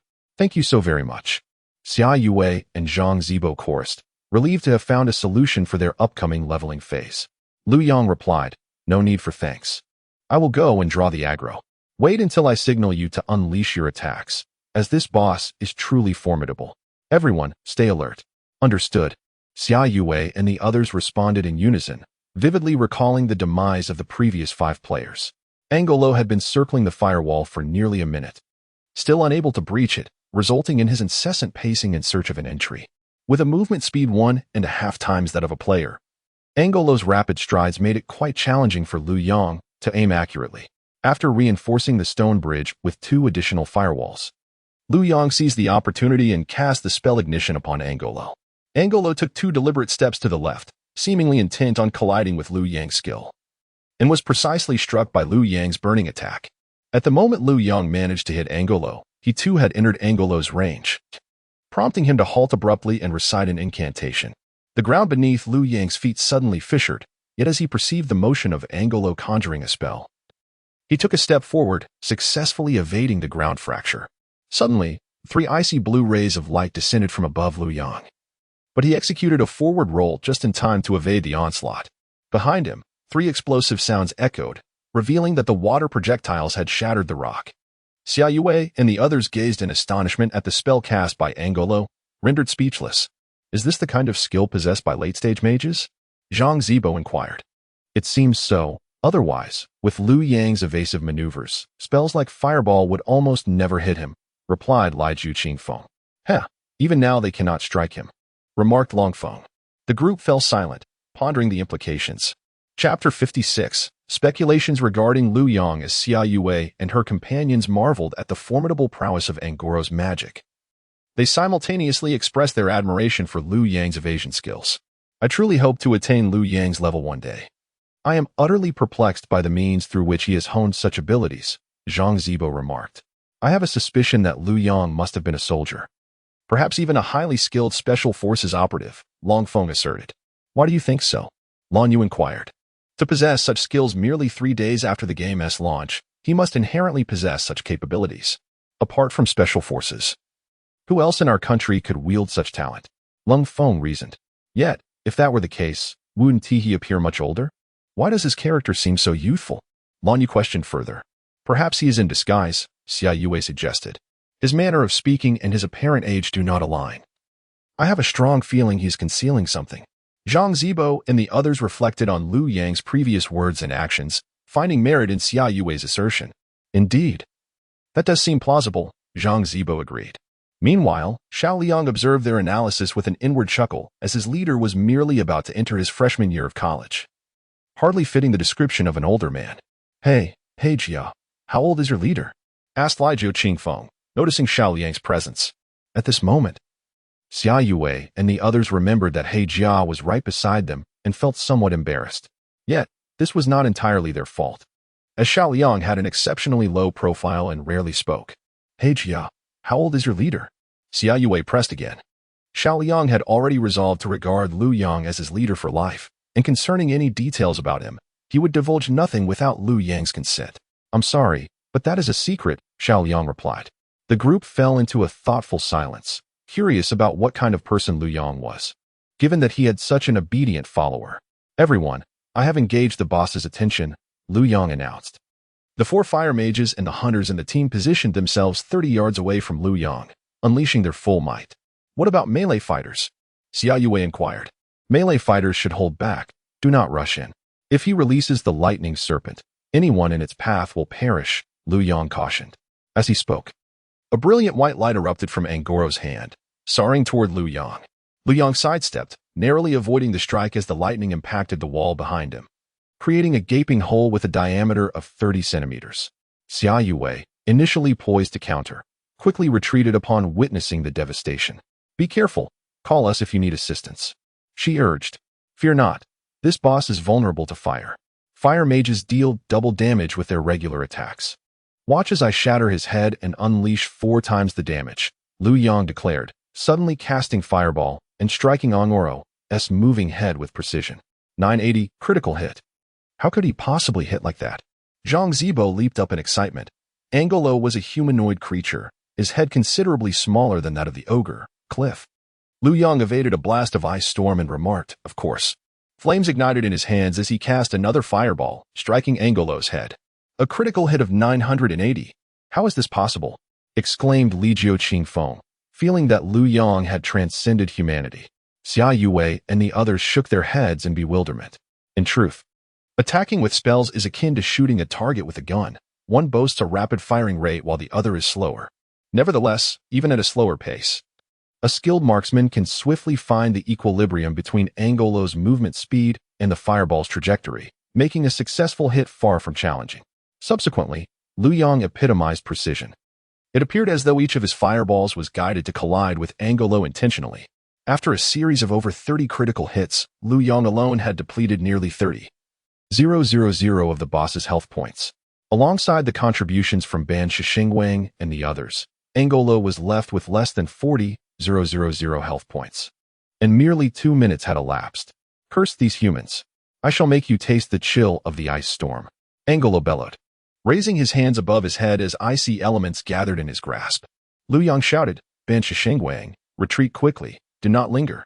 As Ban Shishingwang was about to unleash a fireball spell, he hesitated, unwilling to flee with less than a second remaining. Consequently, a cloud with a diameter of 10 yards formed above him, unleashing countless ice blades upon his vicinity. With a single strike, Ban Shishingwang was slain instantly. Such rapid casting speed? The others were astonished. Liu Yang addressed the remaining members. Withdraw to at least 50 yards. This storm is not singular. No sooner had he spoken than another cloud appeared above his head, prompting Liu Yang to flee from its area. Yet, just as he escaped, yet another cloud materialized above him, compelling him to continue his retreat. In the blink of an eye, 3 clouds, each 10 yards in diameter, had formed, persistently unleashing the blizzard. Had this encounter involved a larger group of players, it would have nearly resulted in a total wipe. For the cloud's randomness could easily decimate players as they scrambled about, with the blizzard engulfing any area within 30 yards. Now, with only Liu Yang remaining, he meticulously concentrated the blizzard's effects within his vicinity, waiting for Angolo's casting to conclude, with all 6 storms converging to his left near the wall. That was impressive. Praised Li Jiuqifeng. The others nodded in agreement. Liu Yang commanded, everyone return and continue the assault. Coming right up, they replied. Another fire mage, the Golden Serpent Lord, remarked that the magical restoration from the fragrant and crispy electric eel meat had allowed several fire mages to recover a substantial amount of their magical energy during this interval. Once again, Liu Yang maintained the enmity of Angolo, who, despite his efforts, could not land a blow on him. As Angolo's health dwindled to a mere 20,000 points, he roared anew. I am not mistaken. Although I have lost my flames, I have mastered 4 elemental magics: ice, lightning, wind, and earth. Foolish mortals. Behold my static lightning field. Beneath Liu Yang's feet, a blue lightning field with a diameter of 5 yards gradually materialized. Should any player linger within this static field, they would face a lethal lightning assault, potentially resulting in instant death. The field's formation required a mere 2.5 seconds, and any hesitation of just 1 second would render escape impossible. Liu Yang hastily vacated the area, calling out to the other mages, quickly retreat beyond 50 yards. The Golden Serpent Lord and the other fire mages, having learned from prior events, immediately exited the range. No sooner had he spoken than a second static field appeared at the Golden Serpent Lord's feet, but thankfully he managed to evade it in time. The others also fled, leaving only Liu Yang in the area as Angolo once again targeted him, relentlessly casting static fields beneath Liu Yang. As before, Liu Yang dashed along the corners, successfully neutralizing the static fields Angolo unleashed. Phew. Thank goodness for Liu Yang. We are finally fighting without peril, sighed Xia Yue from the sidelines. The others nodded in agreement. Once the static fields dissipated, Liu Yang gathered everyone, saying, Come here, the boss is in his final phase. Black armor charge, activate the shield wall, and provoke him. All 5 priests, focus on healing, and everyone else, unleash your full power. Let us aim to defeat him within 10 seconds. Xia Yue and the others had been awaiting Liu Yang's command and promptly surged forward. With Angolo's health reduced to around 20,000 points, he was besieged by the group, and his health plummeted at an accelerated rate, swiftly dwindling to below 5,000 points. In less than 10 seconds, Angolo could no longer withstand the assault and collapsed to the ground. The system prompted, You have successfully slain the traitor Angolo. Liu Yang immediately approached Angolo's fallen form, clicked to loot, and stowed Angolo's head in his backpack. This, he mused, was the second item required for the upgrade of the Heart of the Demon God. He had already prepared the materials for the remaining item, 600 sets of dark spider silk and 600 sets of glimmering elements. The Heart of the Demon God would soon ascend to a new level. Chapter 57. Spore Village when Xia Yue and Zhang Zibo witnessed the demise of the boss. Their immediate reaction was not one of celebration, but rather a profound sense of exhaustion. That was terrifying. During the final phase, I truly believed the boss would initiate a static stance again, Zhang Zibo gasped. I felt the same way. I saw his hand raise, Cold Wind remarked. Regrettably, our team's equipment is inadequate. If we possessed gear akin to Liu Yang's, vanquishing this boss would have been considerably easier, Zhang Zibo continued. The others nodded in agreement. Xia Yue observed Liu Yang approaching the boss and inquired, Liu Yang, what equipment did you obtain? Liu Yang replied, it is a piece of silver-grade mage leg armor. He shared the attributes of the equipment with everyone. Angoro's leg armor, silver grade, level, 5 defense, 610 stamina, 3 intelligence, 8 spell damage, 18 spell critical hit rate, 8 spell hit rate, 8 it's mine now. Liu Yang declared, recalling their previous agreement that any mage equipment would belong to him. Xia Yue and the others nodded, somewhat disappointed. Yet they understood that their ability to defeat this boss was not significantly tied to their own equipment. Once Liu Yang donned the leg armor, his spell damage increased by an additional 26 points, bringing his total spell damage to an impressive 174 points, when combined with the previous 148 points. However, he did not dwell on this new acquisition. Everyone, accompany me into the dungeon. I will guide you to the bug location for leveling up, Liu Yang instructed. Xia Yue initially thought Liu Yang was merely speaking casually, not realizing he was genuinely taking them to the bug spot. Thank you, she said, then turned to everyone. All members, gather together. Zhang Zibo and Cold Wind promptly led their team members back to St. Gal City. Upon landing, Lai Jiu Feng remarked, Brother Liu Yang. And everyone else, I must take my leave. The guild leader has summoned me. Liu Yang, aware that Jimu was eager to learn about the specifics of their successful raid, responded, Thank you for your help this time. Please extend my gratitude to President Jimu. Lai Jiu Feng replied, No, we ought to thank you. With this video, our guild will soon outpace others by a considerable margin. Liu Yang smiled but chose to remain silent, understanding that certain sentiments were better expressed by Jimu herself. Farewell, everyone. We shall reconvene when time permits, Lai Jiu Feng said, clasping his fist in a gesture of respect before departing. Xia Yue, Zhang Zibo, and the others watched him leave, aware that after this parting, reunions would be rare, as Lai Jiu Feng was the vice president of a guild with 60,000 members, while they were merely a studio of over 20 individuals. Noticing the disappointment among Xia Yue and her companions, Liu Yang encouraged, Do not lose heart. This is merely the beginning of the game. Who can foresee how it will evolve? If you all possess substantial resources, when the currency exchange feature is enabled, you could recruit players en masse to establish your own guild. Xia Yue nodded and remarked, I share the same sentiment. Zhang Zibo and Lung Feng, among others, readily agreed. Having already envisioned the potential impact of this game in the future, and they deemed investment in it worthwhile, Liu Yang anticipated Xia Yue's response and said, Please follow me. We shall teleport to Giant Town. Boss, should I accompany you? Xiao Liang inquired. You stay here and wait for me. I will take you for an upgrade shortly, Liu Yang replied. He also needed to escort Xiao Liang to the half-orc cave hall later. Understanding Liu Yang's intention, Xiao Liang nodded in agreement, saying, Then I shall wait for you here. Liu Yang acknowledged him with a sound of affirmation and teleported Xia Yue, Zhang Zibo, and the others to Giant Town, guiding them to accept the quest from the shepherd, Fleck. After acquiring the lasso, Liu Yang led them to a bug point at the foot of a mountain. Liu Yang instructed, Use the lasso to climb up from here. The monsters behind the mountain are level 5 wild bulls, and you can attack them from above without fear of retaliation. Is it possible to use the quest item in such a manner? Zhang Zibo asked, taken aback. Liu Yang replied, Of course, hurry up. As of now, there are very few players at level 5. You will have at least 2 days to level up here. Xia Yue and the others expressed their profound gratitude. By the 3rd day of the game, the influx of players had increased, making it challenging to find a monster-free area, let alone the advantageous spot Liu Yang had provided them for battling higher-level monsters.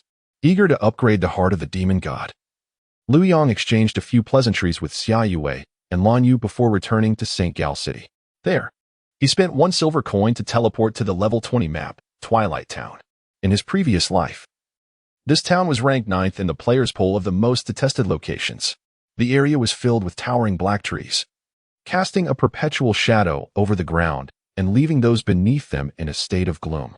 Additionally, the outskirts of Twilight Town were surrounded by swamps, mimicking reality. Any player who fell into them faced certain death, causing many players to harbor significant trauma from this place. However, for Liu Yang, this location felt like paradise. In his past life, having incurred the wrath of the Black Blood, he and his comrades had survived by hiding in the swamps outside Twilight Town. The thought of Black Blood rekindled his anger. Even setting aside Liu Jie, Liu Yang realized he could not confront Black Blood head-on, which intensified his urgency. Exiting Twilight Town, Liu Yang navigated through the wilderness, recalling his past experiences, until he arrived at the depths of the swamp, where he discovered a place known as Spore Village. This area had been largely unknown to players in his previous life. Nestled deep within the swamp, it was accessible only via a narrow path obscured by the black mire.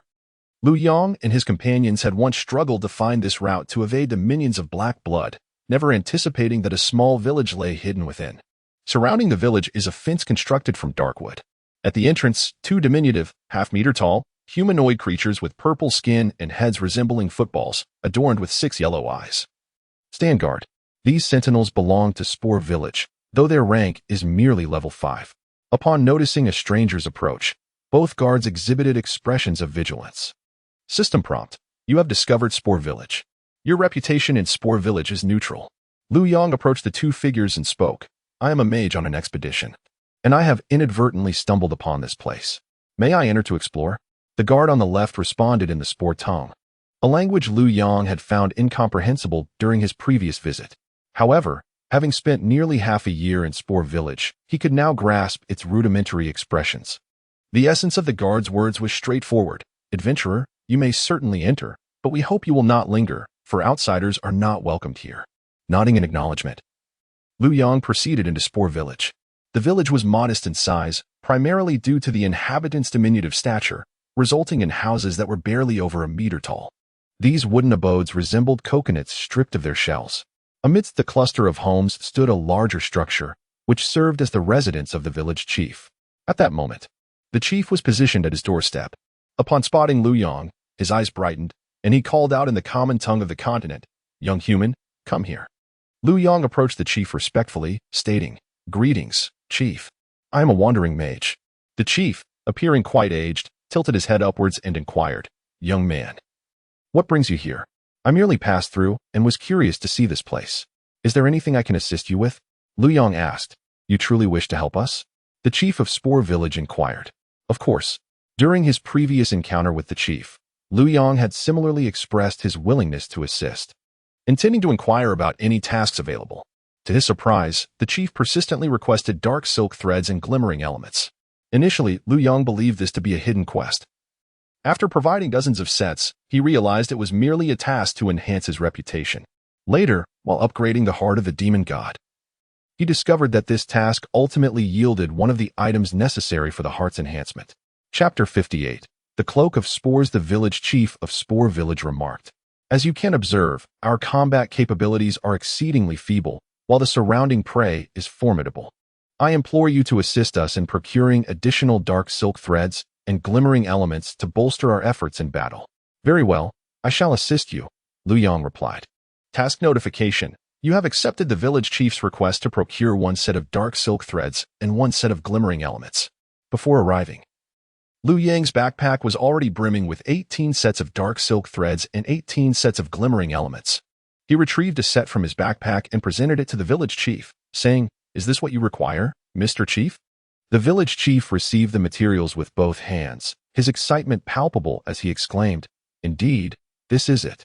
Young man, on behalf of Spore Village, I extend my heartfelt gratitude to you." System notification. You have gained 60 points of Spore Village reputation. Your reputation in Spore Village has reached friendly. Liu Yang could comprehend the village chief's enthusiasm. Their warriors were only level 5 while the monsters outside were predominantly level 20. Their battles relied heavily on luring with glimmering elements and dark silk threads during the night. The source of these materials was a journey of 1 silver coin away, and considering the abundance of high-level monsters outside, venturing forth was a daunting challenge. The village chief continued, "Our friends in Spore Village. These dark silk threads and glimmering elements are woefully insufficient. I hope you can assist us in finding more." Liu Yang, feeling generous, produced the remaining 17 sets of threads and elements from his backpack and handed them to the village chief, stating, "I have plenty more. Please accept these as a gift." "Such a bounty!" the village chief exclaimed, overwhelmed with gratitude. "Young man, thank you for your generosity. System notification. You have gained 10-20 points of Spore Village reputation." Lu Yang said, "If you require further assistance, I can procure more. However, my backpack lacks the capacity." His backpack held only 36 slots, a limitation set by the system, which could also allow players to carry 5 additional backpacks for convenience. Lu Yang had refrained from purchasing extra bags, as the drop rates in Second World were dismally low, rendering them impractical.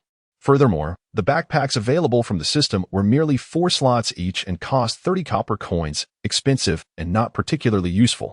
The village chief responded, "Young man, as a token of our gratitude, I grant you permission to resupply within my village. Should you require anything, you may visit the general store. They may possess what you seek." "Very well, I shall take a look," Lu Yang replied. In Second World, every esteemed location offered unique items for sale. Spore Village had 3 special items, one of which was a spore material pack containing 36 slots, vastly superior to the system's offerings at 9 times the capacity, and at a more reasonable price. The other 2 items were a spore cloak for mages, silver grade, and a mage skill book, blazing speed. However, these required a reputation of respect and reverence, respectively, making them currently unattainable. Lu Yang skillfully found the grocery store and addressed the woman selling goods at the entrance, saying, "I wish to purchase some items." Of course, the woman replied, for Lu Yang's reputation in Spore Village had reached a level of amiability, and the villagers regarded him with much greater favor. "Thank you." Lu Yang opened the purchasing interface and discovered the material pack from Spore Village, each priced at 10 silver coins. Previously, Lu Yang had sold the silver-grade equipment dropped by Watkins, earning 67 silver coins, which was just sufficient. After purchasing 5 backpacks, Lu Yang had 17 silver coins remaining, while his backpack capacity expanded to 216. With just 6 more trips, he could transport the remaining 500-plus bundles of dark silk and 500-plus bundles of glimmering essence. Taking out a return scroll, Lu Yang returned to St. Garl City and hurried towards the bank. In Second World, which closely emulates reality, the banks in each city and village are not interconnected. Players wishing to transport items from one city to another must rely on personal backpacks or supply carts. Although this system has often been criticized by players, it significantly enhances the game's playability, especially during fortress battles, where both sides attack each other's supply teams transporting potions and equipment. Sometimes, defeating an opponent's supply team can lead to a decisive victory in war, alongside the acquisition of numerous items and materials, rendering it more lucrative than mere robbery. Consequently, the game frequently features heroes such as thieves and rogues, who remain anonymous yet emerge valiantly when large guilds bully ordinary players, striking down key members of the opposing supply teams in critical battles. Some of these rogues have even appeared on television and participated in interviews, though solely within the virtual realm. Half an hour later, Lu Yang returned to Spore Village, delivering 108 bundles of silk and 108 bundles of essence to the village chief. The system prompted, "You have gained 6,480 reputation points. Your reputation in Spore Village has reached respect." With his reputation elevated to respect, Lu Yang was now able to purchase the spore cloak. He returned to the grocery store and said to the woman, "I wish to make a purchase." "Esteemed sir, please feel free to choose," she replied. As the village's demeanor towards Lu Yang had significantly improved upon his reputation reaching this level, Lu Yang accessed the operations interface and located the spore cloak. Spore cloak, silver grade, level 10 stamina, for intelligence, 7 spell damage, 11 spell hit rate, 5 special effect. The insignificance of the spore makes it difficult to detect its presence. While the attributes of this cloak are quite ordinary for level 10 equipment, in that era, Lu Yang had no choice but to don this cloak as he was relentlessly pursued by the Black Blood faction, lacking any other gear. However, what Lu Yang did not anticipate was that despite its subpar attributes, this cloak possessed an unexpectedly beneficial quality. It could actually reduce aggro. Lu Yang had grasped the concept of the Mage's free mode quite early on. However, under this mode, his critical hit rate was exceedingly high, resulting in almost every attack landing as a critical, much to the frustration of his brothers, particularly the tank. After acquiring the cloak, regardless of Lu Yang's output, The threat level remained unwavering. It took him a considerable time to uncover the reason, eventually realizing it was due to the cloak's effect. Following extensive testing, he discovered that even if he landed 20 consecutive critical hits, the boss would not spare him a glance. Thus, even upon reaching level 50 and obtaining a golden level cloak, Liu Yang was reluctant to part with his current one. Previously, when delving into dungeons to face bosses, his greatest fear was the threat transfer, which compelled him to hold back his output. Now, with the cloak in his possession, he could unleash his full potential without hesitation. Chapter 59. The demon god's attendant. Having spent 5 silver coins to acquire a cloak, Liu Yang exchanged his existing garment for the spore cloak. Upon glancing at his attribute panel, he noted that his spell damage had reached an impressive 191 points. He retrieved a return scroll and swiftly returned to St. Gal City. Due to the ongoing public beta, the return scrolls were priced at a mere 30 copper coins each. However, in a few months, when the game transitioned to official operation, the currency exchange would open, raising the cost of a return scroll to 1 gold coin, along with a 5-second loading time. Yet, that was a matter for the future. At present, he could not leverage this item for profit. Just as he was stowing materials in his backpack, the Elder of Twilight initiated a conversation with him. Amused, Liu Yang pressed the call button and inquired, "Elder Twilight, what can I do for you?" The Elder, having just completed a face-to-face report from the fierce wine and gentle breeze, expressed his gratitude, saying, "My dear brother, you have truly done me a tremendous favor. Within a week, among my 60,000 guild members, at least 3,000 will be equipped with level 3 silver grade gear. You have placed me significantly ahead of other guilds." The Elder commanded a team of professional players as well as dedicated studios, and it was not particularly challenging for the players in these studios to learn Liu Yang's free-form strategies. With some adept individuals, they could master it in less than 2 days. Similarly, many such experts were under the command of Xiang Ba, as well as other large guilds. It was Liu Yang's ultimate choice of the Elder that he was most thankful for. Liu Yang replied, "It's nothing major. I was merely seeking Fierce Wine's help to tank the monsters. No, I heard from Fierce Wine that the black-armored warrior is one of your subordinates. With him present, there was no need for Fierce Wine to go at all. I shall remember this favor, and in the future, do not hesitate to reach out to me for anything." The Elder insisted.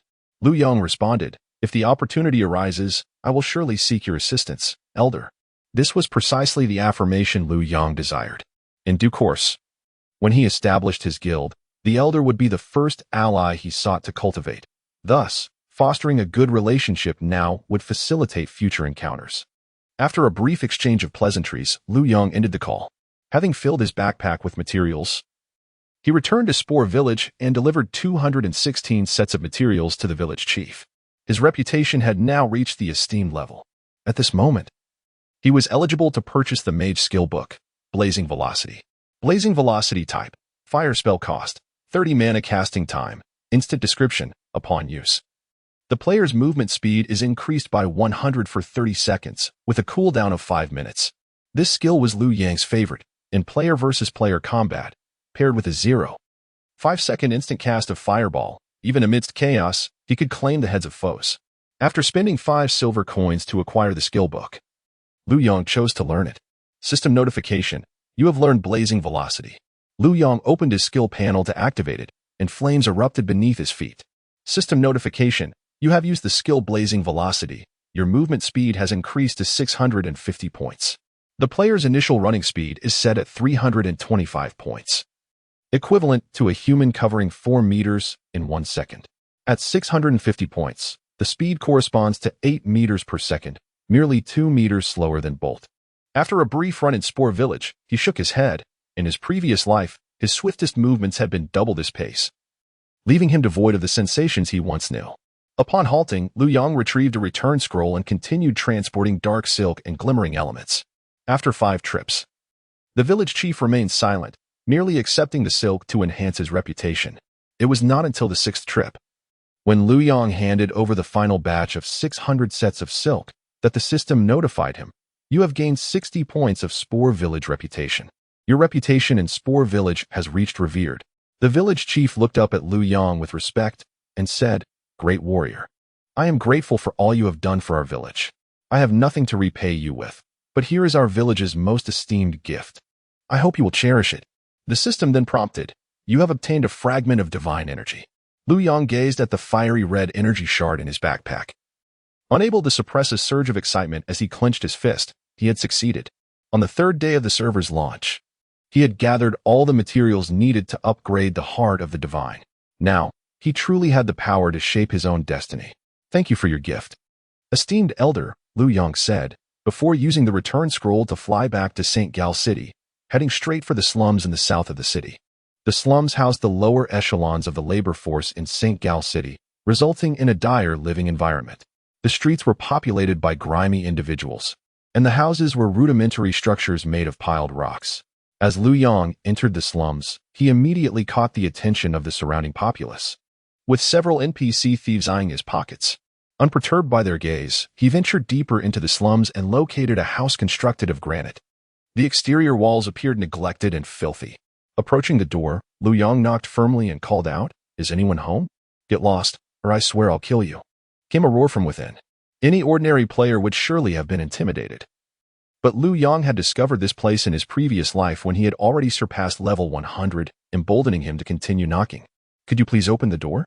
I am looking for the fire goddess attendant, Khan," Lu Yang requested. With a loud bang, the door swung open, revealing an elderly man clad in a coarse red robe, who rushed to Lu Yang and exclaimed, "Who are you?" Smiling, Lu Yang replied, "Aren't you going to invite me in?" He recognized this man as Khan, having encountered him more than anyone else in his previous life. Khan composed himself and said, "Please, come inside."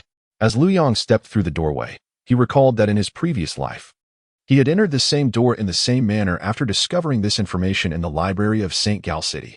The room remained unchanged, still bare of furnishings, save for a charred stone resting on the table. Upon entering, Khan closed the door and glared fiercely at Lu Yang, demanding, "Tell me, who informed you that Khan is the servant of the fire god?"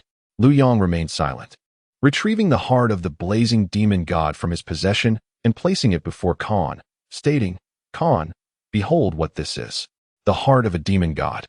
"My lord's heart."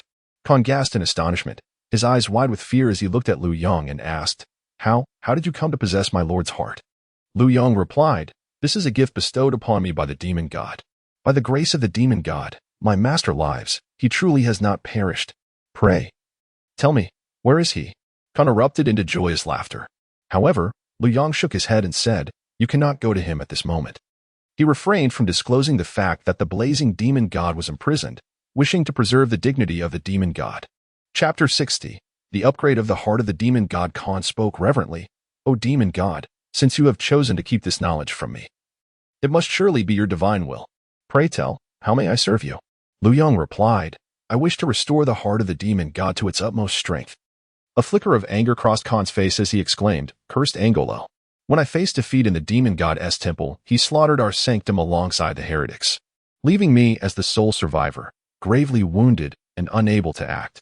However, Angolo shall not escape unscathed. Having betrayed the demon god, he is undoubtedly cursed by my deity. To restore the heart of the demon god, you must first vanquish Angolo." Lu Yang anticipated Khan's response. He retrieved Angolo's severed head from his bag and placed it before Khan, stating, "Is this the head of Angolo you seek?" Khan gazed at the terror etched on Angolo's face, erupting into joyous laughter. "By my lord, you are indeed the chosen one. Please, follow me to the demon god's temple." Khan silently recited an incantation, and a wave of spatial distortion enveloped them, causing both to vanish from the chamber. Lu Yang felt a rush of dizziness, and when his vision cleared, he found himself in an immense, obsidian hall. The space was grand, reminiscent of a papal palace, adorned with countless stone pillars lining the corridors. Khan excitedly declared, "This is the demon god's temple. After our defeat, I employed the secret arts bestowed by my lord to transport the temple to another dimension, preserving it in its entirety. Now, this place is entrusted to you, the warrior chosen by my lord." Lu Yang assured him, "Rest assured, I will ensure the demon god sees the light of day once more." In his previous life, Lu Yang had entered the demon god's temple just as he did now. Within this alternate realm, he was immune to any assaults. Should he encounter peril, he would need merely 5 seconds to be transported back to this sanctuary. He could also choose to return to the previous location or to Khan's home in St. Gall. Khan continued, "If you wish to upgrade the heart of the demon god, please accompany me to the altar." At the rear of the hall stood a circular altar, 1 meter in diameter, Khan explained, with Angelo's head, along with the demon goddess mark and the demon goddess fragments, combined with the heart of the demon god. The altar will automatically facilitate your upgrade. Liu Yang produced the demon goddess mark obtained from the troll walk-ins and the fragments of demon god energy acquired from Spore Village. Placing them upon the altar, "I have gathered these items," he proclaimed. Khan, filled with excitement, exclaimed, "By my lord, this is splendid. Allow me to assist you in the synthesis. Please wait a moment." Murmuring an incantation, Khan observed as the 3 items on the altar seemed to respond to an unseen force. Angelo's severed head shattered first, releasing a surge of red elemental fire energy that soared forth. The mark of the demon god and the demon energy emitted a brilliant crimson glow. Subsequently, the 3 items circled around the heart of the demon god several times before merging into it. The system prompted, "Upgrade of the heart of the demon god successful. The level of the heart of the demon god has risen to level 1. After taking the heart of the demon god, Liu Yang examined its attributes. Heart of the demon god level: 1 constitution, 10 stamina, 10 strength, 10 intelligence, 50 agility, 10 critical hit rate, 5 hit rate, 5 spell speed, 5 fire magic skill level, 1 special spell. Meteor Fall. Liu Yang could not help but clench his fist. This was the attribute of the heart of the demon god after its upgrade. Except for intelligence, all other attributes had increased tenfold, and while intelligence had only increased 5-fold, it had risen to a substantial 50 points. Collectively, these attributes granted Liu Yang an additional 90 attribute points, equivalent to the total attributes gained from leveling up to level 16 as a player. In essence, although Liu Yang was merely an 8th level player, his power was comparable to that of a 24th level player.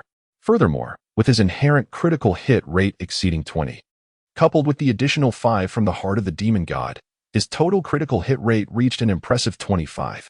This meant that, on average, he could achieve a critical hit every 4 strikes. Additionally, the special spell Meteor Fall summoned a colossal fire meteor to crash to the ground, inflicting area damage of 10 by 10. With a base damage of 600 points and a stunning effect lasting 10 seconds. The skill had a cooldown of 1 natural day, equivalent to 6 hours in reality. Although this skill could not yet be classified as a forbidden spell, its effects at the current level were akin to such. Meaning if the Black Blood dared to ambush him, Liu Yang could conclude the battle with a single meteor fall. However, the most significant aspect was that the upgrade of the heart of the demon god conferred an additional attribute of fire magic skill level 1. This attribute effectively elevated all of Liu Yang's fire spells: Fireball, Flame Burst, Scorch, Firewall, Fire Resistance Ring, and Meteor Fall by 1 level. In the realm of the second world, enhancing skills is exceedingly challenging as the increase in base damage per level is substantial. For instance, the damage of Flame Burst at level 1 is 36 to 42 points. But at level 2, it escalates to 106 to 144 points, nearly tripling the base damage. With spell damage bonuses, Liu Yang could inflict a staggering 390 points of damage when employing Flame Burst, even at level 10, barring a fully defensive paladin. No other class could withstand the onslaught of his Flame Burst attack. Among all fire skills, Meteor Fall boasts the highest damage increase, with level 2 damage reaching 1,300 points. When combined with spell damage, it could deal over 1,600 points of damage, sufficient to eliminate a level 15 ogre effortlessly. Nevertheless, despite the formidable power of the equipment, it bore a significant downside. Should Liu Yang perish, the heart of the demon god would be lost, and if other players were to retrieve it, its level would remain unchanged, effectively gifting his hard-earned power to others. Liu Yang understood that he would need to exercise doubled caution in the future. He equipped himself with the heart of the demon god and, after bidding farewell to the demon god's attendant, returned to the city of St. Gal. Upon finding Xiao Liang, who had been waiting for him, Liu Yang remarked, "Have you been waiting long?" Xiao Liang shook his head and replied, "I just took a stroll through the market. This game is truly vibrant, with so many players." Liu Yang smiled, noting that the game's pinnacle would reach 3 billion players online simultaneously, at which point the term many would truly be applicable. "Come, I shall escort you to the half-orc encampment," Liu Yang stated. "Oh, all right." The two of them made their way, battling monsters until they arrived at the half-orc hall. Liu Yang guided him to the bug point before dashing off towards the troll encampment. With the Meteor Fall ability at his disposal, Liu Yang aimed to grind monsters in the troll territory as the trolls dropped the trollbone chain, which he could exchange for currency with Bisel. Chapter 61. The Power of Falling Meteors. The journey from the Half-Orc Hills to the Troll Forest takes approximately 20 minutes. Just as Lu Yang arrived at the entrance of the Troll Forest, he suddenly heard the thunderous sound of numerous footsteps emanating from within. This was unexpected. How could there be such a dense assembly of footsteps in this place? Cautiously, Lu Yang peered into the depths of the forest. Suddenly, a hunter emerged from the thicket, brandishing a substandard longbow and accompanied by a pet dog, colliding directly with Lu Yang. The hunter shouted, "Run! There are trolls behind us!" Lu Yang turned to look, his eyes widening in disbelief. Countless trolls, at least 80, were charging forth from the troll forest. "Goodness!"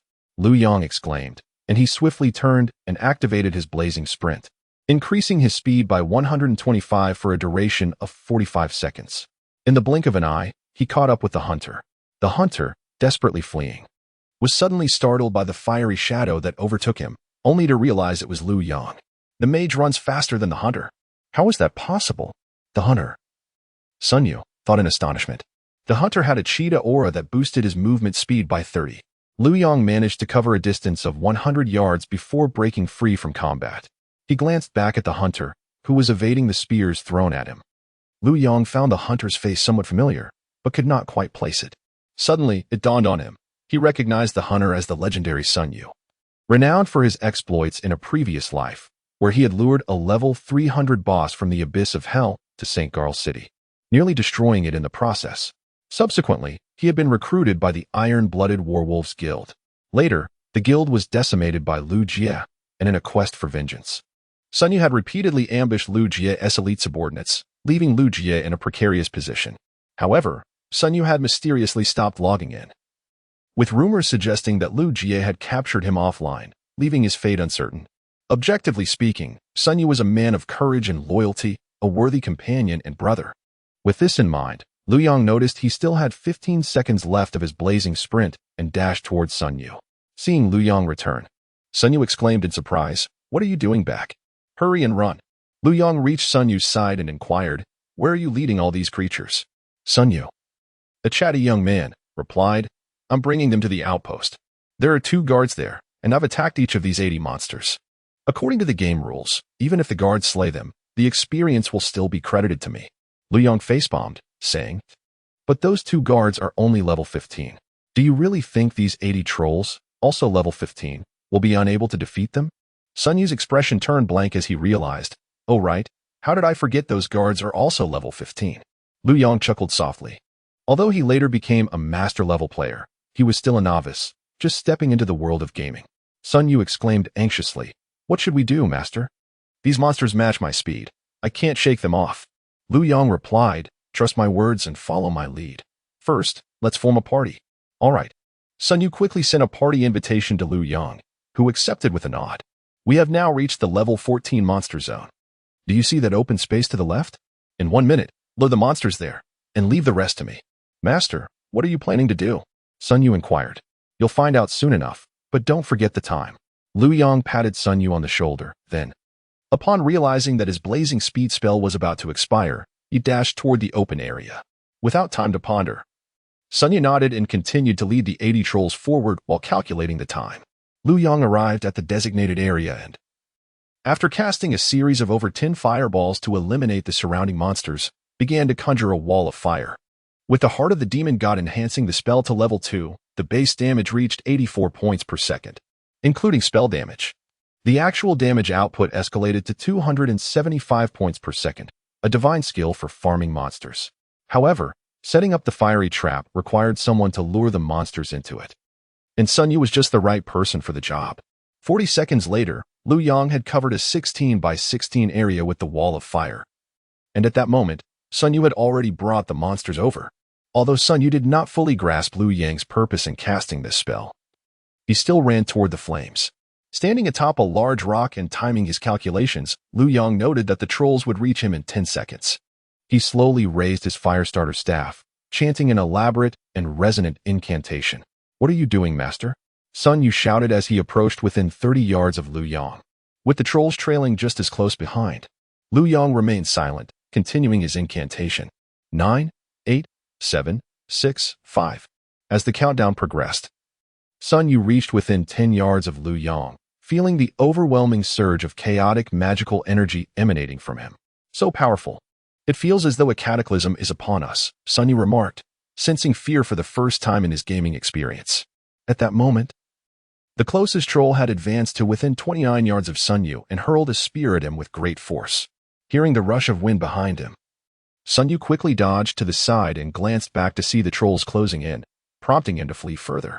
As Sun Yu reached the large stone beside Liu Yang, the trolls charged into the wall of fire he had set, instantly suffering significant damage. Fortunately, with the spore cloak shielding him, the trolls' aggro remained fixated on Sun Yu. Master, run quickly. Beware of the trolls that seek to take your life. As Sun Yu's words echoed, he suddenly felt a formidable pressure descending from the heavens. Looking up, he beheld a colossal fire meteor, measuring 10 meters in diameter, plummeting from the sky. With a thunderous crash, it struck the very heart of a blazing inferno.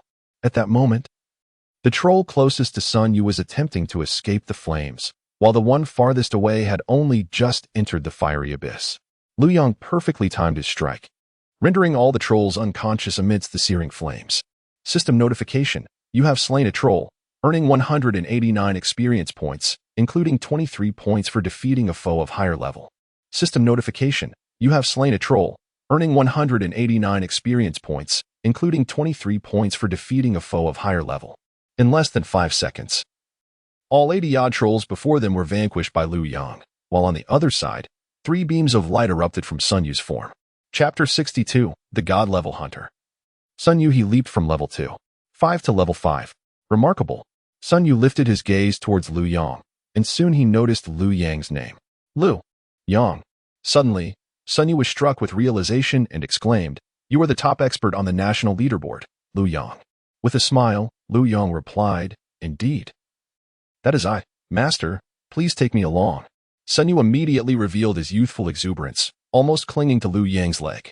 Liu Yang chuckled and said, "You are the first to ask me to assist you in leveling up."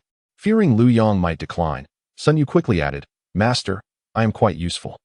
I can lure monsters for you. I assure you I can bring as many as you desire." Liu Yang had already contemplated taking Sun Yu under his wing.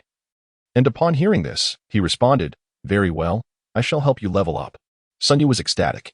Had it been his own endeavor to ascend from level 2 to level 5, even employing the method of monster luring, it would have taken him no less than 5 days, and he would have been utterly exhausted. Yet, Liu Yang accomplished it in just a second. To not follow such a person would be sheer folly. Sun Yu inquired, "Master, how should I lure the monsters?" "I am ready to go."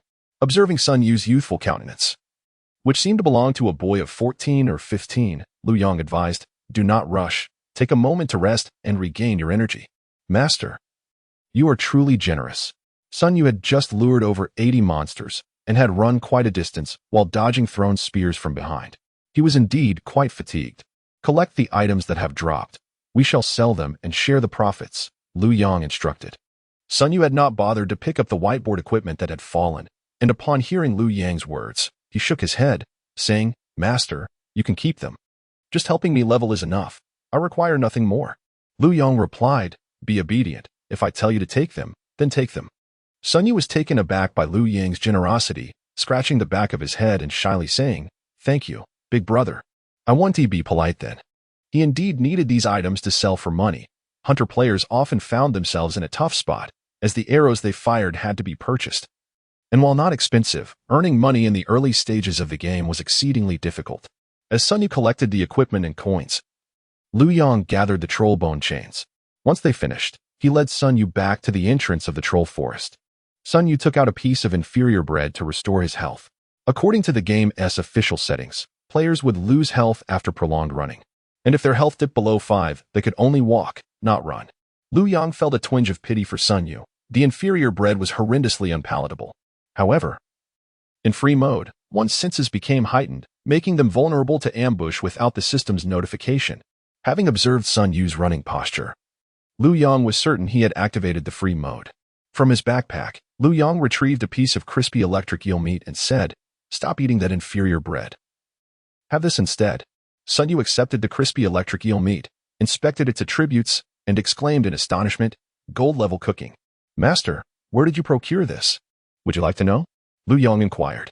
Sun Yu promptly nodded and remarked, Eating inferior bread daily is utterly nauseating.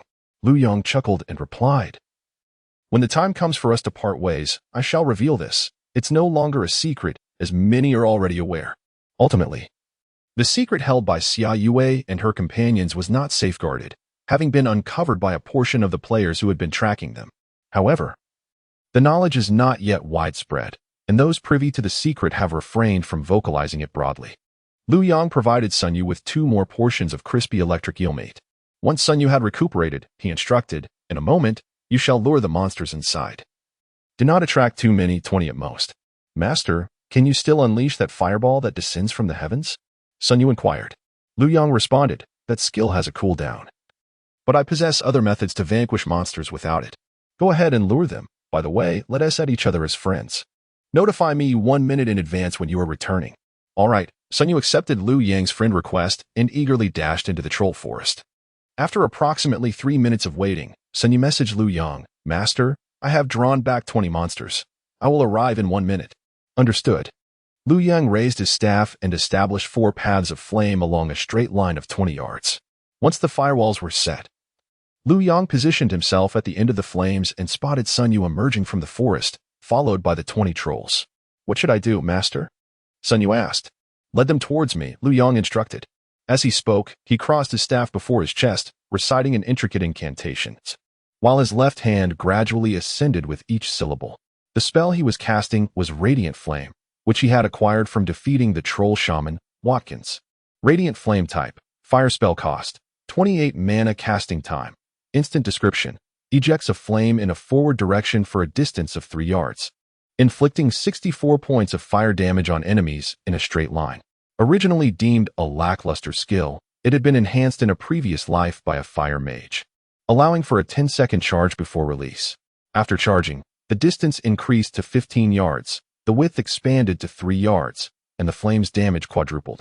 Presently, Lu Yang's fire magic skill is at level 1, while Radiant Flame has ascended to level 2, raising its damage to 174 points. After a 10-second charge, it can inflict 696 points of damage, combined with 191 points of magical damage, resulting in a total of 887 points. The firewalls span 20 yards, according to game rules. Remaining within the firewalls incurs damage each second. However, there is an alternative calculation. If a target exits a firewall within 1 second and then re-enters another, they are deemed to have sustained damage twice. Thus, the firewall spanning 20 yards, meticulously laid by Lu Yang, proved fatal for the trolls, whose swift running speed could not save them. The trolls, endowed with 2,000 health points, perished before they could escape the fiery barrier. However, Lu Yang harbored concerns regarding Sun Yu's low threat level in contrast to his high damage output, which could lead to a threat shift. Although the likelihood of this occurring was diminished by the presence of the Spore Cloak, if a shift were to transpire, 3 trolls attacking simultaneously would spell doom for Lu Yang.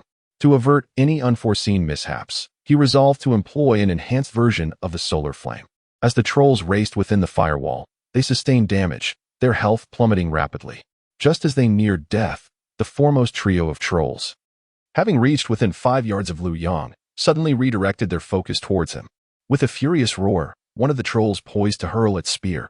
At that precise moment, Lu Yang completed his final note, his left hand raised high above his head, pointing towards the approaching troll.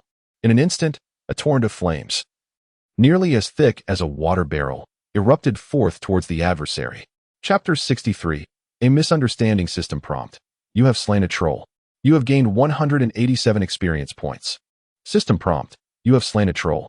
You have gained 187 experience points. A series of 20 system notifications allowed Sun Yu to exhale in relief. Approaching Lu Yang, he sheepishly scratched the back of his head and apologized. "I'm sorry, Master. I nearly got you killed."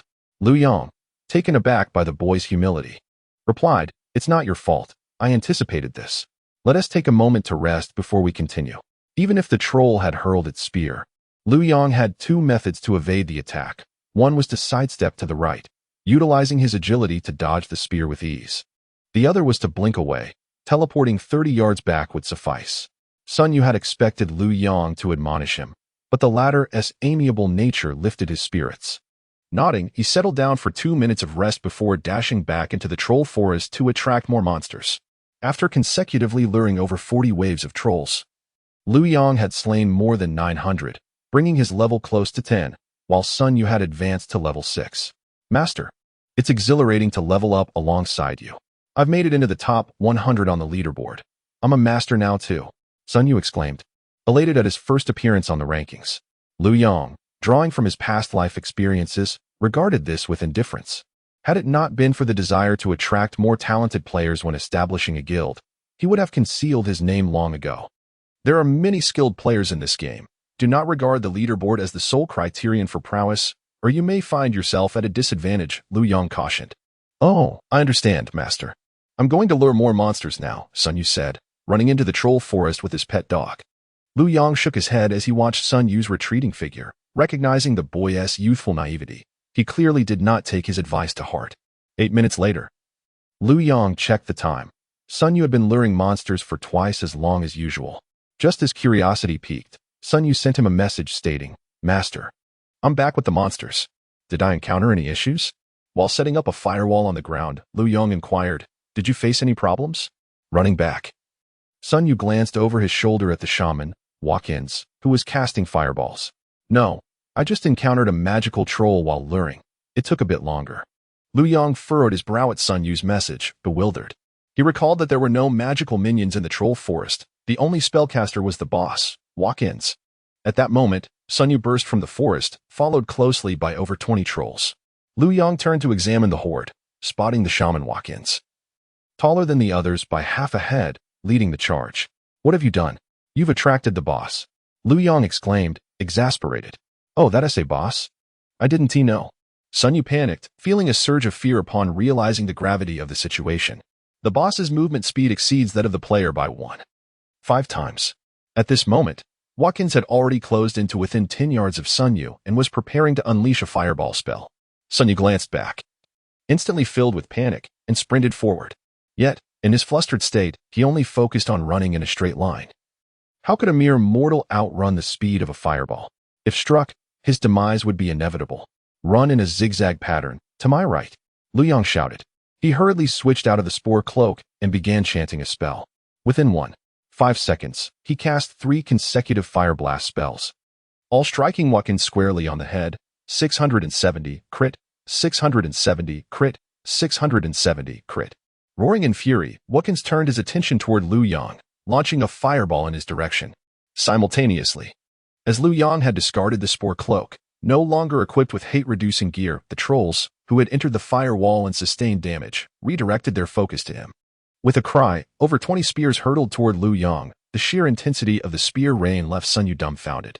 Be careful, expert. Liu Yang, of course, was well aware of the danger. As the spears approached, a flash of white light enveloped him, teleporting him 30 yards behind. Just as he landed, Liu Yang raised his staff and unleashed firewalls in succession, connecting them with the inferno he had created earlier. The trolls, upon witnessing Liu Yang's retreat, immediately pursued him. Within the sea of flames he had laid, there were 10 vertical firewalls. Ordinary trolls that attempted to cross were instantly incinerated. Only the troll shaman, Watkins, managed to traverse the inferno, stepping onto the firewall Liu Yang had just conjured, and hot on his heels. Liu Yang awaited the shaman's approach. As Watkins drew within 30 yards, he chanted his incantation, launching fire blasts at an astonishing rate of 1 every 0.5 seconds, striking Watkins repeatedly. A level 1 fire blast merely slowed the casting speed of an elite foe, but the level 2 fire blast was different. It sent Watkins reeling, leaving him unable to conjure a fireball. Sun Yu, observing Liu Yang's rapid succession of fire blasts as if they were instantaneous, was utterly astonished. How can an expert cast spells so quickly? He wondered. Meanwhile, Liu Yang remained undistracted, employing a technique that was common among high-tier fire mages in his previous life. This was, in essence, a system flaw, or perhaps a reward for top-tier players. The deeper your understanding of the game and the longer you practice spellcasting, the faster you could unleash your spells. Having released over 50 fire blasts, Liu Yang quickly reduced Watkins' health to below 30. Damn human, you shall pay dearly for this. Watkins roared, his skin turning a deep crimson. Bloodthirst, immune to all control skills, casting speed increased by 50. At this moment, Liu Yang's fire blast-induced stagger had no effect on Watkins, who was finally able to cast a fireball. Liu Yang, undaunted and resolute, continued to unleash his fireball spell at a remarkable casting speed of 0.5 seconds, engaging in a fierce exchange with Watkins. It was only when Watkins released his fireball spell after a tense 1.5 seconds that Liu Yang deftly evaded the attack with a timely sidestep, narrowly escaping the fiery onslaught. As night descended, the sky adorned with a luminous moon, Sun Yu, standing nearby, could not discern the faces of Liu Yang and Watkins. He could only observe the relentless barrage of fireballs soaring around them. Such agility seemed almost superhuman to Sun Yu, who was unaware that this was merely a glimpse of Liu Yang's true prowess. Drawing upon his mental acuity, Liu Yang calculated the precise moment Watkins would conjure his fireball spell, knowing that if he could evade that instant, he could effortlessly dodge the ensuing attack. A minute later, the flames vanished into the night. A system notification echoed. You have slain the troll shaman Watkins. You have gained 714 experience points, including 251 points for defeating a higher level foe. A golden light enveloped Liu Yang as he finally reached level 10. Approaching the fallen boss, he surveyed the loot, discovering a new weapon, the bow of Watkins, silver grade. Chapter 64. Special equipment. He turned back to look at Sun Yu and said, "What are you daydreaming about? Come over here quickly." "Oh." Sun Yu hurried to Liu Yang's side, excitement radiating from him as he exclaimed, "Boss, from now on, I'll follow you." Liu Yang chuckled, taken aback by Sun Yu's sudden declaration. "What brought this on?" "Your evasion skills were extraordinary," Sun Yu replied earnestly. "This isn't merely about profession. It reflects true strength and judgment. My father once said, compete with those of similar caliber, not with fools. Being by your side will undoubtedly enhance my own abilities rapidly." Having spent considerable time together, Sun Yu had come to appreciate Liu Yang not only as a master ranked first on the server, but also as someone devoid of arrogance. Compared to the leaders of various guilds, who were often either overly domineering or morally questionable, Liu Yang appeared as the most suitable mentor. However, a twinge of anxiety gripped Sun Yu. He feared that someone as skilled as Liu Yang would not entertain a request from someone as insignificant as himself.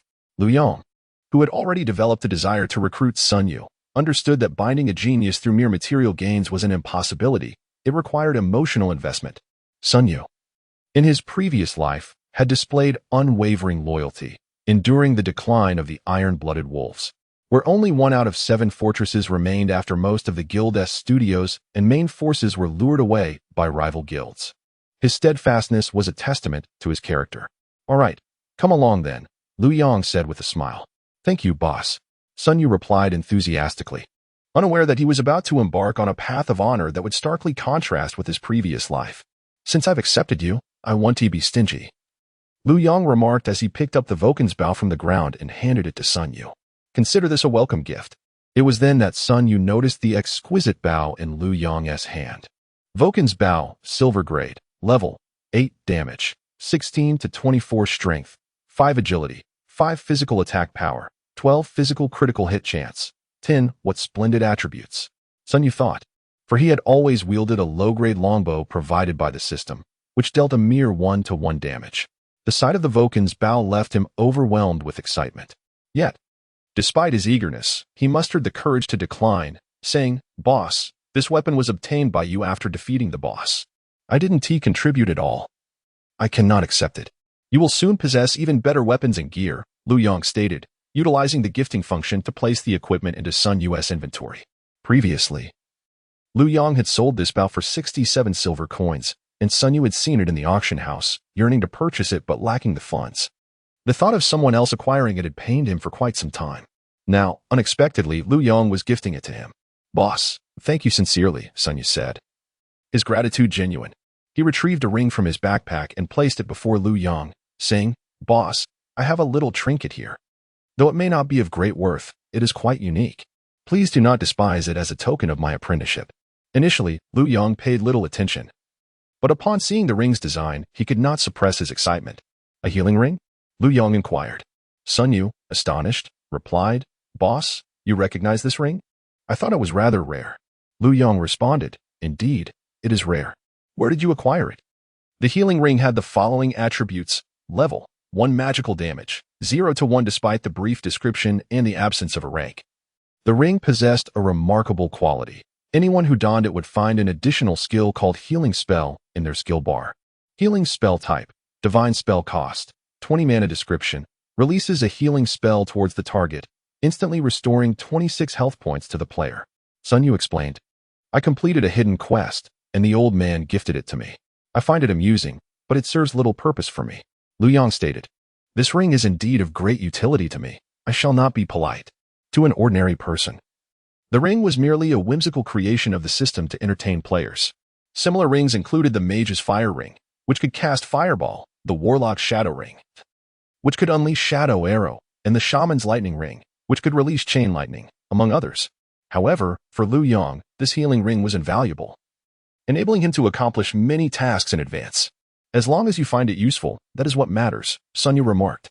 Lu Yang chuckled. Let us proceed into the Troll Forest. I will guide you to level 8, where you can equip a bow.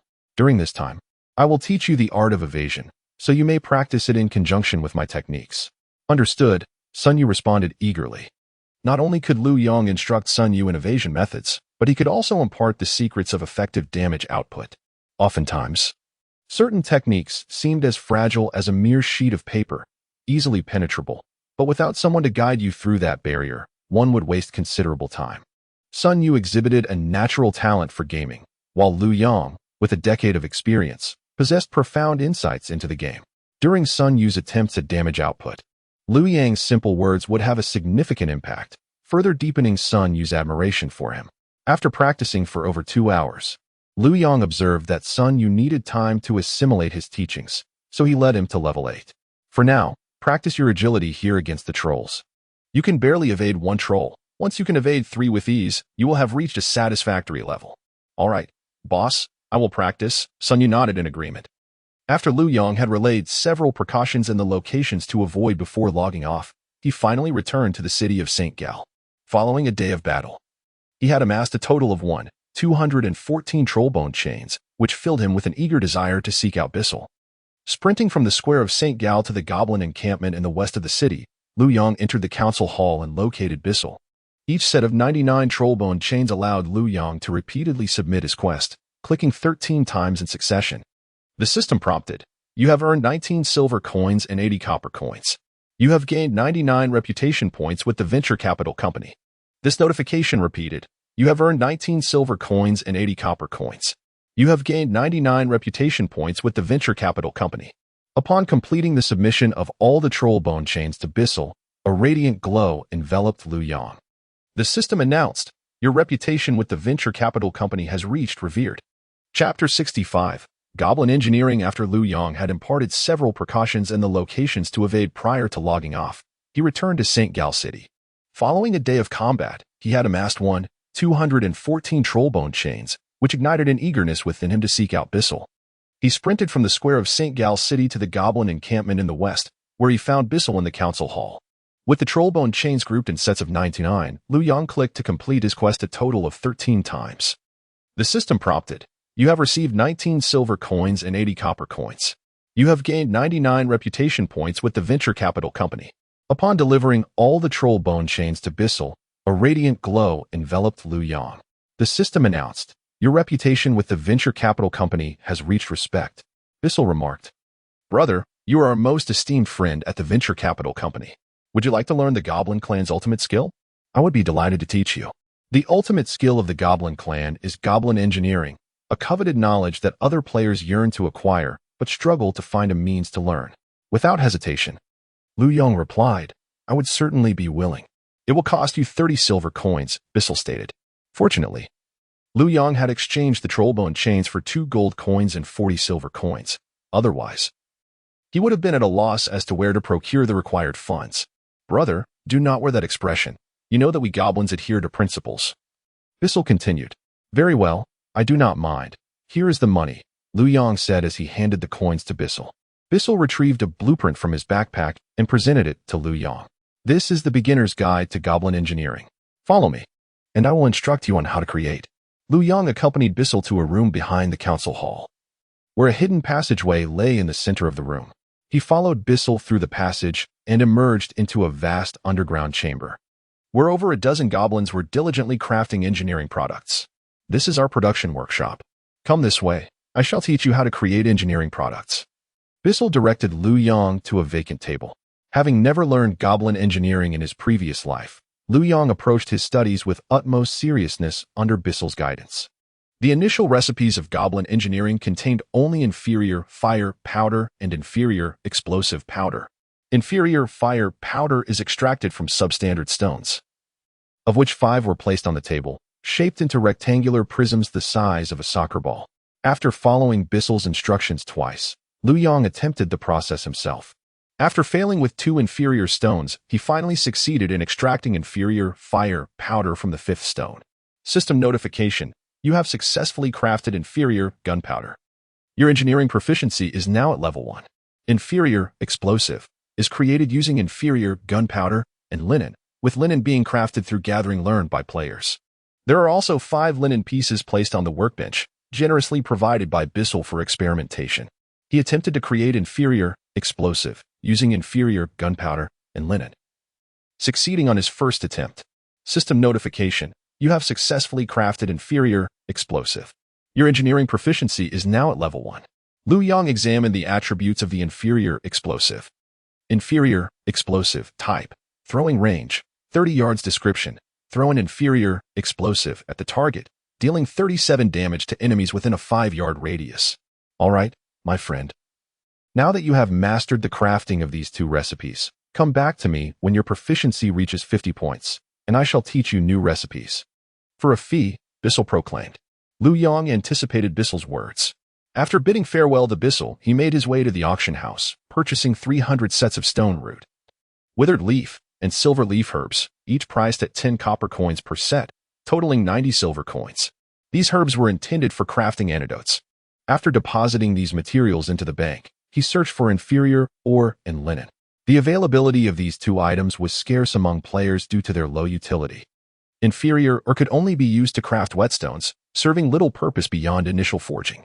The same applied to linen.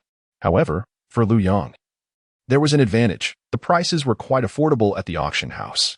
A set of 30 inferior ores sold for merely 5 copper coins, while linen was priced at 6 copper coins. Crafting inferior gunpowder required just 1 inferior ore. So he purchased 1 set of inferior ore and linen for a total of 11 copper coins. Upon returning to the Goblin Engineering Workshop, he placed the materials on the table and resumed crafting inferior gunpowder and inferior explosives. System notification: you have successfully crafted inferior gunpowder. Your engineering proficiency is now at level 1. System notification: you have successfully crafted inferior gunpowder.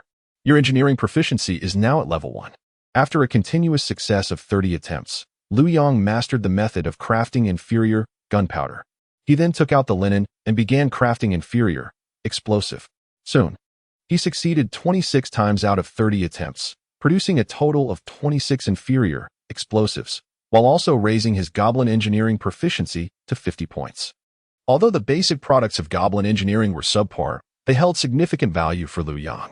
If given to level 1 players, a few armed with inferior explosives could easily level up in the realm of level 1 monsters, and should anyone attempt to steal their kills, they could retaliate with inferior explosives, proving to be immensely powerful for newcomers.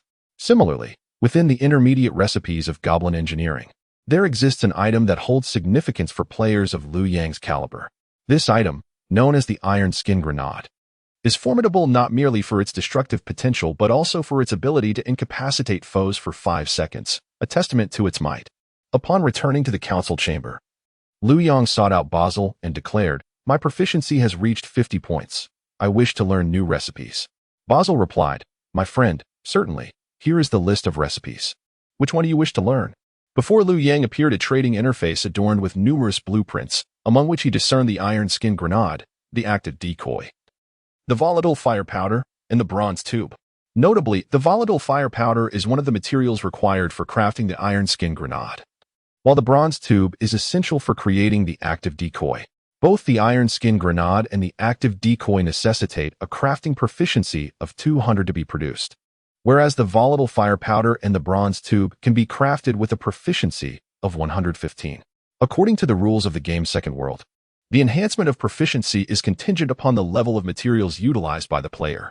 Should a player's proficiency be at level 0, they may enhance it using level 0 materials. However, Once a player attains level 50 proficiency, they can no longer use level 0 materials for advancement, but must employ materials of level 50 instead. Nevertheless, even at proficiency level 50, the player cannot utilize materials of level 100 for enhancement.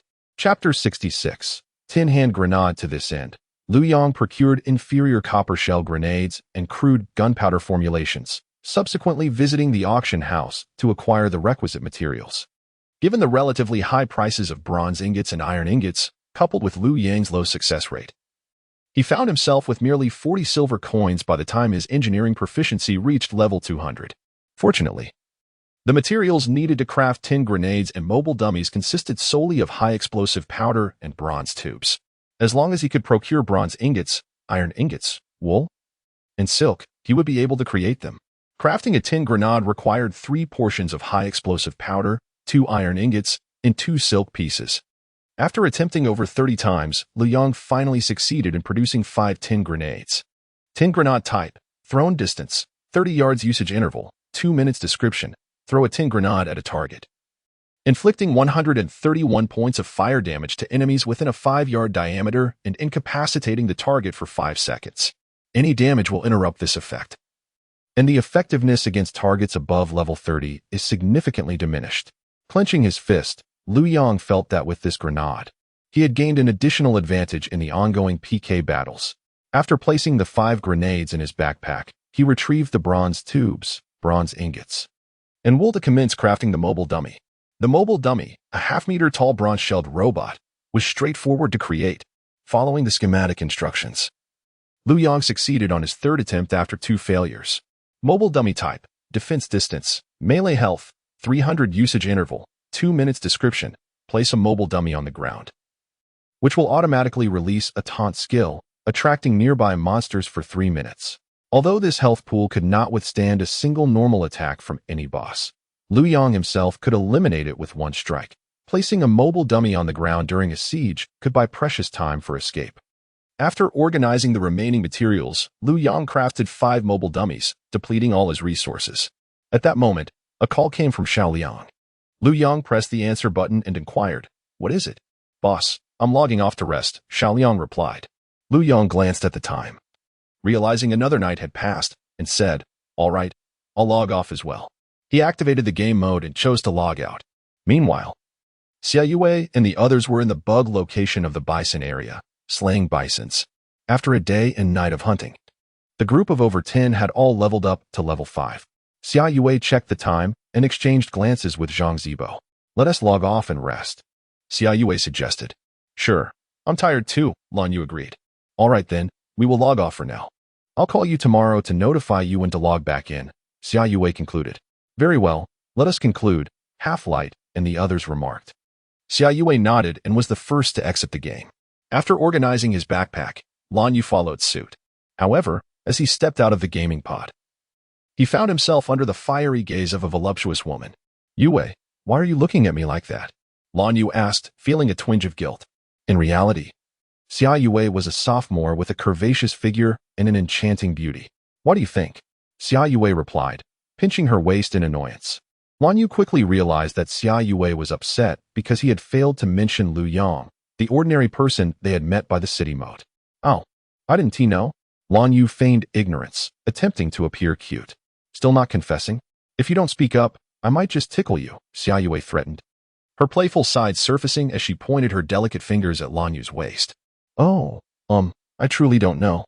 Lan Yu trembled. Whenever Xia Yue wore such an expression, it signaled impending misfortune for her. "Since you refused to tell me, don't blame me for being rude," Xia Yue declared, reaching for Lan Yu's ticklish spots with a mischievous intent. "You little rascal. If you had mentioned Liu Yang's identity earlier, I wouldn't have embarrassed myself so much yesterday. Just wait until I deal with you." "Help." "No." Lan Yu was at her mercy, fleeing around the dormitory. Unfortunately, the space was limited, and she discovered that her roommate, another beautiful sorceress from their team, had locked the door. With no escape, and trapped between the 2 women, Lan Yu reluctantly divulged what she knew about Liu Yang. "Sisters, this is all I know. Please, spare me." Lan Yu pleaded with innocent, sparkling eyes. "This is all? You truly know nothing else?" "I have no idea about his real-life identity," Lan Yu insisted. "Fine. I'll let you off this time for your sincerity. But you should pay attention to Lu Yang. He seems quite interested in you, Xia Yue advised. Really? Lan Yu's face flushed slightly. She harbored some feelings for Lu Yang, albeit modestly. Xia Yue and the sorceress were too engrossed in their thoughts about Lu Yang to notice Lan Yu's expression. Meanwhile, on the other side, Lu Yang was exercising when he suddenly sneezed, rubbing his nose and muttering, "Could I be catching a cold? That shouldn't be." After completing his workout, Lu Yang returned to bed for a nap, and by the afternoon, he logged back into the game. He examined his current attributes, and with the enhancements from the Firestarter staff, crispy electric eel meat, and the heart of the demon god, his stats had significantly improved. Lu Yang level, 10 stamina, 23 strength, 21 intelligence, 153 agility, 23 constitution, 37 health, 592 magic, 1836 physical damage, 26 to 30 spell damage, 242 defense, 33 to 39 physical critical hit chance, 0 magical critical hit chance, 28. 3 spell recovery rate, 5 points per 5 seconds. This level of attributes empowers Lu Yang, allowing him to dominate the entire game. Even if the Black Blood Guild were to ambush him, he could single-handedly dismantle their entire faction. Black Blood, it won't be long before I extinguish your guild. Lu Yang mused silently. Although he could seek vengeance at this moment, he found himself preoccupied. Upon reaching level 10, the game's playability expanded significantly, introducing a plethora of engaging minigames. Successfully completing these minigames could yield an array of unique items. Presently, there was a minigame that Lu Yang could undertake within the city. Near the market in the eastern part of the city, there existed the Divine Moon Circus, which visited to perform every mid-month. Typically, players focused on leveling up outside, neglecting the circus's performances. In his previous life, it was not until 2 months after the game's launch that leisure players came to witness the show, inadvertently triggering a hidden quest that ultimately brought this task to light. Chapter 67, Level 10 New Task. Lu Yang arrived at the entrance of the circus, where a clown-like NPC approached him and inquired, "Sir, would you care to witness our performance?" "Certainly," Lu Yang replied, stepping into the circus. It was daytime, and various acts were taking place within the venue, including tightrope walking, fire hoop jumping, and comedic stage plays. As Lu Yang traversed these areas, he arrived at a performance zone designated for thunderstrikes. As the name suggests, thunderstrikes involve performers in a 900 square meter arena, where they stood at the center while 8 grand doors surrounding the arena opened to unleash thunder lizards. The performers were required to evade these creatures, for any contact would signify failure. Taking a seat in the viewing area, Lu Yang observed an NPC currently performing, having opened only 4 of the doors. For thunder lizards, each larger than elephants, burst forth from the doors, adjusting their trajectories to charge toward the performer. As they ran, they resembled elephants thundering across the ground, lowering their heads and displaying the sharp protrusions on their snouts. The performers skillfully dodged the 4 thunder lizards, which, having missed their target, did not turn back but instead dashed into the opposing door. After successfully evading several waves of thunder lizards, the number of doors surrounding the arena increased from 4 to 6, and subsequently to 8. As 8 doors continuously released thunder lizards, the difficulty escalated dramatically, with waves of lizards surging forth every 3 seconds, resembling a torrential flood, while the performer appeared as a small vessel, precariously close to capsizing. "How do you find our performance?" A voice called from the side. Lu Yang turned to see a middle-aged man donning a magician's hat and a black tailcoat, with 2 small mustaches adorning his face. This was the individual Lu Yang sought, the hidden NPC triggering this task, the circus master, Barnes. "Indeed, it is quite challenging," Lu Yang acknowledged. With a sense of pride, Barnes declared, "This is, in my opinion, the most masculine of games. Young man, would you be interested in a challenge?" "Of course," Lu Yang replied. "Ah, I do enjoy a warrior of your caliber. What level of difficulty would you like to challenge?" Barnes inquired. Before Lu Yang appeared a virtual screen displaying options of 2 doors, 4 doors, 6 doors, 8 doors, and 16 doors. "I challenge the 16 doors," Lu Yang declared. "Young man, that may not be the wisest choice. You must understand, the opportunity to challenge is singular. Should you fail, you cannot attempt again. Are you certain you wish to select this option?" Barnes cautioned. "System notification, you have encountered Master Barnes at the circus, who has issued you a valiant challenge. You have accepted the challenge and opted for the highest difficulty. Master Barnes admires your courage and seeks to confirm once more if you truly wish to proceed with this level of difficulty. Indeed, Lu Yang declared. I shall choose the 16 doors. Barnes responded, very well. Since you have made your selection, allow me to elucidate the rules. When all 16 doors simultaneously open, a wave of thunder lizards will emerge every 3 seconds. The duration of the game is 3 minutes, and you are prohibited from employing any spells. Should you be touched by a thunder lizard, the game will come to an abrupt end. I understand, Lu Yang replied. In his previous life, he had been intimately acquainted with these rules.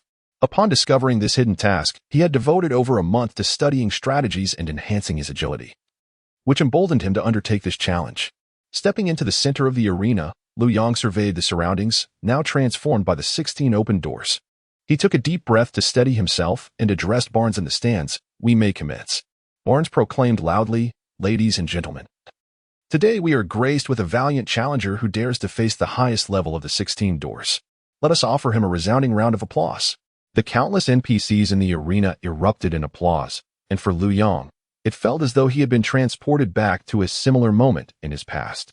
Once, he had gambled everything. This time, he was filled with unwavering confidence. 3, 2, 1, the match begins. Barnes shouted, and simultaneously, all 16 doors flung open, unleashing the first wave of 16 thunder lizards that charged forth with a furious roar. Lu Yang swiftly evaded, and although the thunder lizards were swift, the initial wave proved manageable to dodge. The true challenge lay in the sheer size of the thunder lizards, standing before one. It was nearly impossible to anticipate the direction of the subsequent wave. To predict their movements, one had to rely on exceptional hearing and agility. If one could discern the footsteps of the approaching thunder lizards or create enough distance to observe the first wave, they could potentially evade the following onslaughts. Fortunately, during his years as a mercenary, Lu Yang had mastered both skills. In the dim light of the night, a mercenary engaged in combat within the tropical rainforest could not afford to be unaware of an opponent's gunfire direction. Otherwise, it would be tantamount to courting death. Lu Yang adeptly dodged 30 consecutive waves of thunder lizards, inciting wild cheers from the audience, who rose to their feet in applause. While this applause seemed to validate his prowess, it was, in fact, a deliberate distraction within the game. If a player were to be swayed by the audience's acclaim, it would inevitably lead to a lapse in concentration. The 16 lizards charged from 16 angles. Any moment of distraction could spell certain doom. Yet, Lu Yang remained impervious to external influences, his focus entirely on the thunder lizards before him as he continued to maneuver and evade. After successfully avoiding another 20 waves, he noted that the emergent speed of the thunder lizards had increased. What began as a wave every 3 seconds had now escalated to one every 2 seconds, thus complicating Lu Yang's ability to create space for himself. After enduring 6 relentless waves of attack, he found himself cornered in the lower right, with 4 gates behind him unleashing thunder lizards, while 6 more charged towards him from the front. Behind them, a cacophony of hurried footsteps echoed ominously. In that moment, Lu Yang remained composed, focusing all his attention on his auditory senses. Within a mere 2 seconds, he discerned the direction of the footsteps behind him. Swiftly, he evaded to the left, narrowly dodging the first earth dragon, and executed a deft roll to the right, expertly sidestepping the second thunder lizard that loomed behind him. Without pausing, Lu Yang rose to his feet and swiftly dashed 6 steps to the left. Just as he reached his new position, 4 earth dragons surged forth from behind, trampling over the very ground he had just vacated. Chapter 68, The Challenge of the Jester King. Having narrowly evaded the latest onslaught, Lu Yang halted his steps and turned to face Barnes, who stood in the stands. He had successfully dodged the final wave of thunder lizards. At that moment, Barnes raised his hands and applauded Lu Yang with a smile. System notification: player Lu Yang has successfully completed the Thunder Tread Challenge, breaking the record set by the Jester King and achieving an SSS rating. System notification: the Jester King has appeared in the stands. A clown adorned with a golden crown materialized beside Barnes, seemingly engaged in conversation with him. Subsequently, the two approached Lu Yang. Barnes proclaimed, "Congratulations, Mr. Lu Yang. You have triumphantly navigated the most arduous task of the Thunder Tread. You now face 2 choices: accept your reward or undertake a new challenge. Should you succeed, a greater reward awaits." Lu Yang, feigning ignorance, inquired, "What challenge?" Barnes gestured toward the Jester King, stating, "This is the Jester King. You have just shattered his long-standing record. and he wishes to challenge you. Do you accept? The Jester King towered over Lu Yang, his face painted in stark white with exaggerated panda eyes that evoked a sense of dread. Young man, I have preserved this record for a decade, and your breach of it has left me quite displeased. I hereby challenge you. Do you dare to accept? He declared arrogantly. System notification. You have successfully broken the Jester King's decade-old competition record, unsettling him to the point of issuing a challenge. If you succeed, your rewards will be enhanced. Yes, Lu Yang replied. I am willing to accept the challenge. Please articulate the rules. This was precisely the challenge Lu Yang had awaited. Only by conquering the Jester King's trial could he attain the coveted prize. The Jester King responded, excellent. The rules of this task are straightforward. You must still evade the 16 thunder lizards behind these doors, but you must also avoid me, as I will be attempting to capture you.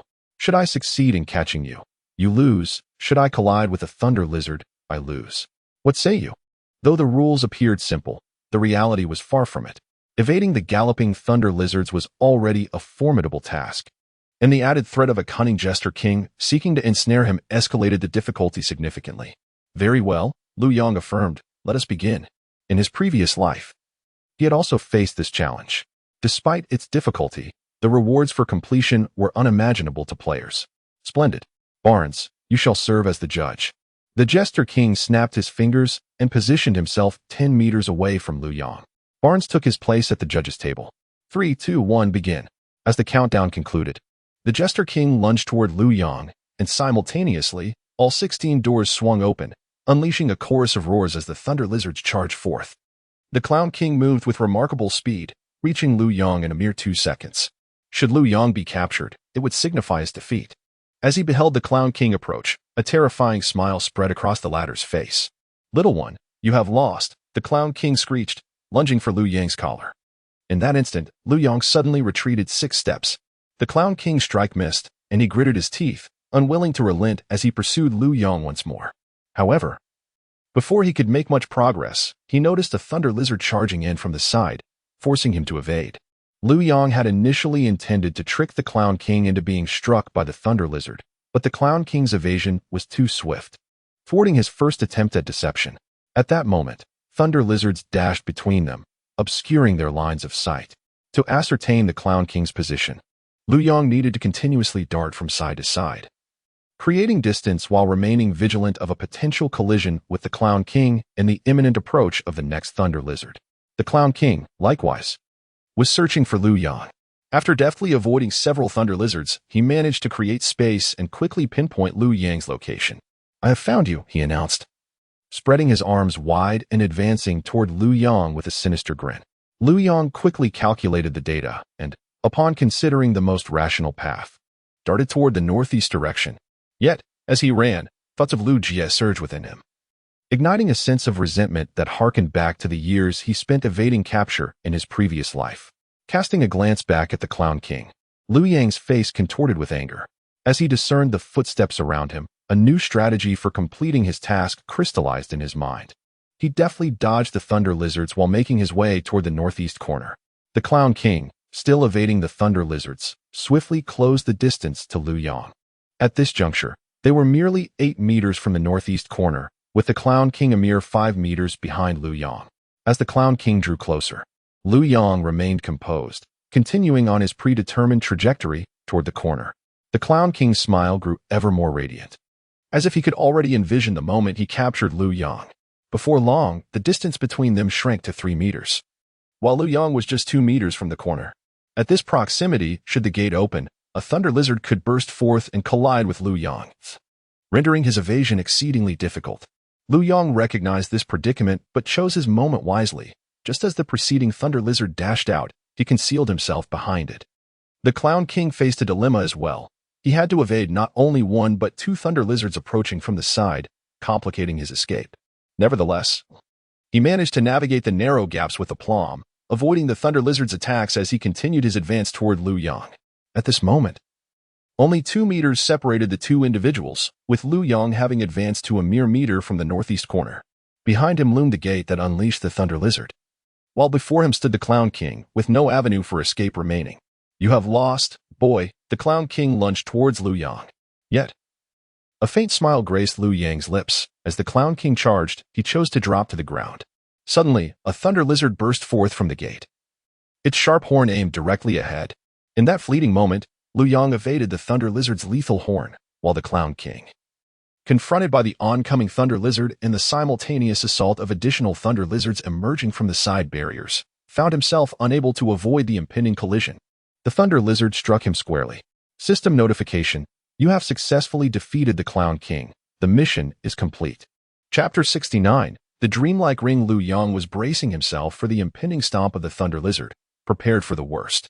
However, in an unexpected turn of events, all the thunder lizards vanished, leaving only the Jester King standing before him. The Jester King, with a hint of resignation, remarked, "Young man, I have been bested by you." Liu Yang rose from the ground, responding, "It was sheer luck." The Jester King found himself at a loss for words. For Liu Yang's victory was not born of mere fortune. He had deliberately placed himself in a dire predicament, cleverly exploiting the rules of the game, where the first to be touched would lose. By lying prone on the ground, he evaded the thunder lizard's head, while the Jester King, failing to foresee this tactic, charged ahead and was consequently struck by the creature's horn. Had he not rushed forward, a mere 0.1 seconds would have sufficed for the thunder lizard's foot to crush Liu Yang, resulting in his defeat. "Since you have triumphed, this shall be yours," the Jester King declared as he presented a ring before Liu Yang. Liu Yang gazed at the ring with excitement, eagerly accepting it into his hands. Dreamlike ring level: 10 spell damage, 2 to 5 physical damage, 2 to 5 description. This is an enigmatic ring. Anyone who lays eyes upon it will find themselves entranced. This ring is renowned as one of the 9 legendary special artifacts from a previous life. Any player wielding magic who dons this ring will be granted a skill known as Dreamlight. Dreamlight type: special magic cost, 30 mana range, 30 yards description, emits a beam of dreamlight towards a target, with a certain probability of controlling non-undead entities to fight on your behalf. Liu Yang had exerted considerable effort to acquire this dreamlike ring, for it would enable him to summon a remarkable treasure. He promptly bid farewell to the Jester King and teleported from St. Gal City to the level 20 map of White Light Town. White Light Town was a picturesque little village. However, the monsters lurking outside its borders were among the most repugnant of all level 20 creatures. The majority of the beasts in this locale were spiders, ranging from half-human-sized yellow wolf spiders to 1-meter-tall purple-black flower-kissing spiders, and also to half-human-sized gray, hairy-throwing spiders. Each breed of spider was more grotesque than the last, rendering the area inhospitable for melee players who would hardly wish to encounter a grotesque, multi-eyed creature with an abundance of hair. Fortunately, Liu Yang wielded long-range magical attacks, and his health and spell damage were sufficiently high to brave this realm. He continued his pursuit of the spiders until he ventured into the forest above White Light Town. System notification: you have discovered the Eternal Sin Forest. The trees within the Eternal Sin Forest were not particularly tall, yet the landscape was riddled with spider webs. As Liu Yang traversed the forest, slaying spiders while diligently searching, a white figure suddenly darted past him. His eyes lit up with recognition, and he hurriedly gave chase. After dispatching 6 spiders in rapid succession, Liu Yang finally caught sight of the elusive white figure. Eternal Sin Blade Guardian level, 0 health, 500. Liu Yang clenched his fist, having finally discovered this treasure. He adorned his finger with the dream ring and directed the dream light towards the Eternal Sin Blade Guardian. A beam of white light descended upon the guardian's head, transforming its name to a striking yellow. System notification: summoning failed. Undeterred, Liu Yang persisted with the dream light, facing a barrage of failures over 30 attempts. System notification: you have successfully summoned the Eternal Sin Blade Guardian. Next to the Guardian's name, a parenthesis appeared, inscribed with Liu Yang, signifying that the Guardian belonged to him. The successfully summoned Eternal Sin Blade Guardian approached Liu Yang respectfully, stating, "My master, I am at your command." Liu Yang's heart raced with exhilaration. He had finally summoned the Eternal Sin Blade Guardian, despite its initial unimpressive attributes. Elevating the Guardian to level 7 resulted in a remarkable increase in its stats. Health surged to 3,200, attack power reached 476, and defense climbed to 600. A top-tier level 20 Guardian Knight typically possesses around 3,000 health, while the most formidable Berserker warriors have an attack power of merely over 400. And the premier tank warriors boast a defense of just above 500. The Eternal Sin Blade Guardian's attributes significantly surpassed those of players above level 20. making the acquisition of such a powerful aid at level 10 the dream of every mage player. In his previous life, Liu Yang had never attained the Eternal Sin Blade Guardian, as its respawning often incited brutal player-versus-player battles, leading countless prestigious guilds to fracture over it. To his astonishment, he had acquired it so effortlessly in this life, stirring a wave of excitement within him. However, several stipulations accompanied the use of the Eternal Sin Blade Guardian. First, it could not enter towns. Doing so would provoke the guard's wrath. Second, every 4 hours, the Guardian would break free from the Dream Ring's control, necessitating a resummoning by the player. Third, to level up the Guardian, it must independently slay monsters. Player-assisted kills do not count. Surveying the surrounding area filled with level 25 monsters and the Guardian's level 0 attributes, Liu Yang realized he had no choice but to traverse from the level 25 map to the level 0 map of Flower Language Prairie alongside the Guardian. After 10 hours, Liu Yang returned to the level 8 map, Poison Snake Canyon, within Flower Language Prairie. This location was teeming with yellow, red, and black venomous snakes, whose potent venom posed a considerable headache for players. However, the snakes boasted remarkably low defenses, nearly none at all. Spotting a yellow venomous snake, Liu Yang chanted the Fire Burst spell, unleashing it upon the creature. The spell struck the yellow snake, dealing 336 damage. Hissing, the yellow snake swiftly slithered toward Liu Yang, its rapid movement sending a chill down his spine. Nevertheless, the snake's health was limited, totaling only 1,100 points. Liu Yang cast 3 fire bursts, deliberately avoiding critical hits, inflicting a total of 1084 damage. Upon the sight of the yellow venomous snake approaching, Liu Yang commanded the Eternal Sin Blade Guard to charge forth. In a relentless flurry of 10 strikes, the snake was dispatched on the spot. A system notification appeared. You have gained 110 experience points. Liu Yang glanced at the lifeless form of the yellow snake, noting the absence of any dropped equipment. He proceeded into the canyon with the Eternal Sin Blade Guard in tow. After a grueling 2 hours of battle, Liu Yang succeeded in elevating the Blade Guard to level 4. At this juncture, the Blade Guard no longer required Liu Yang's direct assistance. He merely needed to lure the enemies, as the Blade Guard, boasting over 100 points of attack, could fell a yellow snake with just 10 strikes. Before long, the Eternal Sin Blade Guard reached level 7, when suddenly, a surge of black light enveloped its form. In an astounding transformation, the Blade Guard's stature doubled, and the dual-handed sword it wielded morphed into a formidable polearm. The armor shifted from a gleaming silver to a pitch-black hue, exuding an overwhelming force that erupted from within the armor itself. Chapter 70, the max-level Eternal Sin Blade Guardian. Liu Yang glanced at the Eternal Sin Blade Guardian beside him, nodding in satisfaction as he continued to delve into the depths of the Serpent Valley. He recalled that within the valley resided a formidable three-headed serpent boss, whose defeat would yield substantial rewards. However, the map of the Serpent Valley was vast, requiring a full 4 hours to traverse. Just as Liu Yang reminisced about strategies for combating the three-headed serpent from his previous life, a hissing sound echoed from afar, piercing and sharp, accompanied by the unsettling noise of stones grinding against one another, as if something massive was bearing down upon him. Approaching a corner ahead, Liu Yang peered inside, his eyes widening in astonishment. A three-headed black serpent loomed before him, towering at twice the height of a man and boasting a physique akin to that of a bison. Gradually slithering closer, three-headed black serpent, boss, level, 8 health, 22, 00022, 000. This was the creature Liu Yang sought. Observing that the surrounding venomous snakes had been cleared, he raised his staff and unleashed a burning spell upon the three-headed black serpent. Simultaneously, all 3 heads of the serpent detected Liu Yang, their 6 eyes locking onto him as they swiftly charged forward. System prompt: the three-headed black serpent is charging at you. The charge of the three-headed black serpent was unlike that of other monsters. Upon reaching its target, all 3 heads would simultaneously open their gaping maws to strike. The left head inflicted ice damage, the middle head dealt significant physical damage, and the right head delivered toxic damage. A successful bite would result in a 70 speed reduction and a loss of 40 health points per second, alongside a direct physical damage of 400 points. As Liu Yang watched the three-headed black serpent rush toward him, he would typically have relied on a blink to evade its attack. However, with the presence of the Eternal Sin Blade Guardian, such measures were unnecessary. He commanded the Guardian, who immediately positioned itself in front of Liu Yang. With a resounding thud, the three-headed black serpent collided with the Eternal Sin Blade Guardian, 120. The Eternal Sin Blade Guardian withstood the Serpent's assault, thanks to its impressive defense of 600.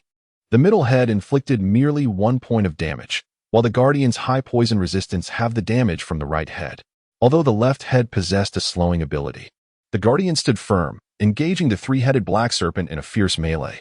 Liu Yang was thoroughly impressed with the capabilities of the Eternal Sin Blade Guardian and continued to cast the burning spell upon the three-headed Black Serpent. Due to the enhancement from the heart of the demon god, the burning spell had advanced to level 2, increasing the additional fire damage from 15 to 30 points. After applying 5 layers of burning to the boss, the total fire damage dealt was augmented by an extra 150 points. Subsequently, he recited the incantation for the fire explosion spell, which struck the central head of the three-headed Black Serpent with pinpoint accuracy. The boss, with a mere 22,000 health points, was swiftly diminished by Liu Yang's critical strike, which accounted for 1/22 of its total health. Yet, adorned with a cloak that diminished aggro, Liu Yang remained unnoticed by the enraged three-headed Black Serpent, which continued to focus its wrath upon the Eternal Sin Blade Guardian. The Guardian, dealing considerable damage to the boss, inflicted over 130 health points with each strike, executing an attack approximately once per second. In a span of merely 10 seconds, it had reduced the boss's health by over 1,000 points. Together with the Eternal Sin Blade Guardian, Liu Yang's output was formidable. Within just a minute, the three-headed Black Serpent was left with only around 6,000 health points. As Liu Yang prepared to unleash his full might to vanquish the serpent, an unexpected sound of footsteps reached his ears from behind. Turning to face the source, a cold glint appeared in his eyes upon recognizing the figure, Yi Guxing, the foremost enforcer of the Bloodthirsty Alliance, who had previously ambushed Liu Yang in a past life. Yi Guxing, too, had spotted Liu Yang, as well as the boss, the three-headed Black Serpent. "Brothers, luck is on our side today. You were right. This trip has indeed borne fruit," spoke a figure named Yushiwei Demon King, an elder of the Bloodthirsty Alliance. The 6 companions accompanying him burst into laughter, having been leveling up outside the venomous Snake Valley. Upon noticing that the snakes within had been slain, Yi Guxing immediately deduced that there must be players inside. With murderous intent awakened, they sought to claim the opponent's equipment. To their surprise, they not only found players but also a boss in a severely weakened state. "First, we eliminate the player, then we collectively take down the boss," Yi Guxing declared. The 6 behind had charged toward Liu Yang. Although Liu Yang could not discern their levels, he surmised that they were at least level 5. Nevertheless, facing him at such a level was tantamount to courting death. Without hesitation, Liu Yang began to chant an incantation, conjuring a fireball that he hurled at one of the charging warriors. With a resounding impact, the level 5 warrior, with a total health pool barely exceeding 200, fell lifelessly to the ground, propelled by the force of the attack, sliding a short distance in a rather comical manner. Liu Yang, unfazed by the absurdity of the scene, observed that among the opposing players there was 1 warlock, 2 mages, 1 rogue, 2 warriors, and 2 priests. Notably, Yi Guxing was the rogue, who, witnessing the swift demise of his comrade, immediately activated his stealth. Yushiwei Demon King, the warlock, began casting Shadow Bolt, while the 2 mages prepared ice arrows. One of the warriors, initially hesitant to charge, believed that with so many attackers, Liu Yang would surely fall. However, witnessing the inexplicable defeat of his ally, he hastily joined the fray against Liu Yang. Unperturbed by their advance, Liu Yang, observing their approach, suddenly executed a blink. A flash of white light streaked across the battlefield, as Liu Yang effortlessly evaded his opponent's skill, materializing beside the bloodbath overlord, a warlock, and 2 mages. Just as the trio was poised to unleash their spells, Liu Yang's sudden appearance caused them to lose their focus. "Where is he?" the bloodbath overlord inquired. Liu Yang stepped closer, replying, "I am right behind you." It was then that the overlord recognized Liu Yang's presence, hastily redirecting the 2 mages to recast their spells. However, Liu Yang was not about to grant them such an opportunity. With a flourish, he unleashed the Ring of Fire, a golden circular flame erupting from his body and rapidly expanding outward. The moment the trio encountered the fire ring, they were met with an irresistible force, causing them to stagger backward more than 10 paces before regaining their balance. Seizing this moment, Liu Yang retaliated with an instant fireball spell, dispatching the warrior who charged at him once more. He then executed a series of swift scorching spells, dealing 272 damage each. effortlessly incinerating the two priests whose health had barely reached 150 points. Chapter 71. The Valley Battle. At this moment, the Bloodbath Overlord and his two companions had just regained their footing when they beheld the unfolding scene with astonishment. How could this be possible? The Bloodbath Overlord exclaimed in terror. In just a few fleeting seconds, of the 8 who had arrived, 4 lay dead. Now, only the 3 of them remained. Alongside the stealthy Knight Solitary Star, who was attempting to inch closer to Lu Yang. Lu Yang let out a cold laugh, reciting an incantation as he raised his hand, unleashing a fireball spell upon a mage. The mage perished instantly. Quick, retaliate with spells. We must counter him. The Bloodbath Overlord urged in panic to the sole remaining mage beside him. I cannot counter him. His casting speed is too rapid. The mage cried out in fear.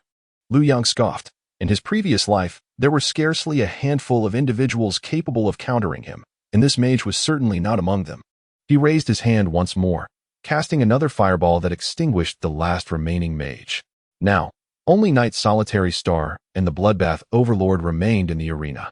Witnessing the demise of all 7 comrades at Lu Yang's hands, Knight Solitary Star was paralyzed with fear, dreading the loss of his equipment should he fall as well. However, a level 5 rogue stood no chance of escaping before a level 10 mage.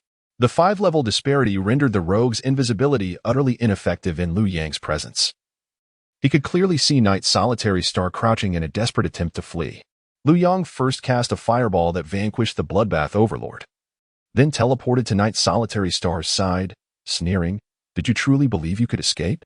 Suddenly, a fiery red ring materialized around Lu Yang, sending Knight Solitary Star crashing against the wall, revealing his form. "You dare to kill me? I am a member of the Bloodthirsty Alliance," Knight Solitary Star exclaimed, his bravado faltering. In his final moments, Knight Solitary Star attempted to invoke the name of the Bloodthirsty Alliance for intimidation, but Lu Yang merely chuckled disdainfully. "What is the Bloodthirsty Alliance to me?" He unleashed a fireball, striking Knight Solitary Star down. Knight Solitary Star's face was filled with sheer terror as he fell lifeless to the ground. The entire encounter, from the moment Lu Yang was ambushed to the conclusion of the battle, transpired in less than a minute, underscoring the extent of Lu Yang's formidable strength. He surveyed the equipment dropped by the 8 fallen adversaries, noting 2 pieces of silver-grade gear and 6 pieces of bronze-grade gear, all around level 5. Bloodbath Overlord would surely be infuriated, Lu Yang mused. He stowed the items into his backpack when suddenly, a sharp hissing sound pierced the air from behind him. System notification: you have slain 3 black serpents, earning 6,000 experience points. Lu Yang turned to see the 3 black serpents felled by the blade of the Eternal Sin Blade Guard, who still had 3,000 health remaining, indicating that only 200 health points had been expended to eliminate the 3 serpents. He couldn't help but admire the regenerative abilities of the Eternal Sin Blade Guardian, which significantly bolstered his confidence. In his previous life, he had merely heard tales of the Guardian's formidable power. Now, witnessing it firsthand, he was unequivocally convinced of its overwhelming prowess. Lu Yang approached the 3-headed black serpent, examining the spoils that had been revealed. Among the various potions, a skill book distinctly caught his eye. He hurriedly picked it up and scrutinized its contents. Flame Bird type, fire spell cost, 45 mana casting time, 3 seconds range, 30 yards description, an intermediate mage skill. The mage transforms magical energy into a colossal flame bird that is hurled at the enemy, inflicting 225 points of magical damage within a 3-yard diameter area surrounding the target. At last, Lu Yang acquired his first official area of effect attack spell.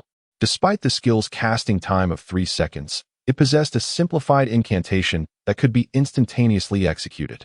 The second item was a venom sac, which appeared to lack any explicit description but was, in fact, used to enhance the potency of serpent venom beads, as recorded in the strategies of his past life. The remaining items consisted of several instant recovery potions. After stowing everything in his backpack, Lu Yang chose not to exit the Serpent Valley but instead retraced his steps, taking 6 hours to reach a crossroads on a level 20 map. The signpost to the north indicated the direction of White Light Town. However, Lu Yang's destination was elsewhere. He glanced at the sign on his left, which pointed to a seaside island, and promptly turned to head in that direction. 4 hours later, he arrived on the island, which constituted a level 25 map. This island was rather unique, as it housed only a fishing village and players could not teleport here. They had to arrive on foot. Lu Yang's reason for visiting this island was the cave within it, which concealed an artifact he yearned for, the level 30 sub-legendary weapon, the Flame Staff. In the realm of Second World, to enrich the gaming experience, a select number of high-level epic weapons were endowed with an effect known as no-level restriction. Such effects were exclusive to epic weapons, yet categorizing them as merely epic seemed inappropriate. They fell short of true legendary status. For ease of distinction, players coined the term sub-legendary for these items. Though merely sub-legendary, these weapons were exceedingly rare within the game. In his previous life, those fortunate enough to possess a sub-legendary weapon never disclosed its location. Liu Yang was aware of the island's treasure due to a leak from an internal dispute within a studio, triggered by financial strife. His prior endeavors to complete the Clown King's challenge to acquire the Dream Ring, as well as the efforts spent leveling the Eternal Sinblade Guardian, were all aimed at obtaining this coveted sub-legendary Flame Staff. After a brief respite in the fishing village, Liu Yang awaited the Guardian's fourth betrayal, after which he once more utilized the Dream Ring to subdue the Eternal Sinblade Guardian before making his escape. As Liu Yang traversed the southeastern rainforest of the island, an ancient ruin materialized before him. The majestic azure walls, eroded by the ravages of time and tempest, lay in a state of disrepair, their surfaces adorned with verdant moss. At the heart of this forsaken city stood a grand palace. According to the official records of the game, this site once served as the royal city of the humanoid Neil tribe during antiquity. For reasons unknown, the Neil tribe vanished, leaving behind a blood-soaked empty city and the lifeless form of its slain king. Chapter 72, The Palace of Neil. After an extensive passage of time, the once-living Neil tribe transformed into soulless zombies and skeletons. Among them, the lowest rank is known as the Malevolent Spirit Zombie, classified at level 25. Appearing as a humanoid creature with crimson skin wielding a long sword, scattered throughout the periphery of the ruins. Liu Yang approached the main entrance of the ruins, where two Malevolent Spirit Zombies wandered aimlessly. Malevolent Spirit Zombie level, 25 health, 36 60 36 60. Liu Yang aimed at one of them and cast a fireball spell. 732, critical hit. Both Malevolent Spirit Zombies simultaneously locked onto Liu Yang and began to approach him slowly. The sluggish movement speed of these creatures is a distinct characteristic of this map. Although the monsters are of a high level, their speed is merely a quarter of that of ordinary creatures. The fireball spell cast by Liu Yang induced a stagger effect, causing the attacked zombie to remain stationary and perish without moving an inch, while the other Malevolent Spirit Zombie advanced to within 20 yards of Liu Yang. The Eternal Sinblade Guardian charged in, striking the Malevolent Spirit Zombie. 206. The Malevolent Spirit Zombie raised its long sword and struck the Eternal Sinblade Guardian.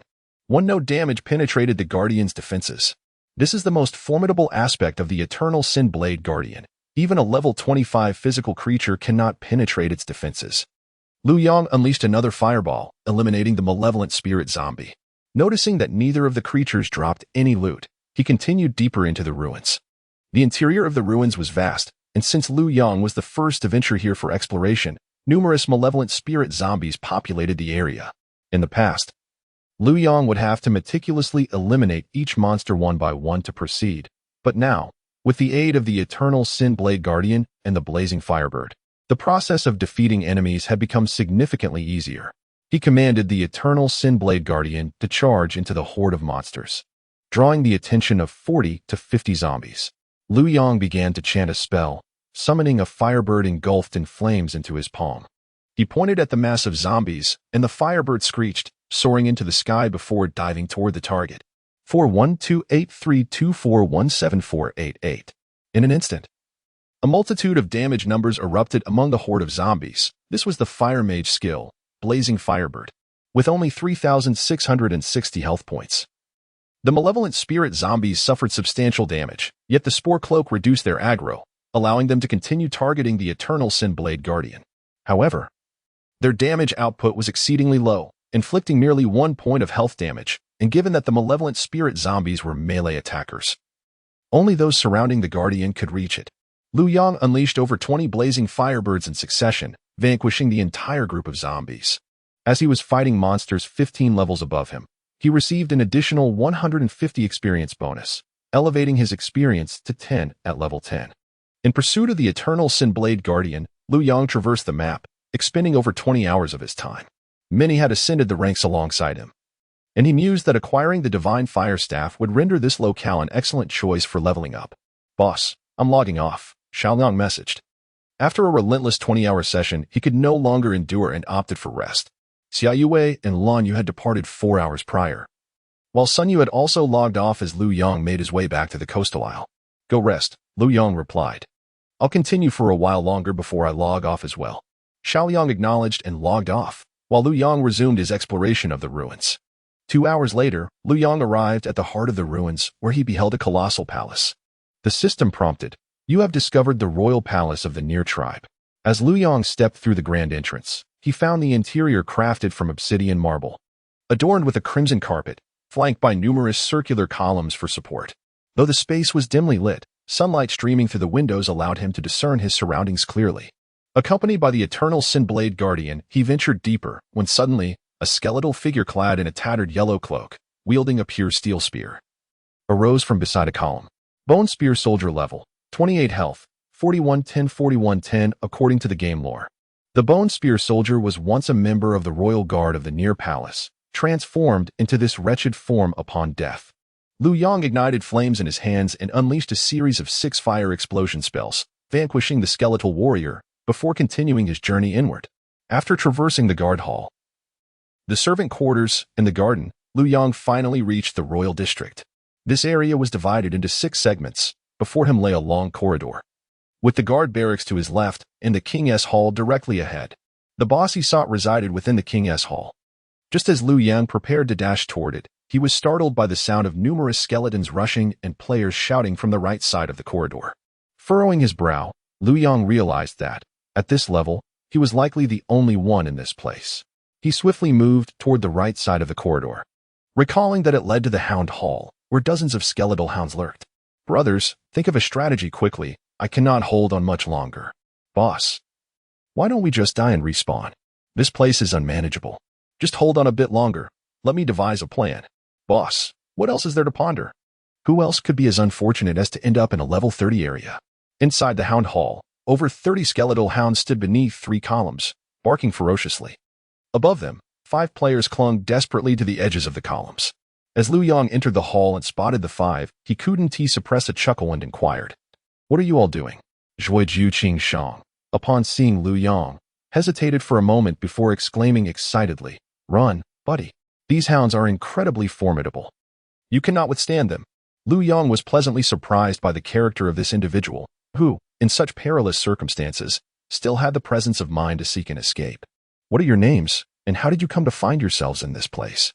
Lu Yang inquired. He refrained from immediately rescuing them, as he needed to ascertain their identities. Should they be enemies from a past life, he would simply turn and depart.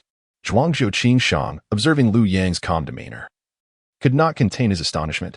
After scrutinizing Lu Yang, he introduced himself, saying, "I am Zhuangzhou Qingshang, a paladin.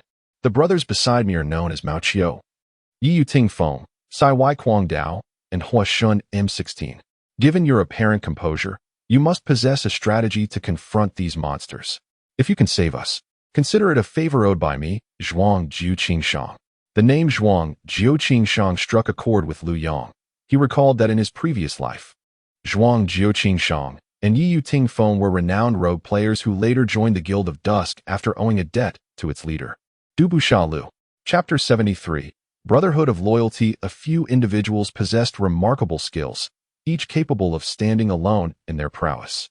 However, due to their debts of gratitude, they remained bound to the whims of the merciless Du Lu. Yet, Du Lu's stinginess and poor character eventually led to dissatisfaction among his subordinates, resulting in a mass exodus of his main forces. Subsequently, he faced a united onslaught from 6 guilds, leading to the total collapse of his guild, prompting his withdrawal from the game. Only then did Zhuojiu Tingshang and Yi Ting Feng regain their freedom, although other guilds sought to recruit them. Zhuojiu Tingshang and his companions chose not to join any guild again. Lu Yang was convinced that these individuals were deeply loyal, and regardless of whether they would repay their debts in the future, their character alone warranted his assistance. Let's put aside the debts for now. Hold on for a few more seconds.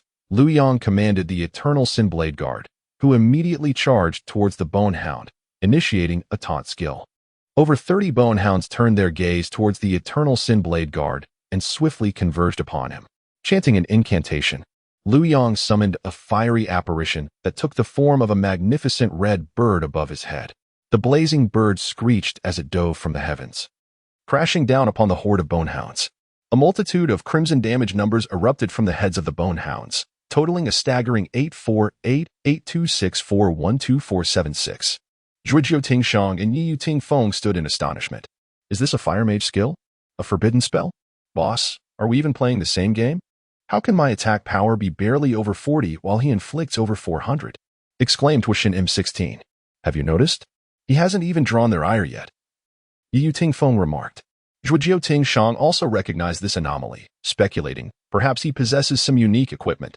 The Bonehounds, being level 28 monsters with 4,110 health points, fell victim to Lu Yang's relentless onslaught of 9 blazing birds, effortlessly vanquishing over 30 of them. Descending from their perch, Zhujiu Tingshang and the others approached Lu Yang. Thank you. Had it not been for you, we would surely have perished. Zhujiu Tingshang expressed on behalf of his companions. No need for gratitude. It was merely a trifling effort, Lu Yang replied. Zhujiu Tingshang, with a serious expression, insisted, no, you have rendered us a tremendous service. Because of you, we have preserved a precious treasure. I, Zhujiu Tingshang, shall remember this favor. Should you ever require our assistance, simply call upon us. Boss, why did you reveal the treasure? Mao Qiao interjected. Otherwise, it would have been lost. And still ended up in this brother's hands. Zhujiu Tingshang shrugged, turning to Lu Yang and inquiring, Brother, I do not yet know your name. My name is Lu Yang, he replied. You are Lu Yang. Zhujiu Tingshang and the others were taken aback, scrutinizing Lu Yang with newfound reverence. Mao Qiao questioned, Are you the Lu Yang who ranks first on the leaderboard? Lu Yang anticipated their reaction, affirming, Indeed, that is I. Now it makes sense. As the night breeze whispered, Yue listened intently and remarked, I wonder who would dare to venture here alone to level up. It turns out to be the top-ranked master. Zhujiu Tingshang felt a bit embarrassed, never expecting that his act of gratitude would lead him to the foremost expert on the leaderboard. They were merely at level 5, and Zhujiu Tingshang couldn't fathom what tasks Lu Yang might require of them. Noticing Zhujiu Tingshang's discomfort, Lu Yang chuckled and gently patted his shoulder, saying, No need for formalities. Our meeting is a serendipity. Let us be friends. Lu Yang took the initiative to send a friend request to Zhujiu Tingshang. In Zhujiu Tingshang's mind, masters often carried a certain arrogance, having excelled in various games and possessing peculiar temperaments. However, he was taken aback by Lu Yang's unpretentious demeanor, which sparked a genuine desire to forge a friendship. Zhujiu Tingshang accepted the request and earnestly introduced Lu Yang to several of his friends, while Lu Yang reciprocated by adding Yue and Mao Qiao to his circle. What brings you all to this place? Lu Yang inquired curiously as he settled down to rest and restore his magic. Upon mentioning this, Zhujiu Tingshang and Yue exchanged resigned smiles. Let us not dwell on that. First, allow me to show you this equipment, Zhujiu Tingshang said, handing Lu Yang a golden tome. Book of Holy Light level, 10 slot, accessory defense, 20 to 20 strength, 10 endurance, 10 constitution, 10 intelligence, 10 description. The Holy Light bestows immense power upon those who believe in it. Carrying this book of Holy Light will yield unexpected effects.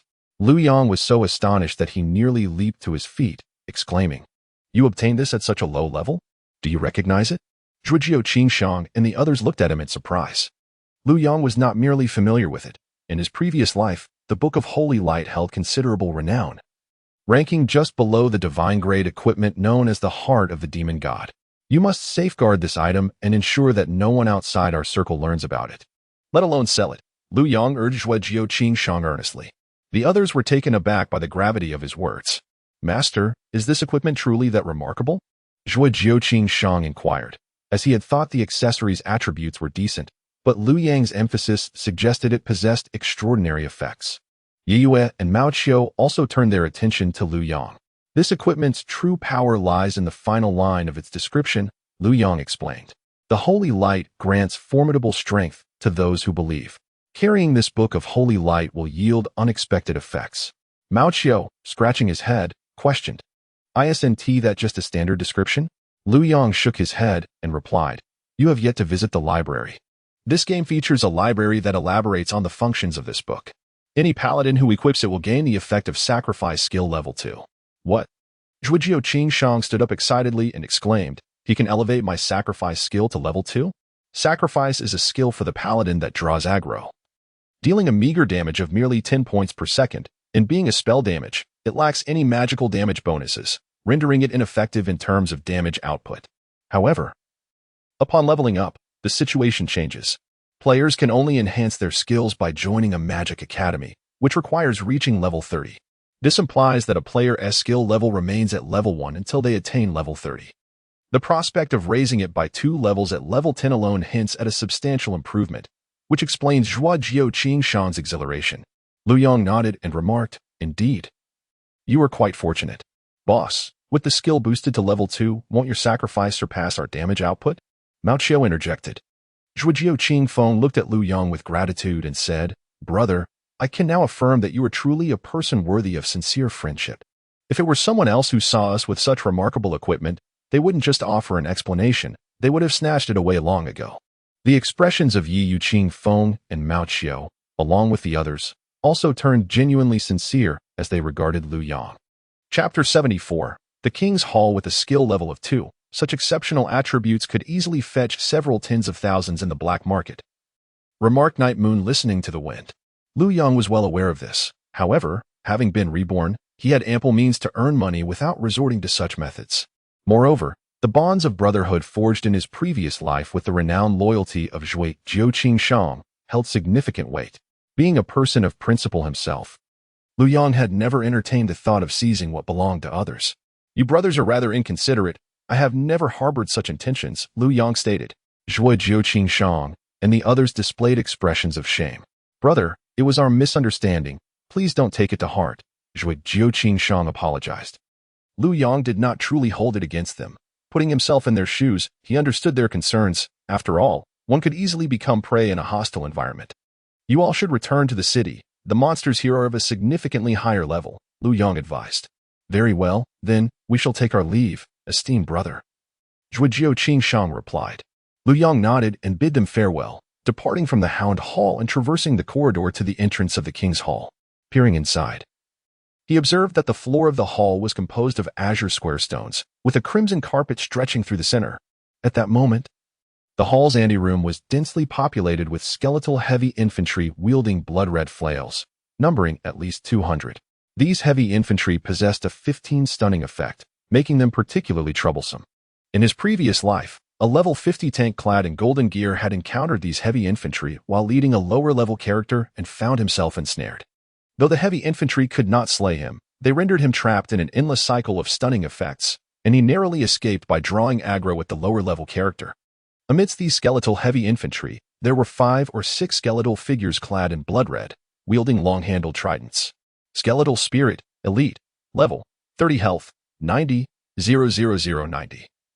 000. The crimson hue of the skeletal spirit's skin was attributed to its high fire resistance, exceeding 400, making it exceedingly difficult for Lu Yong to defeat. Furthermore, the skeletal spirit's attacks were imbued with fire-based magical damage. Given that the Eternal Sin Blade Guard had low magical resistance, should 3 or more skeletal spirits strike simultaneously. Compounded by the stunning effects of the heavy infantry, the Eternal Sin Blade Guard could very well meet its demise. Lu Yong scratched his head, taken aback by the sheer number of monsters present during this initial exploration. While he could manage to eliminate them one by one, the prospect of facing hundreds was daunting. If he inadvertently attracted aggro from 1 or 200, his only option would be to flee. Just as Lu Yong was pondering a strategy, a familiar voice called out from behind him. "Esteemed brother, wait for us." Turning around, he saw Zhuo Jiuqingshang and the others hastening toward him. "Why haven't you left yet?" Lu Yong inquired. Zhuo Jiuqingshang replied, "Esteemed brother, we felt deeply ashamed of our earlier actions and wished to see how we might assist you." As Lu Yong was about to speak, Zhuang Jiuqingfeng continued, "Brother Master, if you consider us as comrades, please do not hesitate." Mao Qiao added, "Brother Master, we are genuinely sincere." Lu Yong noticed that these individuals indeed possessed earnest intentions and replied, "I do have a matter for which I require your assistance, though it may result in fatalities. That is of no concern. I have dispatched Fire God M16 with the Book of Holy Light back to the city. Without this burden, it matters not whether we perish or return in flight," Zhuang Jiuqingfeng remarked nonchalantly. The book was the reason why Zhuang Jiuqing and his companions had not opted to return to the city upon their initial arrival, after all. It was a coveted piece of equipment they had exerted considerable effort to obtain, and its attributes were too enticing to relinquish to the system so easily. Lu Yang chuckled, surprised by Zhuang Jiuqing's astuteness. Very well, follow me, and I shall explain what needs to be done. He led Zhuang Jiuqing and the other three to the entrance, gesturing towards the skeletal war generals in the grand hall of the king's palace. Do you see those creatures? Zhuang Jiuqing and the others nodded. I wish to enter this hall, but there are too many monsters at the entrance. Engaging them would squander precious time, so I would like you to draw them away, Lu Yang stated. Not an issue, Zhuang Jiuqing replied. Just tell us what you need us to do. Lu Yang explained. In a moment, two of you will emerge and lure the monsters in the center and right sides of the hall to the left. Meanwhile, I shall slip towards the pool on the right side of the hall. Master, that seems perilously risky, Zhuang Jiuqing interjected. I mean, not for us, but for you. The hall was teeming with several hundred monsters, even if Zhuang Jiuqing and his companions successfully drew all of them away. There remained a possibility of aggro shifting as Lu Yang made his way across. Moreover, Zhuang Jiuqing could not assure that they would manage to attract all the creatures. Let us rely on our coordination. If all goes well, we shall succeed in one attempt, Lu Yang assured. He was confident in his agility, and, with the spore cloak reducing aggro, the probability of success was substantial. Furthermore, even if he were to fail, he could always utilize Blink to escape. Zhuang Jiuqing glanced inside and suggested, let us enter together. Mao Qiu and I will draw the right side.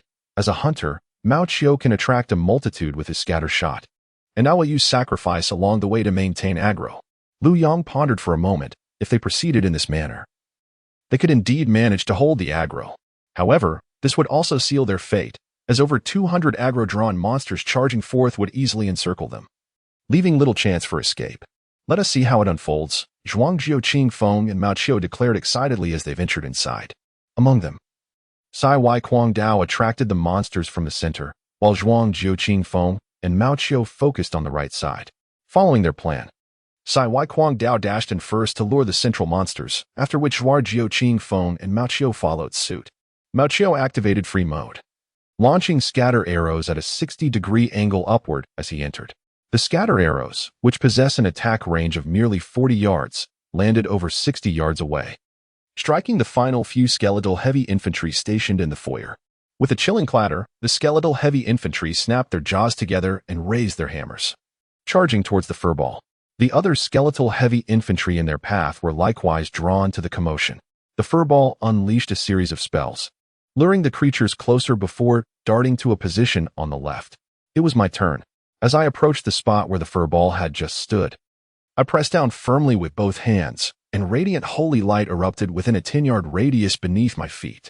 Chapter 75. The skeleton spirit. The heavy hammer soldiers pursuing him were met with the divine light's onslaught, immediately redirecting their focus towards the intoxicated chalice. The skeleton spirits, drawn by the commotion, swiftly advanced, their speed placing them at the forefront. Seizing this opportunity, Lu Yang, accompanied by the Eternal Sin Blade Guards, deftly maneuvered past the skeletal heavy hammer soldiers and entered the grand hall. Some of the skeletal heavy hammer soldiers remained unperturbed by the antics of the fluffball and, upon spotting Lu Yang's entrance, brandished their meteor hammers and charged towards him. Lu Yang assessed their numbers, estimating over 20, including one skeleton spirit. This count still fell within his manageable threshold, prompting him to hasten towards the fountain. The fountain was a circular structure nestled within a recessed corner on the right side of the royal hall, its design creating a safe alcove for players to evade attacks. Lu Yang exerted himself to the utmost in his sprint, yet he could not match the speed of the skeleton spirit. The elite skeleton spirit quickly caught up to the Eternal Sin Blade Guards trailing behind Lu Yang, raising its dual forks and thrusting them violently towards the guards' backs, leaving a trail of brilliant flames in their wake. This was the signature skill of the skeleton spirit, Flame Slash, which players could acquire in later stages. Infused with fire elemental damage, the Eternal Sin Blade Guards retaliated, striking back at the skeleton spirit. However, with the skeleton spirit possessing a total of 90,000 health points, Lu Yang realized that if he continued to the fountain without intervening, the Eternal Sin Blade Guards would surely succumb to the relentless assault of the skeleton spirit. Moreover, The approaching 20 or so skeletal heavy hammer soldiers posed an additional threat. Ensnared by them, the chance of a 15 stun would soon lead to the guard's demise. Faced with this dire predicament, Liu Yang gritted his teeth, swapping out the spore cloak and unleashing a burning spell aimed at the skeleton spirit. Typically, Liu Yang wielded a spell damage of 242 points, and with the burning spell adding another 20 points, he could inflict over 260 damage on ordinary foes. However, upon striking the skeleton spirit, the words immune flashed before him. Foreseeing this outcome, Liu Yang remained unfazed, casting the burning spell 5 consecutive times, inflicting an additional 150 points of fire damage before unleashing an explosive flame spell aimed squarely at the skeleton spirit's head. A critical hit registered at 142 points. While he would usually deal around 1,000 damage, this strike only inflicted 142 points, indicating that the skeleton spirit possessed at least 400 points of fire resistance. Although the damage was significantly diminished, it still surpassed that dealt by the Eternal Sin Blade guards. With the skeleton spirit staggered and reeling, it immediately turned its attention back to Liu Yang. The distance between them was approximately 20 yards, and the skeleton spirit could traverse that ground in under 5 seconds. Observing this, Liu Yang refrained from sprinting towards the fountain. Instead, he led the skeleton spirit deeper into the hall while commanding the Eternal Sin Blade guards to retreat towards the fountain. Liu Yang contemplated the possibility of evading with the skeletal spirit, whose remarkable speed would allow him to reach the Eternal Sin Blade Guardian before the skeletal heavy hammer soldier. The damage inflicted by the skeletal spirit was formidable, and Liu Yang lacked the confidence to eliminate the Eternal Sin Blade Guardian before the spirit could deliver a fatal blow. Therefore, he devised a plan to position the skeletal heavy hammer soldier as a shield, thereby preventing the skeletal spirit from striking the Eternal Sin Blade Guardian. However, achieving this was no simple feat. The screen was teeming with monsters, and any slight movement on Liu Yang's part would attract the surrounding creatures. The skeletal spirit was relentless in its pursuit, and a misstep could easily lead him into a deadly encirclement. Liu Yang had but one opportunity to blink, which he could utilize only when he leaped into the corner of the pool. Should he employ it at any other moment, he would inevitably find himself in a perilous situation. Thus, Liu Yang was compelled to summon all his agility, positioning, and fortitude. He dashed 10 paces deeper into the grand hall with the skeletal spirit trailing behind him. Upon nearing the maximum range to draw aggro from the skeletal spirit, he abruptly halted and veered to the left, stopping again just before the threshold of attracting the monsters on the opposite side. At that moment, the Eternal Sin Blade Guardian was still accompanied by the skeletal heavy hammer soldier as they advanced toward the pool, the latter moving at a glacial pace. For the first time, Liu Yang found himself wishing that these cumbersome creatures would hasten their pace. A glance over his shoulder revealed the skeletal spirit was now a mere 3 paces away, allowing Liu Yang to distinctly observe the flickering golden flame within its eye sockets. With no avenue left for evasion, he knew that should the skeletal spirit close in, a single strike would spell his doom. 2 paces, 1 pace. As the skeletal spirit drew near, poised to raise its dual forks, Liu Yang swiftly retrieved a tin-hand grenade from his backpack and hurled it at the skeletal spirit. The grenade would incapacitate the target for 6 seconds, though its effectiveness was halved against elite monsters. Additionally, given the spirit was level 30, the grenade would prove largely ineffective, leaving the spirit momentarily stunned for less than a second. Yet, in that fleeting moment, Liu Yang executed a forward roll, slipping past the skeletal spirit. The skeletal spirit, suddenly awakened and realizing its target had vanished, glanced around in confusion before finally spotting Liu Yang and giving chase. However, Liu Yang had already distanced himself by 3 paces. While the Eternal Sin Blade Guardian had reached the circular pool near the concave wall, a location where at most 3 monsters could strike it simultaneously. With a few quick strides, Liu Yang gauged the distance and promptly activated his blink skill. Just as the skeletal spirit closed in, he leapt into the shimmering light behind the pool. Miss. A brilliant flash of light erupted behind the pool, and Liu Yang successfully landed within that corner. The skeletal spirit realized it had missed its target and immediately charged towards Liu Yang. However, this time, it found itself unable to approach him, as over 20 skeletal heavy soldiers stood in its way. Leaning against the wall, Liu Yang let out a sigh of relief. He had finally succeeded. He activated his communicator and inquired of Zhuo Tingshang. "How is everyone? Have there been any casualties?" Zhuo Tingshang replied, "Not a single soul has perished. They're all alive." Liu Yang couldn't help but marvel at their prowess. noting that true masters from his previous life indeed possess their own unique skills. If you are not in a hurry, you may wait here. In an hour, I shall lead you to level up, Lu Yong announced. With no monsters lurking outside the corridor, Zhuo Tingshang felt secure in their hiding place. Very well, we shall await your return, Zhuo Tingshang affirmed. Chapter 76, Awakening New Skills. Lu Yong let out a sound of affirmation as he turned off the communicator. After calming his breath, he raised his gaze towards the skeletal heavy hammer soldiers relentlessly attacking the Eternal Sin Blade Guardian and the skeletal sprite pacing back and forth at the rear. The skeletal heavy hammer soldiers struck the Eternal Sin Blade Guardian with insufficient force, inflicting only a mere point of damage. The combined assault from 3 heavy hammer soldiers was unable to surpass the healing rate of the Eternal Sin Blade Guardian, which stood resolutely against the onslaught. With a sense of relief washing over him, Lu Yong began to chant spells. He first unleashed 5 scorching flames upon the elite skeletal sprite, which towered over the other creatures. Subsequently, he swiftly recited the incantation for the fireball spell. One by one, immense fireballs erupted from the tip of his staff, soaring towards the skeletal sprite. The skeletal sprite, frustrated by its inability to reach Lu Yong, darted back and forth with remarkable speed. Yet even its agility could not match Lu Yang's precision. The first fireball spell struck true, hitting the sprite squarely on its head, rendering it momentarily stiffened in place.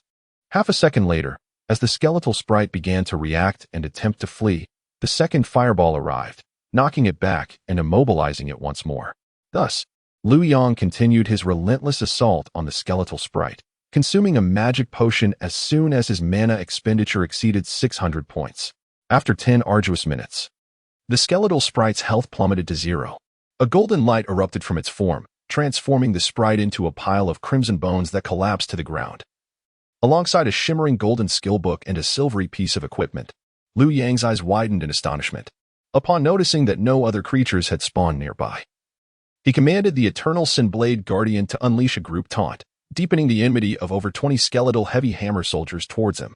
In that moment, he swiftly teleported to the skeletal sprite's side and gathered the skill book and equipment from the ground. Awakening Description: the mage unleashes their potential, accelerating their mana recovery rate. Within 6 seconds, recover 2,000 mana points. Cooldown time is 2 minutes.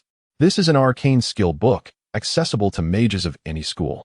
However, to upgrade this skill, one must enroll in an arcane magic academy. According to game regulations, unless a special quest is triggered, players may only specialize in one magic academy, which means Lu Yong can only learn this skill to level 1. Nonetheless, at this current stage, this skill would enable him to replenish his mana to full capacity.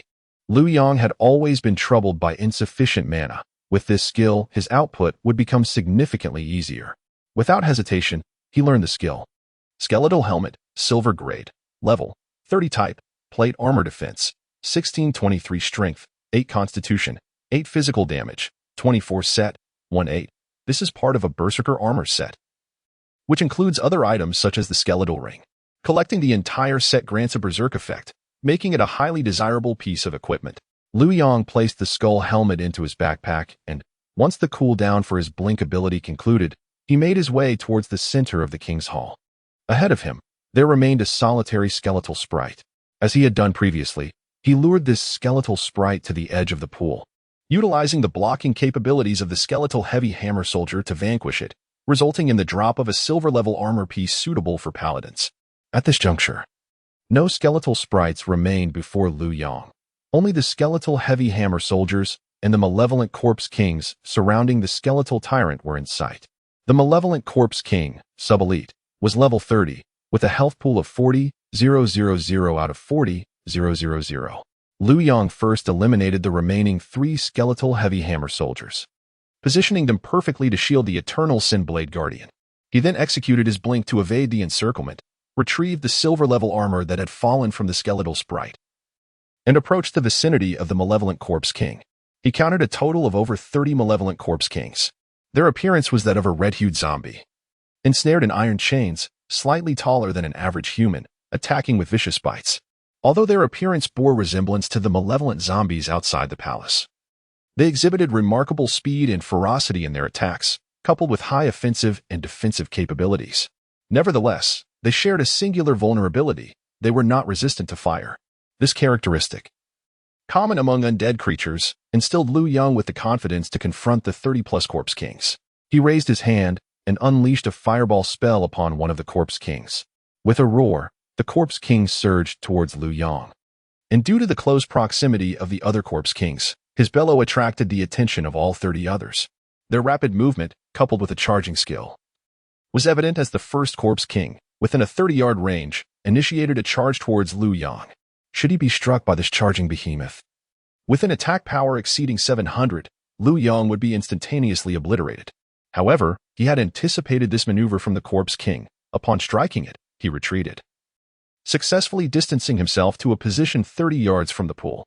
At the very moment the Corpse King was about to collide with him, Liu Yang conjured a wall of fire on the ground, and with a flash of white light, he leaped into the corner behind the pool. The charge of the Corpse King missed its mark, but it sustained damage from the flames beneath its feet and continued its relentless pursuit of Liu Yang.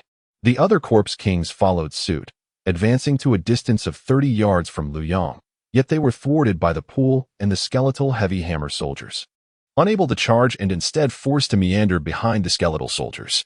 Before long, as the 30-plus Corpse Kings congregated, the one nearest to the skeletal heavy hammer soldiers found itself incapable of even moving back and forth, becoming ensnared and immobile. Despite the mere inches separating them, they could not breach the gap. Observing the incessantly roaring Corpse Kings, Liu Yang raised his hand to unleash the wall of fire on the ground once more. As a sea of flames engulfed the ground, all the Corpse Kings began to bleed incessantly. After casting the firewall spell, Liu Yang did not relent. Fiery birds dove from the sky, crashing into the throngs of Corpse Kings. In less than 10 minutes, every last one of them had perished. A system notification chimed.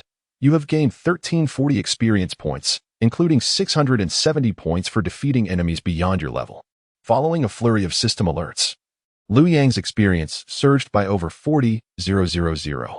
Scattered across the ground were more than a dozen pieces of equipment, ranging from common to bronze, though none of silver quality were found.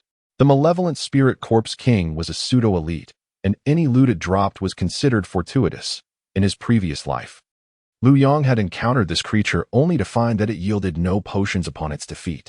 This was the first time he had acquired equipment from such a kill, which brought him considerable satisfaction. After leaping from the pool to collect the gear, Liu Yang turned and dispatched the 3 skeletal heavy hammer soldiers behind him. At this moment, the royal hall was devoid of minor creatures from the pool to the throne. Liu Yang had meticulously cleared an area of approximately 60 yards in all directions. Chapter 77. The Bone Tyrant. Before him stood only the Bone Tyrant.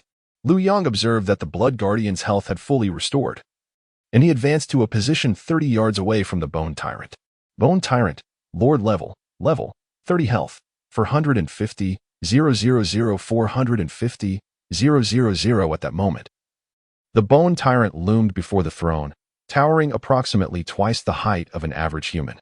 Its form was that of a silver-gray skeleton adorned with 2 prominent horns, draped in a resplendent crimson cloak. The tyrant's chest was unarmored, revealing a skeletal frame devoid of flesh, while its left leg retained some remnants of flesh, and the right leg was encrusted with countless small skulls. The belt around its waist was a massive skull, but the most distinctive feature was its weapon, a long-handled warhammer, the head of which was not forged from metal but rather composed of innumerable skulls fused together. This weapon enabled the Bone Tyrant to unleash its signature skill, Soul Cleave.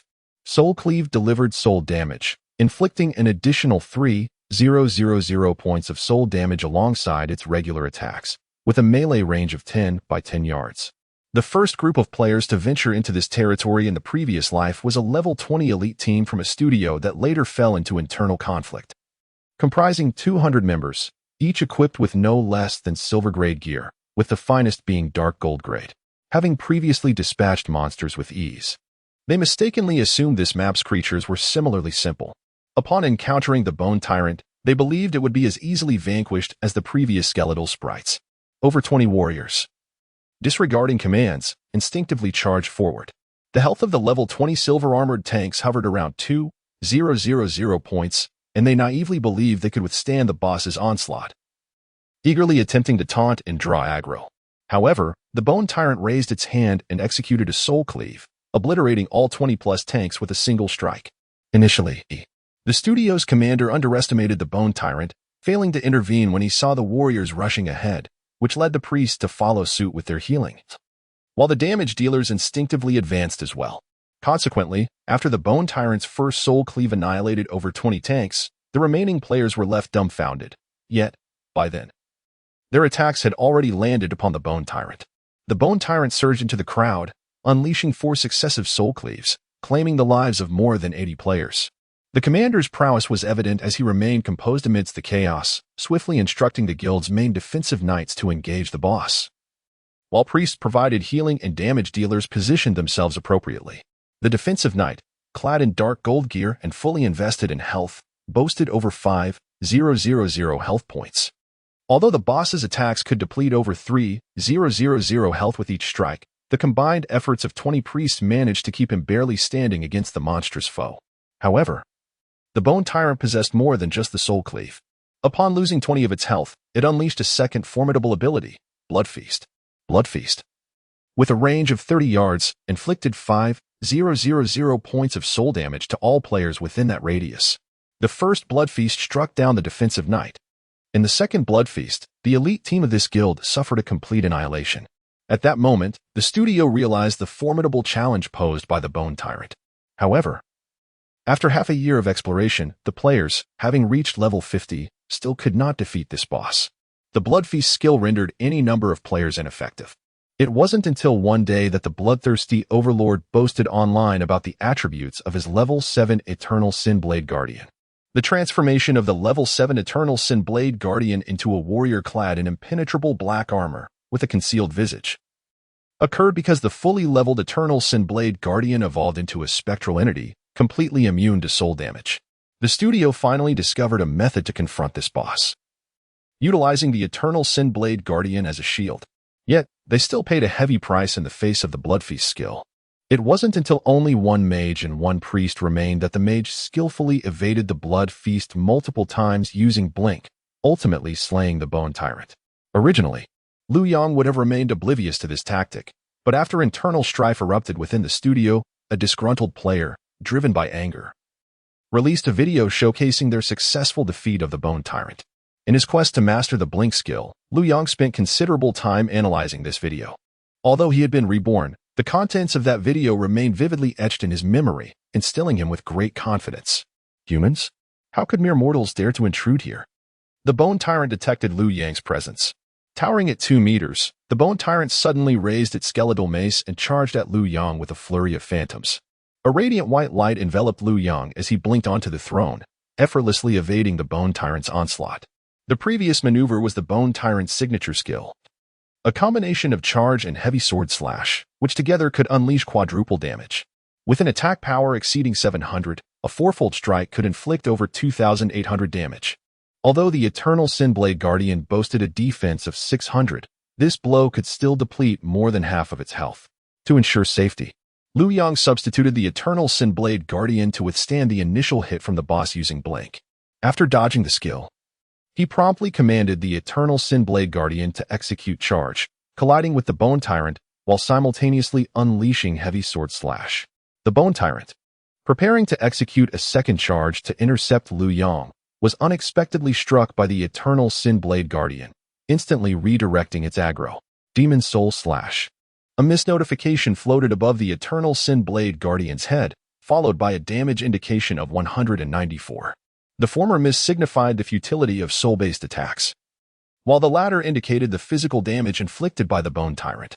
Liu Yang smirked at the minimal damage, which was nearly inconsequential to the Eternal Sinblade Guardian. He chanted an incantation, directing the skill scourge towards the boss. A burning symbol materialized upon the cranium of the skeletal tyrant, who, devoid of any flame resistance, suffered the full brunt of the damage.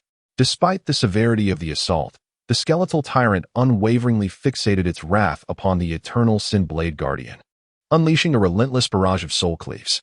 Within a 10-yard radius of the Eternal Sinblade Guardian, countless pale wraiths danced in the air, yet, regrettably, they failed to inflict any harm. As Liu Yang awaited the Eternal Sinblade Guardian to firmly establish the tyrant's enmity, he unleashed a series of force-searing spells, augmenting the fire damage by an impressive 150 points. Subsequently, Liu Yang conjured a wall of fire beneath the boss. The level 2 fire wall spell boasted a base damage of 84 points. And with the addition of 5 layers of searing damage and his own 247 points of magical damage, it effortlessly dealt 481 points of fire damage per second. Incantations flowed from Liu Yang's lips as, in swift succession, a colossal fireball erupted from the tip of his staff. The Inferno Burst spell, cast at a rapid pace of 1 every half second, struck the skeletal tyrant's head with unerring accuracy. 1082 critical hit, 1082 critical hit, 1082 critical hit. Chapter 78, The Feast of Blood. Every second, Liu Yang dealt over 600 points of damage. The Bone Tyrant's health rapidly diminished, yet, despite Liu Yang's relentless assault, the Bone Tyrant remained fixated on the Eternal Sin Blade Guardian, its aggro diminished by the Spore Cloak. The Bone Tyrant's attack frequency was rather low, each strike accompanied by a Soul Slash, necessitating a 1-second charge before each blow. The Soul Slash inflicted no harm upon the Eternal Sin Blade Guardian, with the Bone Tyrant's damage merely hovering around 200 points per hit. After 10 seconds, Liu Yang had depleted over 26,000 points of the Bone Tyrant's health, while the Eternal Sin Blade Guardian's vitality dwindled to approximately 1,000 points. Liu Yang had anticipated this scenario. He swiftly donned a healing ring, and a white icon materialized in his skill bar. With a magical damage of 247, Liu Yang unleashed 10 consecutive instant healing spells, restoring the Eternal Sin Blade Guardian to full health, and then resumed his offensive. If anyone could witness Liu Yang's confrontation with the boss, they would be utterly astonished by his audacity, for this was a feat they could scarcely envision, single-handedly defeating a boss. Such bravery and confidence were required. Yet in his previous life, such displays were commonplace. To prove oneself as a skilled player, one must publicly showcase their solo boss battles online to earn universal acclaim. Otherwise, even if one had slain tens of thousands in the wild, players would still regard them merely as a despicable ambusher. Countless players pursued this glory, and Liu Yang was among them. Having soloed more than one boss in his previous life, he felt the flames of passion reignite within him as he faced the challenge once more.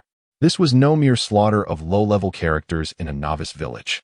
It was a daring endeavor to confront a level 30 Lord boss at level 10, a true test of a seasoned player's prowess. A moment's carelessness could result in instant death from the boss's attacks. Curse you, human! I shall make you taste the bitterness of death. The Bone Tyrant's health had fallen by 20, and in a fit of rage, it raised its skeletal mace high. Crimson streams gushed forth from each skull adorning the mace, their flowing shapes and colors enchanting in the air. However, once the crimson river extended 5 yards from the skeletal mace, it suddenly transformed into countless blood-red wraiths. This was not a river at all, but rather compressed red spirits. The wraiths did not immediately charge at Liu Yang. Instead, they ascended into the sky. The Feast of Blood did not target based on aggro. All strikes were random. When they reached the apex of their ascent, they would plummet toward a designated 30-yard area. Liu Yang had only 0.5 seconds to evade. He could not preemptively blink out of harm's way, for if he did so, the Feast of Blood would instantly alter its trajectory. Should he evade too late, he would incur 5,000 points of damage, resulting in certain death. Liu Yang anxiously gazed at the sanguine specter in the sky. Although its targets were seemingly random, there were only 2 in the arena, the Eternal Sin Blade Guardian and himself. It was inevitable that half of the attacks would be directed at him. As the Feast of Blood commenced, the skeletal tyrant's arms suddenly descended. In that fleeting moment, a flash of white light enveloped Liu Yang, and within the span of 0.01 seconds, the sanguine specter struck the very spot where he had just stood. Miss. Liu Yang had successfully evaded the initial Feast of Blood. He couldn't help but clench his fists, despite 5 years without challenging a boss. His extensive career as a mercenary had honed his agility and reflexes to an extraordinary degree. At that moment, he felt more confident than ever before. After the sanguine specter's assault concluded, it retreated into the skeletal tyrant's hammer, and as thousands of red spirits surged into the weapon, the skeletal tyrant raised his dual hammers and brought them crashing down. Soul Cleave. Regrettably, the soul damage proved ineffective against the Eternal Sin Blade Guardian, which sustained only 202 points of damage. Observing that the Guardian still possessed over 1,600 points of health and checking his own mana, which remained over 400 points, Liu Yang cast 10 consecutive healing spells, depleting his magical energy. He then activated his skill, Awakening. Surrounded by a tempest of azure magical energy, Liu Yang's mana rapidly surged back to over 1,900 points, and he resumed his offensive. Before long, he had diminished the skeletal tyrant's health by an additional 20, leaving it with only 60 remaining. "Human, surrender your soul," the skeletal tyrant proclaimed as it lifted its weapon once more, unleashing thousands of red spirits from the skullhammer. Drawing from his prior experience, Liu Yang grew bolder. Seizing the moment when the spirits were released, he unleashed a series of fireballs upon the skeletal tyrant, ceasing only when the red spirits soared into the sky. Feast of blood. The skeletal tyrant pointed its weapon at Liu Yang. In an instant, the multitude of spirits surged toward him at an imperceptible speed. In that very moment, a radiant light enveloped Liu Yang, and he appeared atop the throne. Miss. Once again, Liu Yang successfully dodged the feast of blood. Emerging from the shimmer, he noted that the burning buff atop the skeletal tyrant had vanished, prompting him to reapply 5 layers of burning. At this juncture, his mana was running low, and he swiftly retrieved a medium mana restoration potion from his backpack, consuming it to replenish his magical energy to 1,500 points. 2 minutes later, Liu Yang had successfully evaded the skeletal tyrant's third feast of blood, further reducing its health to a mere 30. At this critical juncture, he ceased his offensive and rapidly healed the Eternal Sin Blade Guardian, which was down to 800 health, and then activated Awakening once more. When the skeletal tyrant's health fell below 30, it would enter its most formidable phase, characterized by a 100 increase in attack speed, a 30 boost in damage, and a 100 acceleration in spell casting and frequency. In the past, the Union was unable to overcome this challenge due to entering a critical phase, as the boss continuously unleashed a feast of blood, resulting in the demise of all who approached. The system announced, "The Bone Tyrant has entered a state of frenzy." The once grayish-white Bone Tyrant abruptly transformed into a vivid crimson hue, and what was previously a 1.5-second interval between swings of its skull hammer was reduced to a mere 0.75 seconds. 254, 239, 241. Fortunately, Liu Yang had viewed a video of this encounter. Otherwise, had he found himself without mana or unable to heal in time, the Eternal Sin Blade would have perished, and Liu Yang would undoubtedly have followed suit. Nonetheless, even under such conditions, the Eternal Sin Blade struggled to endure, with Liu Yang scarcely able to administer healing, let alone deal damage. Observing this dire situation, Liu Yang descended from the throne, running while casting healing spells, and positioned himself 30 yards away from the Eternal Sin Blade's flank, deploying a decoy. This decoy was a unique item crafted through goblin engineering, possessing only one skill, Taunt. Chapter 79, soloing the boss. After Liu Yang positioned the decoy, he hastened back to the throne and commanded the animated effigy to unleash its taunting skill.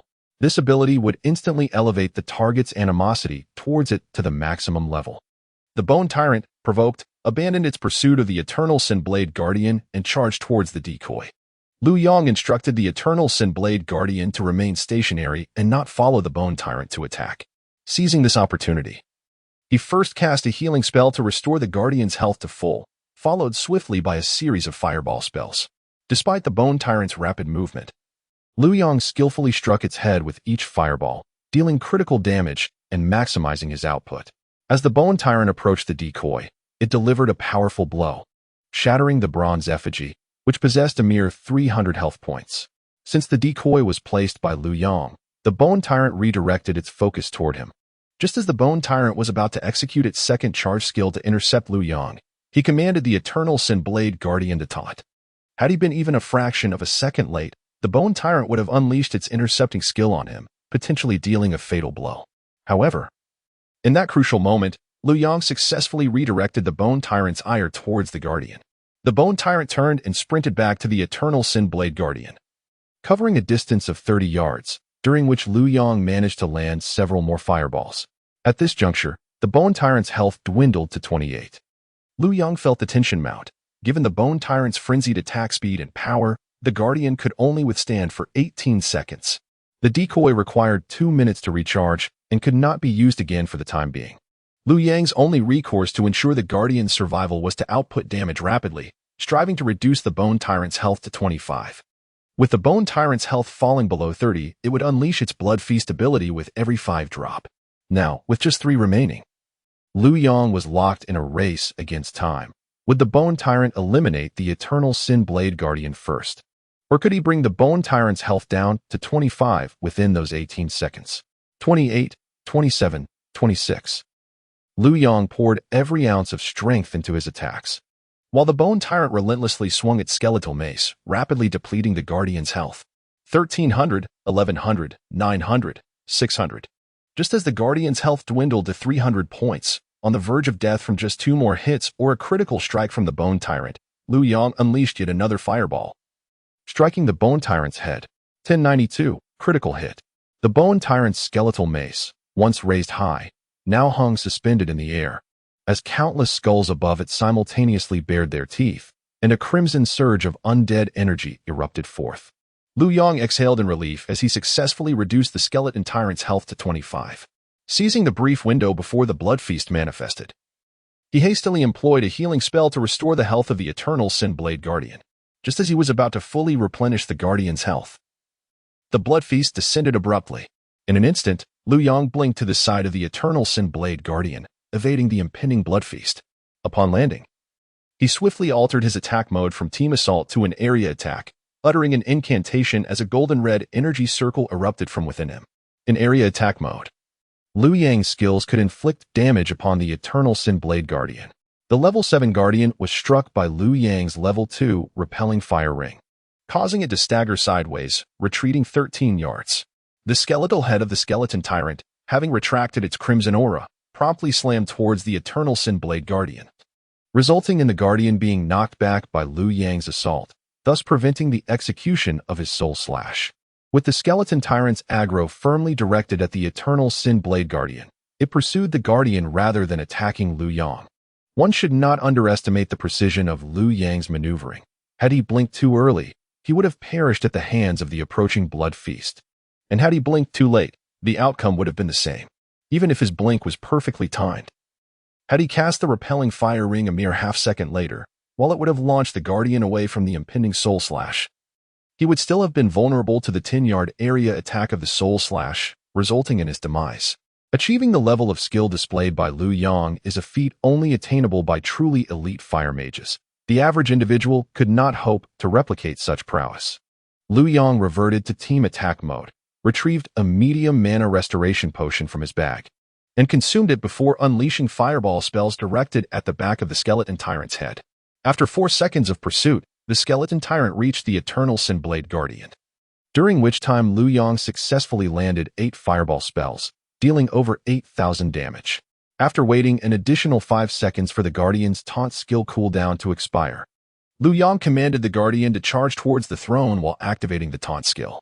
The skeleton tyrant, provoked by the taunt, immediately pursued the Guardian, thereby having its output speed in this alternating chase.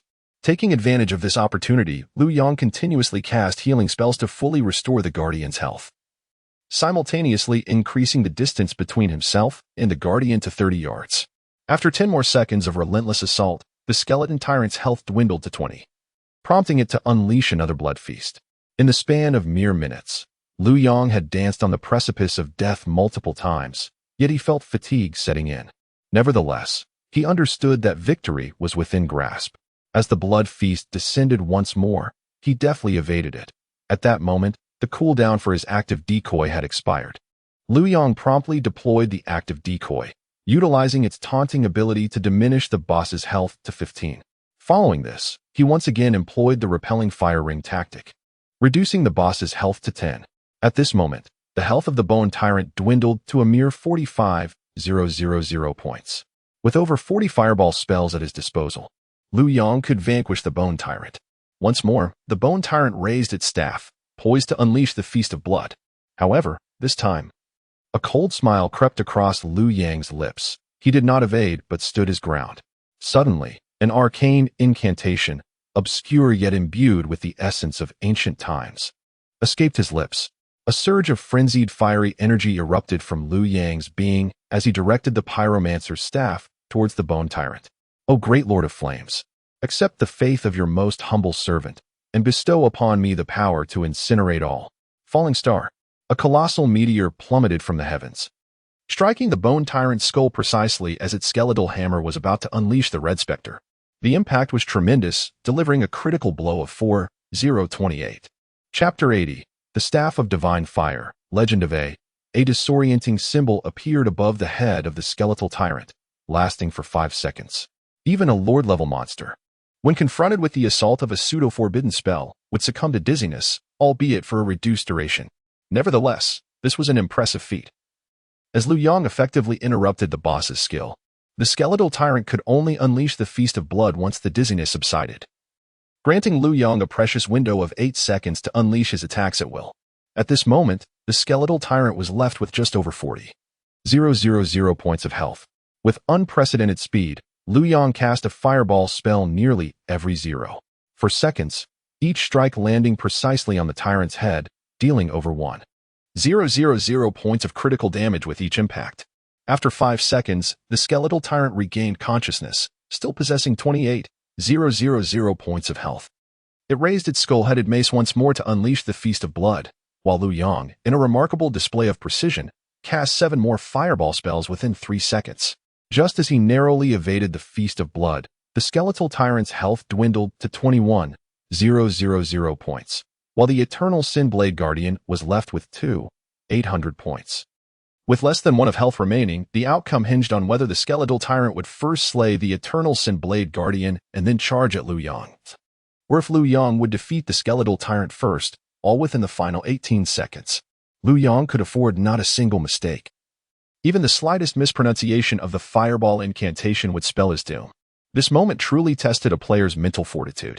A player lacking in composure, regardless of their practiced skill, would falter under pressure. Yet Liu Yang was not one to waver. After 5 years of life and death struggles abroad, he had honed his will in the jungle against adversaries. His heart was as strong as steel, completely unaffected by the burden of pressure. Every ounce of his focus was devoted to the boss.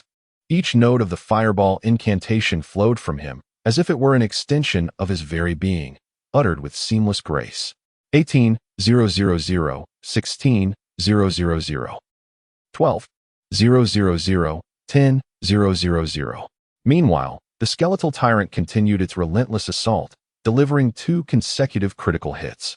In less than 5 seconds, the health of the Eternal Sin Blade Guardian plummeted to 1,200 points. At this juncture, should the skeletal tyrant land another critical hit, Liu Yang's fate would be sealed. He hadn't anticipated such fortuitous critical strikes from the skeletal tyrant at this crucial moment.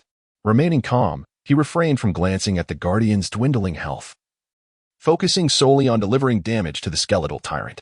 8,000, 6,000, 3,000, 1,000, 800. At that instant, the skeletal tyrant suddenly struck down the Eternal Sin Blade Guardian and, with a fierce gaze directed at Liu Yang, raised its skull-headed mace, launching itself towards Liu Yang in a whirlwind of shadows. At a distance of merely 30 yards, a fleeting half-second passed. Just as the bone tyrant was poised to collide with Liu Yang, the final incantation of his fireball spell was unleashed. With a resounding crash, the bone tyrant struck Liu Yang's form. Darkness enveloped his vision, and he succumbed to a moment of dizziness. However, rather than collapsing lifelessly, Liu Yang endured. He beheld the fallen bone tyrant, once a crimson skeleton, now kneeling on the ground, emanating a radiant golden light. System notification: you have slain the bone tyrant.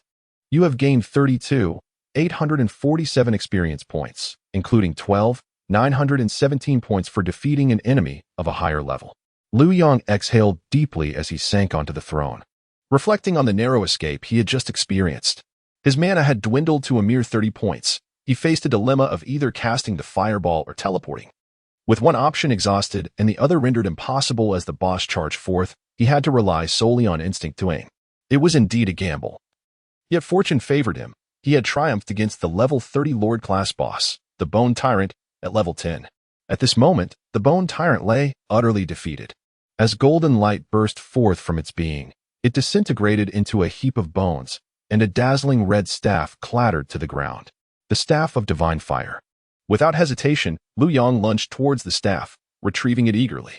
Staff of Divine Fire, Sublegendary, level 30 physical damage, 15 to 62 constitution, 22 intelligence, 57 magical damage, 102 description. Divine love encompasses all. It offers the greatest assistance to humanity. Should you honor and revere it, dedicating your most sincere faith, you shall receive its blessings. This seemingly extraneous description held profound significance. There were no level restrictions, though players remained oblivious to this fact. In a past life, The studio embroiled in internal strife acquired this weapon, yet the average level of its members exceeded 50. They wielded the staff without issue, merely seeking to vanquish the Bone Tyrant for personal satisfaction. Upon discovering its attributes, they deemed it inferior to their level 50 equipment and relegated it to the guild's storage, disregarding its worth entirely. The staff came to light long after, when a seasoned player from the studio mistakenly bestowed it upon a novice disciple while equipping them. This disciple, entirely inexperienced in gaming, possessed almost no knowledge of the mechanics. Upon receiving the staff, she eagerly attempted to equip it, only to find herself unable. She promptly sought her master's counsel, lamenting that he had deceived her. For the system indicated that equipping the staff required an intelligence of 200 points, while hers barely exceeded 80. Fortunately, the master of this disciple was an adept from the studio. Upon hearing the disciple's concerns, he discerned the underlying issue. The system indicated that the reason for the inability to equip the item was not due to insufficient level, but rather a deficiency in intelligence. He promptly borrowed a level 10 golden tier set from the studio's repository and purchased numerous intelligence gems, thereby elevating his female disciple's intelligence to an impressive 200 points. When she attempted to equip the blazing staff once more, to everyone's astonishment, she successfully did so at level 10. It was at this moment that the staff's enigmatic attributes were unveiled to the players. The studio uncovered the secret of the blazing staff a year after the game's launch, coinciding with a tremendous surge in player influx, with millions logging in daily. This studio profited immensely from the blazing staff, however. It also sowed the seeds of discord regarding profit sharing, ultimately leading to internal strife and the exposure of their secret. As the adage goes, when a divine artifact emerges, brotherhood dissipates. In his previous life, Liu Yang had witnessed such events unfold numerous times. He stowed the blazing staff in his inventory, at which point his intelligence stood at 158 points, leaving him short by 42 points to equip it. Nevertheless, Liu Yang remained unperturbed. Acquiring intelligence was a simple task, as low-tier gems could be obtained in level 5 dungeons. Each low-tier gem granted an increase of 6 points in intelligence, and he merely needed to find a way to acquire 7 gems. Chapter 81. Special items. He glanced at the other items scattered on the ground when the skeletal tyrant roared and unleashed a massive explosion in a 4x4 radius. Among the array of potions, Liu Yang spotted a golden tier bow.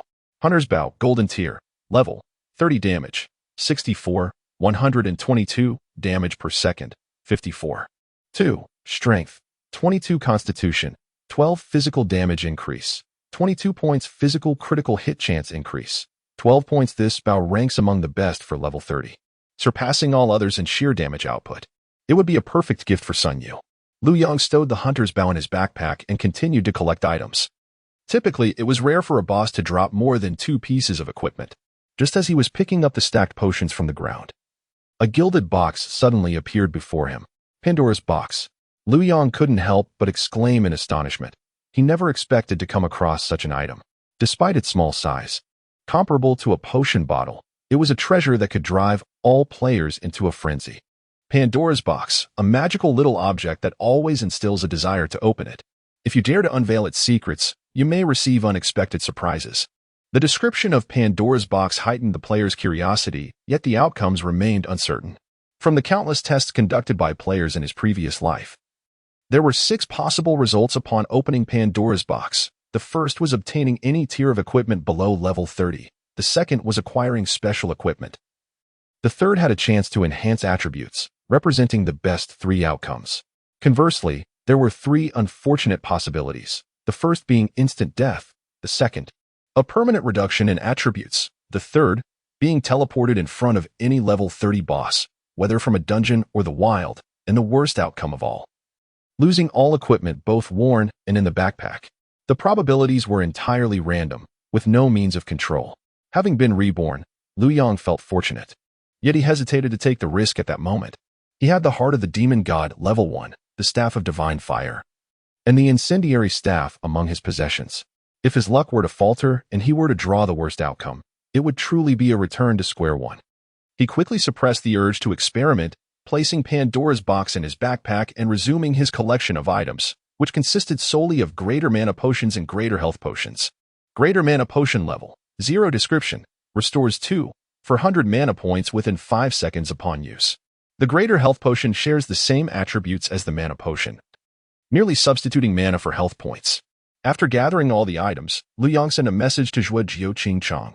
Are you still at the entrance? Zhuo Jiuqingchang and Mao Qiu were engaged in a discussion regarding Lu Yang's intentions upon entering the royal palace. Upon receiving a message from Lu Yang, they promptly replied, "We are all here." Lu Yang stated, "Return to the city and wait for me at the eastern gate of St. Gal City. I will lead you to level up." Initially, he intended to continue leveling up with Zhuo Jiuqingchang and the others at that location. But the Eternal Sin Sword Guard had perished, faced with the skeletal spirits amidst the skeletal hammer warriors, whose magic resistance was formidable and speed was swift. He found himself unable to tackle them solo, and thus decided to escort them back to find a more suitable place for leveling. "All right. We are heading to the eastern gate now," Zhuo Jiuqingchang replied with a hint of excitement. Previously, he had sent the fire god M16 alone to deliver items back to the city. If Lu Yang were to lead them in leveling up, their levels would surpass that of Fire God considerably. Returning to the city to find a leveling spot would allow them to bring Fire God along as well. As the four soared back to the city, Lu Yang had already arrived at the Holy City. He first dashed to the bank to deposit the Divine Fire Staff and Pandora's Magic Box, before making his way to the Eastern Gate, where he spotted Zhuo Jiuqingchang and the others waiting at the entrance. Zhuo Jiuqingchang noticed Lu Yang and waved, calling out, "We are here." Lu Yang approached them and announced, "I will take you to a level 15 map for leveling. Just follow me and don't be afraid." Zhuo Jiuqingchang and Mao Qiu's eyes brightened with anticipation as they suspected Lu Yang would lead them to fight monsters beyond their current level.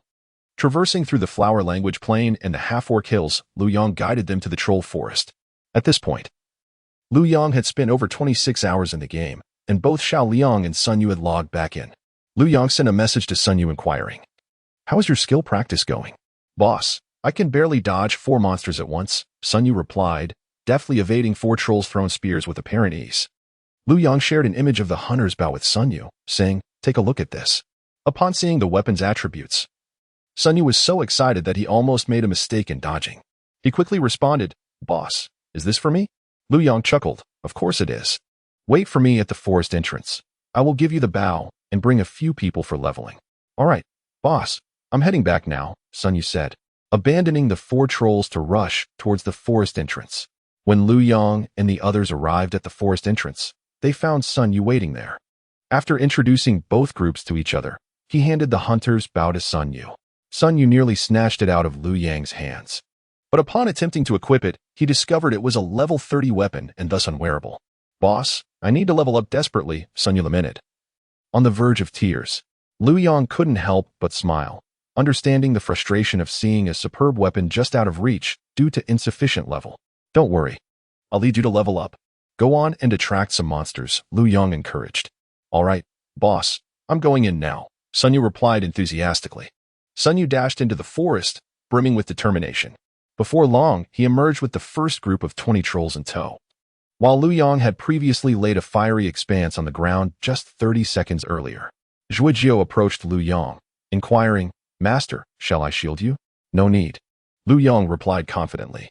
"These creatures will not target me. I possess equipment that mitigates enmity, and Sun Yu is adept at drawing them." Zhuo Jiu paused, taken aback. It was his first encounter with such a fire mage. He realized that Lu Yang was entirely different from any fire mage he had previously known. In contrast, Mao Qiu's eyes sparkled with intense excitement as he observed Sun Yu's prowess in drawing the monsters, radiating a fervor that signaled the presence of a true master. Under Lu Yang's guidance, Sun Yu no longer merely sprinted to lure the creatures. He skillfully maneuvered, shooting arrows to stabilize their enmity while maintaining his swift pace. Chapter 82. Recruiting experts. As Lu Yang observed the monstrous creatures approaching within a distance of 60 yards, he began to chant an incantation. A torrent of frenzied flames erupted from his being. Within 10 seconds, the trolls had formed 3 lines, charging into the inferno and nearing the edge of the fiery abyss. Lu Yang directed his staff forward, and suddenly, a blazing wall of fire, 3 yards wide and 15 yards long, burst forth from the tip of his staff. The sheer ferocity of the flames left Zhuo Jiu and his companions utterly astounded. System notification: you have gained 126 experience points, including 36 points for defeating a higher level monster. A series of 20 system notifications jolted Zhujiao and his companions back to reality. So much experience! Zhujiao exclaimed, noting that they were merely level 5. Although they often fought monsters above their level, they rarely exceeded 3 levels, and even that was a daunting task. However, as a 5-man team, the experience gained from defeating monsters 3 levels higher was minimal and quite arduous. Initially, with 7 players in the party, they assumed the experience would be limited. Yet upon witnessing the substantial rewards, their excitement was palpable. This experience is exhilarating. With this rate, we shall swiftly ascend to higher levels. No wonder Liu Yang ranks first on the leaderboard. The ease of gaining such experience is remarkable. Liu Yang remarked, "Today, if I guide you for 4 hours, you will soon approach level 10. Mao Qiu glanced at Liu Yang's wall of fire and inquired, "Master, how long can your firewall last?" After a moment's contemplation, Liu Yang responded, "Approximately 3 minutes. My magic damage exceeds 200, and with firewall at level 2, it can sustain itself for nearly 4 minutes. Mao Qiu's eyes sparkled with enthusiasm as he asked, "Master, how about I try to lure the monsters like Sun Yu?" Liu Yang chuckled, "If you can manage that, it would be splendid. But do you think you can?" Mao Qiu replied, "I may not execute it as flawlessly as Sun Yu, but I believe I can manage." Zhujiao added, "If it's merely about drawing the monsters here, I feel confident I could attempt it as well. As a paladin with the Crusader's aura, which passively enhances movement speed by 15%, Zhujiao had great faith in his agility." Liu Yang suggested, "Let us give it a try. If you 3 enter the Fire Sea with a 20-second interval, there should be no significant issues." Sun Yu and Zhujiao felt a surge of excitement. If they could accomplish this, their leveling speed would triple. After a thorough discussion, they devised a strategy. Mao Qiu would lead, followed by Zhujiao, with Sun Yu, the most skilled, in third position. Though initially their coordination was somewhat clumsy, they soon moved like seasoned comrades, having honed their skills together over the years. Liu Yang's prowess was remarkable. The timing for attracting monsters relied entirely on his control. Simultaneously, he managed to unleash radiant flames and maintain the firewalls beneath his feet with remarkable ease. As a result, their leveling speed was significantly accelerated. In just 5 hours, Zhujiao Qingshang and the others ascended from level 5 to level 9, while Liu Yang reached level 11. Seizing the opportunity while waiting for the monsters to respawn, the group sat on the ground, recovering and chatting. "What a thrill! Today has been truly exhilarating," Zhujiao Qingshang exclaimed to Liu Yang. "These 5 hours have been worth more than 5 days of effort from us brothers. You truly are the top player in the national server. I am in awe." Mao Qiu and Huishan shared their excitement, expressing their gratitude for Liu Yang's assistance. Liu Yang responded, "You brothers possess exceptional skills as well. Otherwise, our leveling speed would not have been so remarkable." Zhujiao Qingshang and Mao Qiu quickly declined the praise. Sun Yu interjected, "Mao Qiu and Zhujiao Qingshang's skills are indeed impressive." Initially, Mao Qiu harbored a competitive spirit towards Sun Yu, but upon hearing such words, he felt a mix of embarrassment and joy. "You truly are skilled, little brother. I must admit, compared to your agility, I still have much to learn," Mao Qiu said. Zhujiao Qingshang nodded in agreement, adding, "Sun Yu's agility is indeed formidable. If we were to duel now, I would stand no chance against you." Huishan and the others also nodded, recognizing the superiority of Sun Yu's techniques. Feeling bashful from the compliments, Sun Yu scratched the back of his head and replied, "These techniques and awareness were taught to me by my master. I was once similar to you all." Zhujiao Qingshang and Mao Qiu were taken aback, turning their attention to Liu Yang. "Master, no wonder Sun Yu calls you that. It turns out you are the one who taught him," Mao Qiu remarked. "This is rather unscientific. His close-range and long-range evasion skills surpass ours," said Sai Weiquang Dao, a rogue who felt somewhat bewildered. Huishan and Mao Qiu shared his confusion. Liu Yang explained, "I possess some family inheritance skills, which grant me an edge in agility and awareness." Zhujiao and Mao Qiu finally understood. "No wonder you dared to venture into the level 30 map to hunt monsters," Mao Qiu said. Recalling the overwhelming sight of level 30 skeletal hammer soldiers, Zhujiao Qingshang felt a shudder, having worried for Liu Yang when he boldly entered. They were astonished to learn of his family legacy, which rendered him fearless, leaving them all somewhat contemplative. Liu Yang smiled without responding, observing the expressions of the group. After battling monsters for such an extended period, he was grateful for their assistance, but he also sought to personally assess their character. Although their acquaintance was brief, Liu Yang sensed that Zhujiao and Mao Qiu were indeed as the legends of their past lives described, righteous and sincere. This ignited within Liu Yang a desire to recruit them. At this moment, Zhuojiao and Maoqiu, among others, were keen to continue undertaking quests alongside Lu Yang. On one hand, Liu Yang's skills were unparalleled, and on the other, his character was commendable, having experienced an abundance of treachery and deceit within the game. It was indeed rare to find a group of like-minded individuals who shared similar interests, united in their quest to vanquish foes and level up together. Brother Liu Yang, do you have any plans for the future? Zhuojiao inquired. With a smile, Liu Yang replied, in the future, I aspire to establish a guild. You may mock me for this ambition, but I intend to create a sanctuary that stands against the likes of bloodthirsty Bashianshan, Xiongba, and Chimularan, who monopolize the leveling arenas. The path may be arduous, yet I am determined to persevere. Zhuojiao's eyes widened in astonishment as he exclaimed, do you truly harbor such aspirations? Liu Yang nodded affirmatively. With a clap of his hands, Zhuojiao exclaimed with enthusiasm, I share the same vision. If you are to establish a guild, count us as your brothers. Liu Yang was taken aback by Zhuojiao's alignment in thought and replied with a smile, very well, on the day the guild is founded. I shall certainly seek you out. Chapter 83. Subduing the minions as fortune would have it, the refresh time arrived, and the map was once again teeming with monsters. Liu Yang addressed Sun Yu, Zhuojiao, and Maoqiu, instructing them, this time, together, draw out all 100 monsters. What for? Zhuojiao and Maoqiu exchanged bewildered glances. However, a look of excitement spread across Sun Yu's face as he inquired, Boss, are you suggesting? Liu Yang nodded affirmatively. Sun Yu's enthusiasm surged, exclaiming, this is fantastic. Zhuojiao, perplexed by their exchange, chuckled and asked, what riddle are you two discussing? Liu Yang explained, I possess a unique skill that can be activated every 6 hours, and the time is now. You all should go and lure the monsters. Zhuojiao's expression shifted as he asked in surprise, this game has such a skill that can eliminate 100 monsters at once? Lacking any strategy guides. Zhuojiao and the others were largely unaware of the game's mechanics, including the existence of forbidden spells. Liu Yang encouraged, hurry and draw the monsters. In a bit. You three should try to bring them all to me. All right, we will attempt this, Zhuojiao and Maoqiu agreed before darting into the forest. With Sun Yu following suit. They had previously designated their respective areas for luring monsters, and this time, coordinating their efforts made it significantly easier. Before long, the trio had drawn 100 ogres from the forest's 3 directions. They converged approximately 100 yards in front of Liu Yang, with the ogres gathering together as well. The ground trembled under the weight of the charging ogres, and their relentless, menacing aura instilled fear in ordinary players. Yet, for Sun Yu and his companions, exhilaration bubbled within them.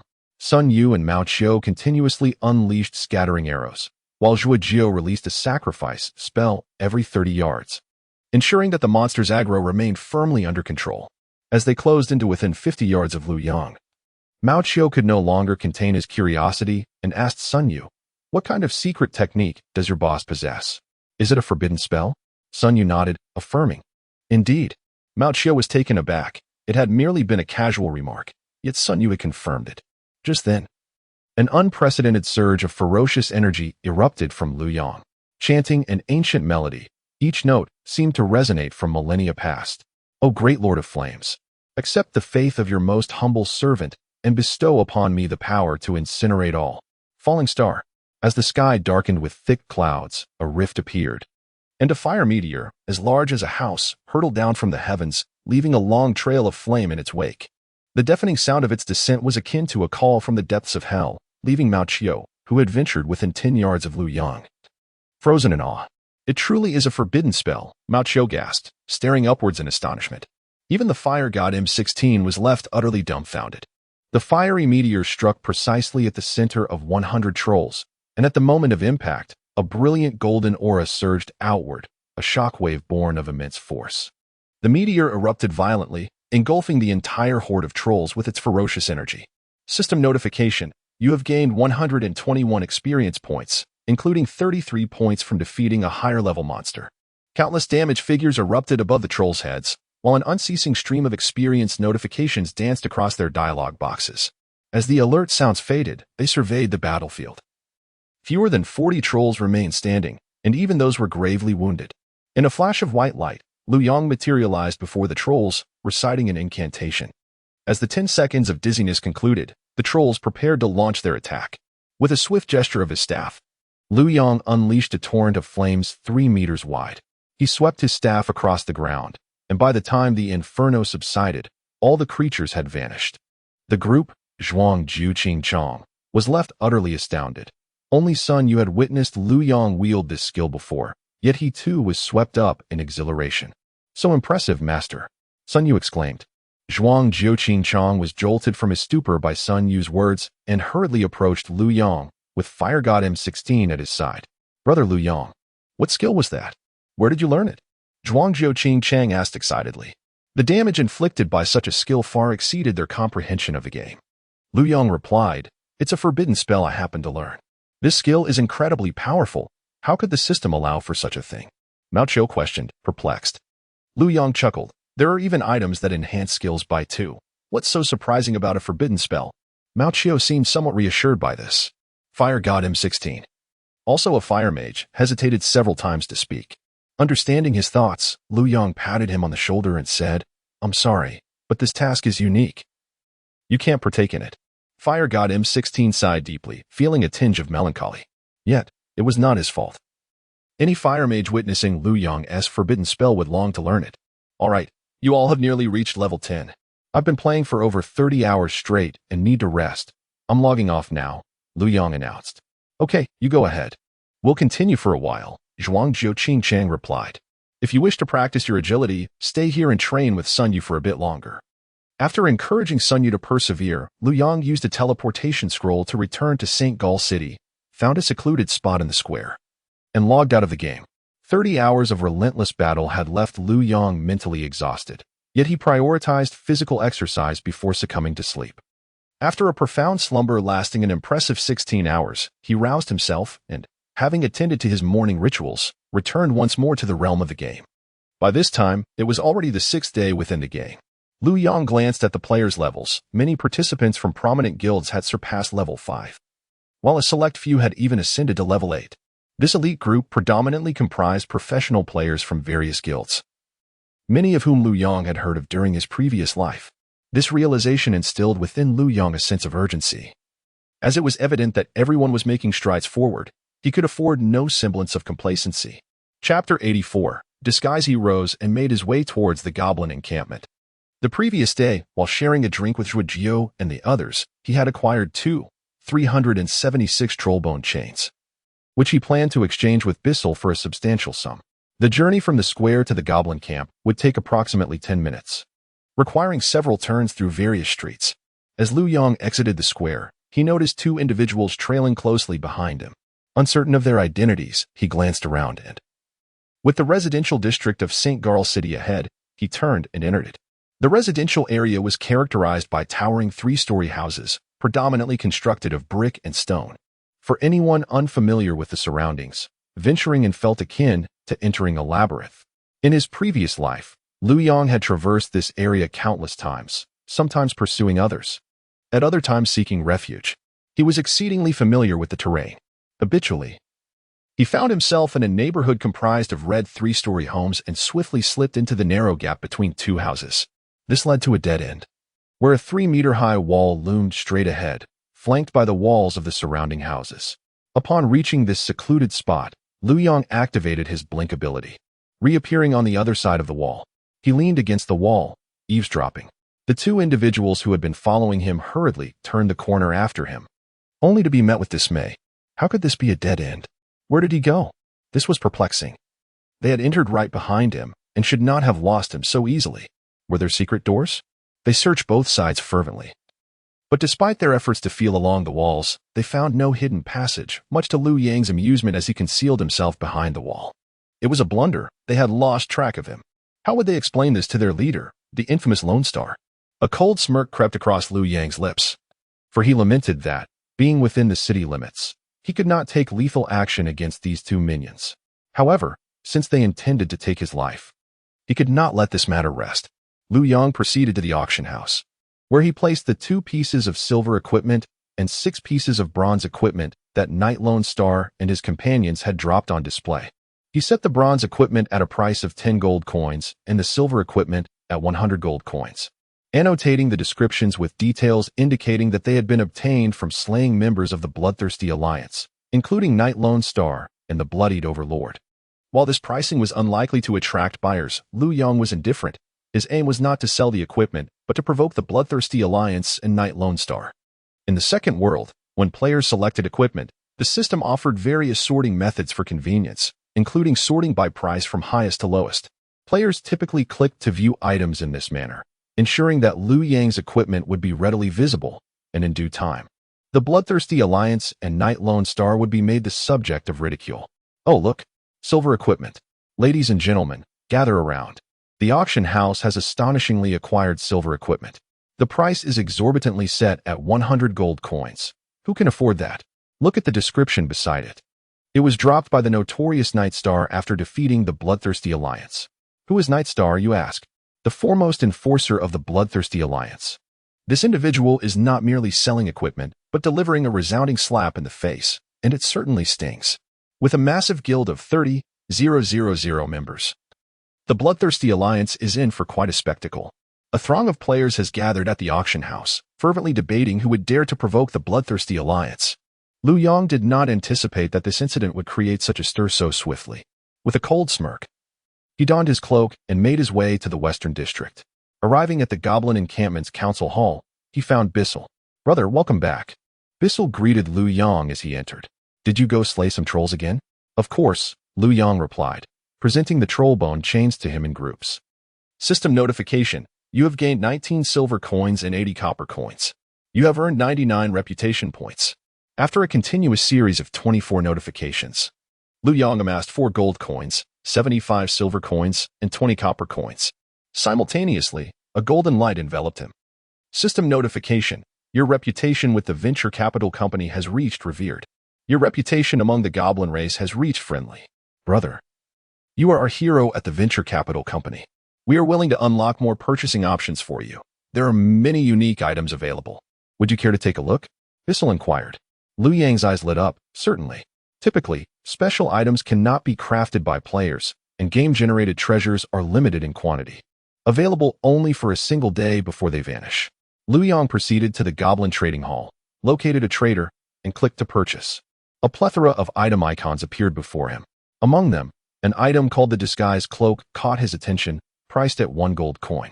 Disguise Cloak, Orc, Level, 0 Usage, 3-3 Description. To facilitate trade, goblins often need to interact with various races, some of which are not fond of conversing with outsiders. However, clever goblins always find a way. The Disguise Cloak is one such means. This is indeed a treasure. With the Disguise Cloak, human players can masquerade as orc players and infiltrate hostile orc camps. Without hesitation, Liu Yang spent 1 gold coin to acquire this Disguise Cloak. Although it may not be immediately useful, its potential future application is undeniable, and if not purchased now, it will be gone by tomorrow.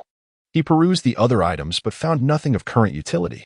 Liu Yang then turned back to the auction house, intending to procure some materials for antidotes. Upon arriving at the entrance of the auction house, Liu Yang was taken aback by the throng of people, nearly obstructing entry. He approached the crowd to glean the situation, yet found nothing particularly remarkable. Turning to a nearby player who resembled a warrior, he inquired, "Brother, is there something amiss inside?" "Unaware, are you?" The warrior replied, excitement evident in his voice. "Let me share a secret. A player has declared war on the Bloodthirsty Alliance and has put the equipment of their leader up for auction, asking for a staggering price of 1,000 gold coins. The leader of the Bloodthirsty Alliance has already entered the auction house. See that figure ahead? That's him." Liu Yang mused at the remarkable power of rumor within the game. What he had written was merely about defeating Knight Solitary Star and others, with the equipment priced at a modest 100 gold coins. Yet, in the mouth of this gentleman, it transformed into a tale of slaying the leader of the Bloodthirsty Alliance, with the equipment now valued at 1,000 gold coins. Nevertheless, this was advantageous, as it would surely bring disgrace upon the Bloodthirsty Overlord. Chapter 85. Declaration of War. He peered inside and saw Bloodthirsty Overlord standing on the auction house's trading platform, accompanied by Knight Solitary Star and several dozen players. They had already witnessed the equipment that Liu Yang was selling and the messages he had posted. "I'm sorry, President," Knight Solitary Star said, his head bowed in trepidation before Bloodthirsty Overlord. The Bloodied Overlord also wore a cautious expression, too afraid to meet Bloodthirsty Overlord's gaze. Bloodthirsty Overlord's face was nearly purple with rage. The leader of a grand guild of 30,000 members was being openly challenged by a nameless individual in such a public space. It was akin to a declaration of war between two nations, where one side's military flag was captured and exhibited for all to see. Without needing to think, Bloodthirsty Overlord could easily imagine the ridicule he was enduring from the leaders of prominent guilds like Xiongba and Jimu. Find this person for me and eliminate him, he commanded. Yes, boss, I will definitely kill him next time, Knight Solitary Star replied in terror. We currently have 40 elite players with us. We can surely take him down. Bloodied Overlord spoke not a word, merely turned and strode toward the entrance of the auction house. He refrained from purchasing the equipment, as he lacked the funds, which only fueled his anger further. The once crowded entrance quickly parted to make way, and Lu Yang stood by the side, fixated on Bloodthirsty Overlord. As Bloodthirsty Overlord passed by Lu Yang, he felt the intensity of his gaze and turned to meet Lu Yang's unwavering stare. With a cold snort, Bloodthirsty Overlord walked away, ignoring Lu Yang. Knight Solitary Star and Bloodied Overlord, following closely behind, dared not lift their heads, oblivious to Lu Yang's presence. The crowd rapidly returned to its usual order, and discussions among players grew fervent, all curious about the identity of the individual who dared to challenge the Bloodthirsty Alliance. Could it be someone from Xiongba? I heard they just had a skirmish with Bloodthirsty Overlord at the level 5 map yesterday, each side gathering 5,000 players. Perhaps it was the Elder Jimu, attempting to frame Xiongba to incite a war between them. I suspect it was Sword Master Songqiong. I think it was Black Blood. Listening to their fervent speculations, Lu Yang couldn't help but smirk. Little did they know that the one responsible was an ordinary person without any guild or consortium backing. Reflecting on the disdainful gaze he had received from Bloodthirsty Overlord moments ago, Lu Yang clenched his fists. Just wait, Bloodthirsty Overlord. It won't be long before I personally annihilate your Bloodthirsty Alliance. Disregarding the players' discussions around him, Lu Yang made his way directly into the auction house. Locating a self-service auction device and selecting the herbal category. The prices for stone root grass, withered leaf grass, and silver leaf grass range from a minimum of 3 copper coins per set to a maximum of 10. Lu Yang procured all of these herbs, acquiring approximately 900 sets of each, spending a total of 2 gold coins and 70 silver coins. At this moment, he had just over a single gold coin left in his possession. However, he felt no sorrow. In half a month's time, a multitude of players would reach level 10. And at that juncture, the potions crafted from these herbs would usher in a period of prosperity for Lu Yang. This money represented his initial capital for conquering the realm, enabling him to swiftly establish a guild and attract ordinary players, while also instilling confidence in the elite players he aimed to recruit. Nevertheless, Lu Yang refrained from immediately concocting potions. Instead, after storing the herbs in his warehouse, he exited the auction house and sought out a secluded corner outside. There, he recited the incantation to return to the demon goddess temple. A crimson radiance enveloped him, and 5 seconds later, Lu Yang found himself in the grand hall of the demon goddess temple. Lu Yang still possessed an unutilized Pandora S box and wished to test his fortune. Though he was aware that the outcomes of opening the Pandora S box could be exceedingly unpredictable, the most fortunate players had once unearthed a set of dark gold level equipment, whereas the most unfortunate could find all their gear vanishing from their person and their inventory, or even summon a level 50 or higher boss. Concerned about the possibility of receiving an ill-fated result, he first returned to the temple, placing his demon heart, fire staff, and fireball staff upon the table in the grand hall. The demon goddess temple served as his private sanctuary, inaccessible to others. However, he feared that should he summon a boss, it would no longer remain his sanctuary, but would transform into that of the summoned lord. Though Lu Yang was capable of defeating a boss in single combat, he was not confident in facing every lord-level boss alone. After ensuring no one was around, he retrieved the gilded Pandora S box from his backpack, placing his right hand firmly on the lid and pulling upwards with force. A beam of golden light erupted from within the box, prompting Lu Yang to instinctively turn his head away and close his eyes. Yet, upon glimpsing the golden hue, his heart surged with excitement. The golden light signified equipment. He had succeeded this time. His fortune could not have been better. 2 seconds later, the golden glow dissipated, and with it, the Pandora S box vanished into thin air, leaving 3 translucent crystal dice in Lu Yang's hands. Fate dice, Lu Yang exclaimed. taken aback by the extent of his good fortune in acquiring such an item. Fate Dice Level 0 Cooldown, half an hour effect. When a player rolls the Fate Dice, if the total exceeds 10 points, their luck increases by 10 points for the next half hour. If the total is below 10 points, their luck decreases by 10 points. A player's initial luck is 0 points, and luck plays a crucial role when upgrading equipment, gems, and other items. An item can be upgraded to a maximum of 19 levels, with each level increase enhancing a primary attribute, damage, magic damage, defense, by 1 point, along with the level of embedded gems. Ordinarily, the probability of upgrading equipment from level 0 to level 1 stands at 50%. As the level ascends, the likelihood of a successful upgrade diminishes, dwindling to a mere 10% by the time it reaches level 5. However, should a player's luck exceed 10 points, the probability remains at a perfect 100% until the equipment reaches level 10. Lu Yang aspired to enhance his gear with the Divine Fire Staff, necessitating the upgrading of existing equipment before embedding gems. Initially, he found himself troubled by this task, but fortune smiled upon him, effortlessly resolving the issue. Moreover, the fateful die held immense significance for Lu Yang. With it, he could expedite the enhancement of his subordinate's equipment, effectively granting him an additional war artifact. At this juncture, Lu Yang found himself lacking only the materials for weapon upgrades and the requisite gems for enhancement. Just as his excitement peaked, the communicator emitted a series of beeps. Upon opening it, he discovered a message from the Elder of Dusk and promptly pressed the answer key. "Brother, could you lend me your equipment?" "I can provide cash as collateral," the Elder inquired. Chapter 86. The Castle of Eternal Night. The Castle of Eternal Night at level 5 is precisely the source of the intelligence gem. From ordinary to expert difficulty, only gem shards are awarded, while epic difficulty grants fractured gems. A smile curled on Lu Yang's lips as he inquired, "Is there a problem?" The Elder of Twilight sighed. "Do not mention it. Our damage output is insufficient. We have been unable to progress past the first boss. Currently, you possess the highest output in the entire server, and I have no choice but to seek your assistance."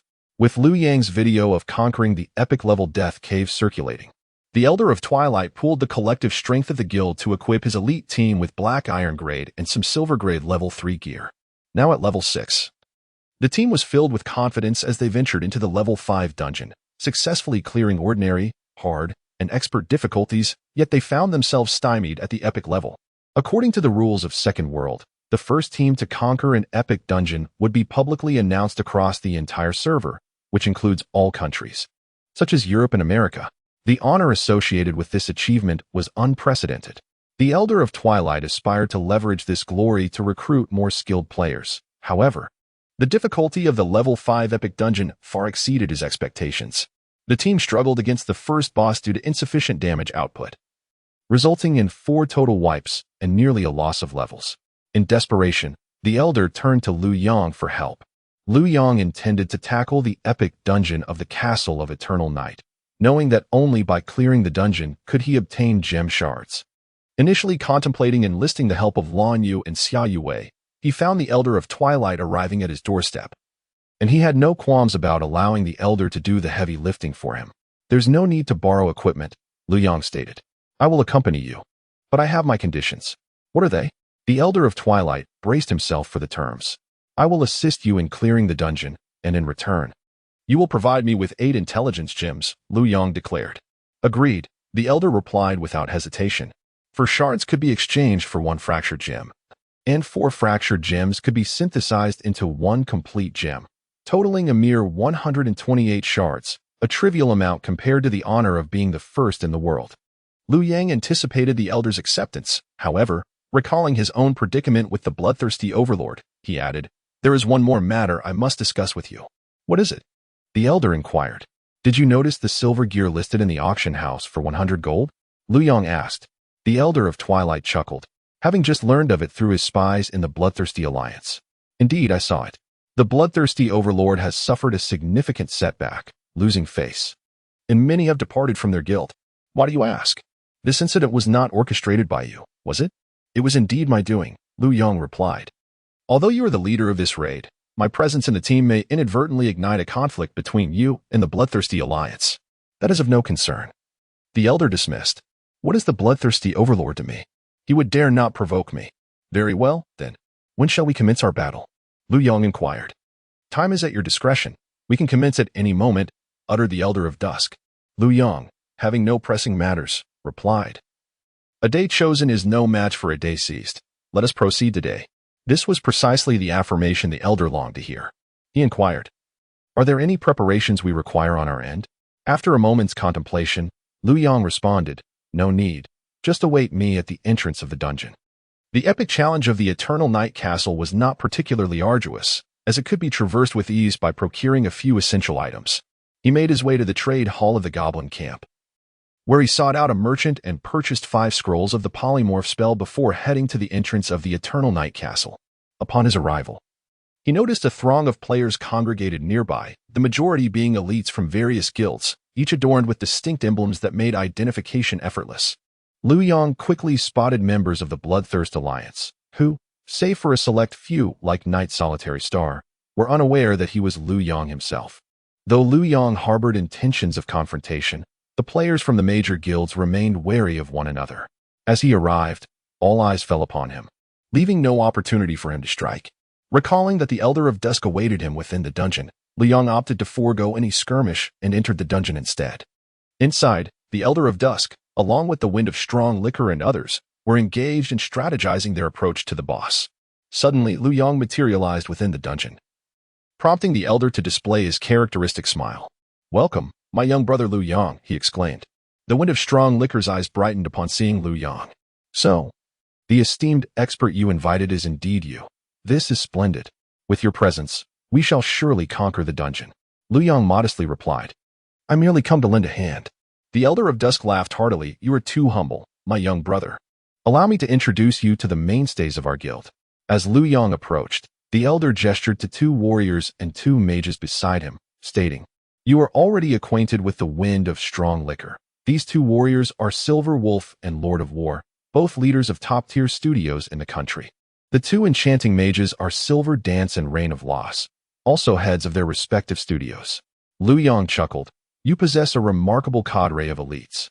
The Elder of Dusk took great pride in this fact, having recruited the most talent amidst competition with other conglomerates. He proclaimed, This esteemed individual is Lu Yang, the foremost expert ranked #1 on the leaderboard. Silver Wolf and Reign of Loss exchanged frowns upon hearing Lu Yang's introduction, their reception of him decidedly unfriendly. President? What is the meaning of this? Silver Wolf was the first to voice his discontent, realizing that Lu Yang's entry meant a replacement for one of his subordinates. The Elder of Dusk was taken aback, not anticipating such a strong reaction from his subordinates. What is the matter? He inquired. Silver Wolf, dissatisfied, retorted. What purpose does this individual serve? Does merely swapping one person in a dungeon guarantee success?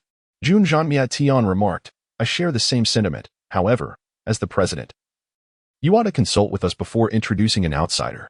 Chi Mu displayed a standard smile, aware that those before him possessed their own pride and would not wish for the dungeon to be perceived as conquered by an external party. My apologies, esteemed colleagues. I took the liberty of making this decision unilaterally. However, as you are all aware, our guild's aspiration is to become the foremost guild in the world. For the sake of this ambition, I kindly ask for your understanding, if you will. Yin Lang responded with a stern expression, That is unacceptable. Chi Mu maintained his smile and inquired, Then what do you propose? I will challenge him to a duel. It is not about slaying monsters. If he can withstand me for a minute, I shall concede his victory, Yin Lang declared. Lu Yang was taken aback and typed to his companion, Lai Jiu Feng. Did your leader not show him my video? Where does he find the audacity? Lai Jiu Feng discreetly replied, Do not inquire further. There are many complexities involved, and you will come to understand in due course. Chapter 87. The duel. Lu Yang experienced a moment of enlightenment. Realizing this situation might pertain to internal issues within the guild, he scrutinized Silver Wolf and Jun Jean-Miat-Tian, and suddenly recalled a significant betrayal incident that had transpired in the past within the Late Twilight Guild, led by these 2 individuals, when the game had just launched. In a bid to establish itself swiftly, Late Twilight offered exceedingly generous recruitment terms to elite studios, including liberal exit clauses that others would not dare to provide. Consequently, when Silver Wolf and Jun Jean-Miat-Tian were later tempted by even more lucrative offers from rival factions, they unhesitatingly betrayed Late Twilight. As for what transpired afterward, Lu Yang remained oblivious, as he was merely an inconspicuous newcomer at that time, lacking insight into the upper echelons of the game. "Hey, I'm asking you a question. Are you brave enough to duel me?" Silver Wolf inquired, pointing his axe at Lu Yang. Lu Yang, lost in thought, had initially overlooked Silver Wolf's challenge. He glanced at the Elder of Late Twilight and typed a query. "What should I do?" With a sigh, the Elder responded, "Then let us settle this with a duel. We shall request a fair fight, and if anyone dies, they will not lose experience." Silver Wolf sneered, "Fine. I merely wish to gauge his strength and do not wish to place you in a difficult position, boss." Lu Yang replied nonchalantly, "I'm indifferent to the outcome. However, I would like to add a condition. Silver Wolf, if you can land a single hit on me within 1 minute, you win." "What?" The surrounding crowd gasped in astonishment, including a group of over 10 members who gathered around. Luo Xiu scrutinized Lu Yang closely, stating, "Do not underestimate Silver Wolf. He ranks 19th on the leaderboard, which is not far off from your level." Jiao Qifeng interjected anxiously, "This isn't fair. Silver Wolf possesses numerous skills that could easily allow him to strike you." Lu Yang chuckled lightly, "It matters little. It's merely a game. If I fail, I shall consider it a letdown for Boss Late Twilight, and I will withdraw." After speaking, he initiated the duel request with Silver Wolf. A sinister smile crept across Silver Wolf's face as he hefted his massive axe and approached Lu Yang, standing 30 yards away. "This is your own doing," he remarked. Lu Yang responded, "There is no need for further words. Let our actions speak." "Very well. Let us see how you avoid my attacks within 1 minute." As he spoke, Silver Wolf charged at Lu Yang, raising his double-headed axe high. If his charge connected, it would deal 1.5 times the damage. Evidently, Silver Wolf was a player who had embraced free combat, and he had already begun to grasp its intricacies. However, to Lu Yang, this seemed like child's play. He could evade the charge of a level 30 boss, the Skeletal Tyrant. So dodging this so-called Silver Wolf posed no challenge. As Silver Wolf rushed at him with a blur of shadows, just as he was about to collide with Lu Yang, a flash of white light enveloped Lu Yang, and he vanished from sight. Silver Wolf, seemingly anticipating this, failed to make contact and immediately began searching for Lu Yang, preparing to unleash his secondary charge skill to intercept. However, when he glanced around, he discovered Lu Yang standing precisely 4 yards behind him, perfectly positioned within the minimum range for Silver Wolf's interception. Silver Wolf instantly froze in place, taking a second to comprehend the situation before he could only advance 2 steps. His dual-handed axe, a long-range weapon, could strike at a distance of 2 squares. Yet, as he moved forward, Lu Yang retreated, maintaining a distance of 4 yards that rendered Silver Wolf's efforts futile. Unable to find an opportunity, Silver Wolf promptly dashed backward in an attempt to create space for a charge, but for every step he took back, Lu Yang mirrored his advance.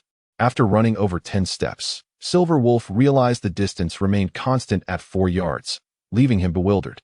He attempted to abruptly halt and turn to attack. Yet Lu Yang evaded with impeccable timing, making Silver Wolf's strikes consistently miss their mark.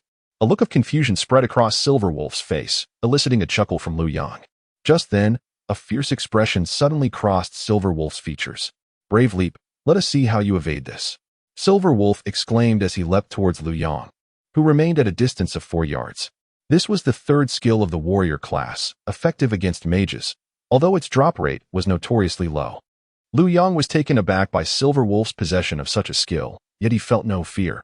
In an instant, he sidestepped to the right, narrowly avoiding Silver Wolf's attack. Silver Wolf, astonished that Lu Yang could evade him, landed and immediately raised his axe to strike the ground. "Thunderous strike," he shouted, as the earth cracked beneath him within a 3-yard radius, emanating a brilliant white light. Recognizing the impending release of this skill, Lu Yang effortlessly leaped back, evading the attack. In a matter of seconds, the surrounding players held their breath in anticipation, while Luo Xiu and Silver Dance gazed at Lu Yang with astonishment, never expecting his prowess to be so remarkable. Silver Wolf, too, was taken aback, realizing that all his ranged attacks had been exhausted, with cooldowns exceeding 30 seconds. In other words, within a minute, he found himself devoid of ranged capabilities, and anger flared in his eyes as he sensed the humiliation of the moment. At that instant, the Elder of Twilight suddenly burst into laughter, clapping his hands as he stepped between the 2 combatants. What a splendid display of combat. Let us conclude here. I believe Silver Wolf has gauged Lu Yang's capabilities. We should proceed to tackle the dungeon before other guilds seize the opportunity. Silver Wolf glanced at the Elder of Twilight, understanding that he was being offered a graceful exit. Withdrawing his axe, he replied, "I shall heed the guild leader's wishes." Lu Yang had no objections, affirming, "Of course. I came here to conquer the dungeon." Upon hearing Lu Yang's words, the group exhaled in relief. They had feared he might disregard the elder's suggestion and insist on continuing the fight, which would have further embarrassed Silver Wolf. The Elder of Twilight and Lively Wine both regarded Lu Yang with gratitude, and Silver Wolf's gaze softened considerably. Luo Xiu and the others began to harbor a more favorable impression of Lu Yang. Luo Xiu gracefully approached Lu Yang and in a melodious tone, said, "Master, I too practice fire magic. Would you be so kind as to offer me some guidance?" She was an enchanting beauty, her figure exquisitely slender, standing elegantly before Lu Yang, captivating the attention of all surrounding players. However, Lu Yang was well aware of her formidable reputation. The renowned assassin, silent killer Luo Xiu, had earned her title through formidable prowess, and he dared not judge her by appearances alone. "It is indeed an honor, yet I am merely a novice myself. Perhaps we could engage in mutual practice when the opportunity arises," Lu Yang replied. "Then it is settled," Luo Xiu responded with evident satisfaction. At that moment, Silver Flutter also approached, saying, "Do not forget about me, Master. Fairness must prevail." Lu Yang chuckled and assured her, "Of course, of course." Chapter 88. Heartfelt submission. Silver Wolf stood awkwardly in place, taken aback by the swift betrayal of his two allies. Seeing the tension, Clearwind suggested, "Why don't we approach the boss together? Let us capitalize on the enthusiasm and rally to defeat it." With a face full of joy, Late Twilight added, "Let us entrust the command to Brother Lu Yang. We shall collaborate sincerely to overcome this boss." With Lu Yang at the helm, dissent was unlikely. Silver Wolf felt too embarrassed to confront him again, while Luo Xiu and Silver Dance held Lu Yang in high regard, recognizing that he had managed to render Silver Wolf utterly helpless. Although Junlin Yetian harbored some resentment, he could only nod in agreement, outnumbered. Lu Yang responded, "Very well. I shall do my utmost to lead everyone in conquering this boss. However, let me make it clear, if I make a mistake in my command, you may berate me after the instance, but within the dungeon, everyone must heed my directions." There were no objections. In fact, Luo Xiu and Silver Dance regarded Lu Yang with even more admiration. Sensing their unwavering gaze, Lu Yang turned to Late Twilight and inquired about their progress through the dungeon. Late Twilight replied, "We have reached the first boss. All the preceding minions have been cleared." "Excellent," Lu Yang said. "Let us head to the first boss. Along the way, please inform me of any shortcomings we may have." "Of course," Late Twilight responded, explaining the situation as they traveled. When facing the first boss, if we do not defeat it within 5 minutes, it will unleash a devastating area attack, instantly annihilating everyone. Lu Yang opened the team template to assess the number of mages, noting that there were 10 fire mages among them. Quite a substantial number of fire mages. "This bodes well for our chances," he remarked. Late Twilight continued, "I sought you out specifically because I have an abundance of fire mages, yet no one possesses the skill Ignite. Brother, where did you acquire such a rare ability?" Lu Yang chuckled softly. "The skill books in this game are notoriously difficult to obtain. Ignite drops only from golden wormlings in level 10 maps. I was merely fortunate to vanquish one, a feat that others could not achieve. This is a hidden quest. I stumbled upon it by chance," Lu Yang explained. At this moment, they had arrived before the boss, a formidable undead warrior clad in plate armor and wielding a greatsword. Baron Cantor level, 10 health, 150, 000 150. 000 Eternal Night Castle was originally the fortress of Duke Ulysses from the fallen Fars Empire, which once belonged to St. Gal City. Regrettably, the castle was breached during a war, resulting in the deaths of the Duke and his retinue. After their demise, a necromancer resurrected the Duke and his soldiers. Although the Fars Empire should have dispatched troops to eradicate them, it was then beset by King Gal's forces and fell into disarray, leaving the castle forgotten within the wilderness. The first boss in the dungeon, Baron Cantor, was once the captain of the light cavalry under Duke Ulysses. He possessed no extraordinary skills. A relentless assault would suffice to defeat him. Lu Yang said, "Everyone be prepared. Chief Feng, follow my command to engage the monster." Luo Xiu displayed a look of surprise and asked, "Aren't we going to consider our positions?" Lu Yang responded with a nonchalant expression, stating, "This boss is simple. Just follow my instructions to defeat it." The others exchanged glances. Luo Siyu felt that Liu Yang's words were somewhat frivolous, as this so-called simple boss had already caused them to perish 4 times. However, having agreed to let him lead, she refrained from immediately dismissing his authority. Junlin Mietian and Yilang shared similar sentiments, while the other team members expressed dissatisfaction. It was their first time witnessing a commander speaking so casually during a boss fight. Yet, Liegio Qingfeng found it quite normal, reasoning that if it were truly challenging, Liu Yang would not be so relaxed. "Do I need to pull the monster with my back turned?" asked a skilled player. Liu Yang replied, "Of course, pulling with your back turned is essential. Otherwise, it will be difficult for the mages to land their hits. The 5 healers should focus solely on Qingfeng. No one else should heal." "Understood," Liegio Qingfeng said as he charged at the boss, subsequently turning it around. Liu Yang instructed, "Do not rush to deal damage. Everyone wait until Qingfeng has applied 3 layers of armor break before attacking. The 5 healers should only watch Qingfeng, and others should not interfere." This was basic knowledge. And Yilang and the others were aware that only after 3 layers of armor break would the melee fighters rush in. Liu Yang continued, "Mages, hold your fire until I call for output. Qingfeng, keep using your threat increasing skills." "All right," responded Liegio Qingfeng, the guild's primary tank, who had 6 threat increasing skills at his disposal. Whenever his rage meter was sufficiently filled, he would use one immediately. As Luo Siyu and the others noticed that 30 seconds had elapsed without a command from Liu Yang, the mages grew increasingly anxious. "Aren't we allowed to attack yet? Be careful not to run out of time," Luo Siyu remarked. Liu Yang remained silent. And after Liegio Qingfeng had utilized his threat skills 3 more times, he began to chant a spell, applying a burning effect to the boss every 5 seconds. After 5 seconds, Liu Yang declared, "All mages unleash your full power. Qingfeng, it's now up to you to maintain the threat. Don't worry, I." Before Liegio Qingfeng could finish his sentence, a fireball struck the boss squarely on the head. 928, critical hit, exclaimed Liegio Qingfeng in alarm. "Be careful. Your output is too high." Yilang was giving his all in the attack, initially curious about why Liu Yang had not engaged. He was taken aback upon witnessing the damage Liu Yang dealt. Notably, Yinlang's total health was still below 500 points. Clearly, Liu Yang had intentionally allowed him to act freely for a minute, as during their previous PK, Liu Yang could have easily defeated him without needing to evade. 2 fireballs could have taken him down, perhaps even a single critical hit, leaving Yilang feeling quite ashamed.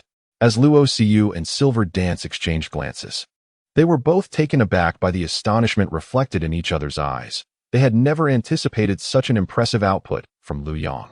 In truth, Liu Yang's potential was even greater, for he had just employed Fireball rather than the more powerful Pyroblast. Furthermore, in a bid to conceal his ability to cast spells instantaneously, he had deliberately slowed the incantation. Liu Yang reassured, "Qingfeng, you need not worry about my threat level. I possess equipment that reduces aggro. Others, do not stand idly by. Unleash your full power." A sense of embarrassment washed over Luo Siyu and the others, as they were genuinely astounded by Liu Yang's damage output. 10 mages unleashed Fireball simultaneously, and in an instant, all 10 projectiles struck the boss's back. Damage numbers exceeding 250 emerged one after another from the boss, leaving Luo Siyu and the others utterly astonished. "How has our output become so formidable?" Luo Siyu inquired. Liu Yang explained, "This is the effect of my scorching skill. Qingfeng, should you feel that aggro is becoming unstable, do not hesitate to inform me, and I shall instruct everyone to cease their assault." "Oh, understood," replied Juqing Qingfeng.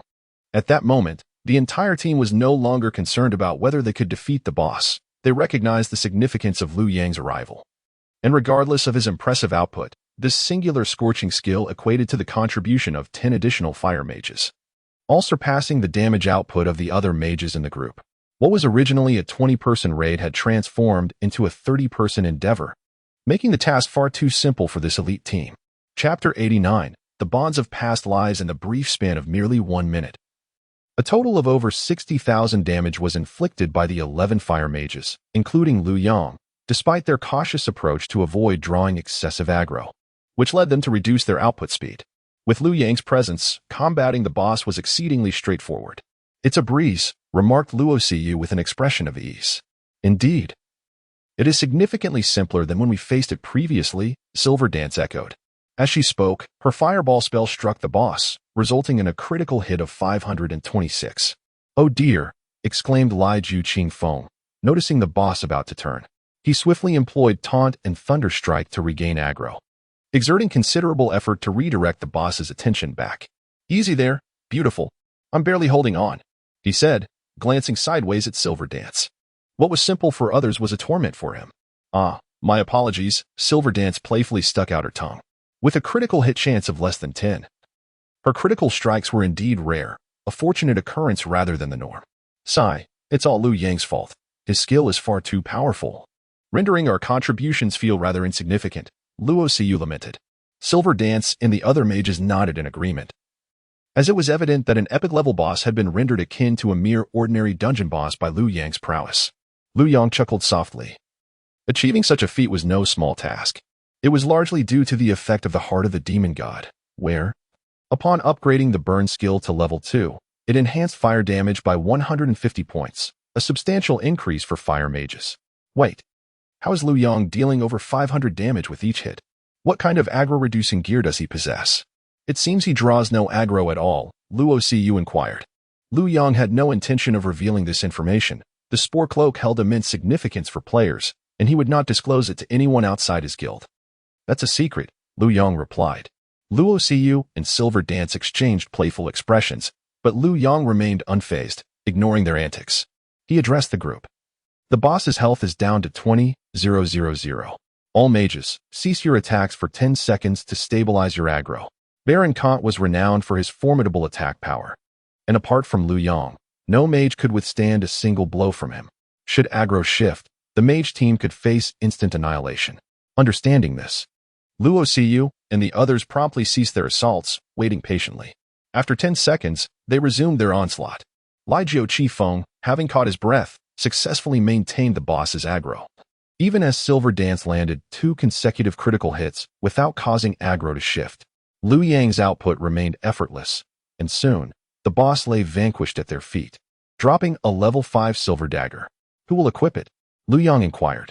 I, exclaimed a roguelike player rushing toward them. "This is our guild's elder, Hidden Blade," introduced the aging figure known as Chimu Lauren.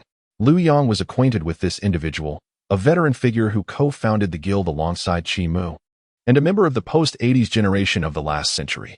"I have reached level 7 and finally acquired a level 5 silver weapon." Yin Dao was exceedingly exhilarated.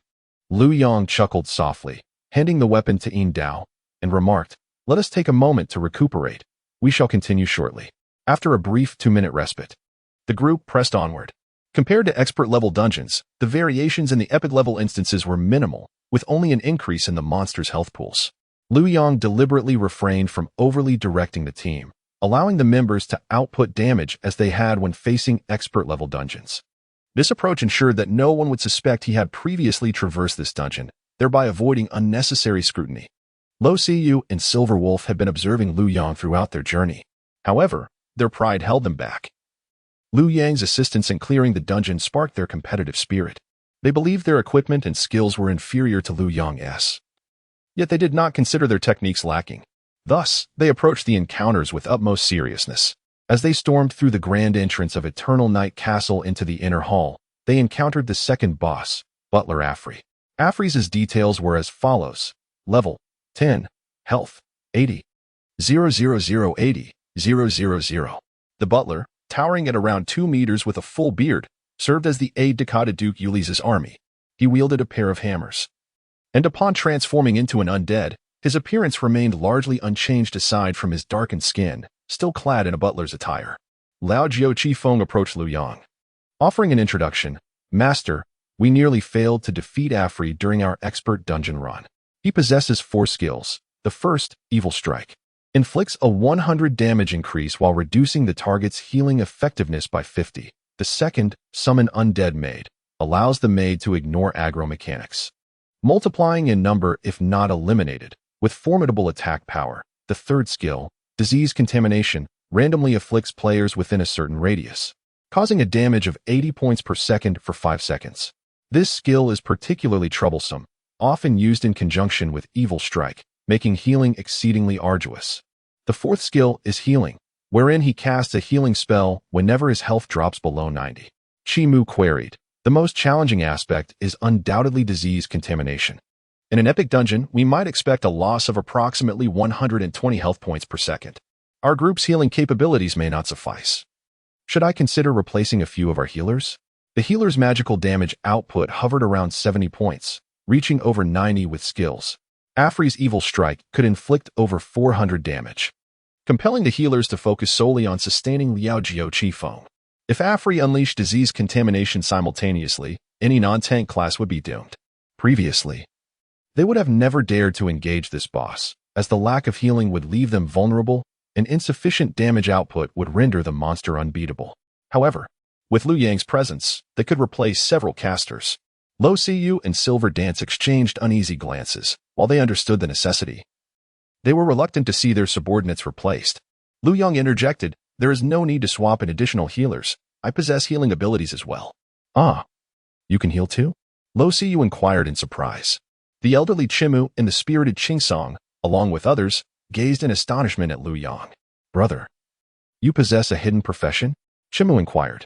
"Not at all," Liu Yang replied. "Then how do you have healing skills?" asked the leader of the priest team, the invincible Jiov. Liu Yang shrugged and opened his hands, saying, "My disciple gifted me a healing ring that allows me to cast a level 1 healing spell. My magic damage is 247. I could easily heal the main tank." The crowd was taken aback, nearly choking on their disbelief. With a magic damage of 247, what chance did the others have? Their feelings had shifted from envy to utter despair. Luo Siyu, her enchanting eyes shimmering, approached Liu Yang and inquired, "Esteemed master, could you possibly share how your magic damage reached such impressive heights?" Silver Dance and other magic users congregated around, while Chimu also turned his attention to Liu Yang. Liu Yang met Luo Siyu's gaze, a hint of a smile gracing his lips as he replied, "This matter traces back to a hidden quest I undertook." "A hidden quest?" The group's eyes sparkled with intrigue. Hidden quests typically promised immense rewards. Liu Yang nodded affirmatively. "Indeed, it is a hidden quest. I encountered an elderly man within the city who informed me that the essence of this quest is that I must never disclose it to someone named Luo Siyu." The crowd fell silent. Luo Siyu's face flushed with indignation, and she glared at Liu Yang with her beautiful, expressive eyes, saying, "Dare you deceive me?" Laughter erupted among the group. It was the first time they had witnessed such a reaction from Luo Siyu, clearly infuriated. Liu Yang chuckled and discreetly sent a message to Luo Siyu. Upon reading it, her expression shifted to one of confusion before she declared, "Never mind. I shall not stoop to your level today." Qingsong and the others were astonished. Luo Siyu was renowned for her sharp wit and cleverness. Yet she was now enduring such humiliation without protest. Qingsong asked, "Master, you are truly my idol. How did you manage that?" Liu Yang replied, "A lady of beauty possesses great magnanimity. Let us return to battling monsters." In truth, Liu Yang had privately revealed to Luo Siyu the strategy to complete a hidden quest, which offered substantial rewards. In his previous life, Luo Siyu had become the city lord under Chimu's tutelage and had once aided Liu Yang, albeit with a playful jest at his expense. Liu Yang's wariness of Luo Siyu stemmed from that incident. Otherwise, he would not remain unfazed in the presence of such a stunning beauty. This time, teasing her served as a means of avenging his past self, while sharing the hidden quest details was merely a way to repay her kindness.